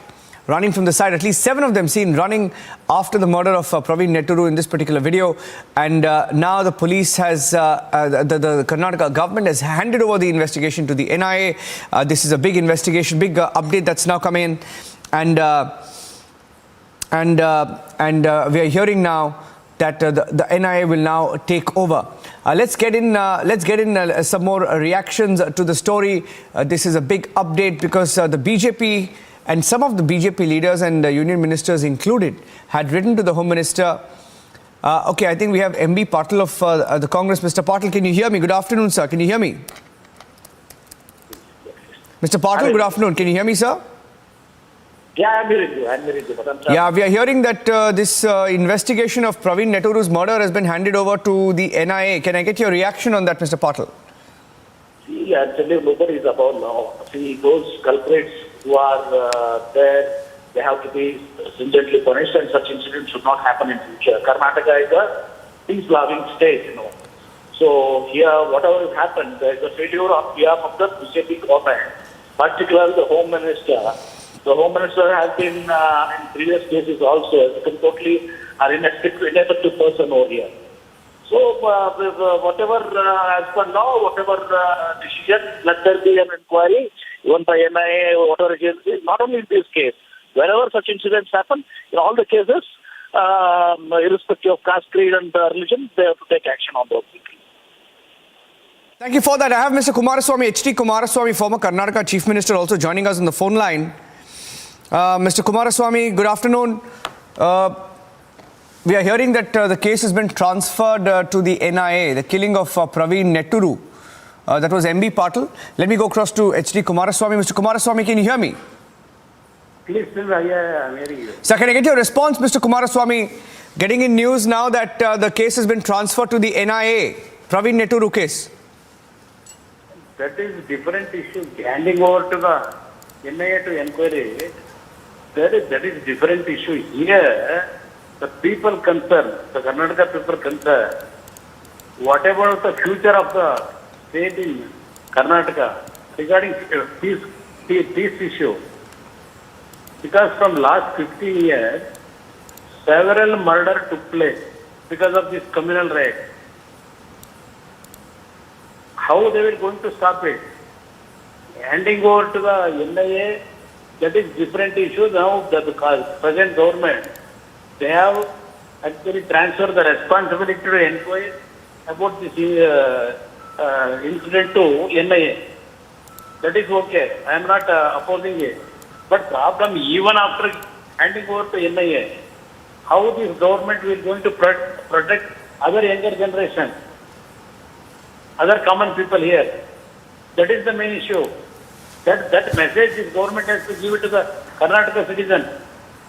There is no confidence in this government about to take the confidence of the people and give confidence to the people. There is no message to the state now. This is the problem here. Our concern is that. Yeah, but there is a reported role of the SDPI and PFI which has come to light. One of the accused who's been arrested, his wife has also admitted that her husband was linked to PFI, SDPI. Now with all these groups, the role of these groups emerging, don't you think it's a bigger problem, Mr. Kumaraswamy? Right. SDPI or PFI, whoever persons here in these issues are involved, you take action. That is different issue. Problem yesterday evening also, when Chief Minister was in Mangalore, another murder took place. This Chief Minister has not reacted to that. He has not visited that place also. His government is only for one particular community or to save the interest of all 64 people. What message has given yesterday visiting Mangalore, this Chief Minister or his Home Minister? Yeah. But I think there have been on-record comments as well from because Mr. Kumaraswamy, there is one problem, I'll tell you, because in this particular case of the murder last night in Mangaluru, in Surathkal, there is no proof of yet as of now there is no proof of any communal radical angle in it. Is there? So far there is no proof, right? That is okay. That's okay. Here, what is the proof? Other issues, what is the proof? That Monsoon has murdered. What decision they have taken? Here, this yesterday evening issue, there is no proof in the present government. That I will agree. But yesterday, after that murder, several channels they have shown that this boy was connected with some love affair. Who spread that news? Which corner that news has spread in the newspaper yesterday, some channel? Yes. They have already decided, this government. Right. Let's see where the story goes, Mr. Kumaraswamy. Yeah, we'll follow the investigation. Yeah. No, I was saying that we'll follow the investigation. Let's see where the story goes. Thank you for speaking to Republic TV. I have to take a short break now. That is H.D. Kumaraswamy, former Chief Minister of Karnataka, speaking to Republic TV on the development that the Karnataka state government has handed over the investigation to the NIA. We'll take a break. We'll come back. Stay tuned.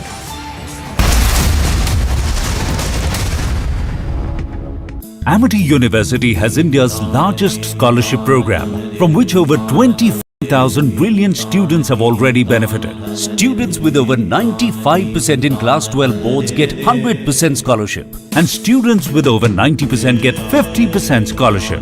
Join brilliant, like-minded students who want to be successful. Apply at amity.edu/scholarships. Congress MP K. Suresh gives adjournment motion notice in Lok Sabha over war of words which unfolded between Union Minister Smriti Irani and Sonia Gandhi. Congress MP alleges that shocking attempts were made by BJP MPs, including Union Minister Smriti Irani, to threaten Sonia Gandhi.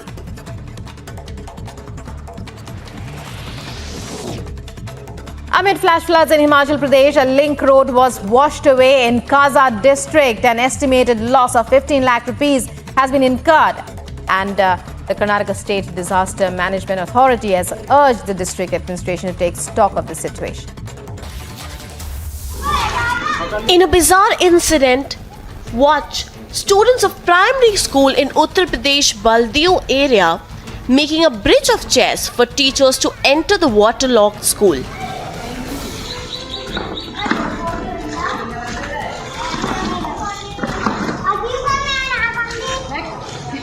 This is yet another incident which went viral of teachers allegedly involved in a bizarre incident.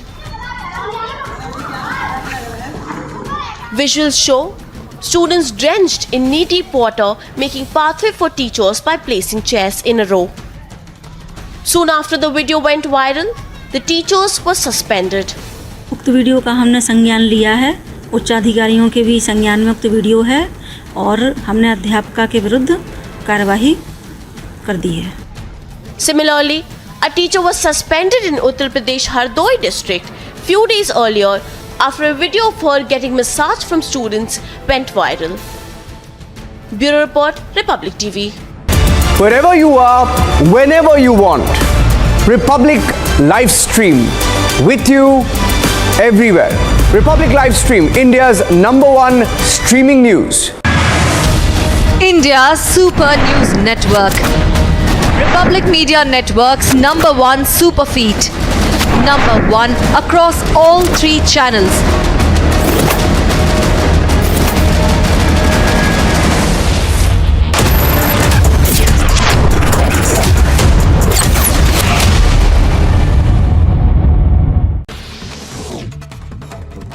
In a fatal accident, a class 9 student lost his life and several were injured as a school bus and a speeding truck collided in Punjab's Hoshiarpur. Congress MP Deepening Bengal given a suspension of business notice in Rajya Sabha over Centre's Agnipath recruitment scheme in the Monsoon session of Parliament. उसमें आग लगी हुई है और आंदोलनकारी इस तरीके से और Kashmiri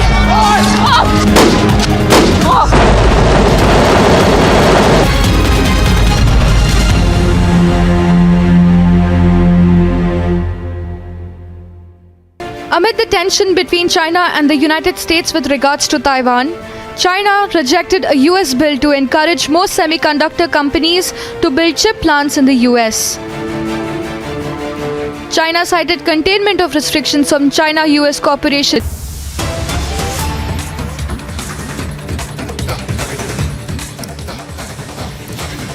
In fact, Karnataka Chief Minister has confirmed that the NIA will take over the case. Right now, the Karnataka Chief Minister has confirmed. In fact, there's a soundbite coming. Let's play the soundbite and I'll translate over it.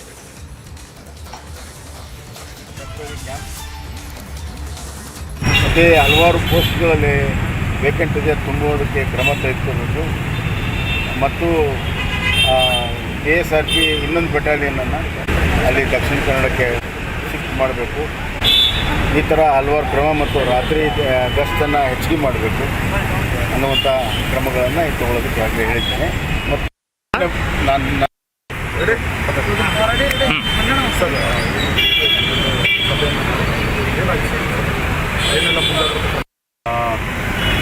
DGIG ಅವ್ರ ಜೊತೆಗೆಲ್ಲ ಚರ್ಚೆ ಮಾಡಿದ್ದೇನೆ. ಈಗ ಪ್ರವೀಣ್ ಹತ್ಯೆ case ಖಂಡಿತವಾಗಿ organised crime ಮತ್ತು ಅಂತಾರಾಜ್ಯ. So they're saying that saying that he's asked police officers to get the full details, and after getting the report, they have decided to give the case to the NIA, and saying the Home Department will given the formal communication, and the orders have gone through the Home Department. It's a national issue, and they've decided that the NIA investigation would be the best way forward. The murder case will be handed over to the NIA. ಇದನ್ನು NIA ಕೊಡಬೇಕಂತ ನಾವು ತೀರ್ಮಾನವನ್ನು ಮಾಡಿದ್ದೇವೆ. Home department communication ಮಾಡ್ತಾರೆ, ಅವ್ರು ಸೂಚನೆಯನ್ನು ಕೊಟ್ಟಿದ್ದಾರೆ. ಅಂತಾರಾಜ್ಯ.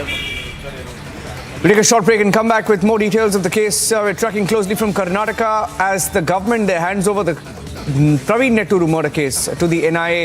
We're getting in more breaking news updates and the big reactions from Karnataka.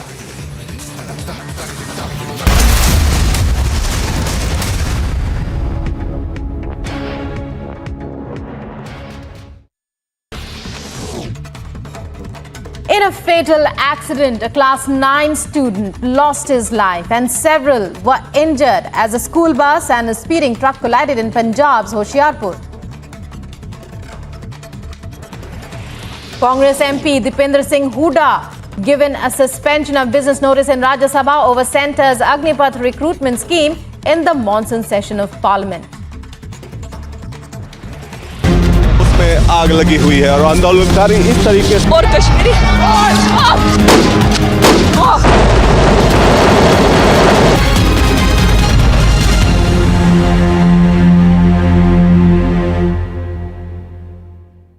Amid the tension between China and the United States with regards to Taiwan, China rejected a US bill to encourage more semiconductor companies to build chip plants in the US. China cited containment of restrictions from China-US cooperation in science and technology. US President Joe Biden and China Xi Jinping spent more than 2 hours talking through the future of their complicated relationship. Chinese Foreign Ministry reportedly warned United States President Joe Biden against playing with fire over Taiwan. China also blamed US unilateral sanctions and tariff barriers which affected the security of global supply of energy and food. This comes in the backdrop of US Speaker of the House announcing her trip to Taiwan. I think that it's important for us to show support for Taiwan. I also think that none of us has ever said we're for independence when it comes to Taiwan. That's up to Taiwan to decide. Hitting back at Nancy Pelosi, China firmly opposed to the planned visit to Taiwan. China's Ministry of Foreign Affairs spokesperson said that the Chinese military will never sit idle and will take serious measures to thwart any attempts by external forces to interfere and separate Taiwan. In the midst of tension, soldiers participated in live-fire military drills amid escalating tensions with China in Taiwan. The military drills have been running every year since 1984 and aim to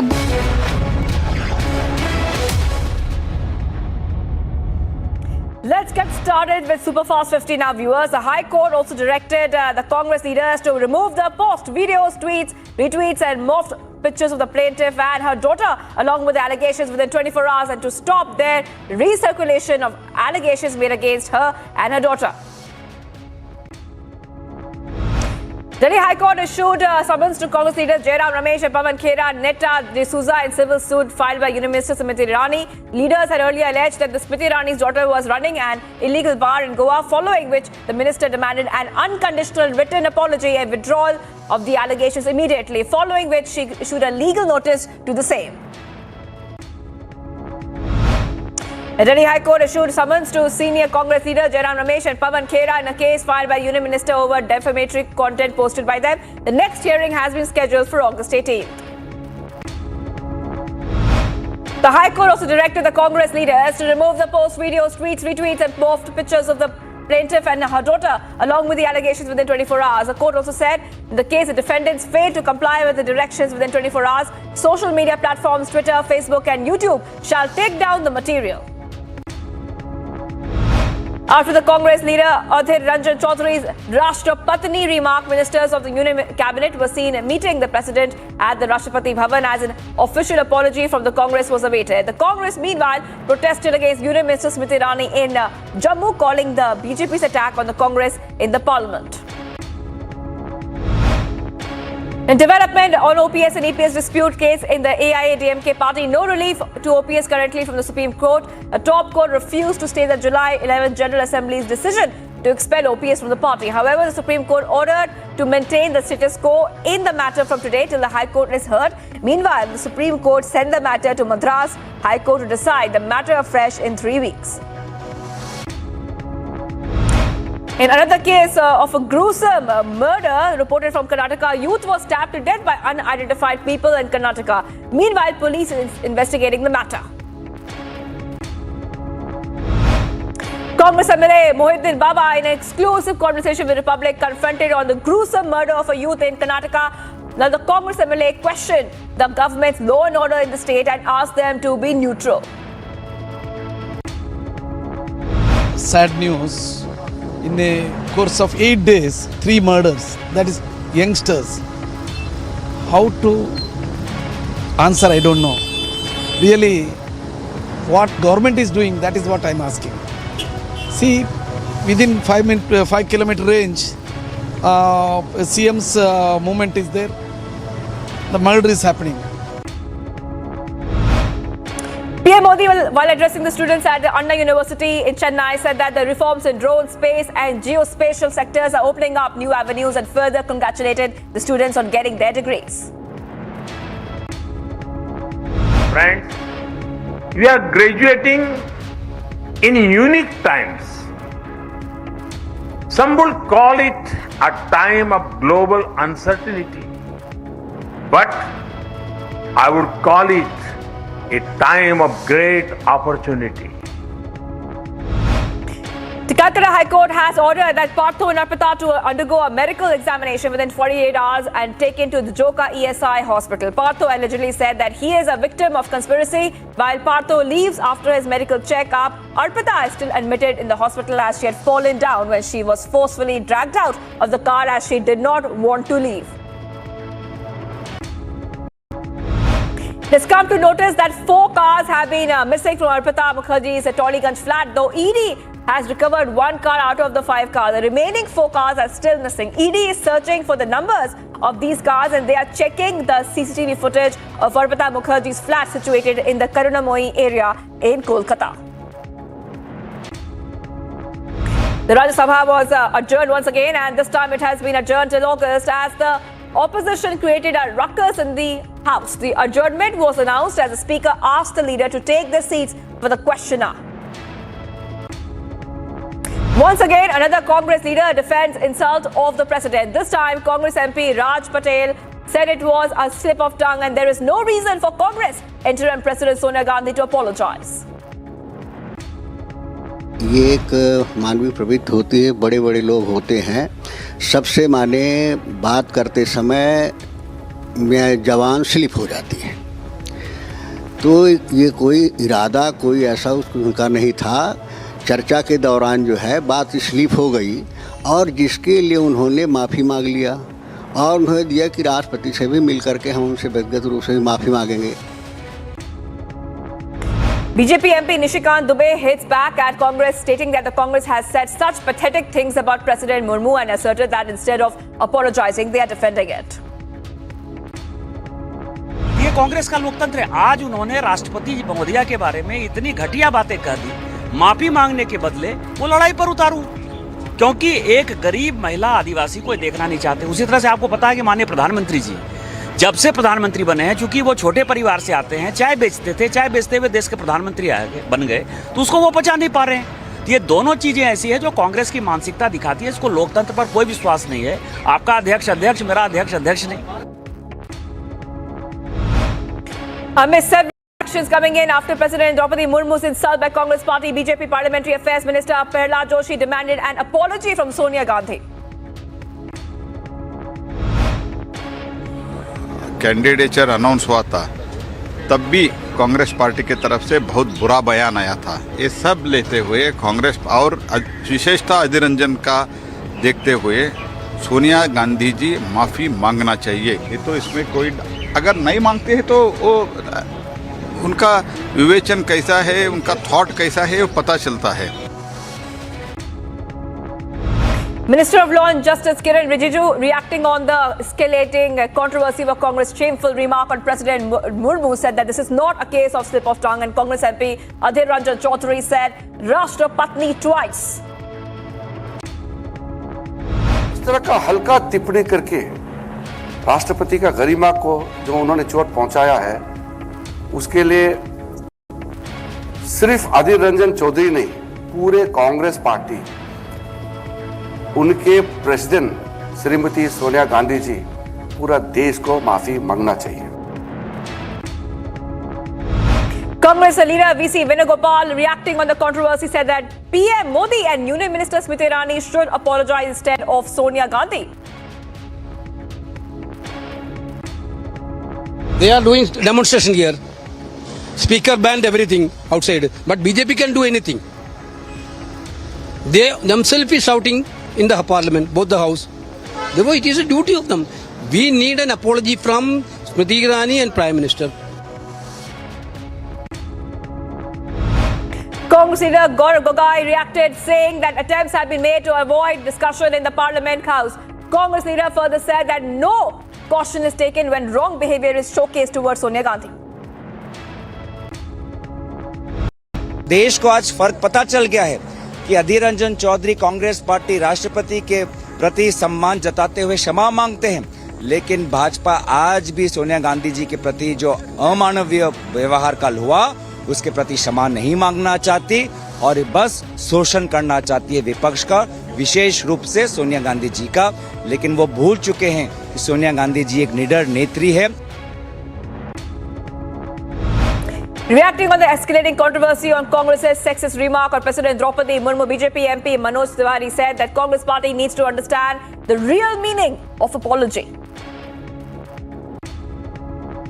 इस शब्द का अर्थ समझने का जो उन्होंने बोला है, अगर इतनी क्षमता होती, इस केस में माफी मांगने का जो अच्छा मैसेज जाता, अगर ये समझने की क्षमता होती कांग्रेस में और सोनिया गांधी जी में और अधीर रंजन चौधरी जैसे लोगों में, तो फिर ये बात सामान्य हो जाती कल ही। Addressing a press conference, BJP national spokesperson Shehzad Poonawala has slammed Aam Aadmi Party's new excise policy, said that Delhi CM Arvind Kejriwal has not given clear water and ration cards to people but has bought liquor to their houses.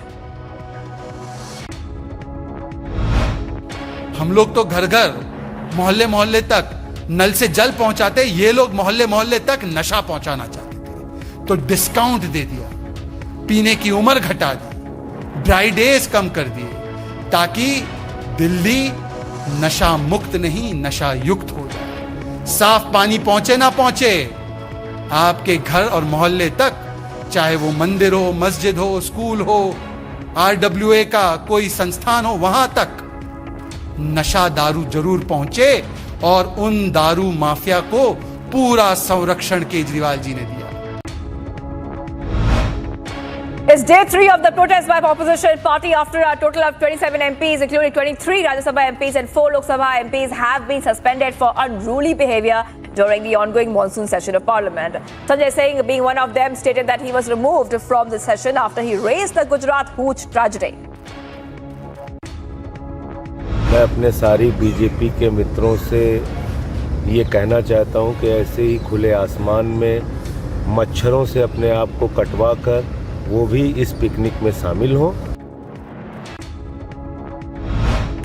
A session court in Ahmedabad deferred till Friday its order on the bail application of activist Teesta Setalwar and former DGP R.B. Srikumar in a case of allegedly fabricating evidence in the 2002 riots case. The Court of Additional Principal Judge was scheduled to pronounce the order on Thursday but deferred it till today.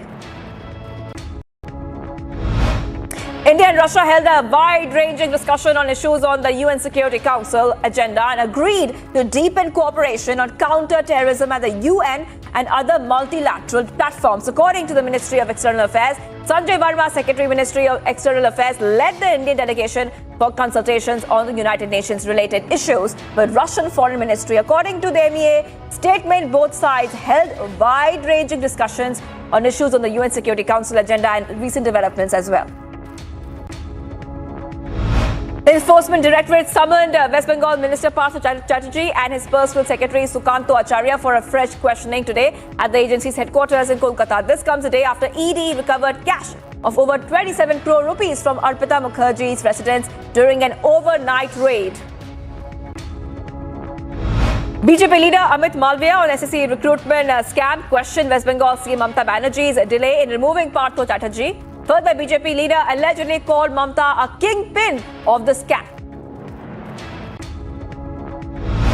से अधिक नगद राशि, तमाम property के papers, सोने, जवाहरात और foreign exchange मिला।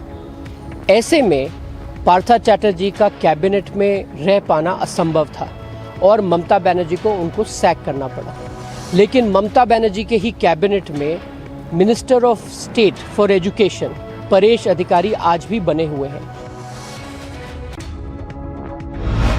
The Kerala High Court is likely to hear a plea seeking a standard protocol for conducting examinations across the country after the incident where female candidates were made to remove part of their undergarments in order to appear for the test at NEET exam center in the state.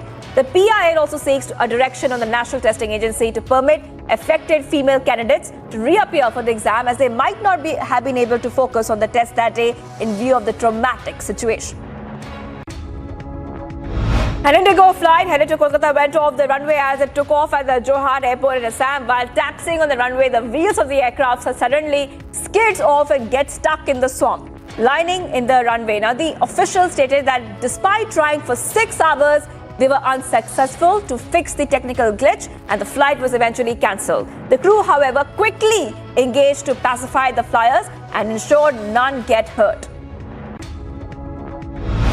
The Jammu-Srinagar National Highway has been closed for vehicular traffic due to landslides and shooting stones at Jammu and Kashmir's Ramban district. Police officials have advised people not to travel along Jammu-Srinagar National Highway 44 without confirmation from Traffic Control Unit. According to district officials, the following heavy rain in Himachal Pradesh, a link road washed away amid flash floods in the Kaza town, causing an estimated loss of 15 lakh rupees. To allow commuters to use the road, a district emergency operations center has also apprised the district administration of the incident of quick repair work. According to Union Health Ministry, India has now recorded over 20,000 new coronavirus infections since the last 24 hours. Pushing the tally of COVID-19 cases to over 4 crore, while the national COVID-19 recovery rate was recorded at 98.48%. As Jammu and Kashmir continues to receive heavy rainfall, Indian Army and police personnel in a joint rescue operation rescued 14 people stuck in the floods. A minor died and several were injured after the ground floor of the double-story house collapsed in Kerala. The minor was rushed to a hospital for immediate medical treatment, but later succumbed to his injuries. Police rescued several people feared trapped under the debris. Meanwhile, the reason of collapse is yet to be known. At least 30 kids were allegedly given the COVID-19 vaccine using a single syringe at a school in Sagar, Madhya Pradesh. Police officials announced that they had received a complaint and the district administration collected children's blood samples for the investigation.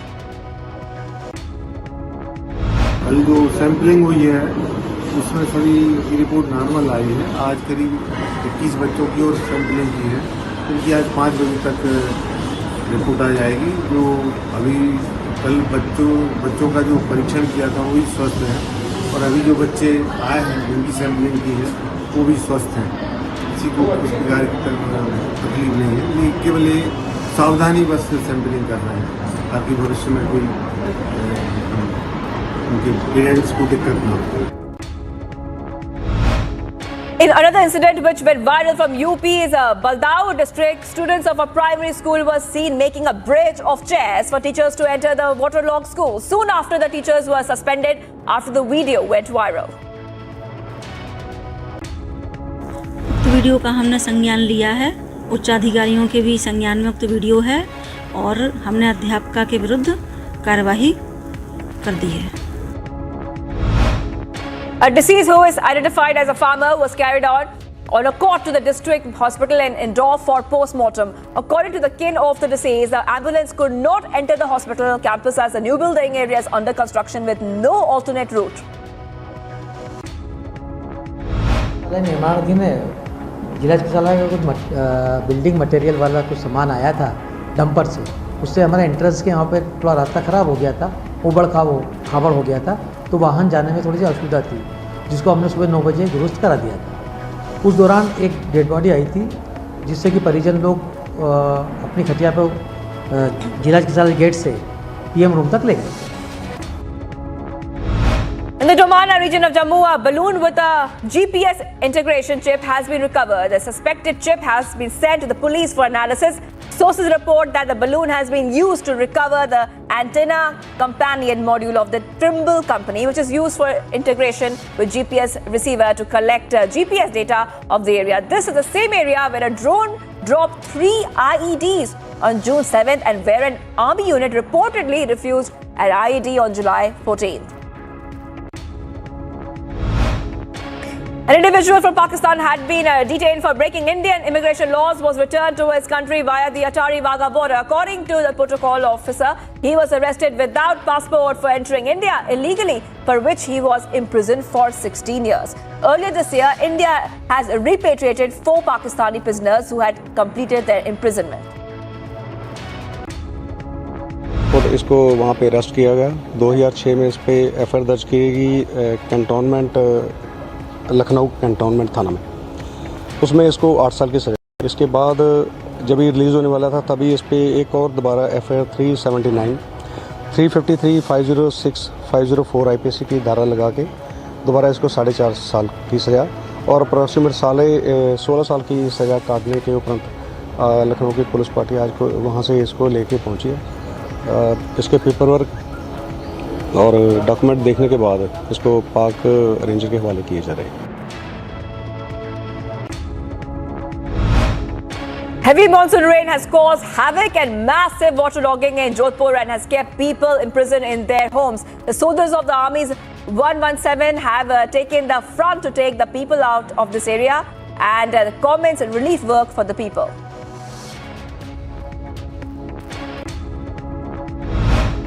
Pope Francis celebrated Mass at Canada's National Shrine and came face to face with a long-standing demand from indigenous people. Protesters displayed a banner at the altar of the National Shrine, rescind the doctrine in bright red and black letters. I'm here, tell the Pope to rescind this and tell the Queen, ask the Queen to come here and apologize, kiss my moccasins.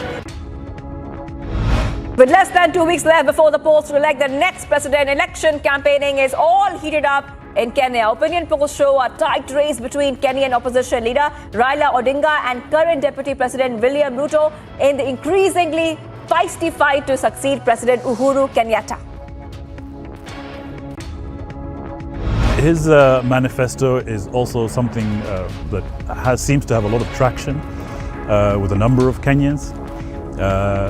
It is focused on what they call bottom-up economics, which seems to focus primarily on the lower echelons of the social pyramid. So seeking to uplift the conditions of the average Kenyan. The China-Europe Railway coal as Shanghai Express departed from Shanghai Minhang Freight Station to reach its destination in Kazakhstan. This is the first export train of Central Asia line.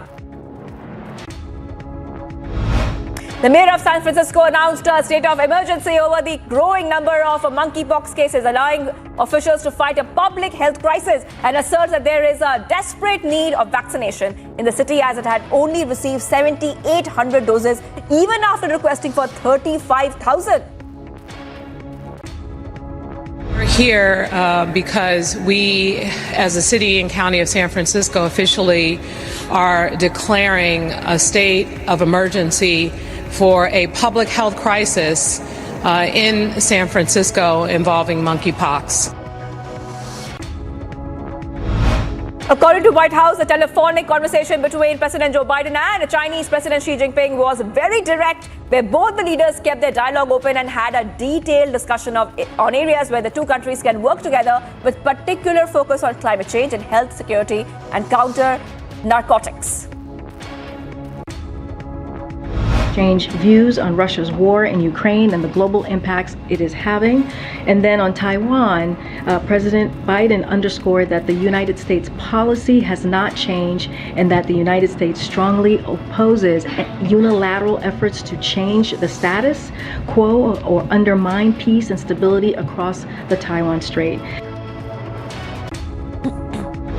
Ahead of the Commonwealth Games opening ceremony in Birmingham, Prince Charles of Britain visited the athletes at the Athletes Village, where the participants are staying during the Games. He toured the main Athletes Village and posing for group photographs with teams, including other teams as well.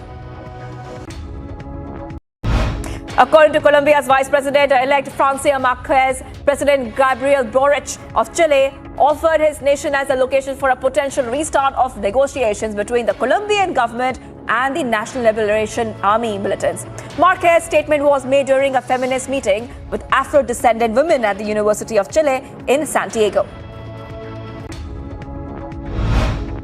French President Emmanuel Macron hosts Saudi Crown Prince Mohammed bin Salman. The French opposition figures and the human rights groups have criticized Macron's decision to invite Salman to dinner at the Elysee Palace, who is believed to have given the order to murder Saudi journalist Jamal Khashoggi in the year 2018.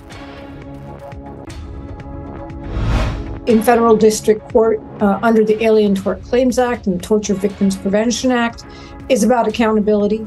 And the complaint we just filed in Paris today, something we have been preparing for 2 years, waiting for Mohammed bin Salman to step foot on French territory so that we could file the complaint, is about accountability.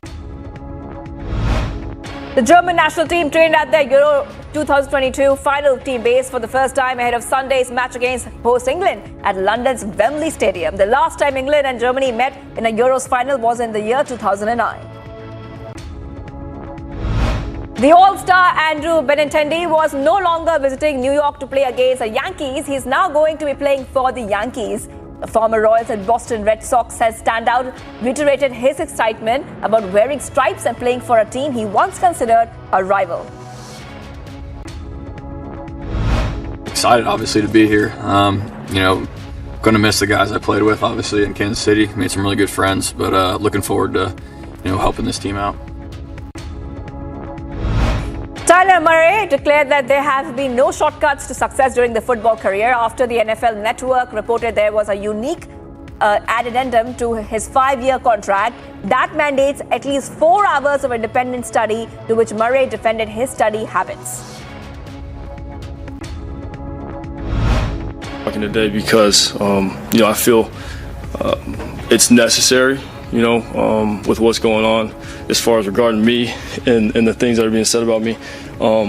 It's almost, to think that I can accomplish everything that I've accomplished in my career and not be a student of the game and not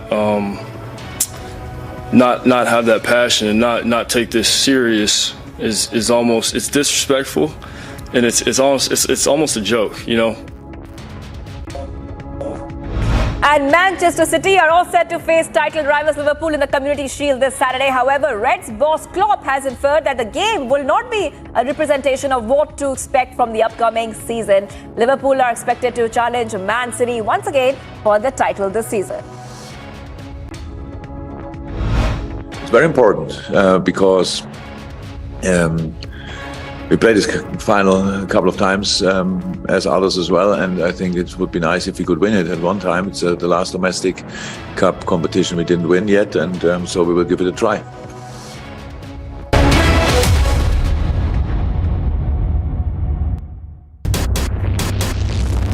Here on the live coverage on Republic TV as we report from outside Raj Thakre's residence. The Chief Minister of Maharashtra vacates his residence. Sena supporters coming out in large numbers showing their support to Uddhav Thakre. The NCP huddle has begun. We're keeping a close track of all the senior leaders coming in and going out.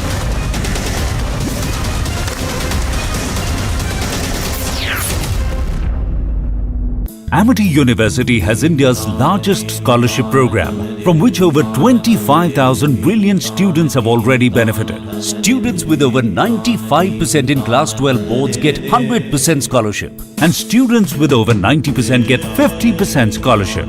Join brilliant like-minded students who want to be successful. Apply at amity.edu/scholarships.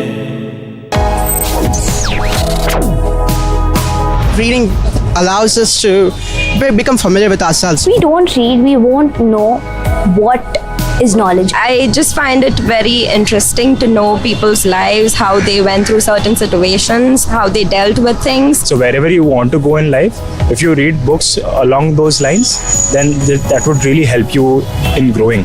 Reading could mean a million different things to every individual. What does it mean to you? Visit readindia.info to find out more. Wherever you are, whenever you want, Republic live stream with you everywhere. Republic live stream, India's #1 streaming news. India's Super News Network. Republic Media Network's #1 super feed. #1 across all 3 channels.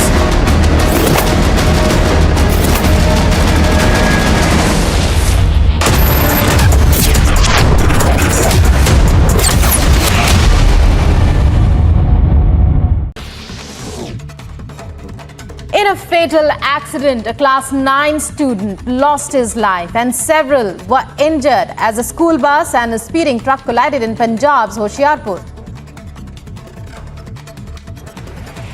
Congress MP Deepening Singh Hooda given a suspension of business notice in Rajya Sabha over Centre's Agnipath recruitment scheme in the monsoon session of Parliament.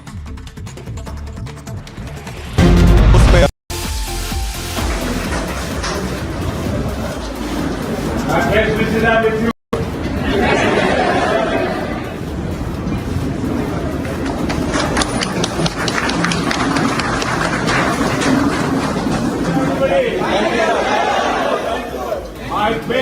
are with you. Enjoy.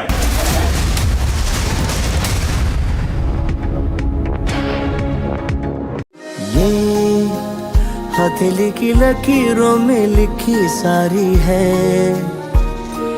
या जिंदगी ये तेरे इरादों की मारी है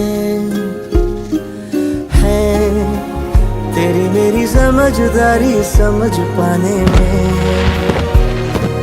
या इसको न समझना ही समझदारी है.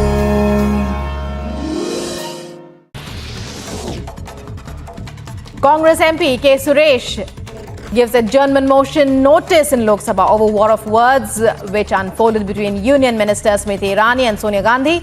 Congress MP alleges that shocking attempts were made by BJP MPs, including Union Minister Smriti Irani, to threaten Sonia Gandhi.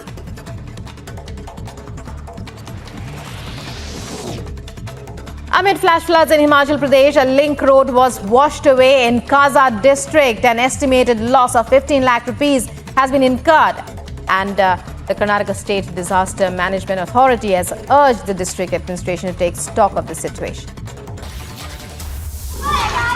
In a bizarre incident, watch students of primary school in Uttar Pradesh Baldio area making a bridge of chairs for teachers to enter the waterlogged school.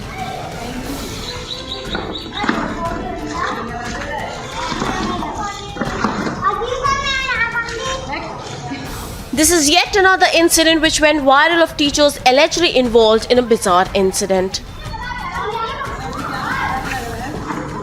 Visuals show Students drenched in knee-deep water, making pathway for teachers by placing chairs in a row.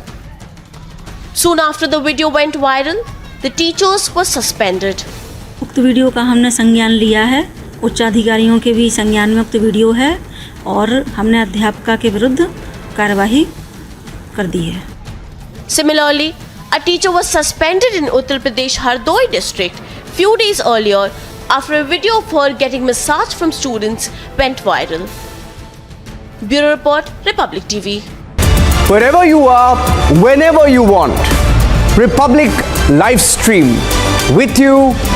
आग लगी हुई है और आंदोलनकारी इस तरीके से और Kashmiri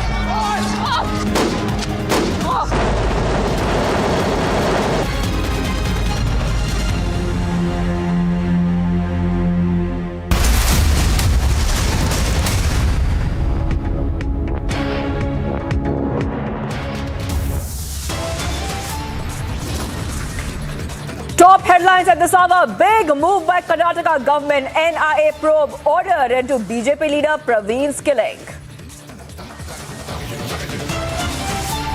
But top Congress leaders blame Sangh internal crisis. Is the Congress giving PFI, SDPI benefit of doubt? Big trouble for Khera and company after Smriti's solid legal notice. Congress top brass summoned by Delhi court. No room for shoot and scoot for Congress anymore. Delhi High Court tells Pawan Khera and Jairam to take down defamatory content. After shameful sexism, Congress tries to brazen it out now. Defense abuse of power in an even shocking justification.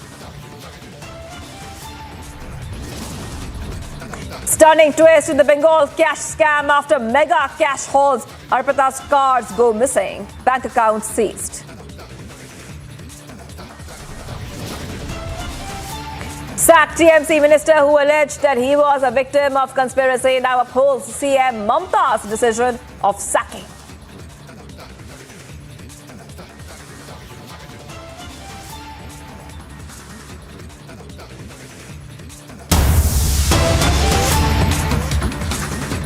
Viewers, big controversy breaks out over Praveen murder. Top Congress leader blames Sangh internal crisis.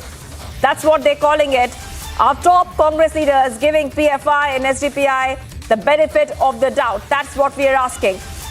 NIA probes murder, but Congress is blaming it on Sangh internal crisis. That's what their justification is. So the question we're asking on Republic TV is that our top Congress leaders giving PFI and SDPI the benefit of doubt, because one of the accused's wife had also said very clearly, and we had that on camera, I will show it to you. The accused wife in this case had said that her husband was part of the PFI. So even after this, we are seeing that the Congress there, getting into it. Another controversy breaking out over the Praveen hate killing which happened in Karnataka. The top Congress leader, we have learned, is blaming what he is calling quote-unquote Sangh internal crisis. And it seems as if the top Congress leaders are giving PFI and SDPI the benefit of the doubt in this case. And Niranjan is going to take us through all the details. Niranjan, over to you.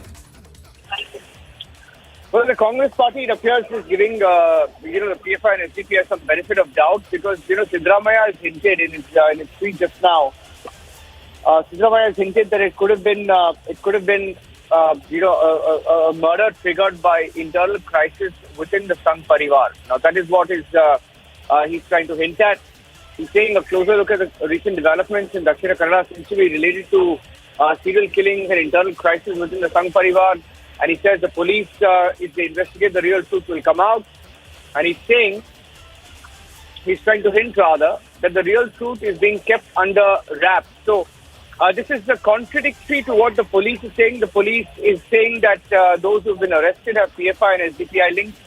But the version of the state government is rather the opposition. The Congress party seems to be exactly the opposite. So don't they trust the investigation? That's another question that arises. We'll try and get some reactions to this as well, to what Siddaramaiah said. He seems to be hinting that this was an internal struggle, an internal fight and he's at the same time trying to perhaps play down the PFI and SDPI angle as well.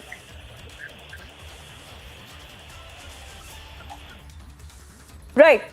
So as a NIA probes case, in fact, it's gone to the NIA after a lot of requests. I want our viewers to have a look and hear what the CM had said about this just a short while back. Yesterday I was there in Mangalore. I visited Praveel's house, and while coming back after I took the flight, I heard there was another murder. I got all the details. I've instructed ADGP Law and Order to stay there and see that prompt action is taken. For us, all incidents are equal, all murders, all life of the people are same to us. So we want to take strict actions on all the three cases. I will not explain anything now. As and when required, whatever is necessary within the frame of law, we will do all actions. It might be UP model or Karnataka model. Right, we just heard CM Bommai, who has said the Praveen murder case has been handed to the NIA. Niranjan, you know, this controversy which has erupted is very, it's very shocking, because we had on tape and we showed it to our viewers how the accused wife had said that her husband was part of the PFI. So the question we're asking right now, Niranjan, is why is Congress ignoring the evidence which is piling up? Well, you know, there is another controversy that is just coming in. I'm just going to play out the soundbite. You have, Ashwath Narayan, who's the education minister. His soundbite is on surface right now from our newsroom. I'm just playing that out full frame, and I'll perhaps I can also give you a translation. He says, Bommai, the chief minister, said that he's ready to follow the Yogi model, but his minister has got one step ahead. He's saying we will go 5 steps ahead of UP. He says we will go 5 steps ahead of UP, and we won't follow anyone. We will go 5 steps ahead, and we are ready for an encounter. Is also what he's saying. Let's put this out on our screen right now. He says we will follow Yogi model, but his minister says, minister says we will go 5 steps ahead, and this is another controversial comment. In fact, it just takes the debate to another level altogether. Once again, the soundbite is on the newsroom in the surface. I'd like to play out the soundbite of what the minister has just said. Let's play that out, please. And I will tell you what the minister has said. Ashwath Narayan, the higher education minister, has said they will be arrested, but it's the wish of our workers and people that such incidents shouldn't happen. He says according to their wish, there will be action. They will be nabbed and ready to encounter. He says we will go 5 steps ahead of UP. We will give a better governance than UP. Karnataka is a progressive state, model state, don't really need to follow anyone. But I think the comment of saying we will go 5 steps ahead is a controversial comment that is coming from a minister in Karnataka.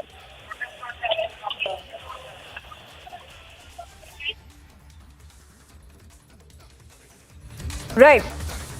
Niranjan, we are waiting for the soundbite to come in right now, which we can show to our viewers. But right now, the big controversy is erupting over Praveen's murder.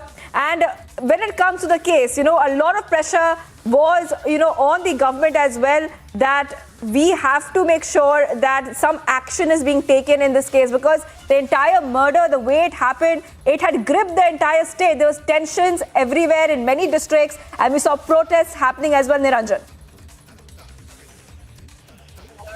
Absolutely, and I think this is a big controversy because also because of the kind of this is coming in at a time when there is this big debate over the Karnataka chief minister, who said we will follow the Yogi model, and on the back of that comment you're getting in this comment. So I think the story is getting more and more interesting. And with the minister saying we're ready for an encounter, it just takes it 5 steps forward. In fact, he himself says we will go 5 steps ahead of Uttar Pradesh. Big controversy now, as the Karnataka minister also says ready for an encounter. Perhaps, with elections coming up, this comment will be seen in a different context altogether. You had the Karnataka chief minister, in fact, who said that he visited Dakshina Kannada, he visited the family of Praveen Neturu. He assured the family And these comments come also at a time when the state government in Karnataka is facing immense pressure from the people, from their electorate about the manner in which Praveen Neturu was murdered and how these PFI and SDPI groups got a free run, under their watch. And it now appears that they seem to be competing to make statements, and it's an exaggerated claim perhaps, but the fact that the sitting minister says we are ready for an encounter. Now he says we will catch the culprits, we will nab the culprits, we will even do an encounter if required. Now that's the comment that is coming from the Congress party, from the sitting minister Ashwath Narayan. Earlier you heard Bommai saying that they've handed over the investigation to the NIA. So to put the story in context, Praveen Neturu, a BJP leader, was killed. Reportedly, according to the police, he was murdered by the PFI and SDPI linked activists. The wife of one of the suspects arrested also confirms that her husband had PFI SDPI links, and the government says they are handing over the investigation to the NIA. And at the same time, when the chief minister is saying they're handing over the investigation to the NIA, you have a sitting minister saying that they're ready for an encounter. So it's a controversial comment. Let me go across. I think we have Dr. Shankara Guha joining us on the phone line. He's a Congress spokesperson from Karnataka. Dr. Guha, the probe, there are two breaking developments, but I'll ask you the first one. Your leader, Siddaramaiah, says that this could be the result of internal crisis within the Sangh Parivar. Now, on what basis is he doing that? Because the police has hinted at the role of SDPI, PFI. Why is he then giving a benefit of doubt to the SDPI, PFI by trying to talk about the Sangh Parivar link or crisis to it? Let me very categorically tell you, as a party, we stand by the bereaved family, and the culprits need to be punished, whether it's SDPI, PFI, XYZ, we don't care. They have to be punished. As far as that is concerned, there is no second thought. Whatever anyone has said, it must be in their personal capacity. So I would not like to comment on that. As a party, we are ready. If you have any proof on any institution, not just SDPI, PFI, 100 more institutions like that, go ahead and ban. It should not be a game of where the center has to do it and the state has to do it. No football between the center and the state. Do it immediately. You are in the center, you are in the state. Do it. If you have the will, you will do it. Let me make that stand very clear. There is a minister who has also just said a few minutes back that they will catch the culprits. Ashwath Narayan has just said they will catch these culprits. And he says we're also ready for an encounter. Do you want to respond to that? The Chief Minister earlier said that they're ready to follow the Yogi model. Ashwath Narayan has said not just Yogi model, we'll go 5 steps ahead. And we are even ready for an encounter. No, Niranjan, there is total discordance in the government. The minister and the Chief Minister, his cabinet colleagues, they don't know what is happening. And there is mutual mistrust. Instead of mutual trust, there is mutual mistrust, which is unfortunate. And it is showing on the law and order of the state. In 1 week, we have had 3 murders. And we have the BJP National Yuva Morcha president coming and saying, if it was a Congress government, I could have thrown stones at them. So it is not the stone pelting culture today. The nation knows who is pelting stones and who are pelting stones in the nation. The people of the nation know today, and they stand exposed. Whether it is NIA or you want to form your own ATS, we don't care. Please stop discussing and deliberating on these things, and not discuss and deliberate on the development of the state and the nation. These things need to be acted upon immediately. You have already lost a lot of time. Stop being social media heroes and get into action. This is our message to the government, and it is very clear. Okay, just one last question now. What do you have to say about your leader? Why is he trying to hint at a Sangh Parivar angle to this? I mean, does he have any proof? Because the police is saying SDPI and PFI alleged links are emerging. No, I made it very clear, Niranjan. Our party president also yesterday when he was addressing the media, he has said that we are not averse to anything. You have proof against anyone, please go ahead and ban them. We will welcome, we will support that move. Our party president has taken that stand and we all take that stand. There is no second question on that. Okay, let's see where the story goes. Shankara Guha, Congress spokesperson, they're speaking to Republic TV at a time. And here's the comment of Ashwath Narayan. Here's what Ashwath Narayan, the education minister, higher education minister, I think, in Karnataka, has just said. Let's play that out. ಆಗಿದೆ ಆದರೆ ಇಂಥ ಘಟನೆಗಳನ್ನ ನಡೀಬಾರ್ದು ಅನ್ನೋಂಥದ್ದು ನಮ್ಮ ಕಾರ್ಯಕರ್ತರ ಮತ್ತು ಸಮಾಜದ ನಾಗರಿಕರ ಅಪೇಕ್ಷೆ ಇದೆ. ಈ ಅಪೇಕ್ಷೆಯ ಪೂರಕವಾಗಿ, ಅವರ ಭಾವನೆಯ ಪೂರಕವಾಗಿ ಇನ್ನೂ ಹೆಚ್ಚಿನ ತೀವ್ರವಾದಂಥ ಕ್ರಮವನ್ನು ವಹಿಸುವಂಥದ್ದಾಗುತ್ತೆ. ಭಾಳ ಸ್ಪಷ್ಟವಾಗಿ ಸಂದೇಶವನ್ನು ಯಾರೇ ಎಲ್ಲೇ ಇರಲಿ ಹುಡುಕಿ ಆ ಕ್ರಮವನ್ನು ವಹಿಸುವಂಥದ್ದು ಮತ್ತು ಅವ್ರನ್ನೇನು ಕ್ರಮವನ್ನು ವಹಿಸಬೇಕು, ಎನ್ಕೌಂಟರ್ ಮಾಡಬೇಕೋ ಎನ್ಕೌಂಟರ್ ಮಾಡಲಿಕ್ಕೂ ಯು ಪಿಗಿಂತ ಒಂದು 5 ಹೆಜ್ಜೆ ಮುಂದೆ ಹೋಗ್ತೀವಿ. ಯು ಪಿಗಿಂತಲೂ ಒಳ್ಳೆ ಮಾಡಲೇ ಕೊಡ್ತೀವಿ, ಯು ಪಿಗಿಂತಲೂ ಚೆನ್ನಾಗಿ ಮಾಡ್ತೀವಿ. ಕರ್ನಾಟಕ ಒಂದು ಮುಂದುವರೆದ ರಾಜ್ಯ, ಎಲ್ಲರಿಗಿಂತ ಪ್ರಗತಿಪರವಾಗಿರುವಂಥ ಒಂದು ರಾಜ್ಯ, ಎಲ್ಲರಿಗೂ ಮಾದರಿಯಾಗಿರುವಂಥ ರಾಜ್ಯ. ಕರ್ನಾಟಕ ಇತರರಿಗೆ ಮಾದರಿಯಾಗಿರುತ್ತದೆ. ಇದನ್ನೇನು ಅನುಸರಿಸುವಂಥದ್ದು ಯಾವುದೂ ಇಲ್ಲ. ನಾವು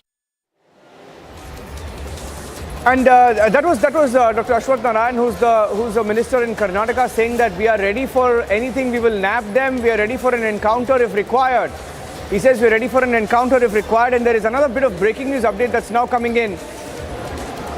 Pramod Mutalik, and there is tension in the coastal Karnataka in the towns of Mangaluru and Dakshina Kannada. Prohibitory orders in some towns. Section 144 has been imposed, we are told, and this is just getting in some breaking news now that Pramod Mutalik has been banned from Dakshina Kannada. Pramod Mutalik of the Bajrang Dal has been banned from Dakshina Kannada. And that's the breaking news coming in right now.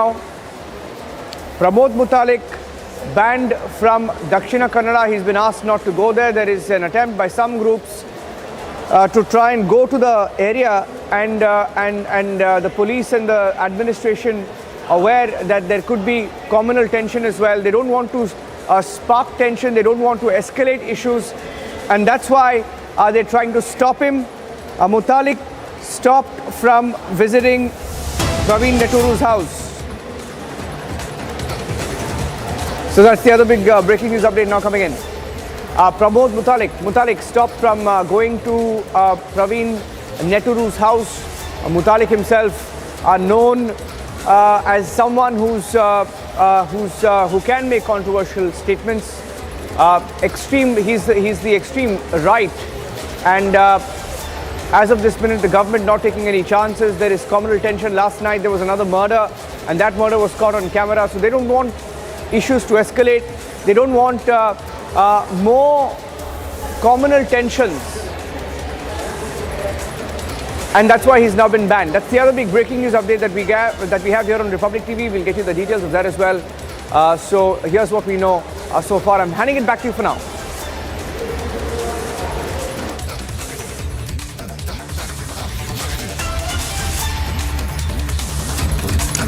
All right, thank you, Digvijay, for getting those updates. Let's move on to the other big story we've been tracking on Republic TV. Delhi High Court issues summons to Congress leaders Jairam Ramesh, Pawan Khera and Netta D'Souza in civil suits filed by Union Minister Smriti Irani. That's a big story we have been tracking. The Delhi High Court has directed Pawan Khera to immediately remove defamatory tweet over allegations of bar license controversy. A hearing now is on August 18th, and Jairam has also responded. He's saying that we will present the facts before the court. So Jairam Ramesh is refusing to back down from this case, but it's coming as a big win as well for Smriti Irani at this point of time. The Delhi High Court has issued summons to senior Congress leaders in the case filed by Smriti Irani over defamatory content posted by them. And the Delhi High Court has directed the Congress leaders to remove the social media post which were directed at Irani and a family within 24 hours. So 24 hours have been given to the Congress leaders to remove all those posts, the retweets, the contents, the morphed images. Everything has to go down.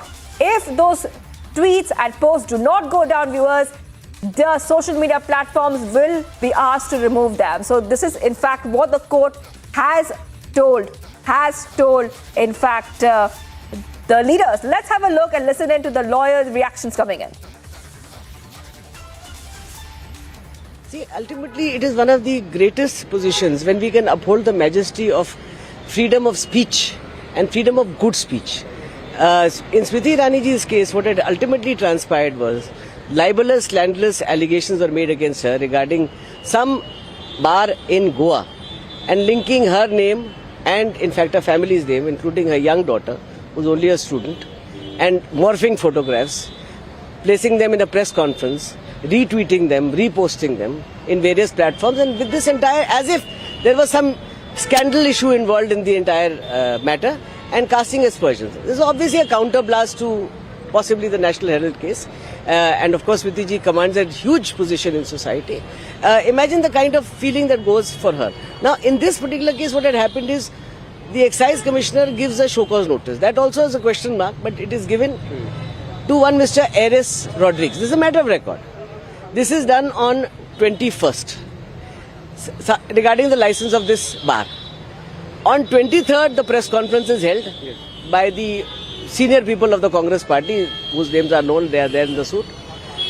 They again cast slanderous and libelous allegations. After mentioning the notice, they knew the notice was to Ares Rodriguez and to one other gentleman, Damask.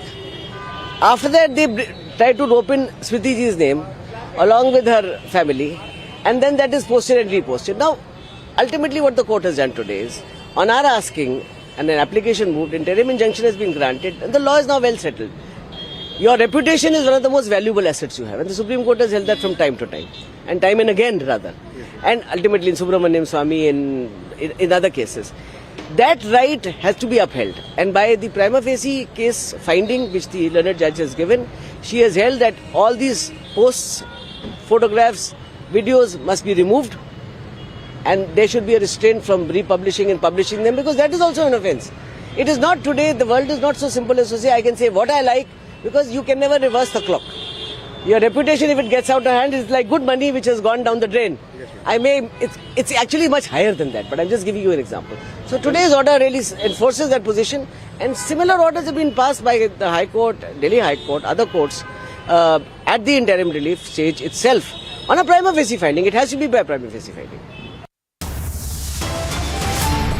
Much more coming up on the other side, viewers. Stunning twist in the Bengal cash scam. After mega cash hauls, Arpita's cars go missing. Bank accounts have been seized. Plus, sacked TMC minister who alleged he was a victim of conspiracy now upholds CM Mamta's decision of sacking.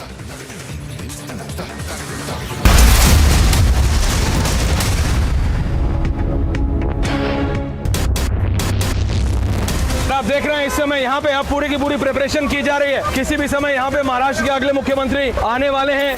ये minute to minute R two R patrolling इस समय दिल्ली की सड़कों पर patrolling हो रही है. शरद पवार का पहले ट्वीट आया, उसके बाद यहाँ पे कंफर्मेशन हुआ है. एनसीपी एज अ पार्टी शपथ ग्रहण में यहाँ पे मौजूद होगी.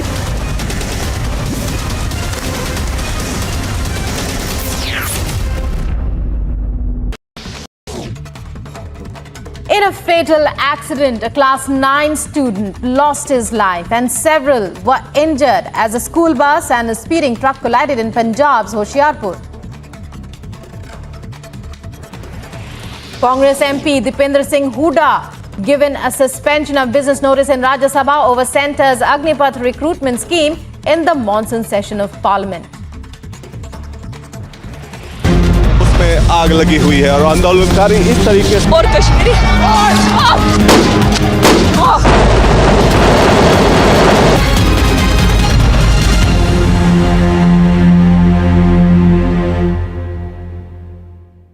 Amid the tension between China and the United States with regards to Taiwan, China rejected a US bill to encourage more semiconductor companies to build chip plants in the US. China cited containment of restrictions from China-US cooperation in science and technology. US President Joe Biden and China Xi Jinping spent more than 2 hours talking through the future of their complicated relationship. Chinese Foreign Ministry reportedly warned United States President Joe Biden against playing with fire over Taiwan. China also blamed US unilateral sanctions and tariff barriers which affected the security of global supply of energy and food. This comes in the backdrop of US Speaker of the House announcing her trip to Taiwan.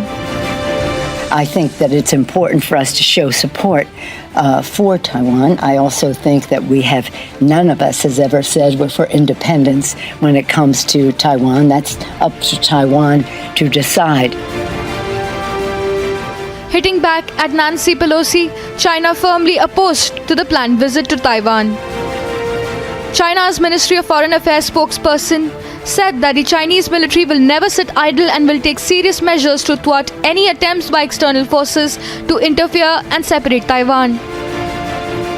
In the midst of tension, soldiers participate.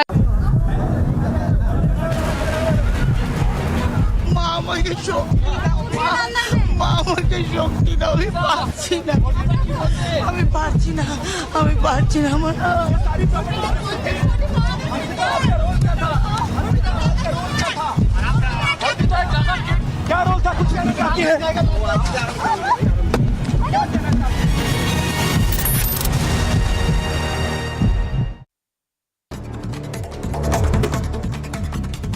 Top national updates. Delhi High Court issued summons to Congress leader Jairam Ramesh, Pawan Khera and Netta D'Souza in civil suit filed by Union Minister Smriti Irani. The leaders had earlier alleged that Smriti Irani's daughter was running an illegal bar in Goa, following which the minister demanded an unconditional written apology and withdrew the allegations immediately, following which she issued a legal notice to the same.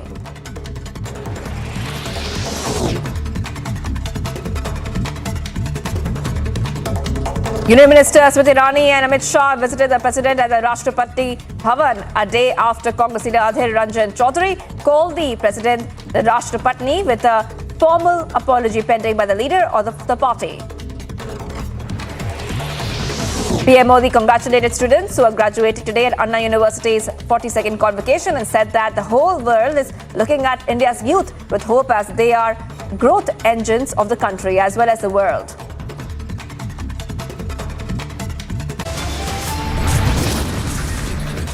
Viewers, much more coming up on the other side. Big trouble for Khera and company after Smriti's solid legal notice. Congress top brass summoned by the Delhi court. No room for shoot and scoot for Congress anymore. Delhi High Court tells Pawan Khera and Jairam to take down the defamatory content. Stay tuned.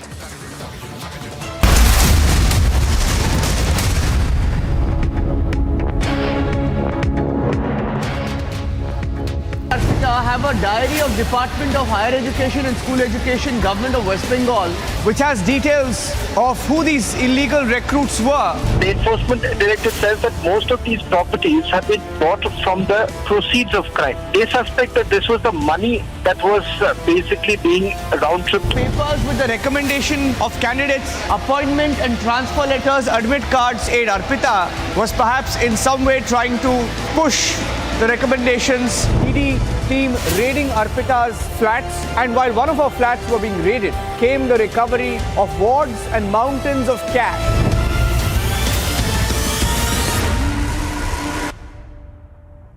Wherever you are, whenever you want, Republic live stream with you everywhere. Republic live stream, India's #1 streaming news. India's Super News Network. Republic Media Network's #1 super feed. #1 across all 3 channels.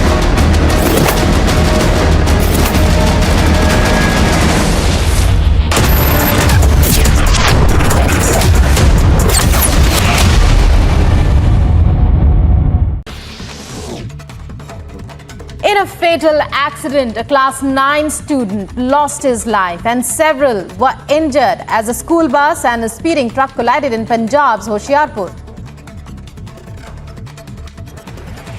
Congress MP Deepening Singh Hooda given a suspension of business notice in Rajya Sabha over Centre's Agnipath recruitment scheme in the monsoon session of Parliament. आग लगी हुई है और आंदोलनकारी इस तरीके से और Kashmiri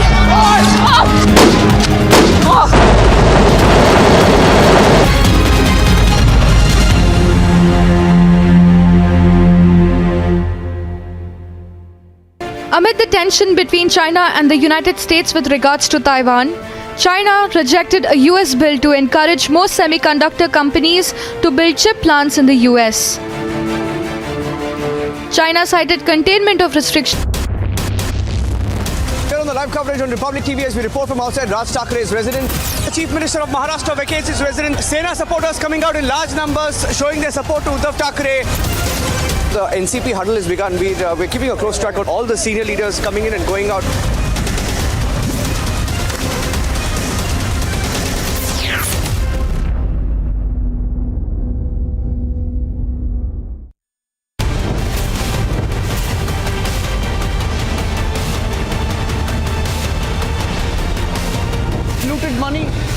got complaints of the same by selling government jobs. And these are details that have been mentioned in the ED. The enforcement directorate says that most of these properties have been bought from the proceeds of crime. They suspect that this was the money that was basically being round-tripped. Money was actually taken. In lieu of that, posts were actually given. Appears to have been prima facie established from this recovery of this diary from Arpita Mukherjee's residence. It's 15 crores and 3 kg gold bars, viewers, from the same Arpita, the close aide of the TMC minister.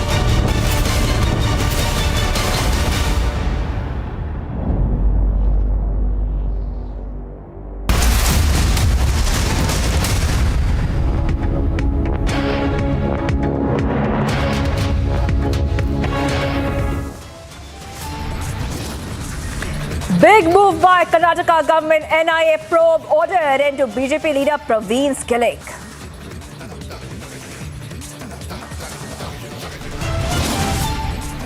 But top Congress leaders blame Sangh internal crisis. Is the Congress giving PFI, SDPI a benefit of the doubt?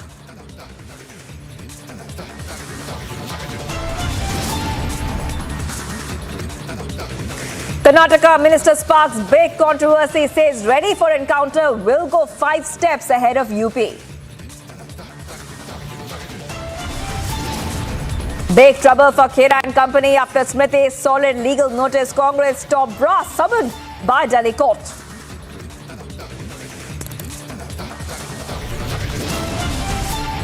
No room for shoot and scoot for Congress anymore. Delhi High Court tells Pawan Khera and Jairam to take down defamatory content.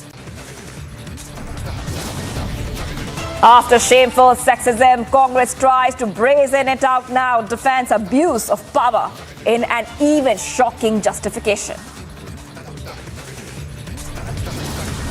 Stunning twist in the Bengal cash scam after mega cash hauls. Arpita's cars go missing. Bank accounts seized.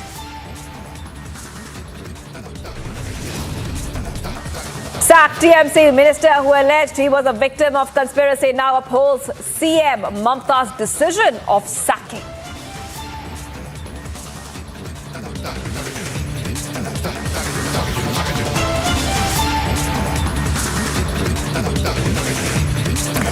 Viewers, we continue to be live and breaking on Republic TV. I am Shivangi Shukla. Our top story, massive drama has been unfolding in the Bengal cash scam.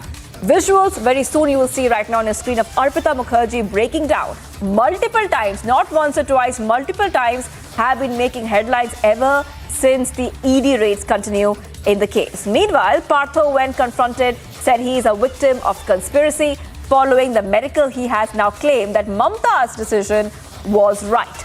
So those are the visuals there on your screen of Arpita seen wailing. She is in fact almost falling down. People have to carry her. They have to carry her in their arms. She had refused to come out of the car. Those are the visuals there on your screen of that moment which had taken place. And we are getting you all the updates in this big story. Arpita Mukherjee is sick, quote unquote sick, after ED double haul as raids continue through the night.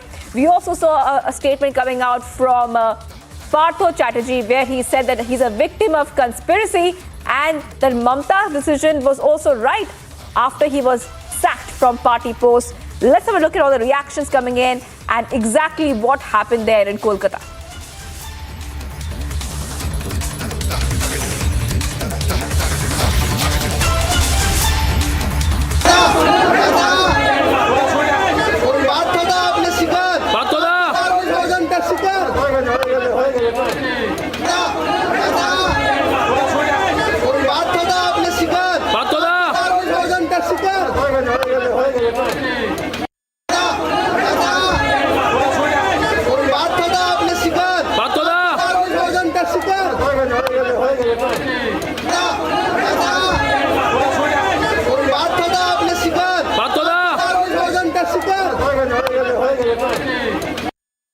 Piyush Shori is joining me live from the ED office in Kolkata. Piyush, you have been tracking every development, and where you are is where all the action is happening right now. Has the interrogation restarted for Arpita and Partho?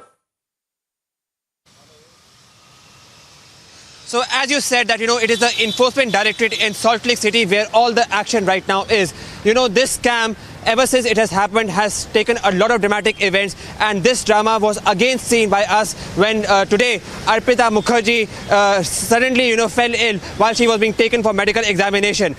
Now she has come back again to Enforcement Directorate, where she will be again questioned for her role in the SSC scam, where the teacher recruitment scam, where it has been alleged that there are crores of amount that have been taken by Partho Chatterjee and Arpita Mukherjee. Mind you, this has been a scam which has ever since it has happened, it has taken a lot of dramatic events. This again events was dramatic when Arpita Mukherjee was being taken to hospital, and today again. But all these things have not really riled up the ED, which have said that they are going to continue to interrogate and going to find out the finer details involved in this scam. Back to you in the studio. Piyush, we are seeing multiple updates come in. Many updates are coming in there since morning, not just of the interrogation, which will of course continue there. We are seeing multiple statements coming out. Now, one very important statement which came out from Partho was when he was coming out of the hospital, he said couple of things.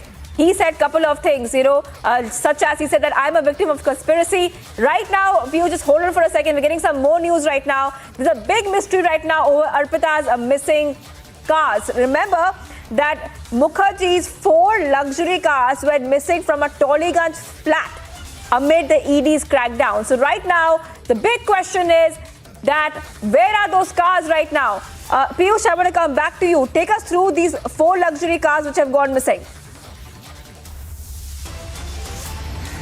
So you rightly pointed out, that these 4 missing luxurious cars from the flat of Arpita Mukherjee that was raided recently by Enforcement Directorate has put into question of what exactly are in these cars that has resulted in its missing all of a sudden.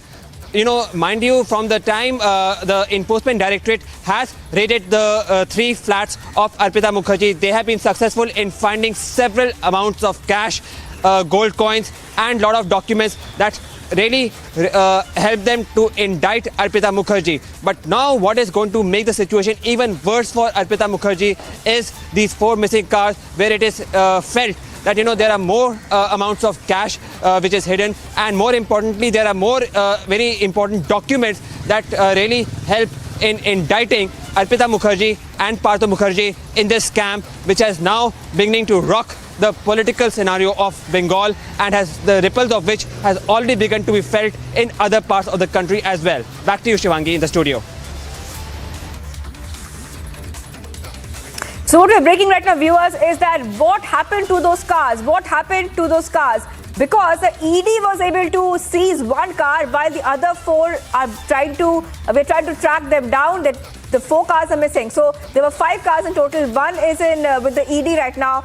4 luxury cars have gone missing. Sources believe that the luxury cars that have disappeared have been driven away with crucial documents and suspected proceeds of crime, including black money. So that is why the luxury car angle at this point of time, viewers, is extremely important. I want to go back to Piyush as well. Piyush, now, we are also looking at the political angle in this case as well. How, after recoveries were made, and not just recoveries, gold bars, jewelry, cash, was recovered from Arpita's residence, the TMC has completely washed their hands of Partho.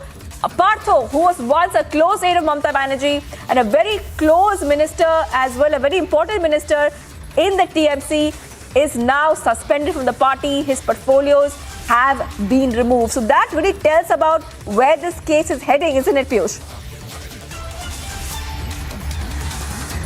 So you rightly pointed out that the Enforcement Directorate ever since have, which have begun to investigate in this case, have been successful in, establishing the proceeds of crime in this case.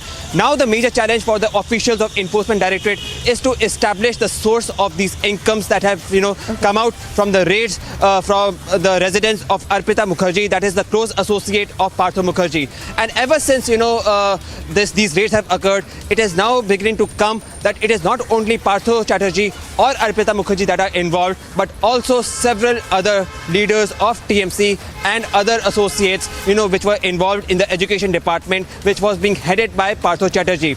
Now the process of interrogating other officials have already begun, with Enforcement Directorate sending summons to Maunik Bhattacharya, one of the senior leaders of TMC, and also Sukanto Acharya, who was the officer of special duty and close associate of Partho Chatterjee. So one can definitely find over here that it is not only Partho Chatterjee or Arpita Mukherjee, but there are several other top leaders of TMC and close associates of government, which were involved with Partho Chatterjee to be involved in this case. Having said that, there are a lot of political ramifications, and the victim of this is being the TMC. And they have begun to take the corrective step, understanding that this scam is now going to directly affect them in their political image. The TMC has now begun to take steps. They suspended Partho Chatterjee, which was associated with the party for 40 years. So this was a very important and big decision taken by the TMC to suspend Partho Chatterjee and remove him from all cabinet berths of a person, who was associated with 40 years. So this was a major decision. And the most important thing, Shivangi, to note over here is that the TMC has said that the circumstantial evidence that has right now come out shows that the case is against Partho Chatterjee, and the onus is now completely on Partho Chatterjee to come out clean in this case. So TMC is not going to help Partho Chatterjee in any way in this SSC scam, in which even their image now is beginning to get dented. Back to you in the studio, Shivangi. Right, Piyush. Thank you again for those details. So Piyush Ori is reporting live from the ED office in Kolkata, where all the interrogation and action is happening. Keep getting us the updates, Piyush. And we continue tracking the Bengal cash scam here on Republic TV, viewers.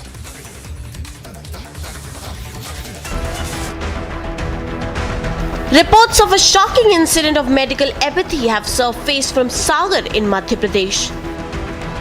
At least 30 children are reported to have been vaccinated from a single syringe by a school in the district. आज उन्होंने हमें इसलिए बुलाया है कि वो कह रहे हैं कि 30 बच्चों को एक ही सिरिंज से वैक्सीन लगी है और ये सबसे बड़ी लापरवाही स्वास्थ्य विभाग और स्कूल की दोनों की है. The children were called in by the district administration following the incident to have their blood samples taken. कल जो सैंपलिंग हुई है उसमें सभी की रिपोर्ट नॉर्मल आई है. आज करीब 21 बच्चों की और सैंपलिंग की है. उनकी आज 5 बजे तक रिपोर्ट आ जाएगी. The samples were taken by the district administration to ensure that there were no infections among any of the children. Bureau Report, Republic TV.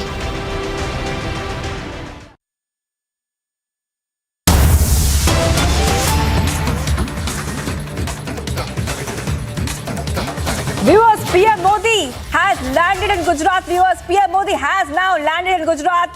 PM will visit Gujarat International Finance Tech City, India's maiden international financial services center as well, and will also lay the foundation stone of various projects.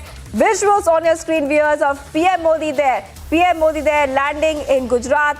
First visuals coming in on your screens. And the Gujarat CM will also welcome PM Modi. Priyanka is joining me on the phone line. Priyanka, this is in fact a very big moment as well, because we will see that PM Modi will be launching India's first international bullion exchange in Gujarat.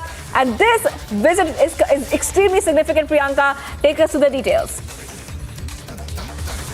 Well, that's right, Shivangi. Right now, we are seeing those first pictures coming in of the Prime Minister Narendra Modi having just landed in Ahmedabad, and he is being welcomed by the Chief Minister Bhupendra Patel along with the leaders of the BJP.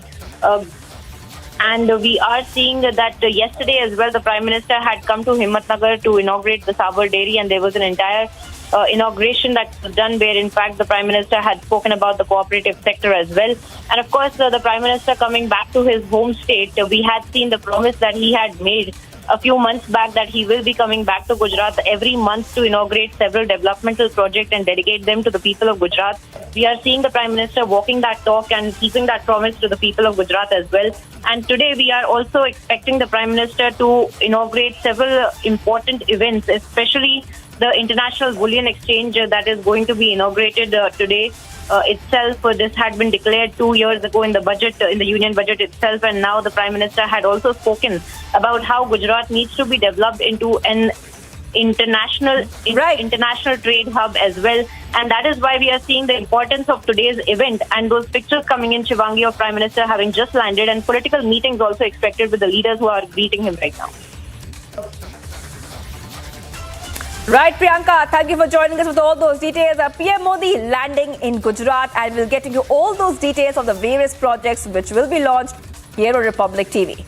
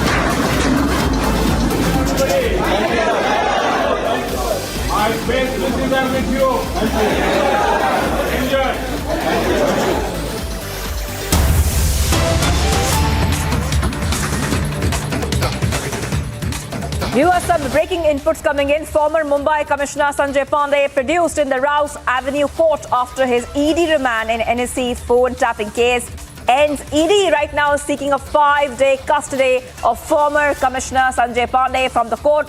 The court asked ED why custody is needed. In the court, the ED said that in this case, 8 to 9 places have been raided. All the evidence is with the CBI. The matching has to be done with those evidences. The Rouse Avenue court sends former Mumbai Commissioner Sanjay Pandey to ED custody till August 2nd. I'm going to go across to Alicia, who will get us the top updates in this case. Alicia, take us through what's happening. Remember that this is a very, very important case which we have been tracking on Republic TV. Now he has been produced in court. What can we expect right now? We know that Sanjay Pandey was with ED custody for the 9 days, and again today Enforcement Directorate has asked for Sanjay Pandey's custody, and importantly looking into the evidence, because what has been said before the court, where Enforcement Directorate has clearly stated that there were 8 to 9 locations that were raided by Enforcement Directorate, and there are materials and there are evidence that is with the Enforcement Directorate. Which is why more 5 days custody is being needed. After which, hearing to the Enforcement Directorate, because we know in the phone tapping case where there was a clear link of Sanjay Pandey, clearly of his firm, that is ISEC Service Private Limited, into the phone tapping. We know that it is something, a cyber audit, where the company was for the cyber audit, but later there was a chip that was used, because there are more than 900 employees where their phone were tapped and there was a snooping, after which Enforcement Directorate arrested Sanjay Pandey after he was questioned for 3 consecutive days, and after which he was arrested.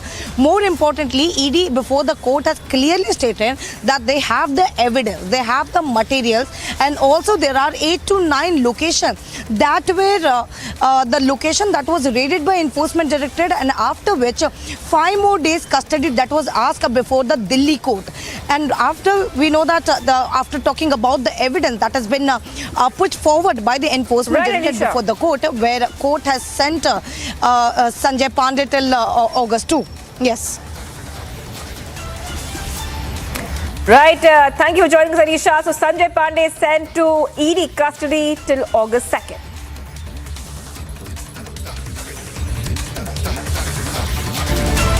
After the comments by Congress leader Adhir Ranjan Chaudhary over the president at the Parliament, ministers of the Union Cabinet were seen visiting the president, even as an official apology was awaited from the Congress. Union Women and Child Welfare Minister Smriti Irani was the first to meet the President and was soon followed by Union Home Minister Amit Shah. Meanwhile, the Congress was seen protesting against Union Minister Smriti Irani in Jammu. अभी recent जो अधीर चौधरी जी ने parliament में हमारी president of India Droupadi Murmu ji को राष्ट्रपत्नी कहा है और कहते हैं कि ये हमारी स्लिप ऑफ टंग है. How it can be possible? एक पार्लियामेंट में स्लिप ऑफ टंग कैसे हो सकता है? राष्ट्रपति एक कॉन्स्टिट्यूशनल पोस्ट है, उनकी डिग्निटी को हर्ट किया है और ये जो भी स्लिप ऑफ टंग इनका हुआ है, that is all totally intentional. While those against Adhir Ranjan Chaudhary demanded action against him.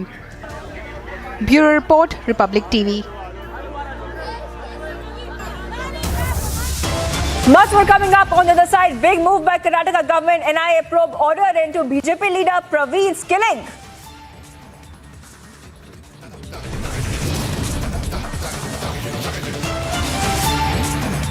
The top Congress leaders blame Sangh internal crisis. Is the Congress giving PFI and SDPI benefit of the doubt?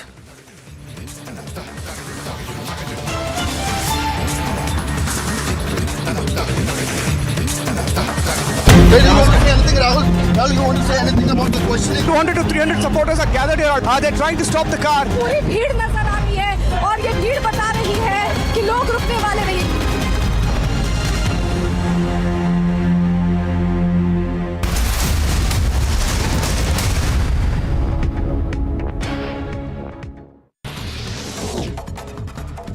Congress MP K. Suresh gives adjournment motion notice in Lok Sabha over war of words which unfolded between Union Ministers Smriti Irani and Sonia Gandhi. Congress MP alleges that shocking attempts were made by BJP MPs, including Union Minister Smriti Irani, to threaten Sonia Gandhi.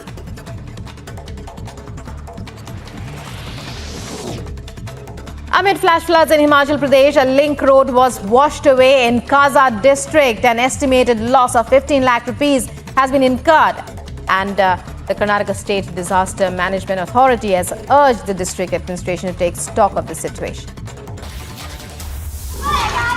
In a bizarre incident, watch students of primary school in Uttar Pradesh Baldio area making a bridge of chairs for teachers to enter the waterlogged school.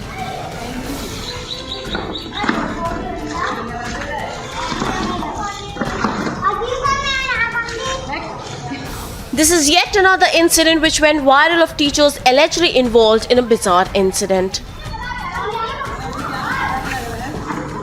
Visuals show students drenched in knee-deep water making pathway for teachers by placing chairs in a row. Soon after the video went viral, the teachers were suspended. उक्त video का हमने संज्ञान लिया है, उच्च अधिकारियों के भी संज्ञान में उक्त वीडियो है और हमने अध्यापका के विरुद्ध कार्यवाही कर दी है. Similarly, a teacher was suspended in Uttar Pradesh Hardoi district few days earlier after a video of her getting massage from students went viral. Bureau Report, Republic TV. Wherever you are, whenever you want, Republic live stream with you everywhere. Republic live stream, India's #1 streaming news. India, grand welcome for Prime Minister Modi witnessed in Chennai today, welcomed with dhols and dance. Chennai welcomed the Prime Minister ahead of his visit to the 42nd Convocation of Anna University.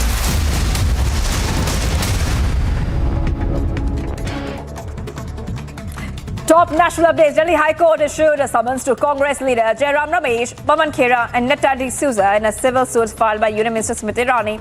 Leaders had earlier alleged that Smriti Irani's daughter was running an illegal bar in Goa, following which the minister demanded an unconditional written apology and withdraw the allegations immediately, following which she issued a legal notice to the same.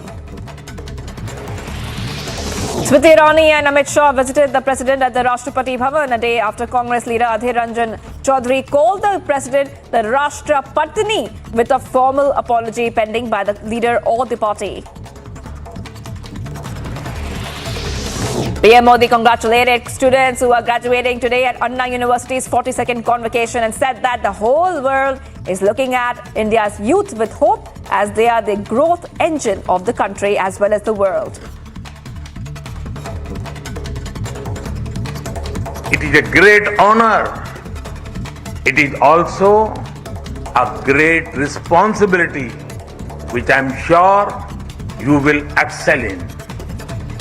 Friends, when speaking of faith in our youth, how can we forget Bharat Ratna, former President Dr. APJ Abdul Kalam?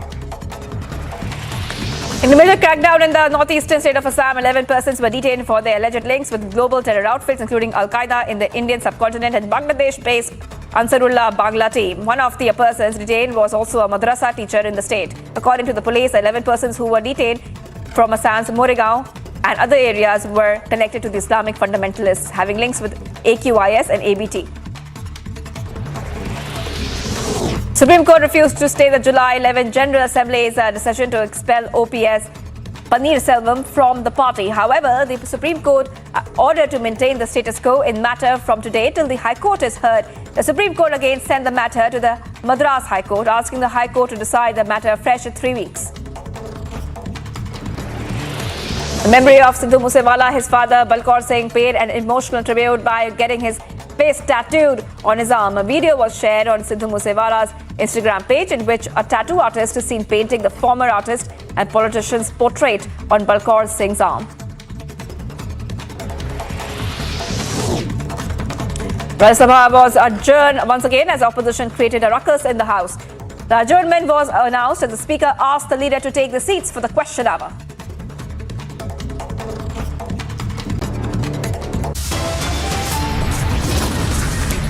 Much more coming up on the other side. Big win for Smriti Irani. Delhi High Court asked Pawan Khera and Jorhat to take down the defamatory content. Plus, big trouble for Khera and company after Smriti's solid legal notice. Congress top brass summoned by the Delhi court. Stay tuned.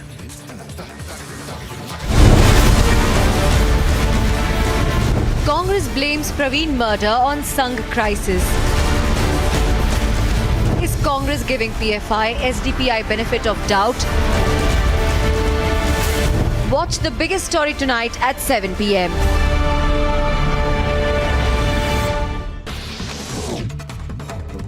In a fatal accident, a class 9 student lost his life and several were injured as a school bus and a speeding truck collided in Punjab's Hoshiarpur.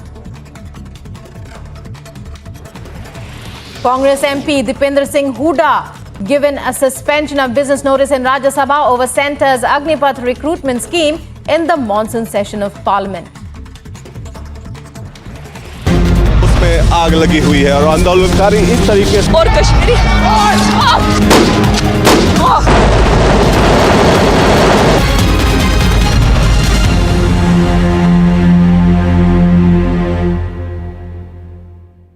Amid the tension between China and the United States with regards to Taiwan, China rejected a US bill to encourage more semiconductor companies to build chip plants in the US. China cited containment of restrictions on China-US cooperation in science and technology.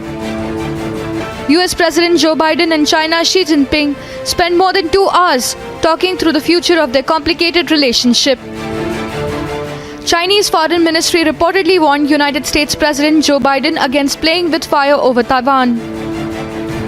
China also blamed US unilateral sanctions and tariff barriers which affected the security of global supply of energy and food. This comes in the backdrop of US Speaker of the House announcing her trip to Taiwan. I think that it's important for us to show support for Taiwan. I also think that none of us has ever said we're for independence when it comes to Taiwan. That's up to Taiwan to decide. Hitting back at Nancy Pelosi, China firmly opposed to the planned visit to Taiwan. China's Ministry of Foreign Affairs spokesperson said that the Chinese military will never sit idle and will take serious measures to thwart any attempts by external forces to interfere and separate Taiwan. In the midst of tensions, soldiers participated in live-fire military drills amid escalating tensions with China in Taiwan. The military have been running every year since 1984 and aim to boost Taiwan's defenses against invading forces. Although this year the event is more significant in light of rising tensions with China. All eyes are on the visit of Nancy Pelosi, if she will visit Taiwan amid the ongoing. अगर राष्ट्रपति जी को बुरा लगा मैं खुद राष्ट्रपति से मिलकर माफी मांगूंगा जरूरत पड़े तो। मैं तो कुछ किया नहीं है, गलती एक एरर हुआ है, चूक हुआ है। Has Congress decided to stick by insult? Watch the burning question tonight at 8 p.m.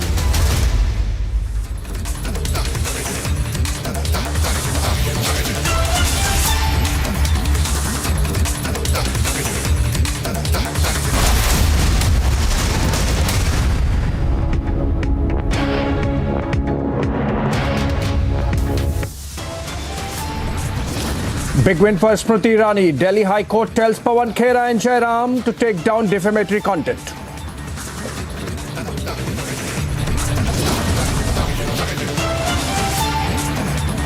Big trouble for Khera and company after Smriti's solid legal notice. Congress top brass summoned by Delhi court. Big move by the Karnataka government. NIA probe ordered into BJP leader Praveen's killing.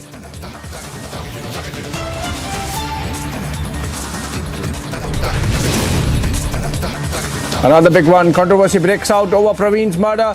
NIA probes the murder, but Congress spares PFI SDPI. Top Congress leader blames Sangh internal crisis. Sacked TMC Minister Partha Chatterjee and aide Arpita Mukherjee play unwell card after ED double haul.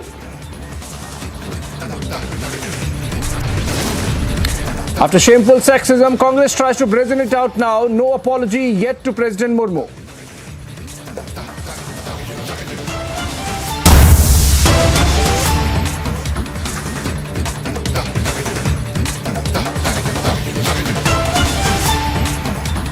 All right, breaking news development coming in this time from Telangana, where after 4 minors got bail in the Jubilee Hills gang rape case, now the Telangana Youth Congress leaders have tried to seize the Chief Minister's camp office cum residence, Pragati Bhavan at Begumpet. All the Congress leaders are taken into custody by the police and shifted to police station.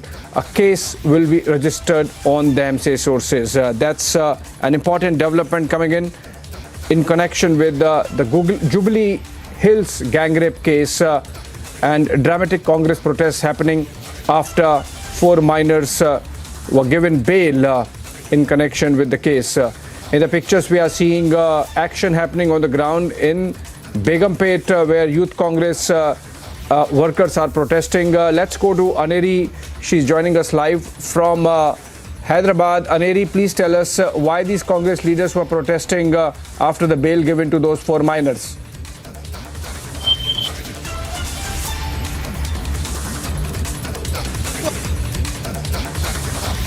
Staging protest over the Jubilee Hills gang rape case. 4 juveniles who were granted bail by where we have seen now the police officials have also filed a 600 pages into this case, and also we see that one major Shahabuddin Malik is still in the police custody, and also the Congress leaders tried to seize the CM's camp office in Pragati Bhavan, where the Chief Minister of Telangana, K. Chandrasekhar Rao, offices and also the residence is.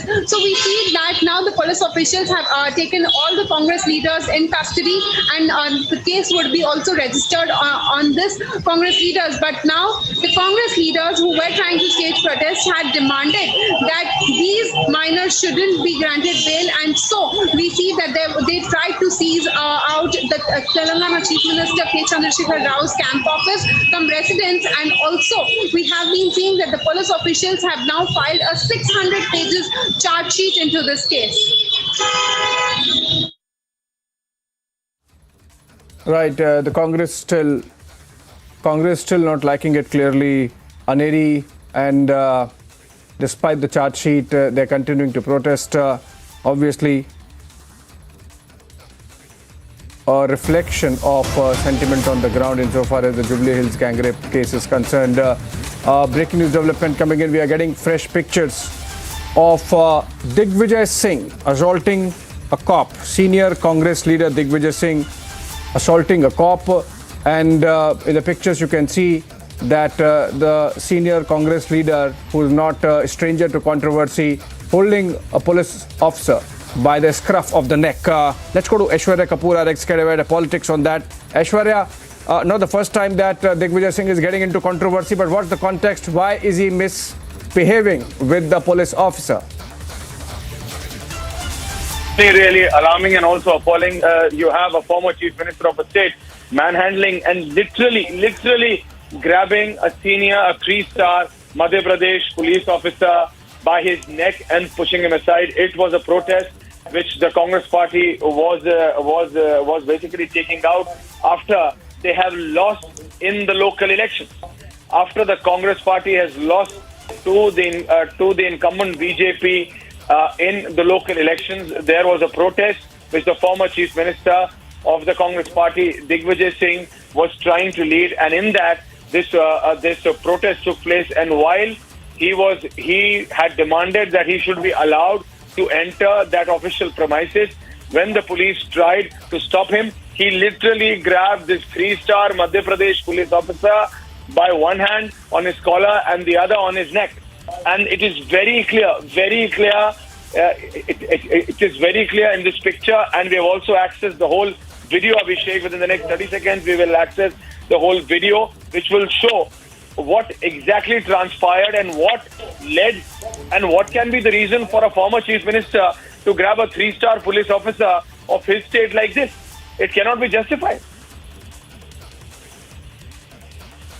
It cannot be justified, absolutely, Aishwarya. In fact, it's horrible and a shame that someone as senior as Digvijay Singh, who has been chief minister twice of Madhya Pradesh, understands the dignity of public office, should be doing something like this. And also this happening while a political protest was going on. Police obviously has to do their duty, and this amounts to obstructing a public servant. I believe the Digvijay Singh, given the fact that he's a veteran of both on the legislative side and the executive, having been the chief minister, understands which sections of the IPC it attracts. Aishwarya.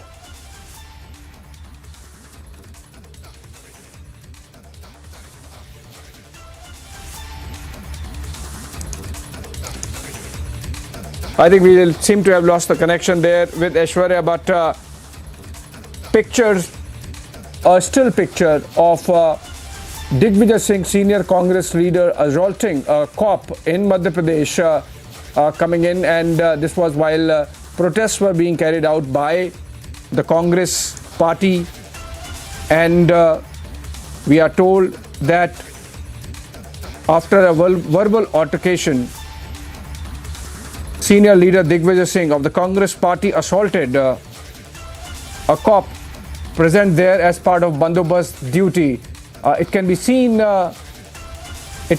in fact, that the police is trying to manage a crowd. Now we have pictures as well, visuals as well. Aishwarya, you are back online.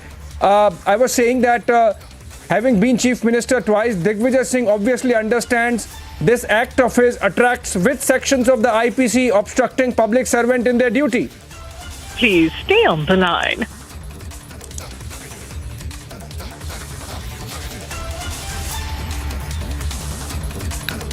I think again there is some issue. Aishwarya, if you are back online, I was asking the altercation that has happened between Congress workers and the policemen. We can see now the pictures, and Digvijay Singh actually breaks a cordon and comes to assault the cop, because I think they were trying to gherao or get inside somebody's house, which is a public residence, and the police was protecting that residence. I believe Shehzad Poonawala is on the phone with us.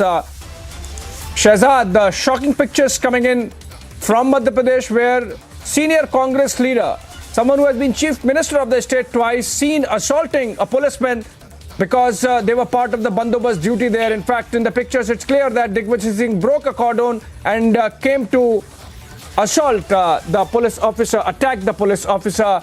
How would you react to this development and the pictures that are coming in? Digvijay Singh is a very senior leader. He understands what sections of the IPC this attracts. वर्दी का अपमान, सेना का अपमान, सुरक्षा बलों का अपमान, ये कांग्रेस की एकमात्र पहचान. You would remember, Abhishek, that this is the same Congress party whose Chaudhary got the collar of a cop in Hyderabad. This is the same Congress party that called Army Chief Sharad Khanagunda. This is the same Congress party that Pulwama was done by Indian security forces. Ji had a absolute person in uniform even before this. And you can remove the pictures. This is nothing new. This is the character of the Congress. तीन राष्ट्रपति देश का अपमान, ये कांग्रेस की पहचान, राहुल गांधी की ऐसी ही है कांग्रेस का.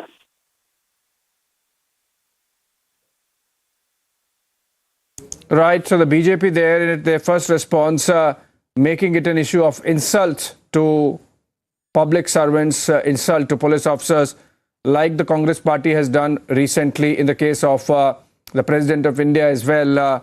Let's go back to Aishwarya. He's joining us over the phone. Aishwarya, it can be clearly seen that Digvijay Singh really breaks off a cordon by police and attacks the police officer. I think he really loses his cool and is seen as very angry. Why has he done that? But losing his cool, how and why? Abhishek, losing his cool, how and why? We are talking about a former chief minister holding a 3-star police officer by his collar, by his neck. Why? These kind of protests happen daily. But why will a former chief minister, a senior leader, a person who's been a political guru of Rahul Gandhi, will do this? What desperation? Yes, the Congress has lost the local elections. Yes, the BJP has been victorious in the state of Madhya Pradesh. But does this suit a person to a person like Digvijay Singh? He has been a former chief minister, a senior leader of the Congress party. The Congress party really needs to introspect. This is no way to bring your desperation and frustration out on the issue because you've just lost the local elections. This is not the way to respond. And we also have the first reaction. The first reaction of the chief minister, Shivraj Singh Chauhan, tearing into Digvijay Singh. Abhishek. Yeah, in fact, I think you got the Chief Minister Shivraj Singh Chauhan's reaction as well. Aishwarya, please tell us what the Chief Minister is saying. He is saying that it does not suit a leader to the like of Digvijay Singh to manhandle the police of the state. The same police whom he has commanded once. The same police whom he used to order. Why will a former Chief Minister manhandle and literally push a 3-star police officer? We have that reaction from Shivraj Singh Chauhan, Abhishek. We'll be playing it very soon, but these visuals are very clear. He crosses the rope. Right, Aishwarya, let's listen into Shivraj Singh Chauhan on this story.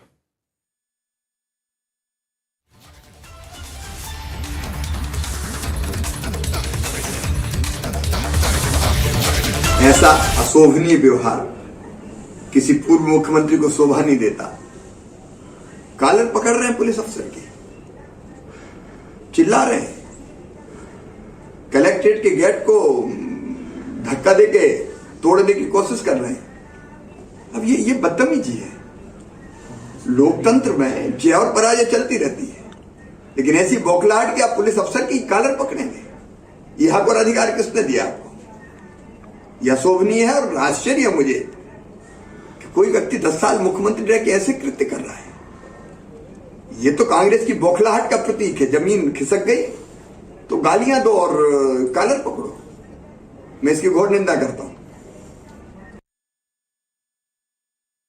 All right, Aishwarya continues to be with us. The Chief Minister there taking on Digvijay Singh, saying that a former Chief Minister should not be doing this. This is below dignity and this compromises the dignity of the officer involved as well and sets a bad precedent and creates a bad picture. Aishwarya, swift reaction coming in from the BJP and from the Chief Minister of Madhya Pradesh as well.